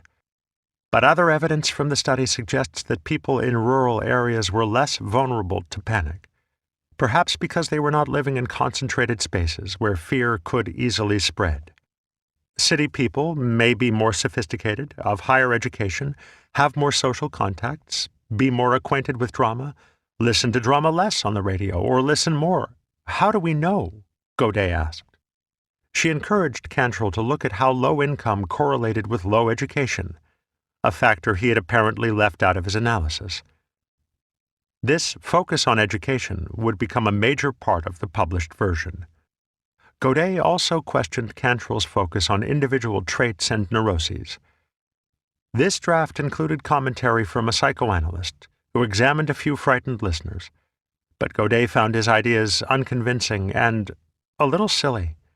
Some psychoanalytic theories are bad enough when they have all the facts in the world behind them, she wrote. So I think it's pretty risky to base an analysis on no facts. At other points, Godet encouraged Cantrell to broaden his view and look at the larger forces at play, not just the reactions of individual listeners. She noted, for example, that Cantrell mentioned that more were frightened in large groups and few were frightened in public places, but failed to explain why. She also suggested that people might be more likely to believe in the broadcast if listening with others.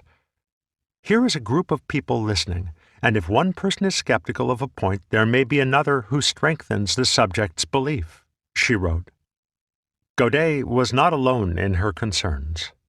In mid-October, Lazarsfeld sent Cantrell a memo with copies to Stanton, Herzog, and Godet, encouraging him to rethink the main thrust of the study. He believed that focusing on individual anxieties missed the point of the whole episode. If you center the study around the fact that we are all full of anxiety and therefore believe everything, you can't help much because our anxiety will remain for a long time, and dangers will happen all the time, he wrote.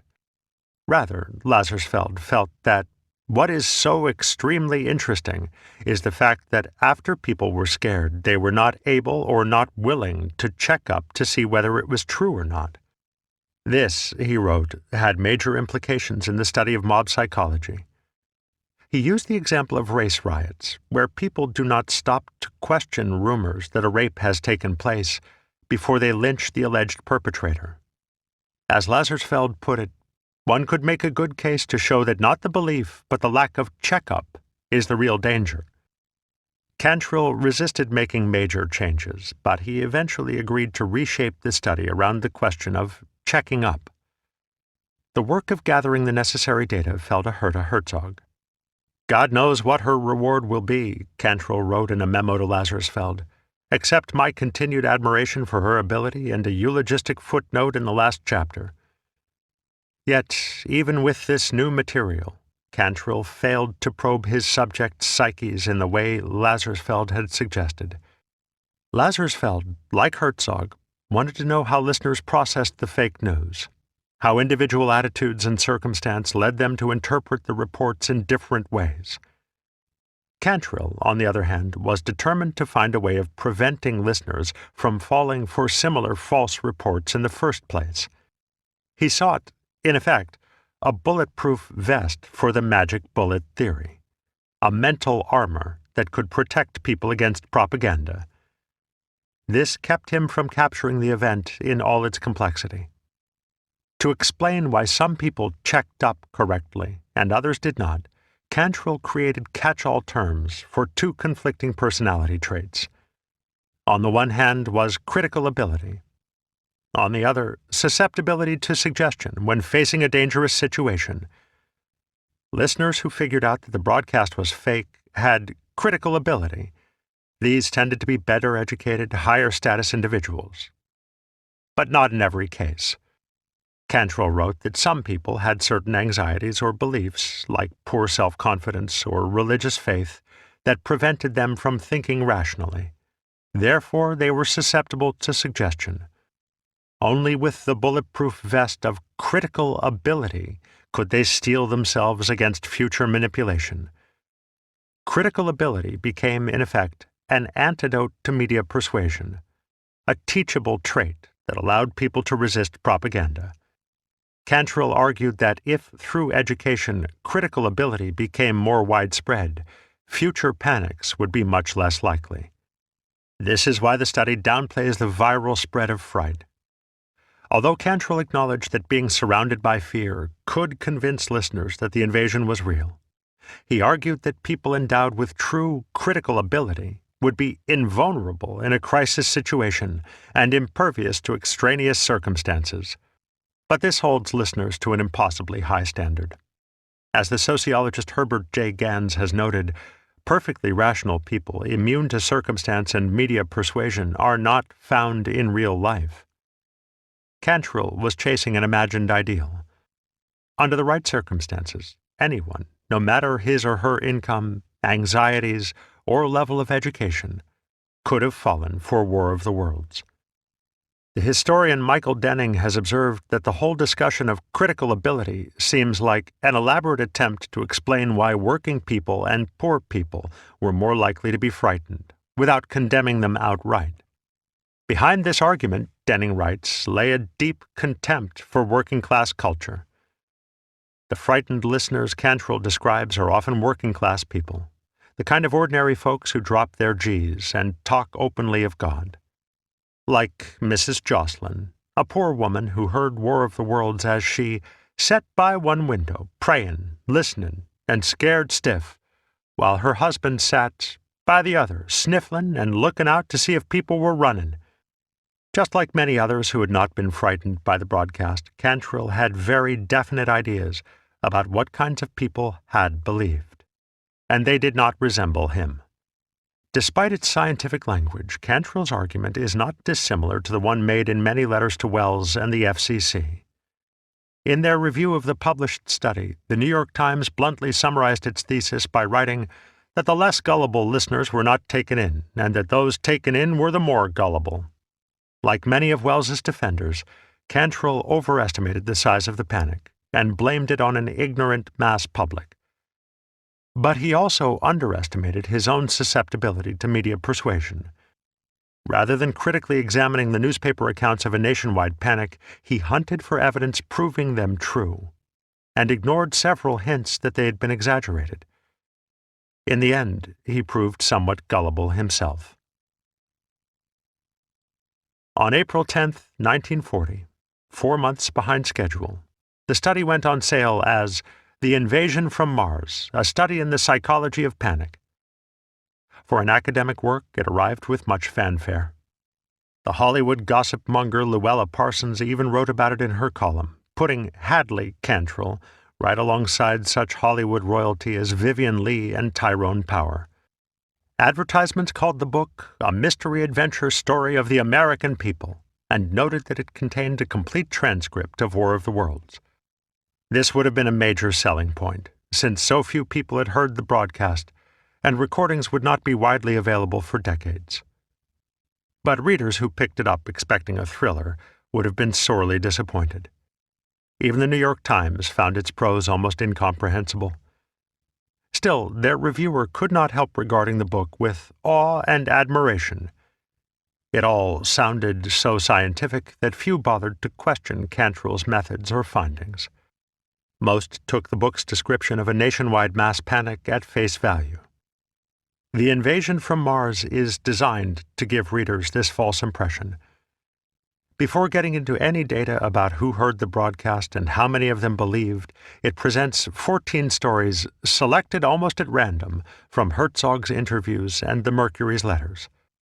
All are extreme cases of fright, such as a college student who sped to Poughkeepsie, driving like a maniac, to save his girlfriend from the Martians, and an ardent Catholic who planned to seal her windows with cement before the black smoke got her. In her comments on an earlier draft, Godet had warned Cantrell against exaggerating the panic this way. I get the impression that there is an overemphasis of panic-stricken cases in this chapter, she wrote. While they are undoubtedly the most interesting, they present only the more spectacular part of the setting. By the time readers get to Cantrell's questionable estimate of the size of the panic, this section has already led them to believe that America was drowning in mindless terror on the night the Martians landed. In fact, the idea that all these listeners fell for a Martian invasion does not agree with the data Herzog and Godet collected. Cantrell's working draft of The Invasion from Mars includes a table, not in the published version, showing what the listeners they interviewed believed the broadcast to be about.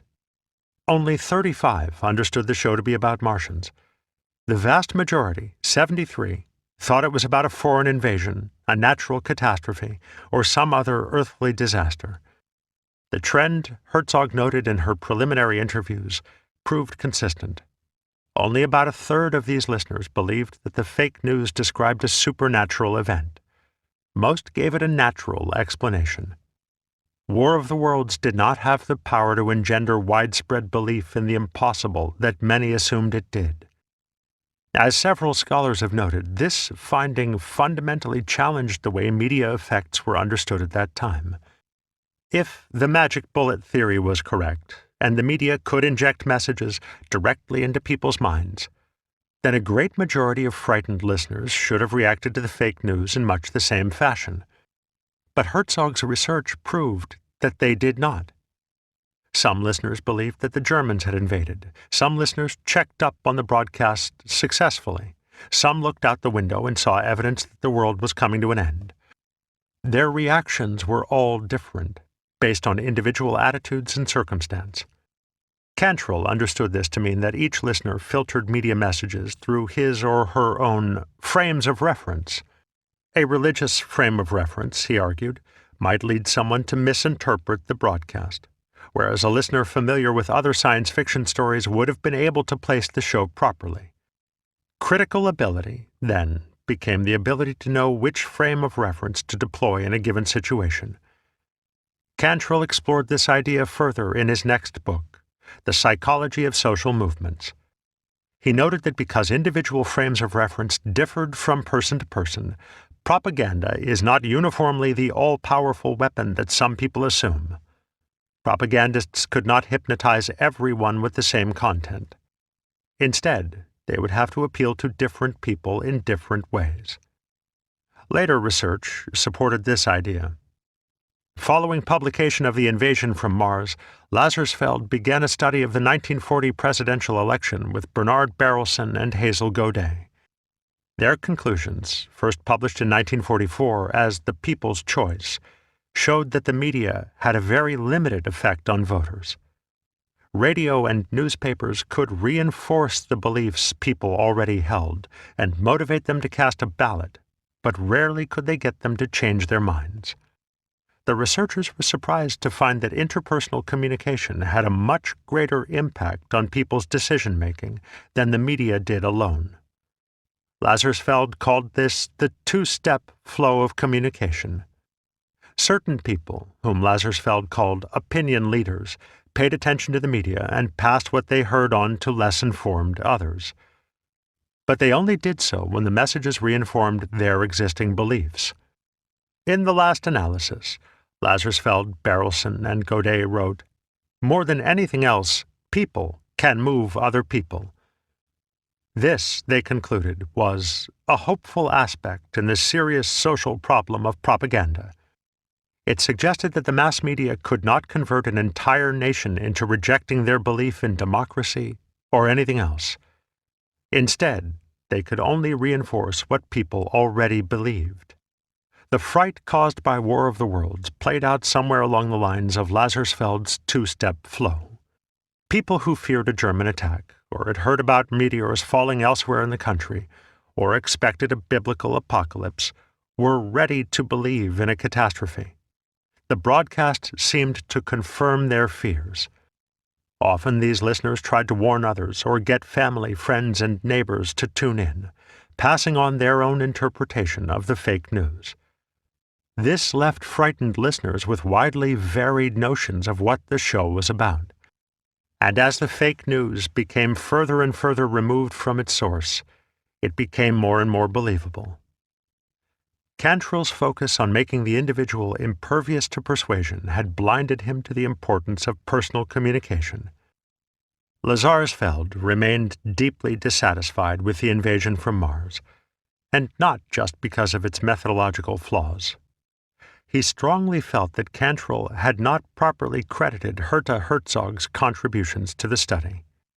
For decades, even after he and Herzog divorced and Herzog remarried, Lazarsfeld consistently credited her as the driving force behind The Invasion from Mars.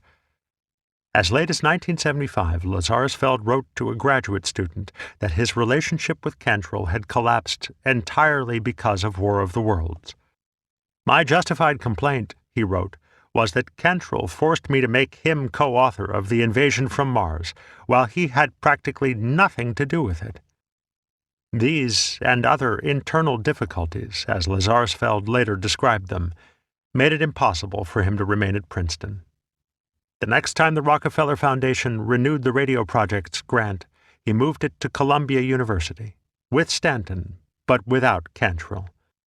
Cantrell founded his own research center at Princeton, the Office of Public Opinion Research, and never worked on radio again.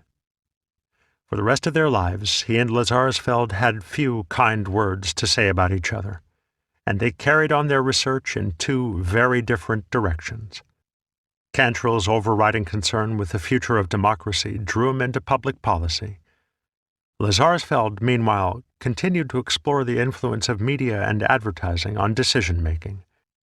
By building on their discoveries in the Princeton Radio Project, both scholars would profoundly shape American culture and politics. In the 1940s, Cantrell became a passionate advocate for the science of opinion polling, at a time when few academics took it seriously. Not long after he published The Invasion from Mars, Cantrell gave a short report on polling data to a contact at the White House, who passed it on to Franklin Roosevelt. The president immediately saw promise and became the first occupant of his office to benefit from this new science. During World War II, Cantrell regularly provided FDR with polling data, allowing him to track public opinion almost in real time. More than once, Cantrell used these data to suggest ways in which Roosevelt might alter his public statements to make them more appealing to voters and to Congress. After the war, he continued to work with the White House in using public opinion polls to help shape American foreign policy. Lazarsfeld, meanwhile, built the radio project into a much larger organization, the Bureau for Applied Social Research, that carried on successfully for years. He continued to rely on private business for research funds, devising many studies into people's buying habits and preferences.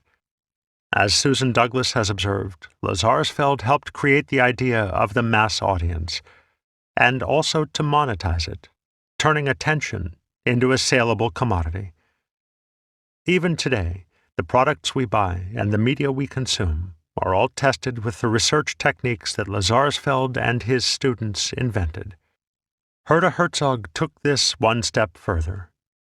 She left Columbia in 1943 to work for the advertising agency McCann Erickson. There she put the tools and techniques developed in the radio project, such as the focus group, which she helped invent, and the Lazarsfeld-Stanton program analyzer, directly to use in commercial market research. Cantrell's and Lazarsfeld's influence remains strongly felt in the modern political sphere. Campaigns now play out more as marketing experiments than exercises in democracy. Massive amounts of money are raised for television advertisements calculated to enrage or inspire potential voters. Politicians keep a close eye on the latest opinion polls, as Cantrell first taught FDR, shaping their messages to appeal to as many voters as possible. Candidates are reduced to talking points, scripted in advance and tested in the kinds of focus groups that Lazarsfeld and Herzog developed. Some broadcasters employ focus groups of their own on the air, having undecided voters grade the candidates in real time with a modern variant of the program analyzer invented by Lazarsfeld and Frank Stanton. Each of these developments is based on a fundamental truth first discovered in the radio project's War of the Worlds study. Audiences do not accept media messages instinctually and unquestioningly. To appeal to voters or consumers, one has to shape one's message to fit the audience's attitudes, opinions, and beliefs. And yet this important discovery is not the lasting legacy of The Invasion from Mars. The book remains much more famous for its vivid, classist, and fundamentally inaccurate description of a nationwide panic. As the scholar Michael Sokolow has noted, Cantrell obscured the key findings of his study by focusing on extreme cases of fright. He made the panic seem larger than it really was, and therefore made the media seem more powerful and persuasive than they really are. The stories of panic in The Invasion from Mars imply that audiences will believe anything, even when the study's data prove that they will not.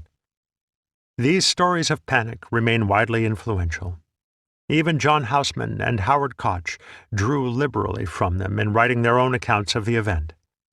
Welles, too, came to appreciate how Cantrell's study backed up the myth of the panic broadcast.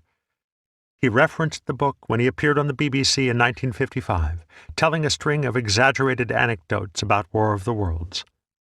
"Some of these stories may seem hard to believe," he said, "but they're all verified, and you'll find them in a very scholarly book Princeton University got out on the subject of mass hysteria." Of course, none of the stories he told are actually in The Invasion from Mars, but that hardly mattered. They seemed academically authenticated, and Welles spoke so convincingly that they simply had to be true. In a sense, readers accepted the portrait of mass panic presented in The Invasion from Mars for the same reason that some listeners believed in the broadcast itself. War of the Worlds sounded convincing because it relied on trusted figures of authority, like Welles's Princeton professor. But as the historian Benjamin Alpers has noted, almost everything these experts say is wrong. Professor Pearson is confident there is no life on Mars, up until the first Martian reveals itself. Captain Lansing tells listeners they have absolutely nothing to worry about right before the Martians decimate the state militia. The Secretary of the Interior assures listeners that the military will keep the invaders contained, even as the Martians approach New York City.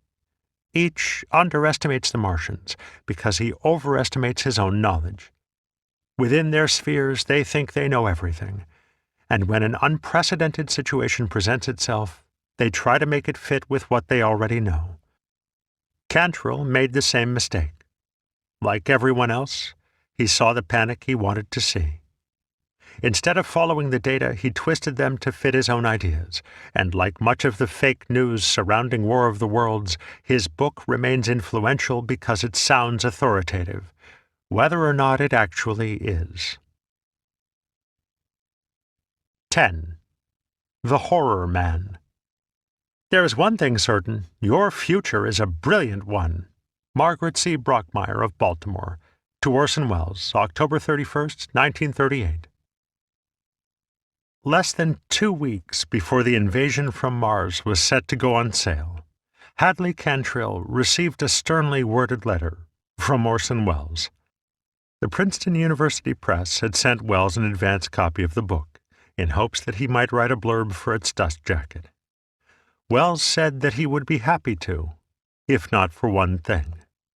The study, he wrote, in its present form, contains an error so grave, and in my opinion so detrimental to my own reputation, that I cannot, in all fairness, speak well of it until some reparation is made.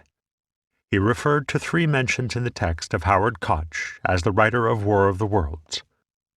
Welles explained that the show had been a collaboration of the best sort, benefiting from the talents of John Houseman, Paul Stewart, Bernard Herrmann, and others in the Mercury Theatre. To credit the broadcast version to Koch with the implication that its conception, as well as its execution, was his, is a gross misstatement of fact, Welles wrote, and one which I am sure you will not care to tolerate in an otherwise careful and accurate account. 4 days before the book's release, Cantrell sent Welles a suggested change in the credit line for future printings. Script idea and development by Orson Welles, assisted by John Houseman and Mercury Theatre staff, and written by Howard Koch under direction of Mr. Welles. If Welles had really wanted to acknowledge his collaborators, this should have satisfied him. But it didn't. Within hours, he sent Cantrell a desperate and almost incoherent telegram, claiming that the byline would harm his professional prestige and position in the theater world. Welles didn't want to spread credit around. He just wanted Koch's name out of the book entirely. As Welles's biographer Simon Callow has observed, there is more in Welles's response than simple egomania. By the spring of 1940, Welles had just about worn out his welcome in Hollywood. Rumors swirled that this inexperienced kid would never manage to make a movie, and would thus let his unprecedented contract go totally to waste. The first 2 films he proposed to RKO, an adaptation of Joseph Conrad's Heart of Darkness, and a thriller called The Smiler with a Knife, both withered in pre-production. At the time of his flap with Cantrell, Welles had only just begun to work on his latest film idea, the life story of a newspaper tycoon, tentatively titled American, and later retitled Citizen Kane. Whether it, too, would fall by the wayside remained anyone's guess. Welles was still finding his way, experimenting as he had in the Mercury, but on a much costlier canvas. And once again, his company was dangerously close to insolvency. When Houseman relayed this information to Welles at a meeting in a Beverly Hills restaurant, the long-simmering tension between them finally exploded. Houseman later wrote that he deliberately provoked Welles into the much-needed confrontation. Welles, for his part, later claimed that he engineered the blow-up in order to get Houseman off his payroll. But the facts of what happened are not in dispute. Welles flew into a rage, accusing Houseman of stealing his money. As Houseman started to leave, Welles threw flaming plate heaters at him, setting fire to a curtain. The next day, without another word to Welles, Houseman began driving back to New York City. In time, Welles would woo him back to help script Citizen Kane, and they produced one more play together in New York. But before too long, they drifted apart for good. Houseman wrote to a friend the day after the blow-up that he worried Welles's sudden fame would prove the death of him as an artist.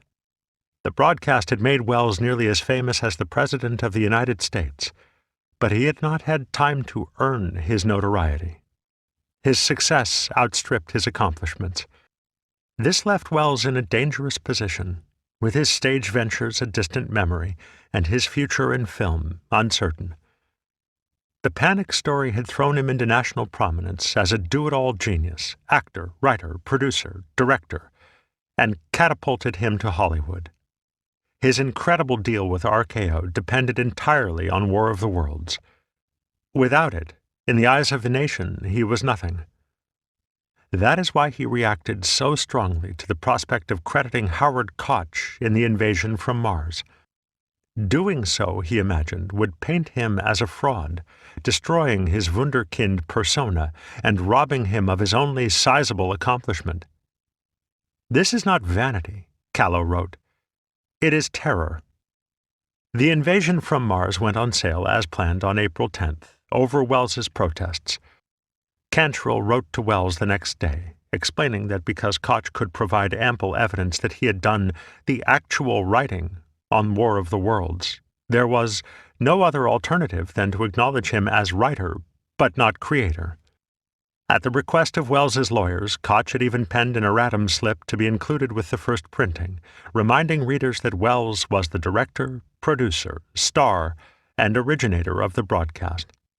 "In a very proper sense, it is Mr. Welles' achievement," Koch wrote, "to which my only contribution was the writing of the play in accordance with his general conception." This was a gracious gesture because Koch had the law on his side. Houseman had hired him with the promise that Koch would retain the rights to every radio script he wrote for the Mercury, as compensation for drawing such a low weekly salary. At the time, that might have seemed a raw deal, since there was hardly any market for used radio plays. But that left Koch well within his rights, both moral and legal, to claim credit in The Invasion from Mars, and left Welles with nothing to stand on. Eventually, Welles's lawyers and publicist convinced him that taking legal action against the book would be a mistake. For one thing, it was an academic work, essentially a textbook, and Welles could expect to reap little financial benefit from it. For another, as Cantrell had suggested in his last letter to Welles, The Invasion from Mars could only enhance Welles's reputation. Every article and review mentioned Welles. Few, if any, mentioned Koch. Even the ads referred to the complete broadcast script of the famous Orson Welles broadcast. All this recognition convinced Welles that Koch's erratum slip was essentially superfluous.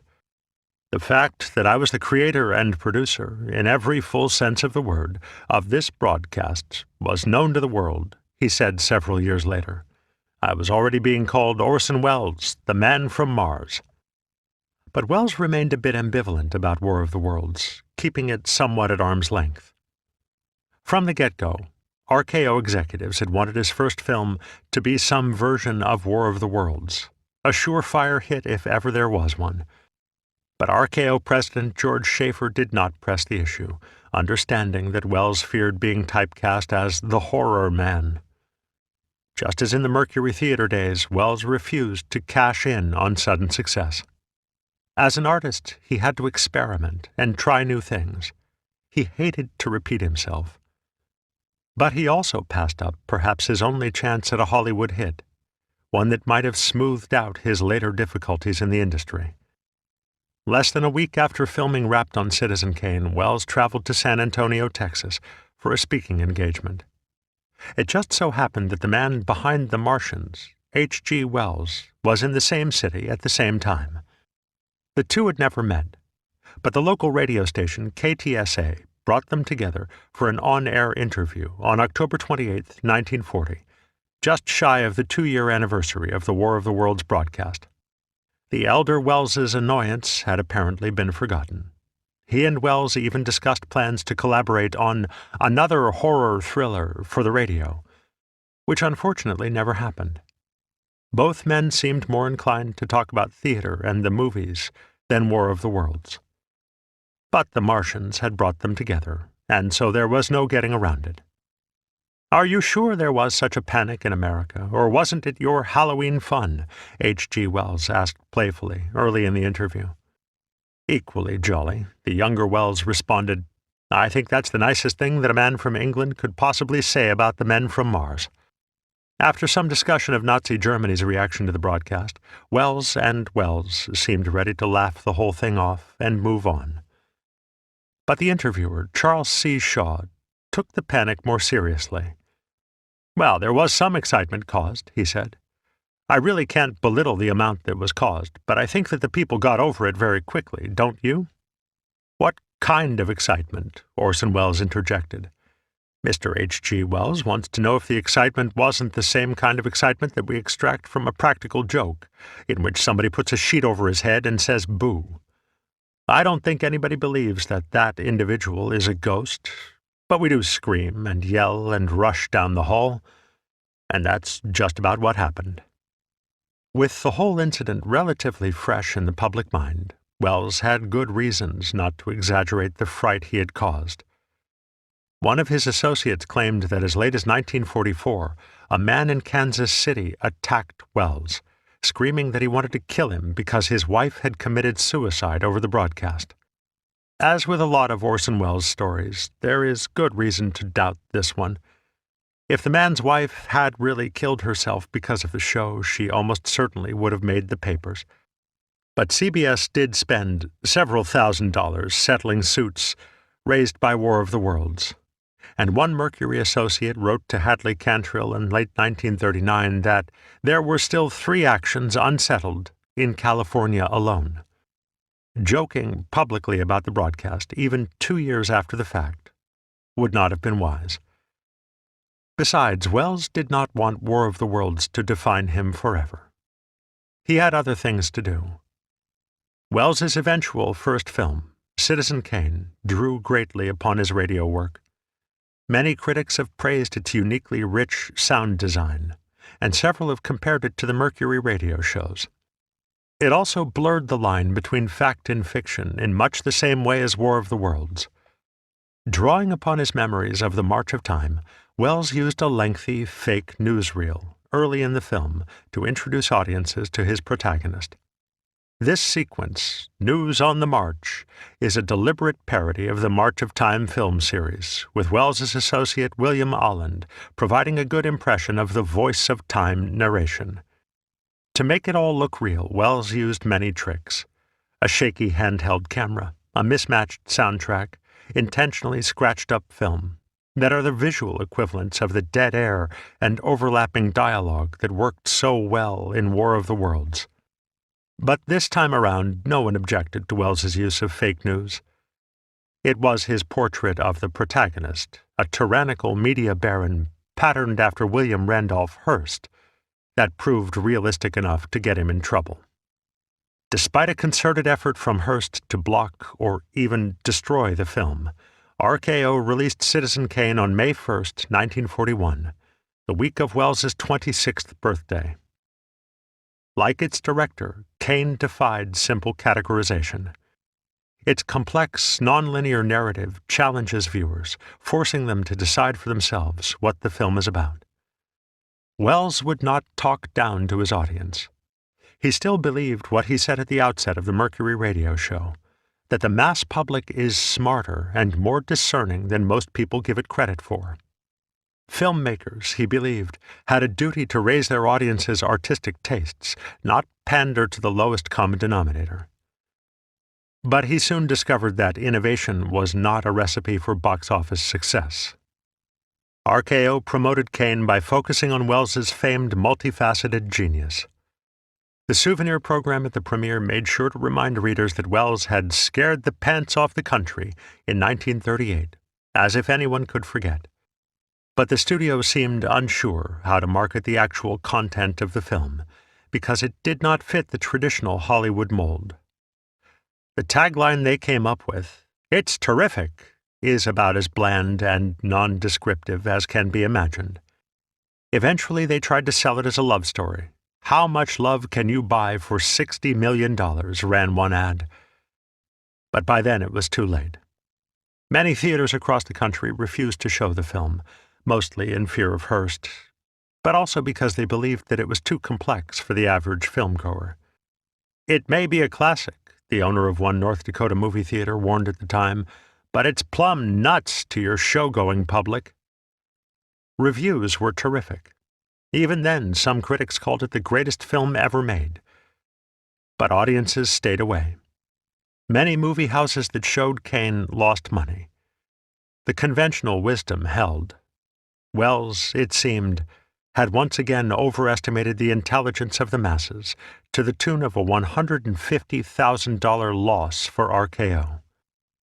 Welles doubled down with his next film, an adaptation of Booth Tarkington's novel The Magnificent Ambersons.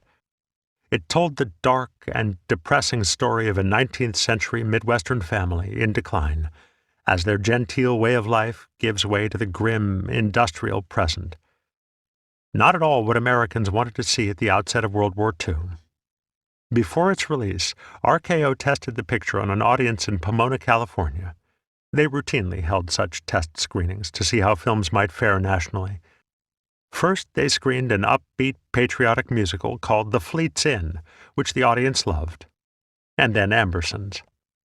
Joseph Cotten, who acted in the film and attended that screening, later wrote to Welles that when the words, "A Mercury production by Orson Welles," appeared on screen, there was a wonderful murmur of happy anticipation, and the first sound of your voice was greeted with applause. Much of this goodwill has to be the result of Welles's radio work. Over 3 years later, Americans still thought of him mainly as the man from Mars. But then the film began, and the audience realized that it wasn't what they had come to expect from Orson Welles. The mood in the theater, by all accounts, was grim.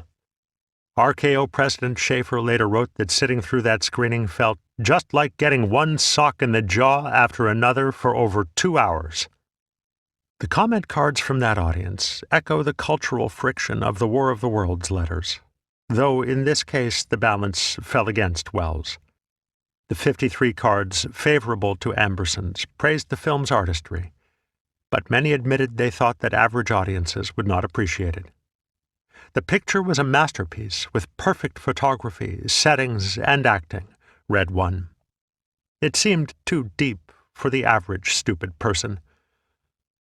On the other hand, the 72 negative responses bluntly dismissed the film as too dark, depressing, and artistic. "I did not like it," read one. "I could not understand it." Another called it as bad, if not worse, than Citizen Kane. Later researchers have suggested that Schaefer exaggerated the negative response in Pomona, or that this was not a typical crowd. Other preview audiences, at least, were less hostile to the film. But RKO had already paid a steep price for misjudging their audience, and they were not about to make the same mistake twice. Without Welles's input, the studio drastically recut Ambersons, then shot a slapdash, happy ending in a vain attempt to make it a crowd-pleaser. Even then, it failed to make money. Schaefer, who was about to lose his job over hiring Welles, urged the young director to turn his talents in another, more profitable direction. "Orson Welles has got to do something commercial," he wrote after the Pomona preview. "We have got to get away from arty pictures and get back to earth. Educating people is expensive, and your next picture must be made for the box office." Perhaps Schaefer should have said "back to Mars," because War of the Worlds remained the basis for Welles's celebrity. "The chief victim of the panic is Welles himself," wrote the Saturday Evening Post in 1940. "He is branded for life as the Mars Man." Audiences loved it when he did anything even vaguely reminiscent of the Martian broadcast, like The Hitchhiker, a radio play he starred in several times in the 1940s. Written by Lucille Fletcher, Bernard Herrmann's wife, it told of a man haunted by a spectral tramp as he drives cross-country. This ghostly little tale, Welles told listeners when it re-aired in 1942, was just what people had come to think of as a real Orson Welles story. And though he claimed not to know what that meant, his audience would have certainly gotten the joke. Quite by accident, his name had become synonymous with shock and horror. As one Mercury employee reminded him in 1945, Americans thought of Welles first and foremost as the fantastic Mars genius, and there was little he could do to change that. Nor, indeed, would he want to, because it was becoming harder and harder for him to get films made. The commercial failure of Kane and Ambersons paled in comparison with the catastrophe surrounding Welles's third film for RKO, a quasi-documentary about Pan-American culture titled It's All True.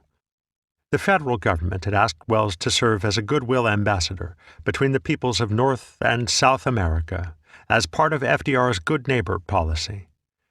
Since asthma and flat feet kept Welles off the front lines, making a film in Brazil would be his contribution to the war effort. But in order to shoot Rio de Janeiro's famed Carnival, Welles had to leave Hollywood before Ambersons was finished. This allowed RKO to bastardize the film in his presence. Once in Brazil, he spent much more time and money than the studio would have liked, and the footage he captured proved too avant-garde and full of too many black faces for RKO's tastes. Even worse, one of the film's subjects, a Brazilian national hero, drowned during the shoot as he prepared to restage for Welles's cameras the feat that had made him famous. The New York Times carried news of his death on page 1. RKO, now under new management, had had just about enough of their costly boy genius. When Welles returned to America, they shelved It's All True without release. Some of the film, according to the Welles scholar Catherine Benamou, was repurposed as stock footage in an episode of The March of Time. Other portions of it were deliberately dumped in the Pacific Ocean. The rest would never be seen in Welles's lifetime, despite his repeated attempts to buy the film back and finish it himself. All he had earned from his South American misadventure was a false reputation for unreliability that would follow him for the rest of his life. Soon it became a self-fulfilling prophecy. Studios and investors grew reluctant to fund his projects because they feared he would run out on them again at the last minute, as he had done on Ambersons. He spent decades wandering through the world, scrounging up money to piece together films however he could. And whenever an investor backed out or a deal fell through, Crazy Welles got the blame. This is the end of the CD. The audiobook continues on the next CD. Welles's youthful accomplishments, chiefly War of the Worlds and Citizen Kane, became his only untainted successes. After its meager initial release, Kane essentially dropped out of sight. It would not be rediscovered until the mid-1950s, thanks to television and post-war European critics. That left War of the Worlds. As Welles's fortunes declined in the mid to late 1940s, his attitude toward the broadcast, and associating himself with it, appeared to have changed. He no longer had any reason to downplay the panic or disavow the Red Planet. Like his acting talents, his man from Mars persona became a marketable commodity, a way of making money that could fund his film projects. And so he began to give the people what they wanted. In 1949, as he struggled to bring Shakespeare's Othello to the screen, Welles lent his name to a paperback collection of sci-fi tales called Invasion from Mars, Interplanetary Stories. It included Koch's script for War of the Worlds and 9 short stories from such authors as Robert A. Heinlein, Ray Bradbury, and Isaac Asimov.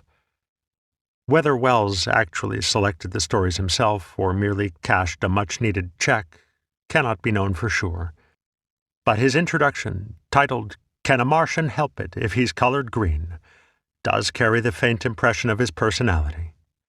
It singles out with particular delight a story by Anthony Boucher about insectile Martians who land on Earth while searching the solar system for intelligent life. When the first human they meet realizes where they're from, he blurts out what the Martians are sure is the invocation of a potent deity. In fact, it's the name Orson Welles. Around this time, Welles also appeared as a character in a Superman comic book inspired by War of the Worlds.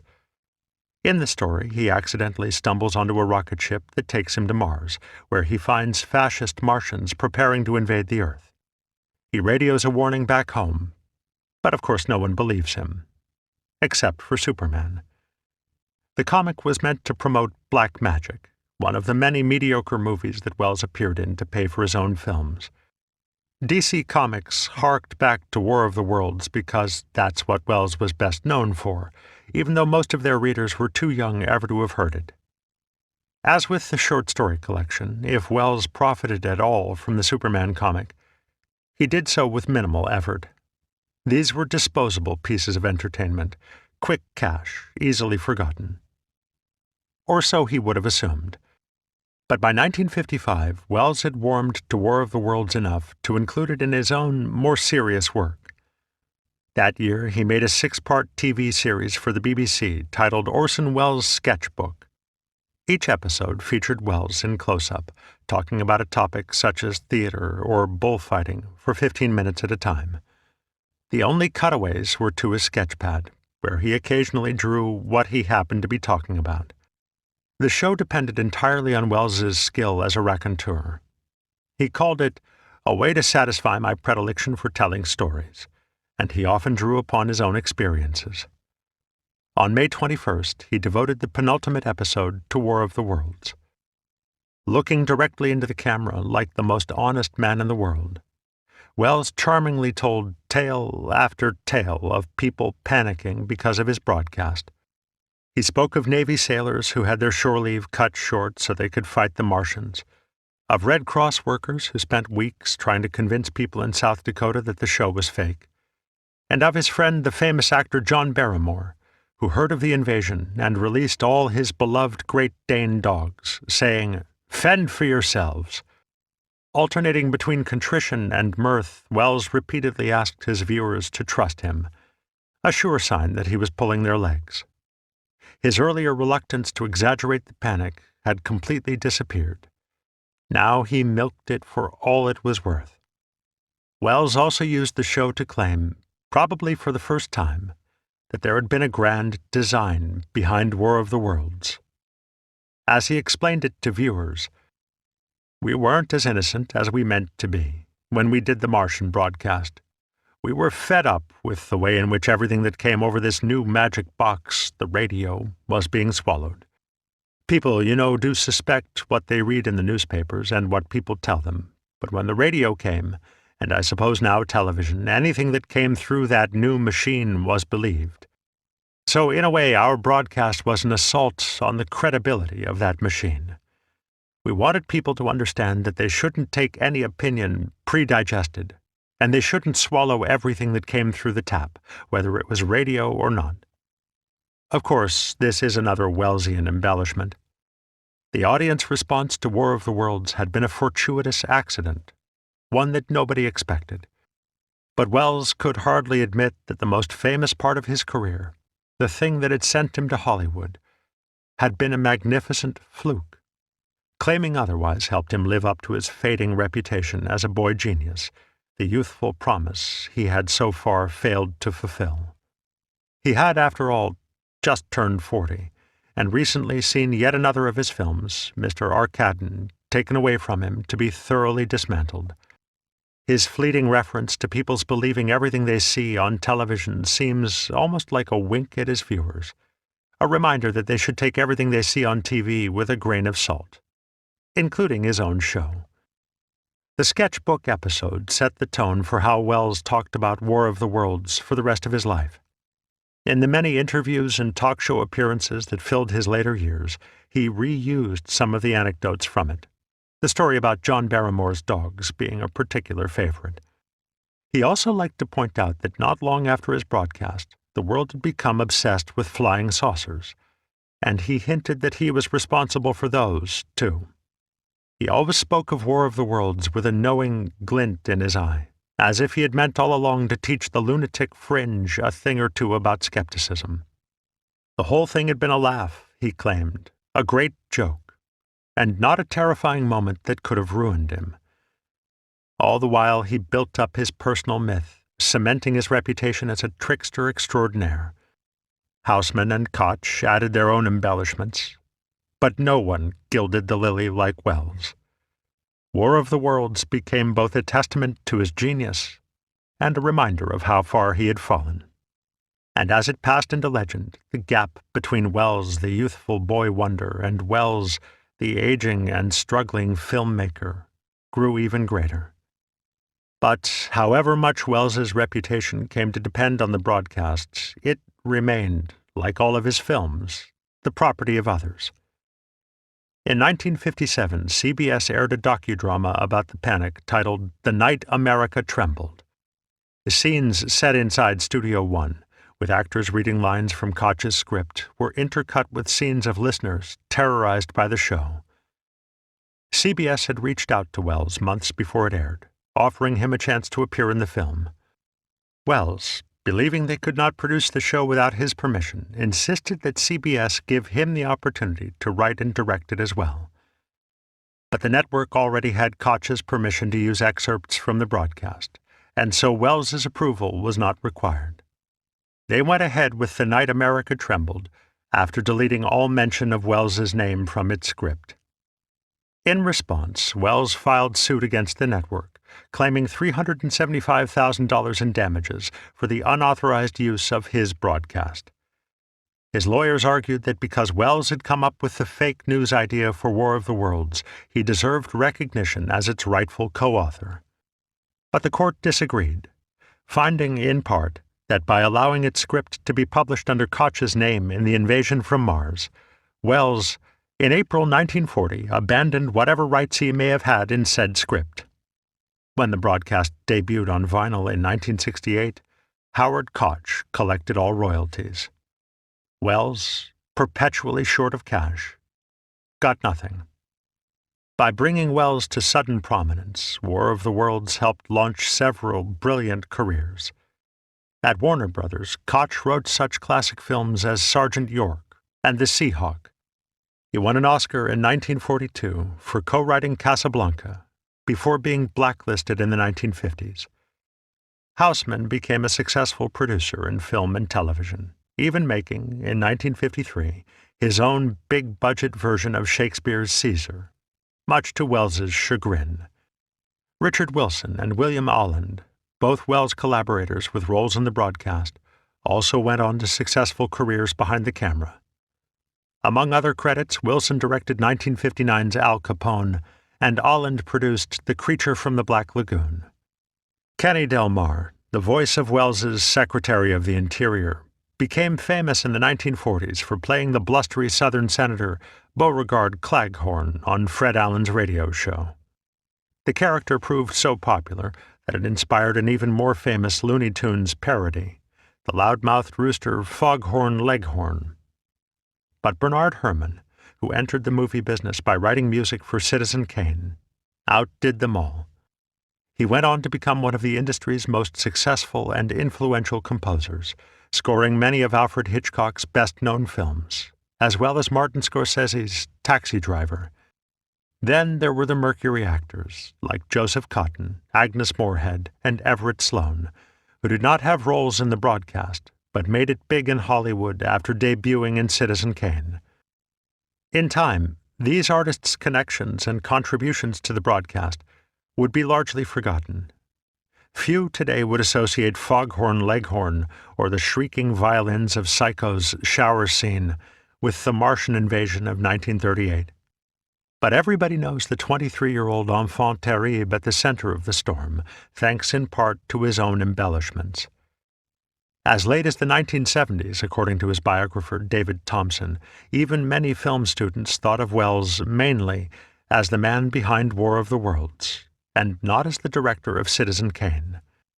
Welles may have shunned the broadcast in his youth to avoid being defined as the horror man, but he came to prefer that reputation to the one of failure that threatened to consume him in old age. In playing it up, he lent further credence to the panic story born on the front pages of American newspapers in 1938 and legitimized in the invasion from Mars in 1940.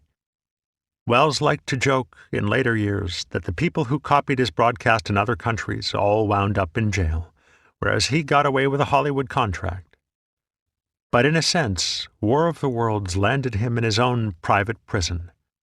Nothing he ever did made a greater splash than that broadcast, and he remained locked in competition with his younger, more successful self until the day he died. He embellished the story to add to his own legend, but that only made it harder to catch up with himself. Welles needn't have worried back in 1940 that mentioning Koch in the invasion from Mars would somehow rob him of credit for the broadcast. On the contrary, no one would ever let him forget it. The notoriety of Welles's War of the Worlds inspired a host of imitators. They rarely wound up in jail, as Welles claimed, but in at least 2 cases their work had fatal consequences. The first remake occurred in Chile on November 12, 1944. It was the brainchild of an American expat named William Steele, who had written for Welles's own The Shadow. Steele and another writer, Raul Centeno, rewrote Koch's script for the Cooperativa Vitalicia Radio Network in Santiago, moving the story to a Chilean setting.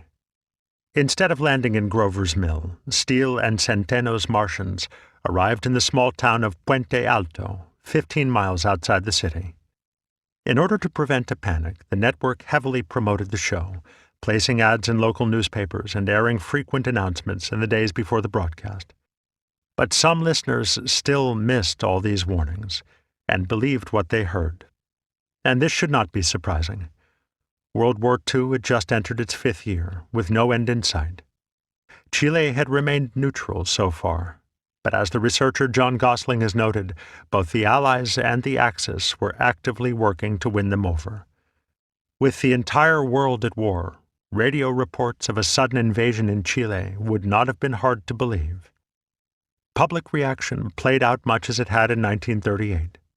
Newspaper offices found themselves besieged with telephone calls.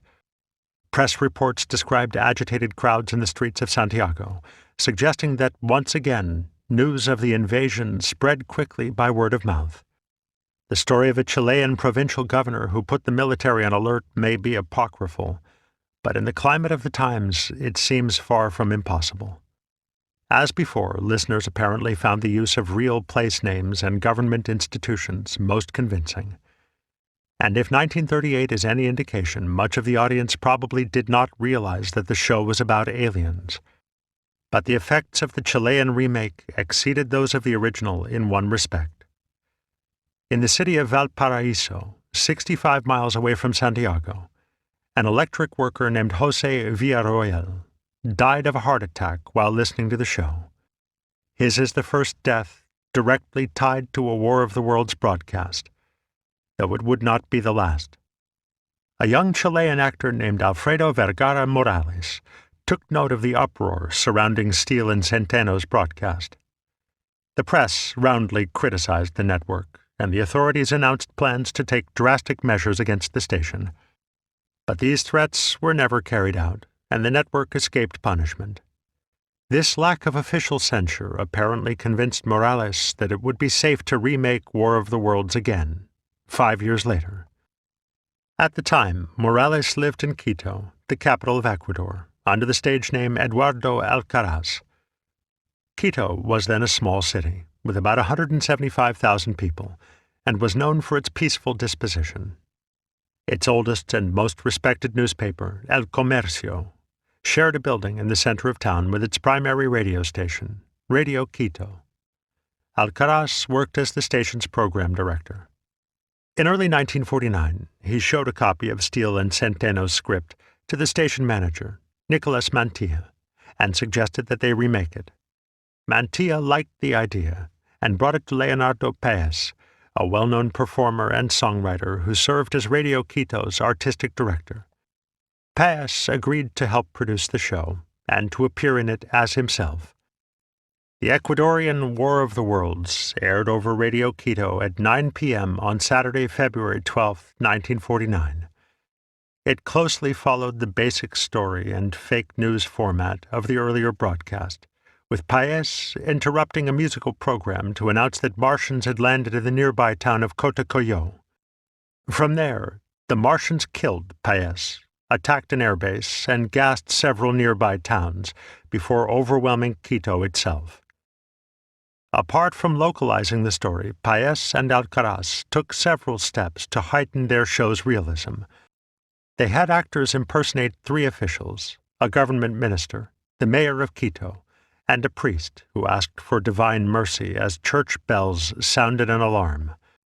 They also used 2 of Ecuador's most popular musicians, Potlo Valencia and Gonzalo Benitez, for the musical numbers at the start of the show. Valencia and Benitez usually only performed on Mondays, Wednesdays, and Fridays. Their appearance on a Saturday night was unusual enough to attract many listeners. Most crucially, Paez and Alcaraz did not begin their show with an announcement that it was fiction, nor apparently did they plan any interruptions until the end.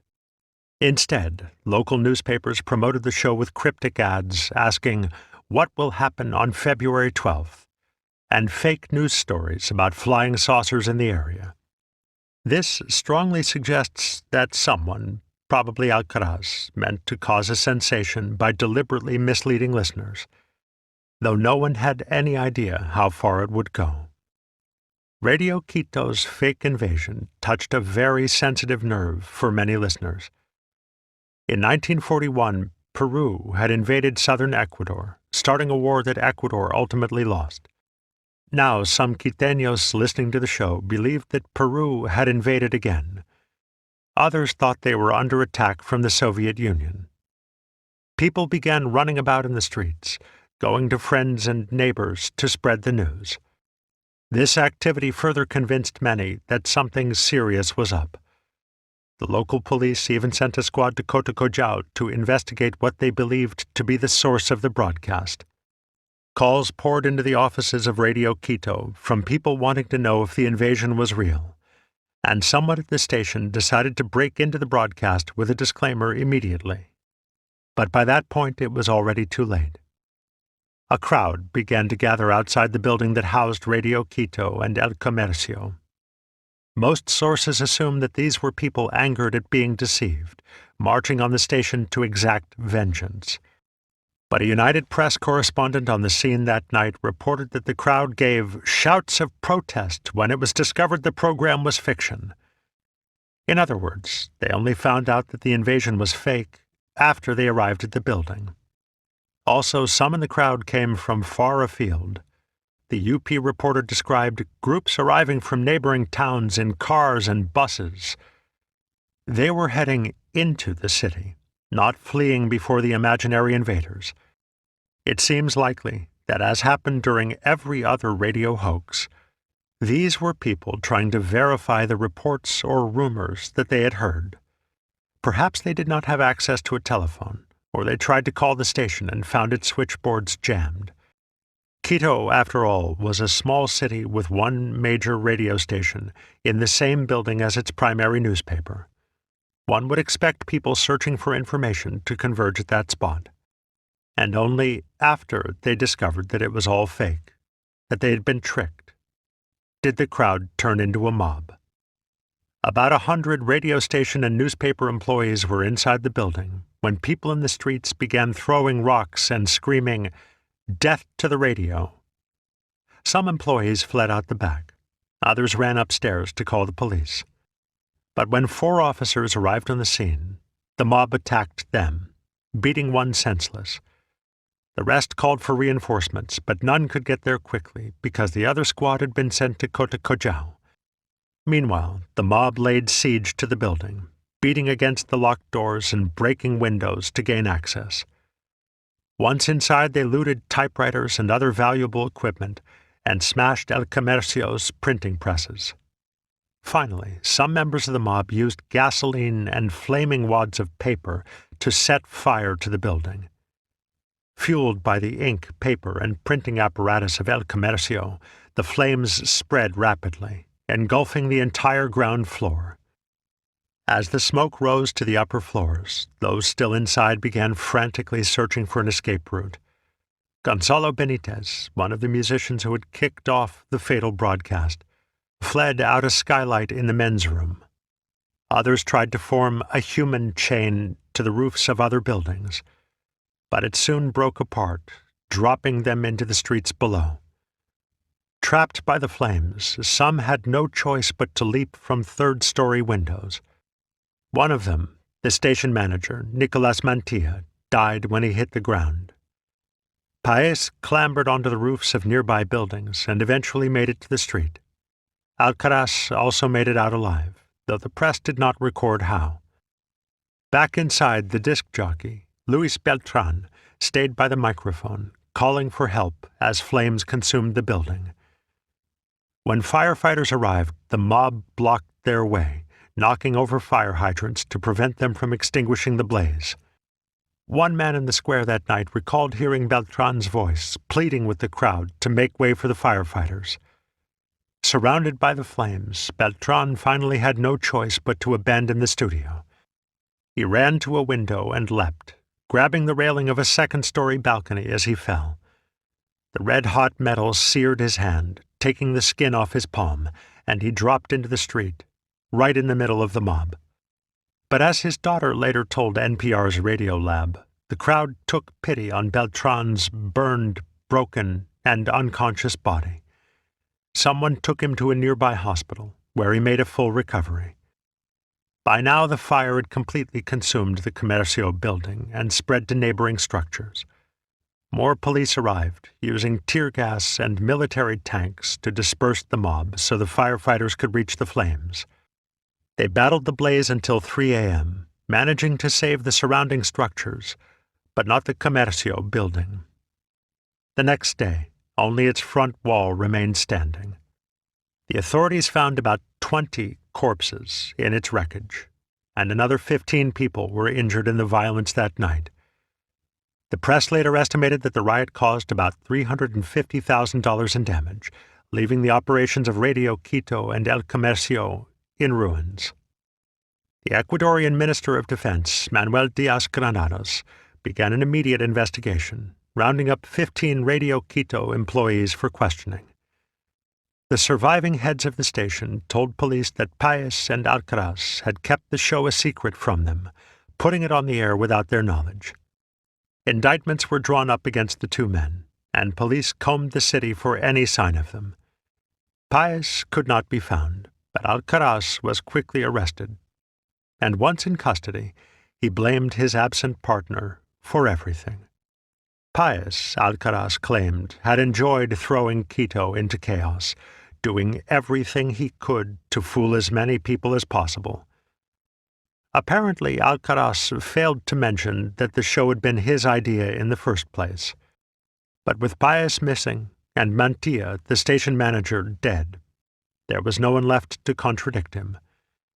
He escaped punishment and moved to Mexico, where he went on to become a successful actor in film and television. Alcaraz left Paez holding much of the blame, but police still had no idea where he was. Legend has it that he disappeared on the night of the broadcast, never to be seen in Ecuador again. But his daughter, Jimena Paez, later told the researcher John Gosling that Paez returned to Quito several months later, after hiding out in a farm 70 miles away until the heat had died down. He brought with him documents proving that Radio Quito's management had known about the show in advance, and that Alcaraz had blamed him unfairly for its effects. The police exonerated him of any responsibility for the riot, and he lived out his days in Venezuela, returning to Quito in 1985 to receive the key to the city. The Ecuadorian War of the Worlds made the front page of the New York Times and many other papers. The worst fears of Welles and others in the hectic hours after the 1938 broadcast had finally come true, almost 3,000 miles away.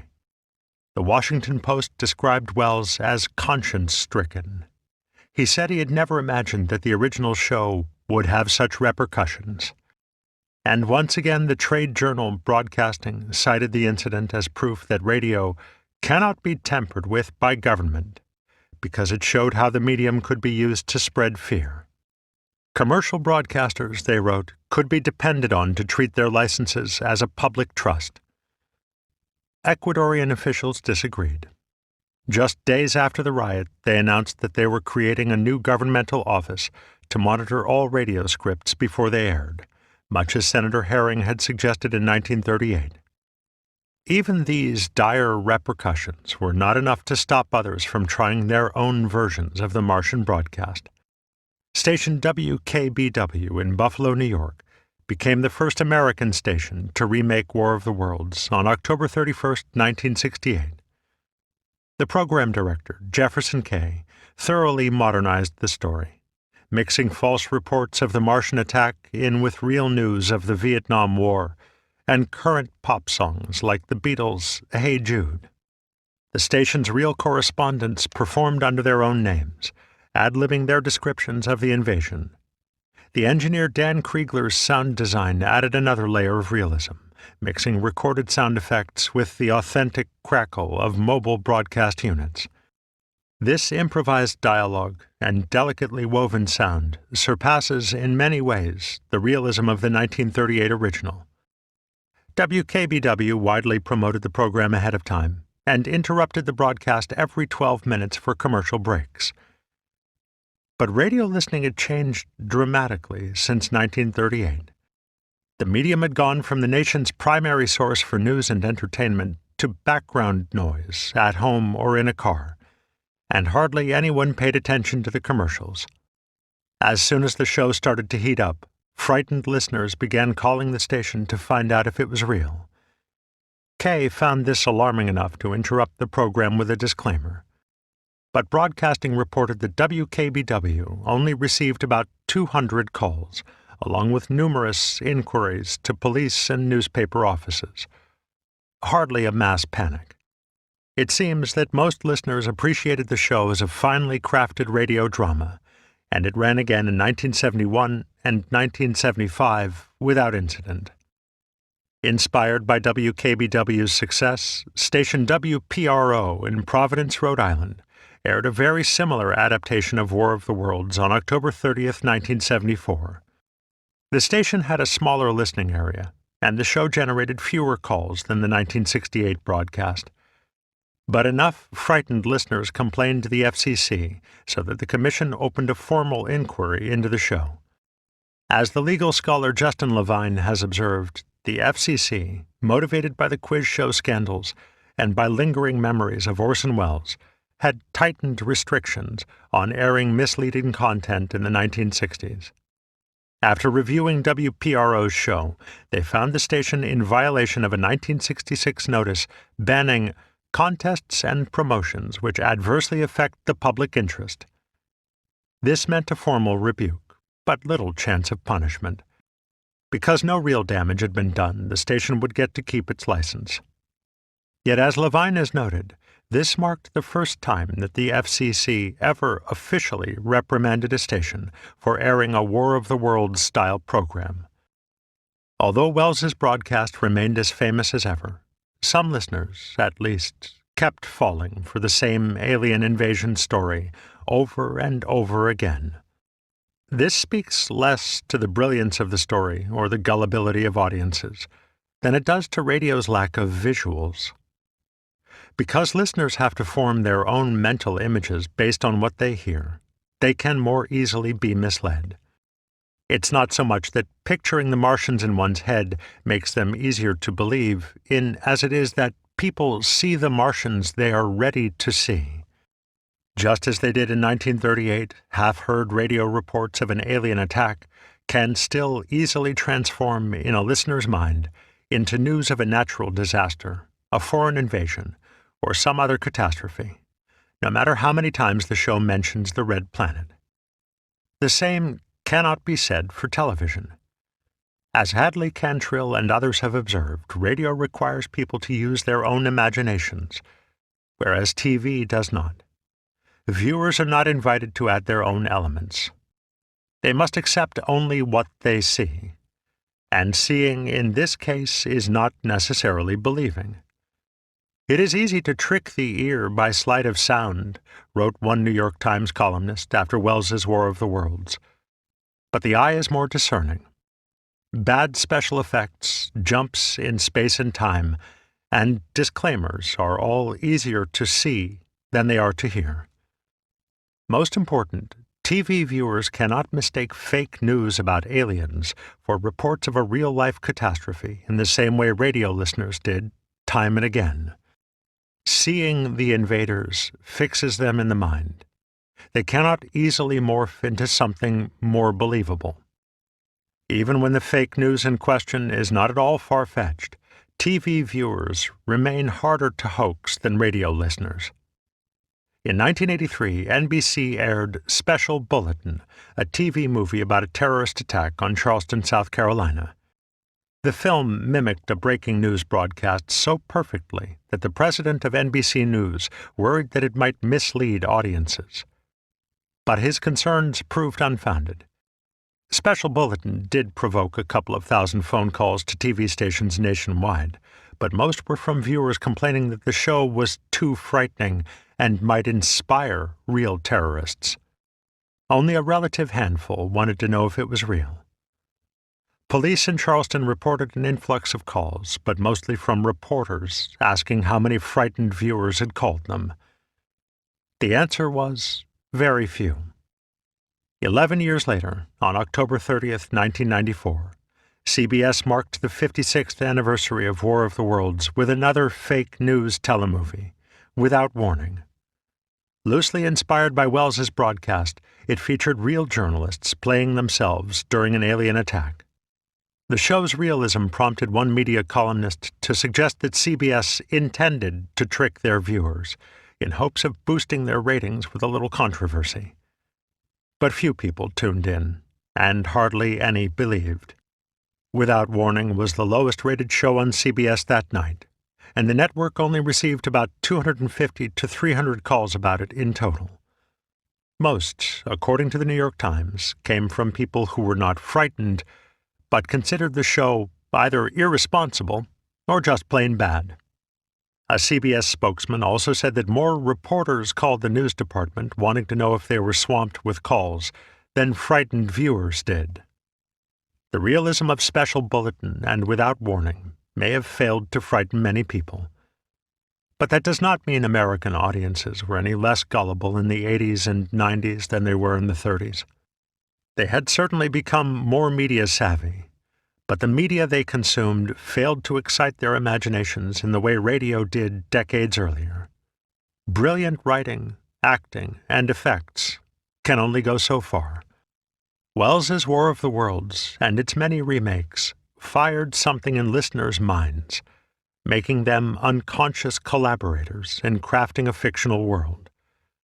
Audiences saw something powerful in their mind's eye, whether they believed in the Martians or not. Television, or indeed any visual medium, can never have the same effect. If radio is the theater of the imagination, then War of the Worlds was its defining moment. Welles showed how television would have ruined War of the Worlds in his 1975 film F for Fake, a brisk pseudo-documentary that erases the line between truth and fiction. Over scenes from the 1956 B-movie Earth versus the Flying Saucers, Welles plays a recreation of the Martian broadcast with different dialogue from what was used in the original show. Perhaps he meant to further the film's themes of fakery and illusion by faking his own broadcast, or perhaps he simply did it to avoid having to pay royalties to Howard Koch. Either way, the faked lines only add to the hokiness of the visuals, proving Welles's point that people believed in the broadcast merely because they could not see it. "TV would have shown us up," he says in narration. "Half the population got the screaming jeebies just because they couldn't see how silly it all would have looked."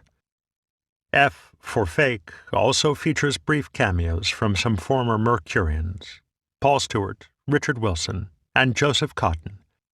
Houseman is conspicuously absent. He and Welles had barely seen each other since they drifted apart in 1941. They had met at least once in a London nightclub in 1955. But it did not end well. Houseman, of course, claimed that Welles had lost his temper, and Welles, of course, claimed that Houseman had deliberately nettled him. Their relationship passed the point of no return in 1972, when Houseman published Run Through, the first volume of his memoirs. His account of the Mercury Theatre days is thrilling, perceptive, and affectionate. More than one observer has found the book full of love for Welles. But Houseman also claimed, despite much evidence to the contrary, that Welles did not deserve his writing credit on Citizen Kane. This, perhaps more than anything else, confirmed Welles in the belief that Houseman hated him and sought to destroy his reputation out of jealousy. Whereas Welles had been precocious, Houseman was a late bloomer in almost every respect. He began an acting career at age 71 by playing the crusty Harvard law professor Charles Kingsfield in 1973's The Paper Chase. The part earned him an Academy Award and led to a string of patrician roles in film and television, even a Paper Chase TV series.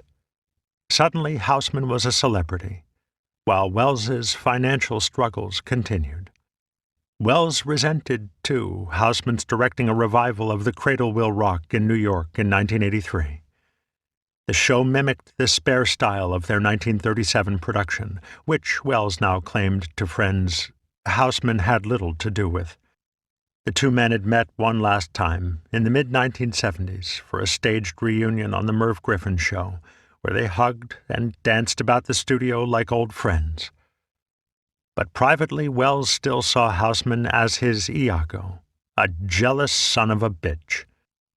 In 1984, the film producer Michael Fitzgerald showed Welles a screenplay he had commissioned about the story behind the 1937 production of The Cradle Will Rock. He sought Welles's approval to make it into a movie, and eventually offered him the chance to direct. At first, Welles demurred. It had been a decade since the release of F for Fake, and he did not want his Hollywood comeback to be a film about himself.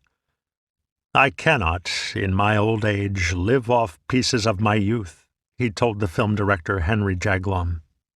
But Fitzgerald said he had $4 million lined up, and he promised Welles the right to final cut, something Welles had not had on a major motion picture since Citizen Kane. It would also be a chance to refute Houseman by presenting his own version of events. There was no way he could say no. That summer he began rewriting the screenplay, with filming set to begin that winter. Welles found researching and writing about his own life a strange experience. He told several friends at the time that he didn't really recognize his younger self. His script is both rousingly comedic and painfully nostalgic, a wistful look back at a life lived too fast. Welles even wove in his radio work, with scenes of him racing across the city by ambulance to appear in The Shadow and The March of Time. He readily admitted that this was an idealized version of events, but he didn't set out to settle any scores. As the Welles scholar Jonathan Rosenbaum has noted, Welles handled his real-life characters kindly, particularly his ex-wife, Virginia Nicholson. He even treated Houseman with fairness. If the script takes anyone down a peg, It's the author himself and the myth that has grown up around him. Early on, Houseman's character describes Welles as the Mephistopheles to his own Faust, hinting at the costs of his rapid rise. In Dublin, when he started in the theatre, he was just 16 and claiming to be what he is now, 22. In effect, this was a pact with hell. He sold his youth for grown-up glory.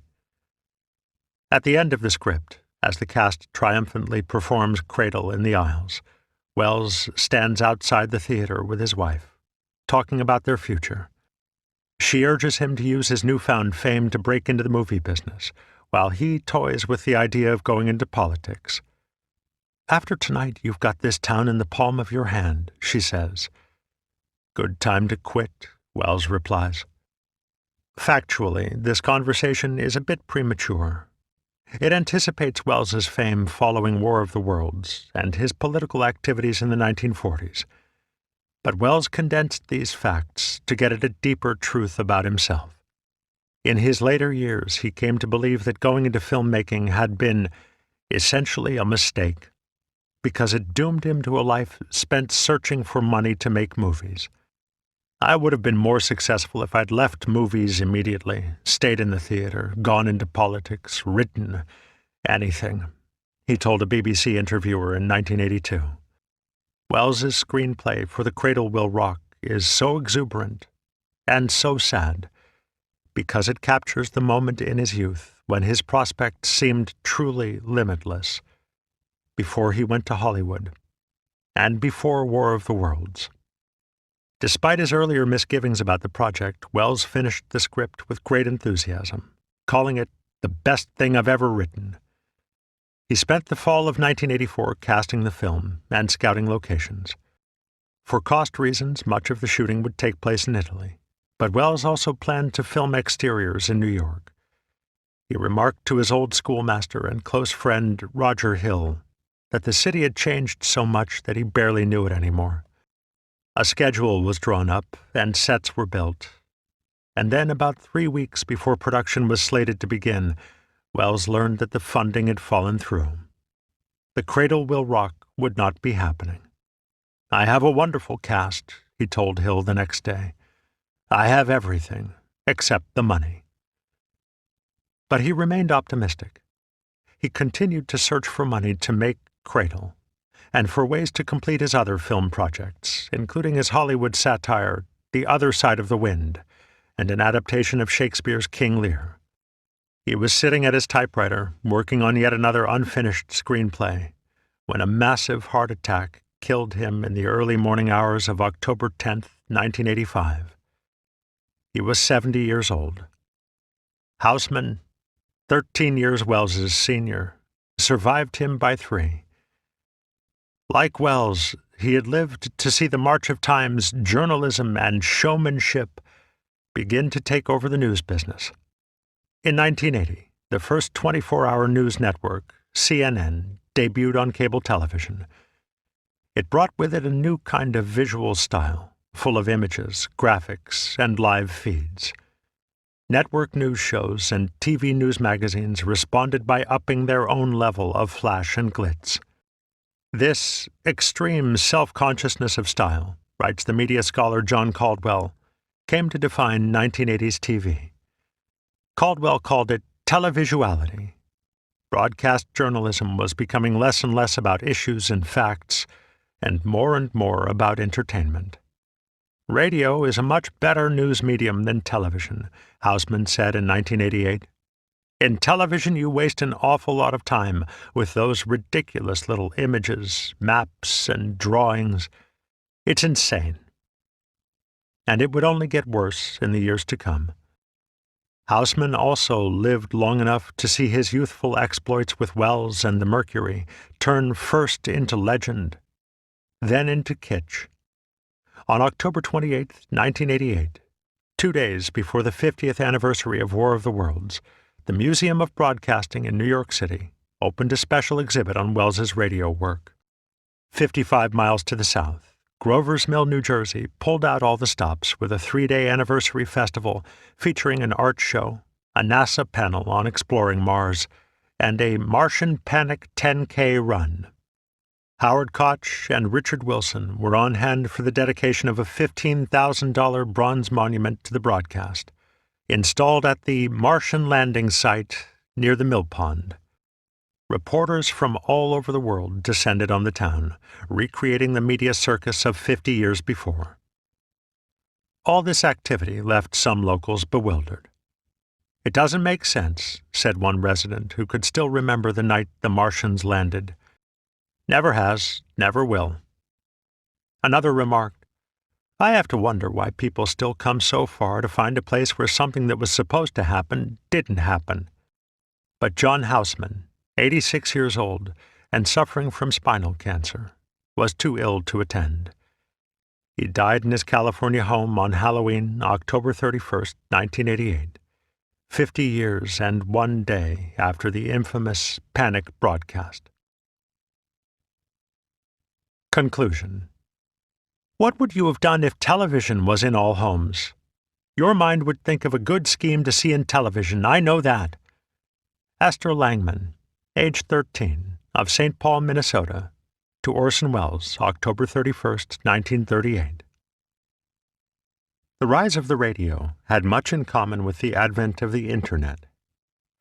Both technologies began in the basements of hobbyists and tinkerers, then saw a sudden explosion of popularity as creators learned how to appeal to a mass audience. And in both cases, this led to a somewhat chaotic state of affairs. In the 1920s, hundreds of radio stations filled the American airwaves. Listeners could pick up music, news, drama, or sermons. They could even take courses at a wireless university. But stations constantly competed for the same frequencies, and listeners often had to battle interference. The establishment of the Federal Radio Commission, later the FCC, and the major broadcast networks, however, brought this chaos to an end, allowing a few programs to be heard from coast to coast for the first time. For a brief period, this allowed radio to reach new heights as a medium of art and information.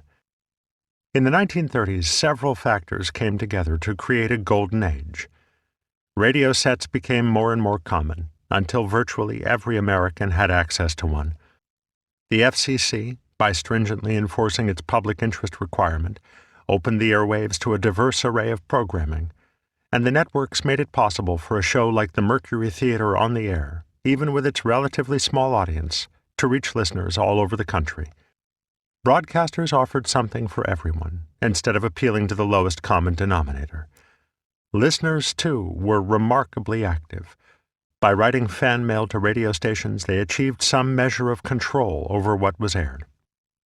As several scholars have argued, broadcasters in the 1930s encouraged this kind of audience response. Still figuring out how to appeal to the mass public, they solicited fan mail and other input from listeners to help craft successful programming. Radio was never the two-way medium that many Americans wanted it to be. Their influence over it had very serious limitations. Nevertheless, that influence existed, and it did shape American broadcasting in the 1930s. But it also did not last very long. As broadcasters got better and better at predicting audience tastes, thanks to the work of market researchers like Paul Lazarsfeld and Herta Herzog, they no longer needed to ask listeners what they wanted to hear. By the 1940s, listener letters had lost the clout they carried a decade earlier. Orson Welles and his Mercury Theatre came along at just the right time. 10 years before War of the Worlds, the mass audience was only just coming into existence. Welles could never have reached a truly nationwide listenership, even a limited one. 10 years after War of the Worlds, the Mercury Theatre could never have found a home on any of the major networks. By the end of the 1940s, in part because of the War of the Worlds controversy itself, sponsors controlled the airwaves, and they only wanted programs with broad appeal. The sustaining shows of the previous decade were largely a thing of the past, and radio's days as an experimental medium were over.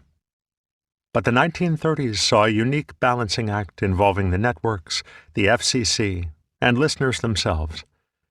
Everyone agreed, at least in principle, that the airwaves belonged to the people, and that broadcasters had a duty to their audiences, not just their sponsors. If they failed in that duty, they could expect a truckload of angry letters and possibly an official reprimand. With the public interest as their governing philosophy, broadcasters opened American airwaves like never before or since. This led to a veritable renaissance, an outpouring of on-air creativity that, as the historian Eric Barnow has observed, reached its peak with War of the Worlds. In many respects, today's Internet recalls this phase of radio's history. But everything is magnified. There are more users, more producers, and exponentially more choices than there ever were in the early days of broadcasting. At the same time, certain platforms allow exceptional content to rise above the noise and find an audience. Like the major broadcast networks, companies have monetized the new means of communication and often turned quite a profit in doing so. The key difference is that the threshold for reaching a mass audience is much lower than it was 8 decades ago. If Orson Welles were just starting out today, he wouldn't need CBS to become a star. He might use YouTube and Twitter to similar effect, much more cheaply and quickly. Individuals can use these platforms to reach the mass public, but the system only works because everyone has access. The Internet has unleashed the active audience that tried so hard to make itself heard during radio's golden age. Fan mail has given way to instantaneous online communication. Content providers, like their forebears in broadcasting, encourage input from the public and pay at least some attention to what it has to say. In many ways, the line between user and creator seems to be disappearing. Much like radio in the 1930s, these developments promise to democratize our media, making those who entertain and inform us more receptive to the will of their audience. But they also intensify some of the problems that Americans struggled with at the dawn of mass communication, the hazards that Welles's broadcast brought to the fore. According to popular legend, War of the Worlds sent multitudes fleeing from their homes because of their complete and total trust in the radio. But the letters sent to the Mercury and the FCC prove that that's not at all what happened. The vast majority of listeners understood the broadcast correctly, and those few who were frightened did not passively accept what came to them over the airwaves. They often tried to verify the information in any way they could, and most of them subconsciously changed the Martians into something more credible.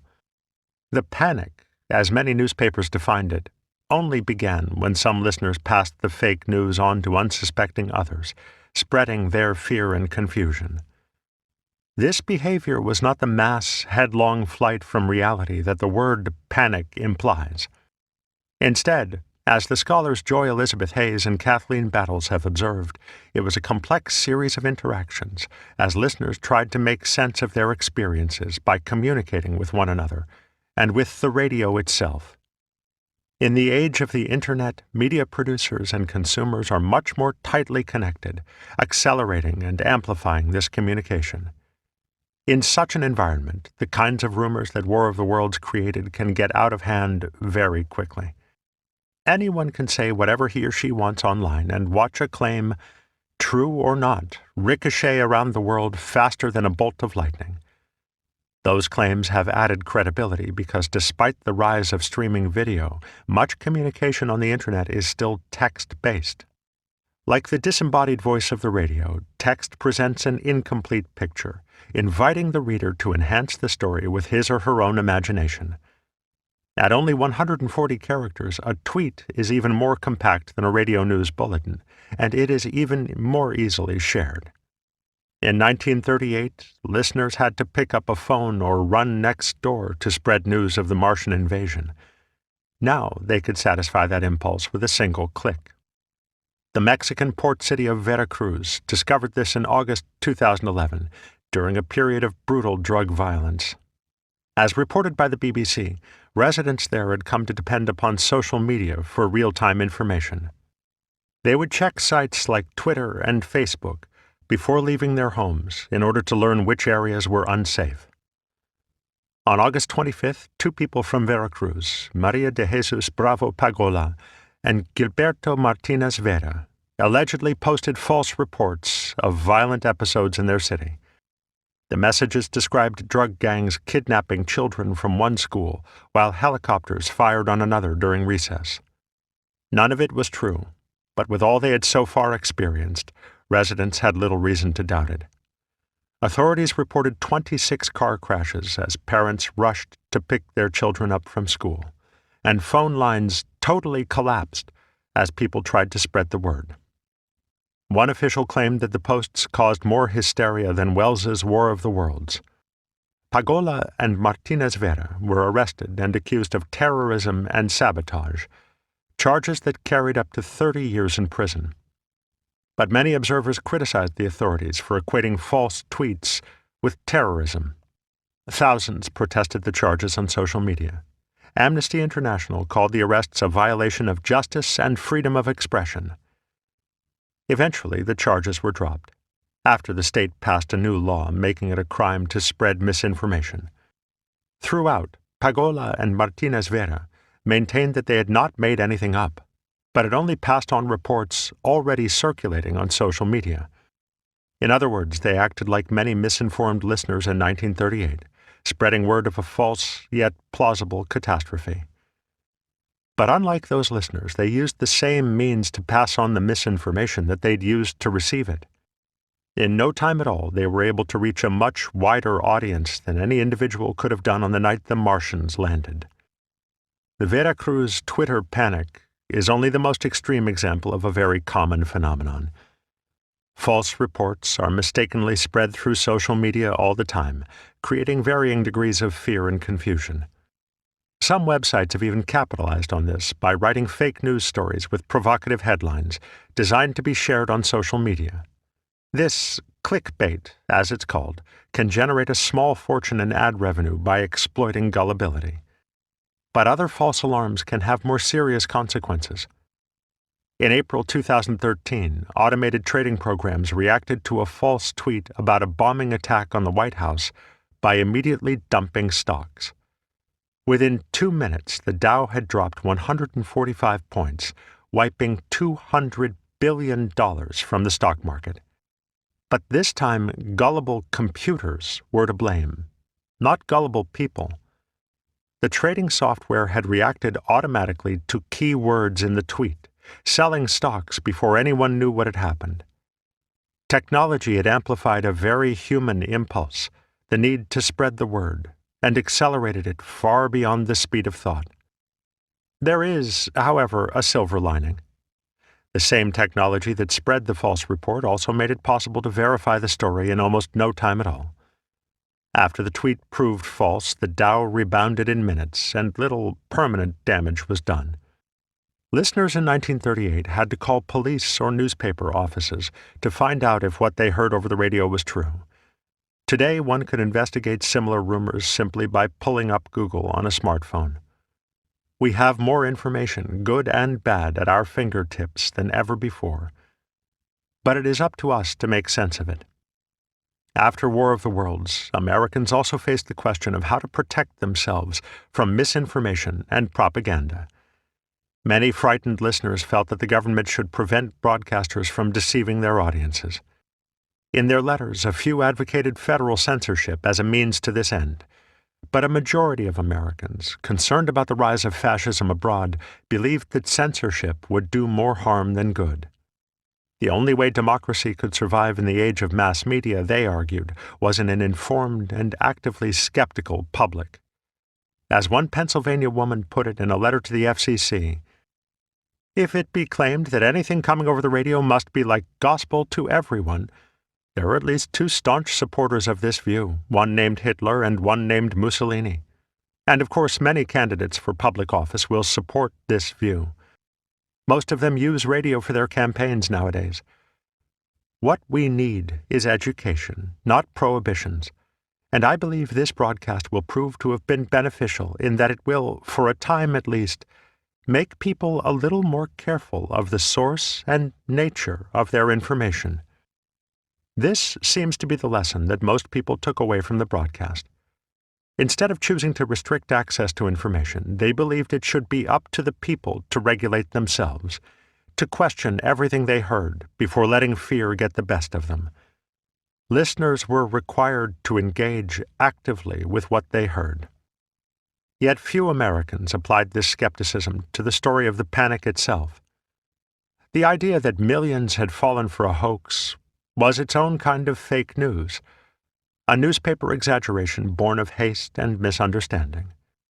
And it inspired a much larger panic over fears of the media's influence on society that helped upset the delicate balance allowing shows like the Mercury Theatre on the air to exist in the first place.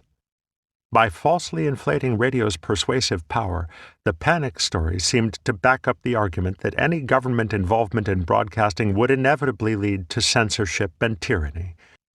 This weakened the FCC and gave broadcasters and sponsors greater control over what went on the air.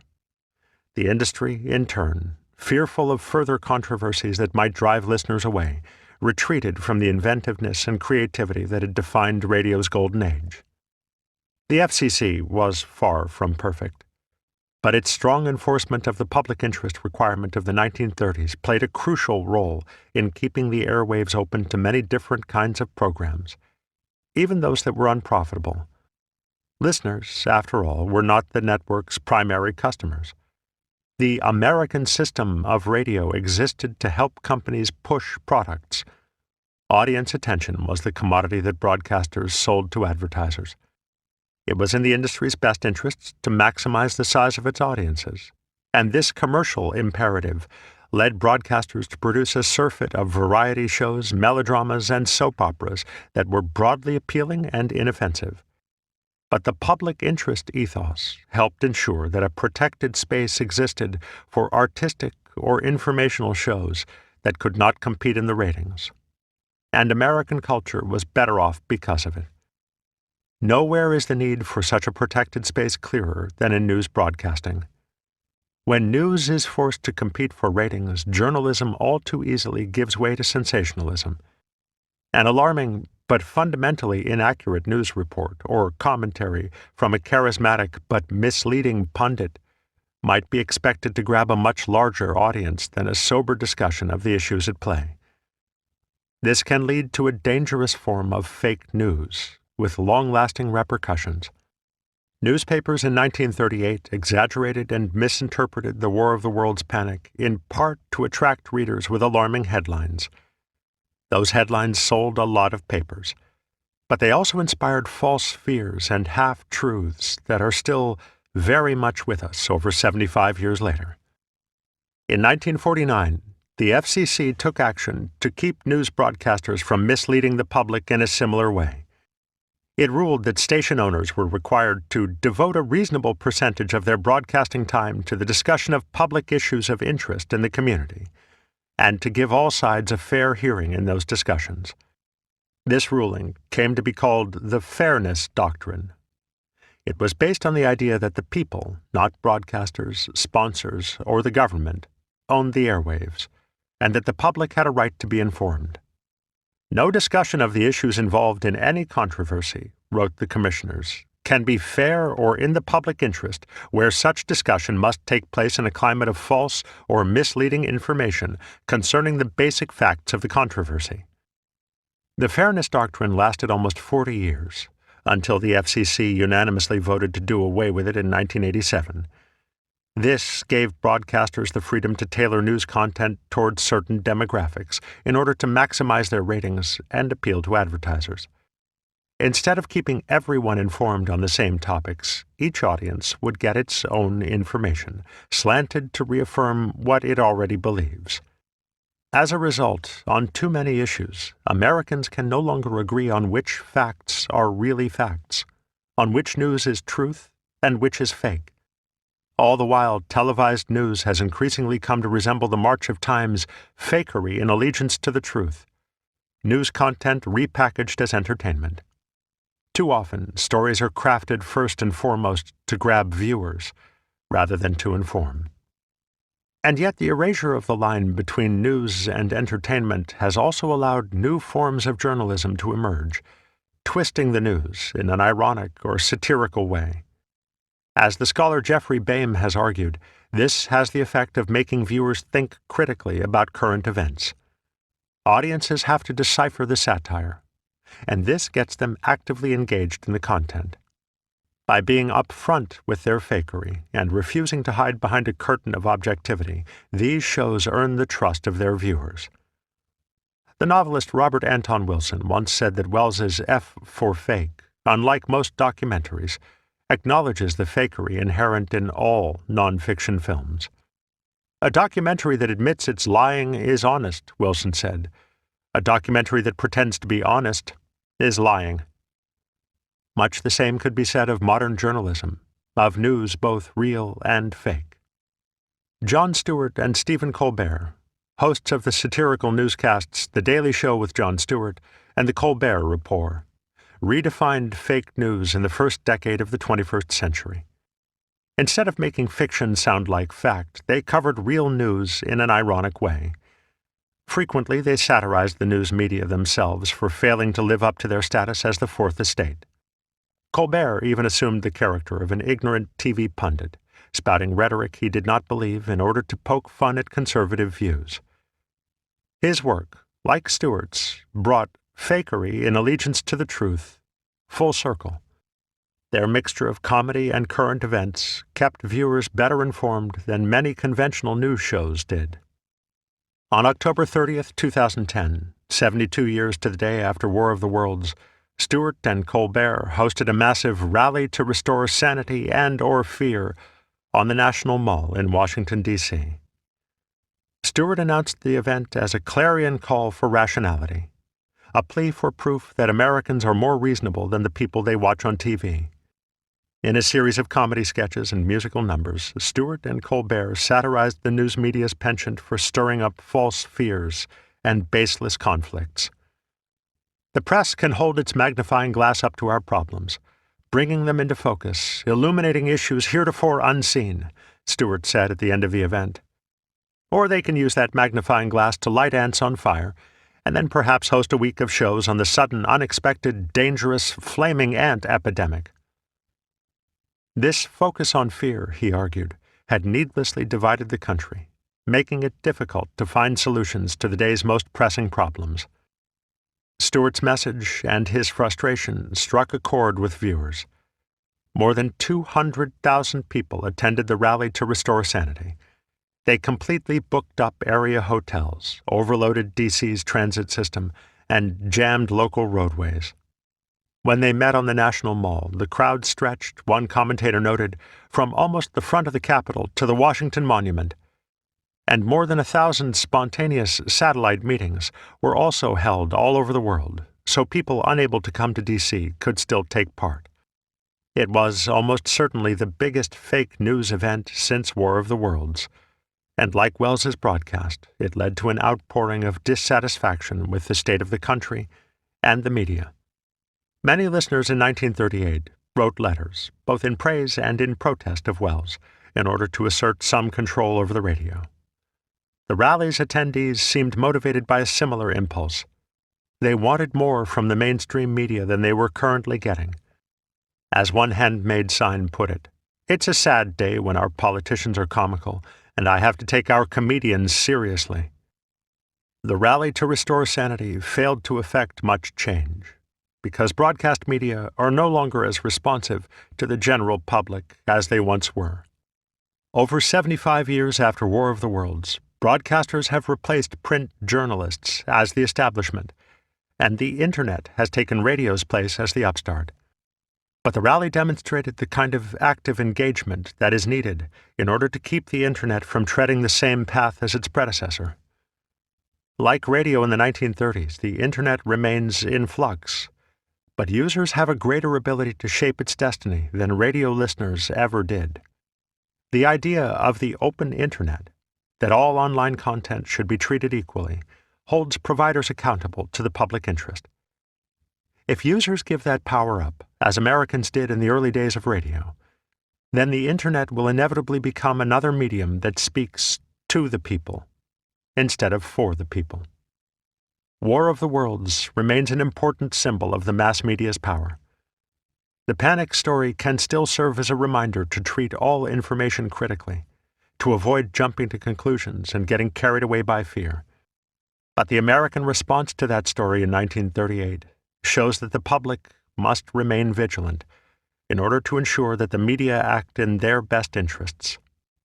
The broadcast may have been fake news, but its story carries a great deal of truth. This has been a Highbridge production. Copyright 2015 by A. Brad Schwartz. Recorded by arrangement with Hill and Wang, a division of Farrar, Straus and Giroux. Recording copyright 2015 Highbridge, a division of Recorded Books. Copyright acknowledgement. Grateful acknowledgement is made for permission to reprint excerpts from the script of the War of the Worlds broadcast. Reprinted by permission of ICM Partners. Copyright 1940 by Howard E. Koch. Source credits. Archival materials courtesy of the University of Michigan Special Collections Library, Richard Wilson, Orson Welles papers. The University of Michigan Special Collections Library, Orson Welles Oya Kodar Collection. The University of Michigan Special Collections Library, Orson Welles Chris Wells Fader Collection. The records of the Federal Communications Commission, General Correspondence 1927 to 1946, Record Group 173, File 44-3, National Archives, College Park, Maryland. The Wells Manuscripts, Lilly Library Manuscript Collection, Indiana University, Bloomington, Indiana. The Howard E. Koch Papers, Wisconsin Historical Society, Madison, Wisconsin. The General Education Board Archives, Rockefeller Archive Center, Sleepy Hollow, New York. The Paul Felix Lazarsfeld Papers, Rare Book and Manuscript Library, Columbia University, New York, New York. And the Faculty and Professional Staff Files, Princeton University Archives, Department of Rare Books and Special Collections, Princeton University Library. For a full list of citations and sources, please consult the print edition of Broadcast Hysteria, published by Hill and Wang, a division of Farrar, Straus and Giroux.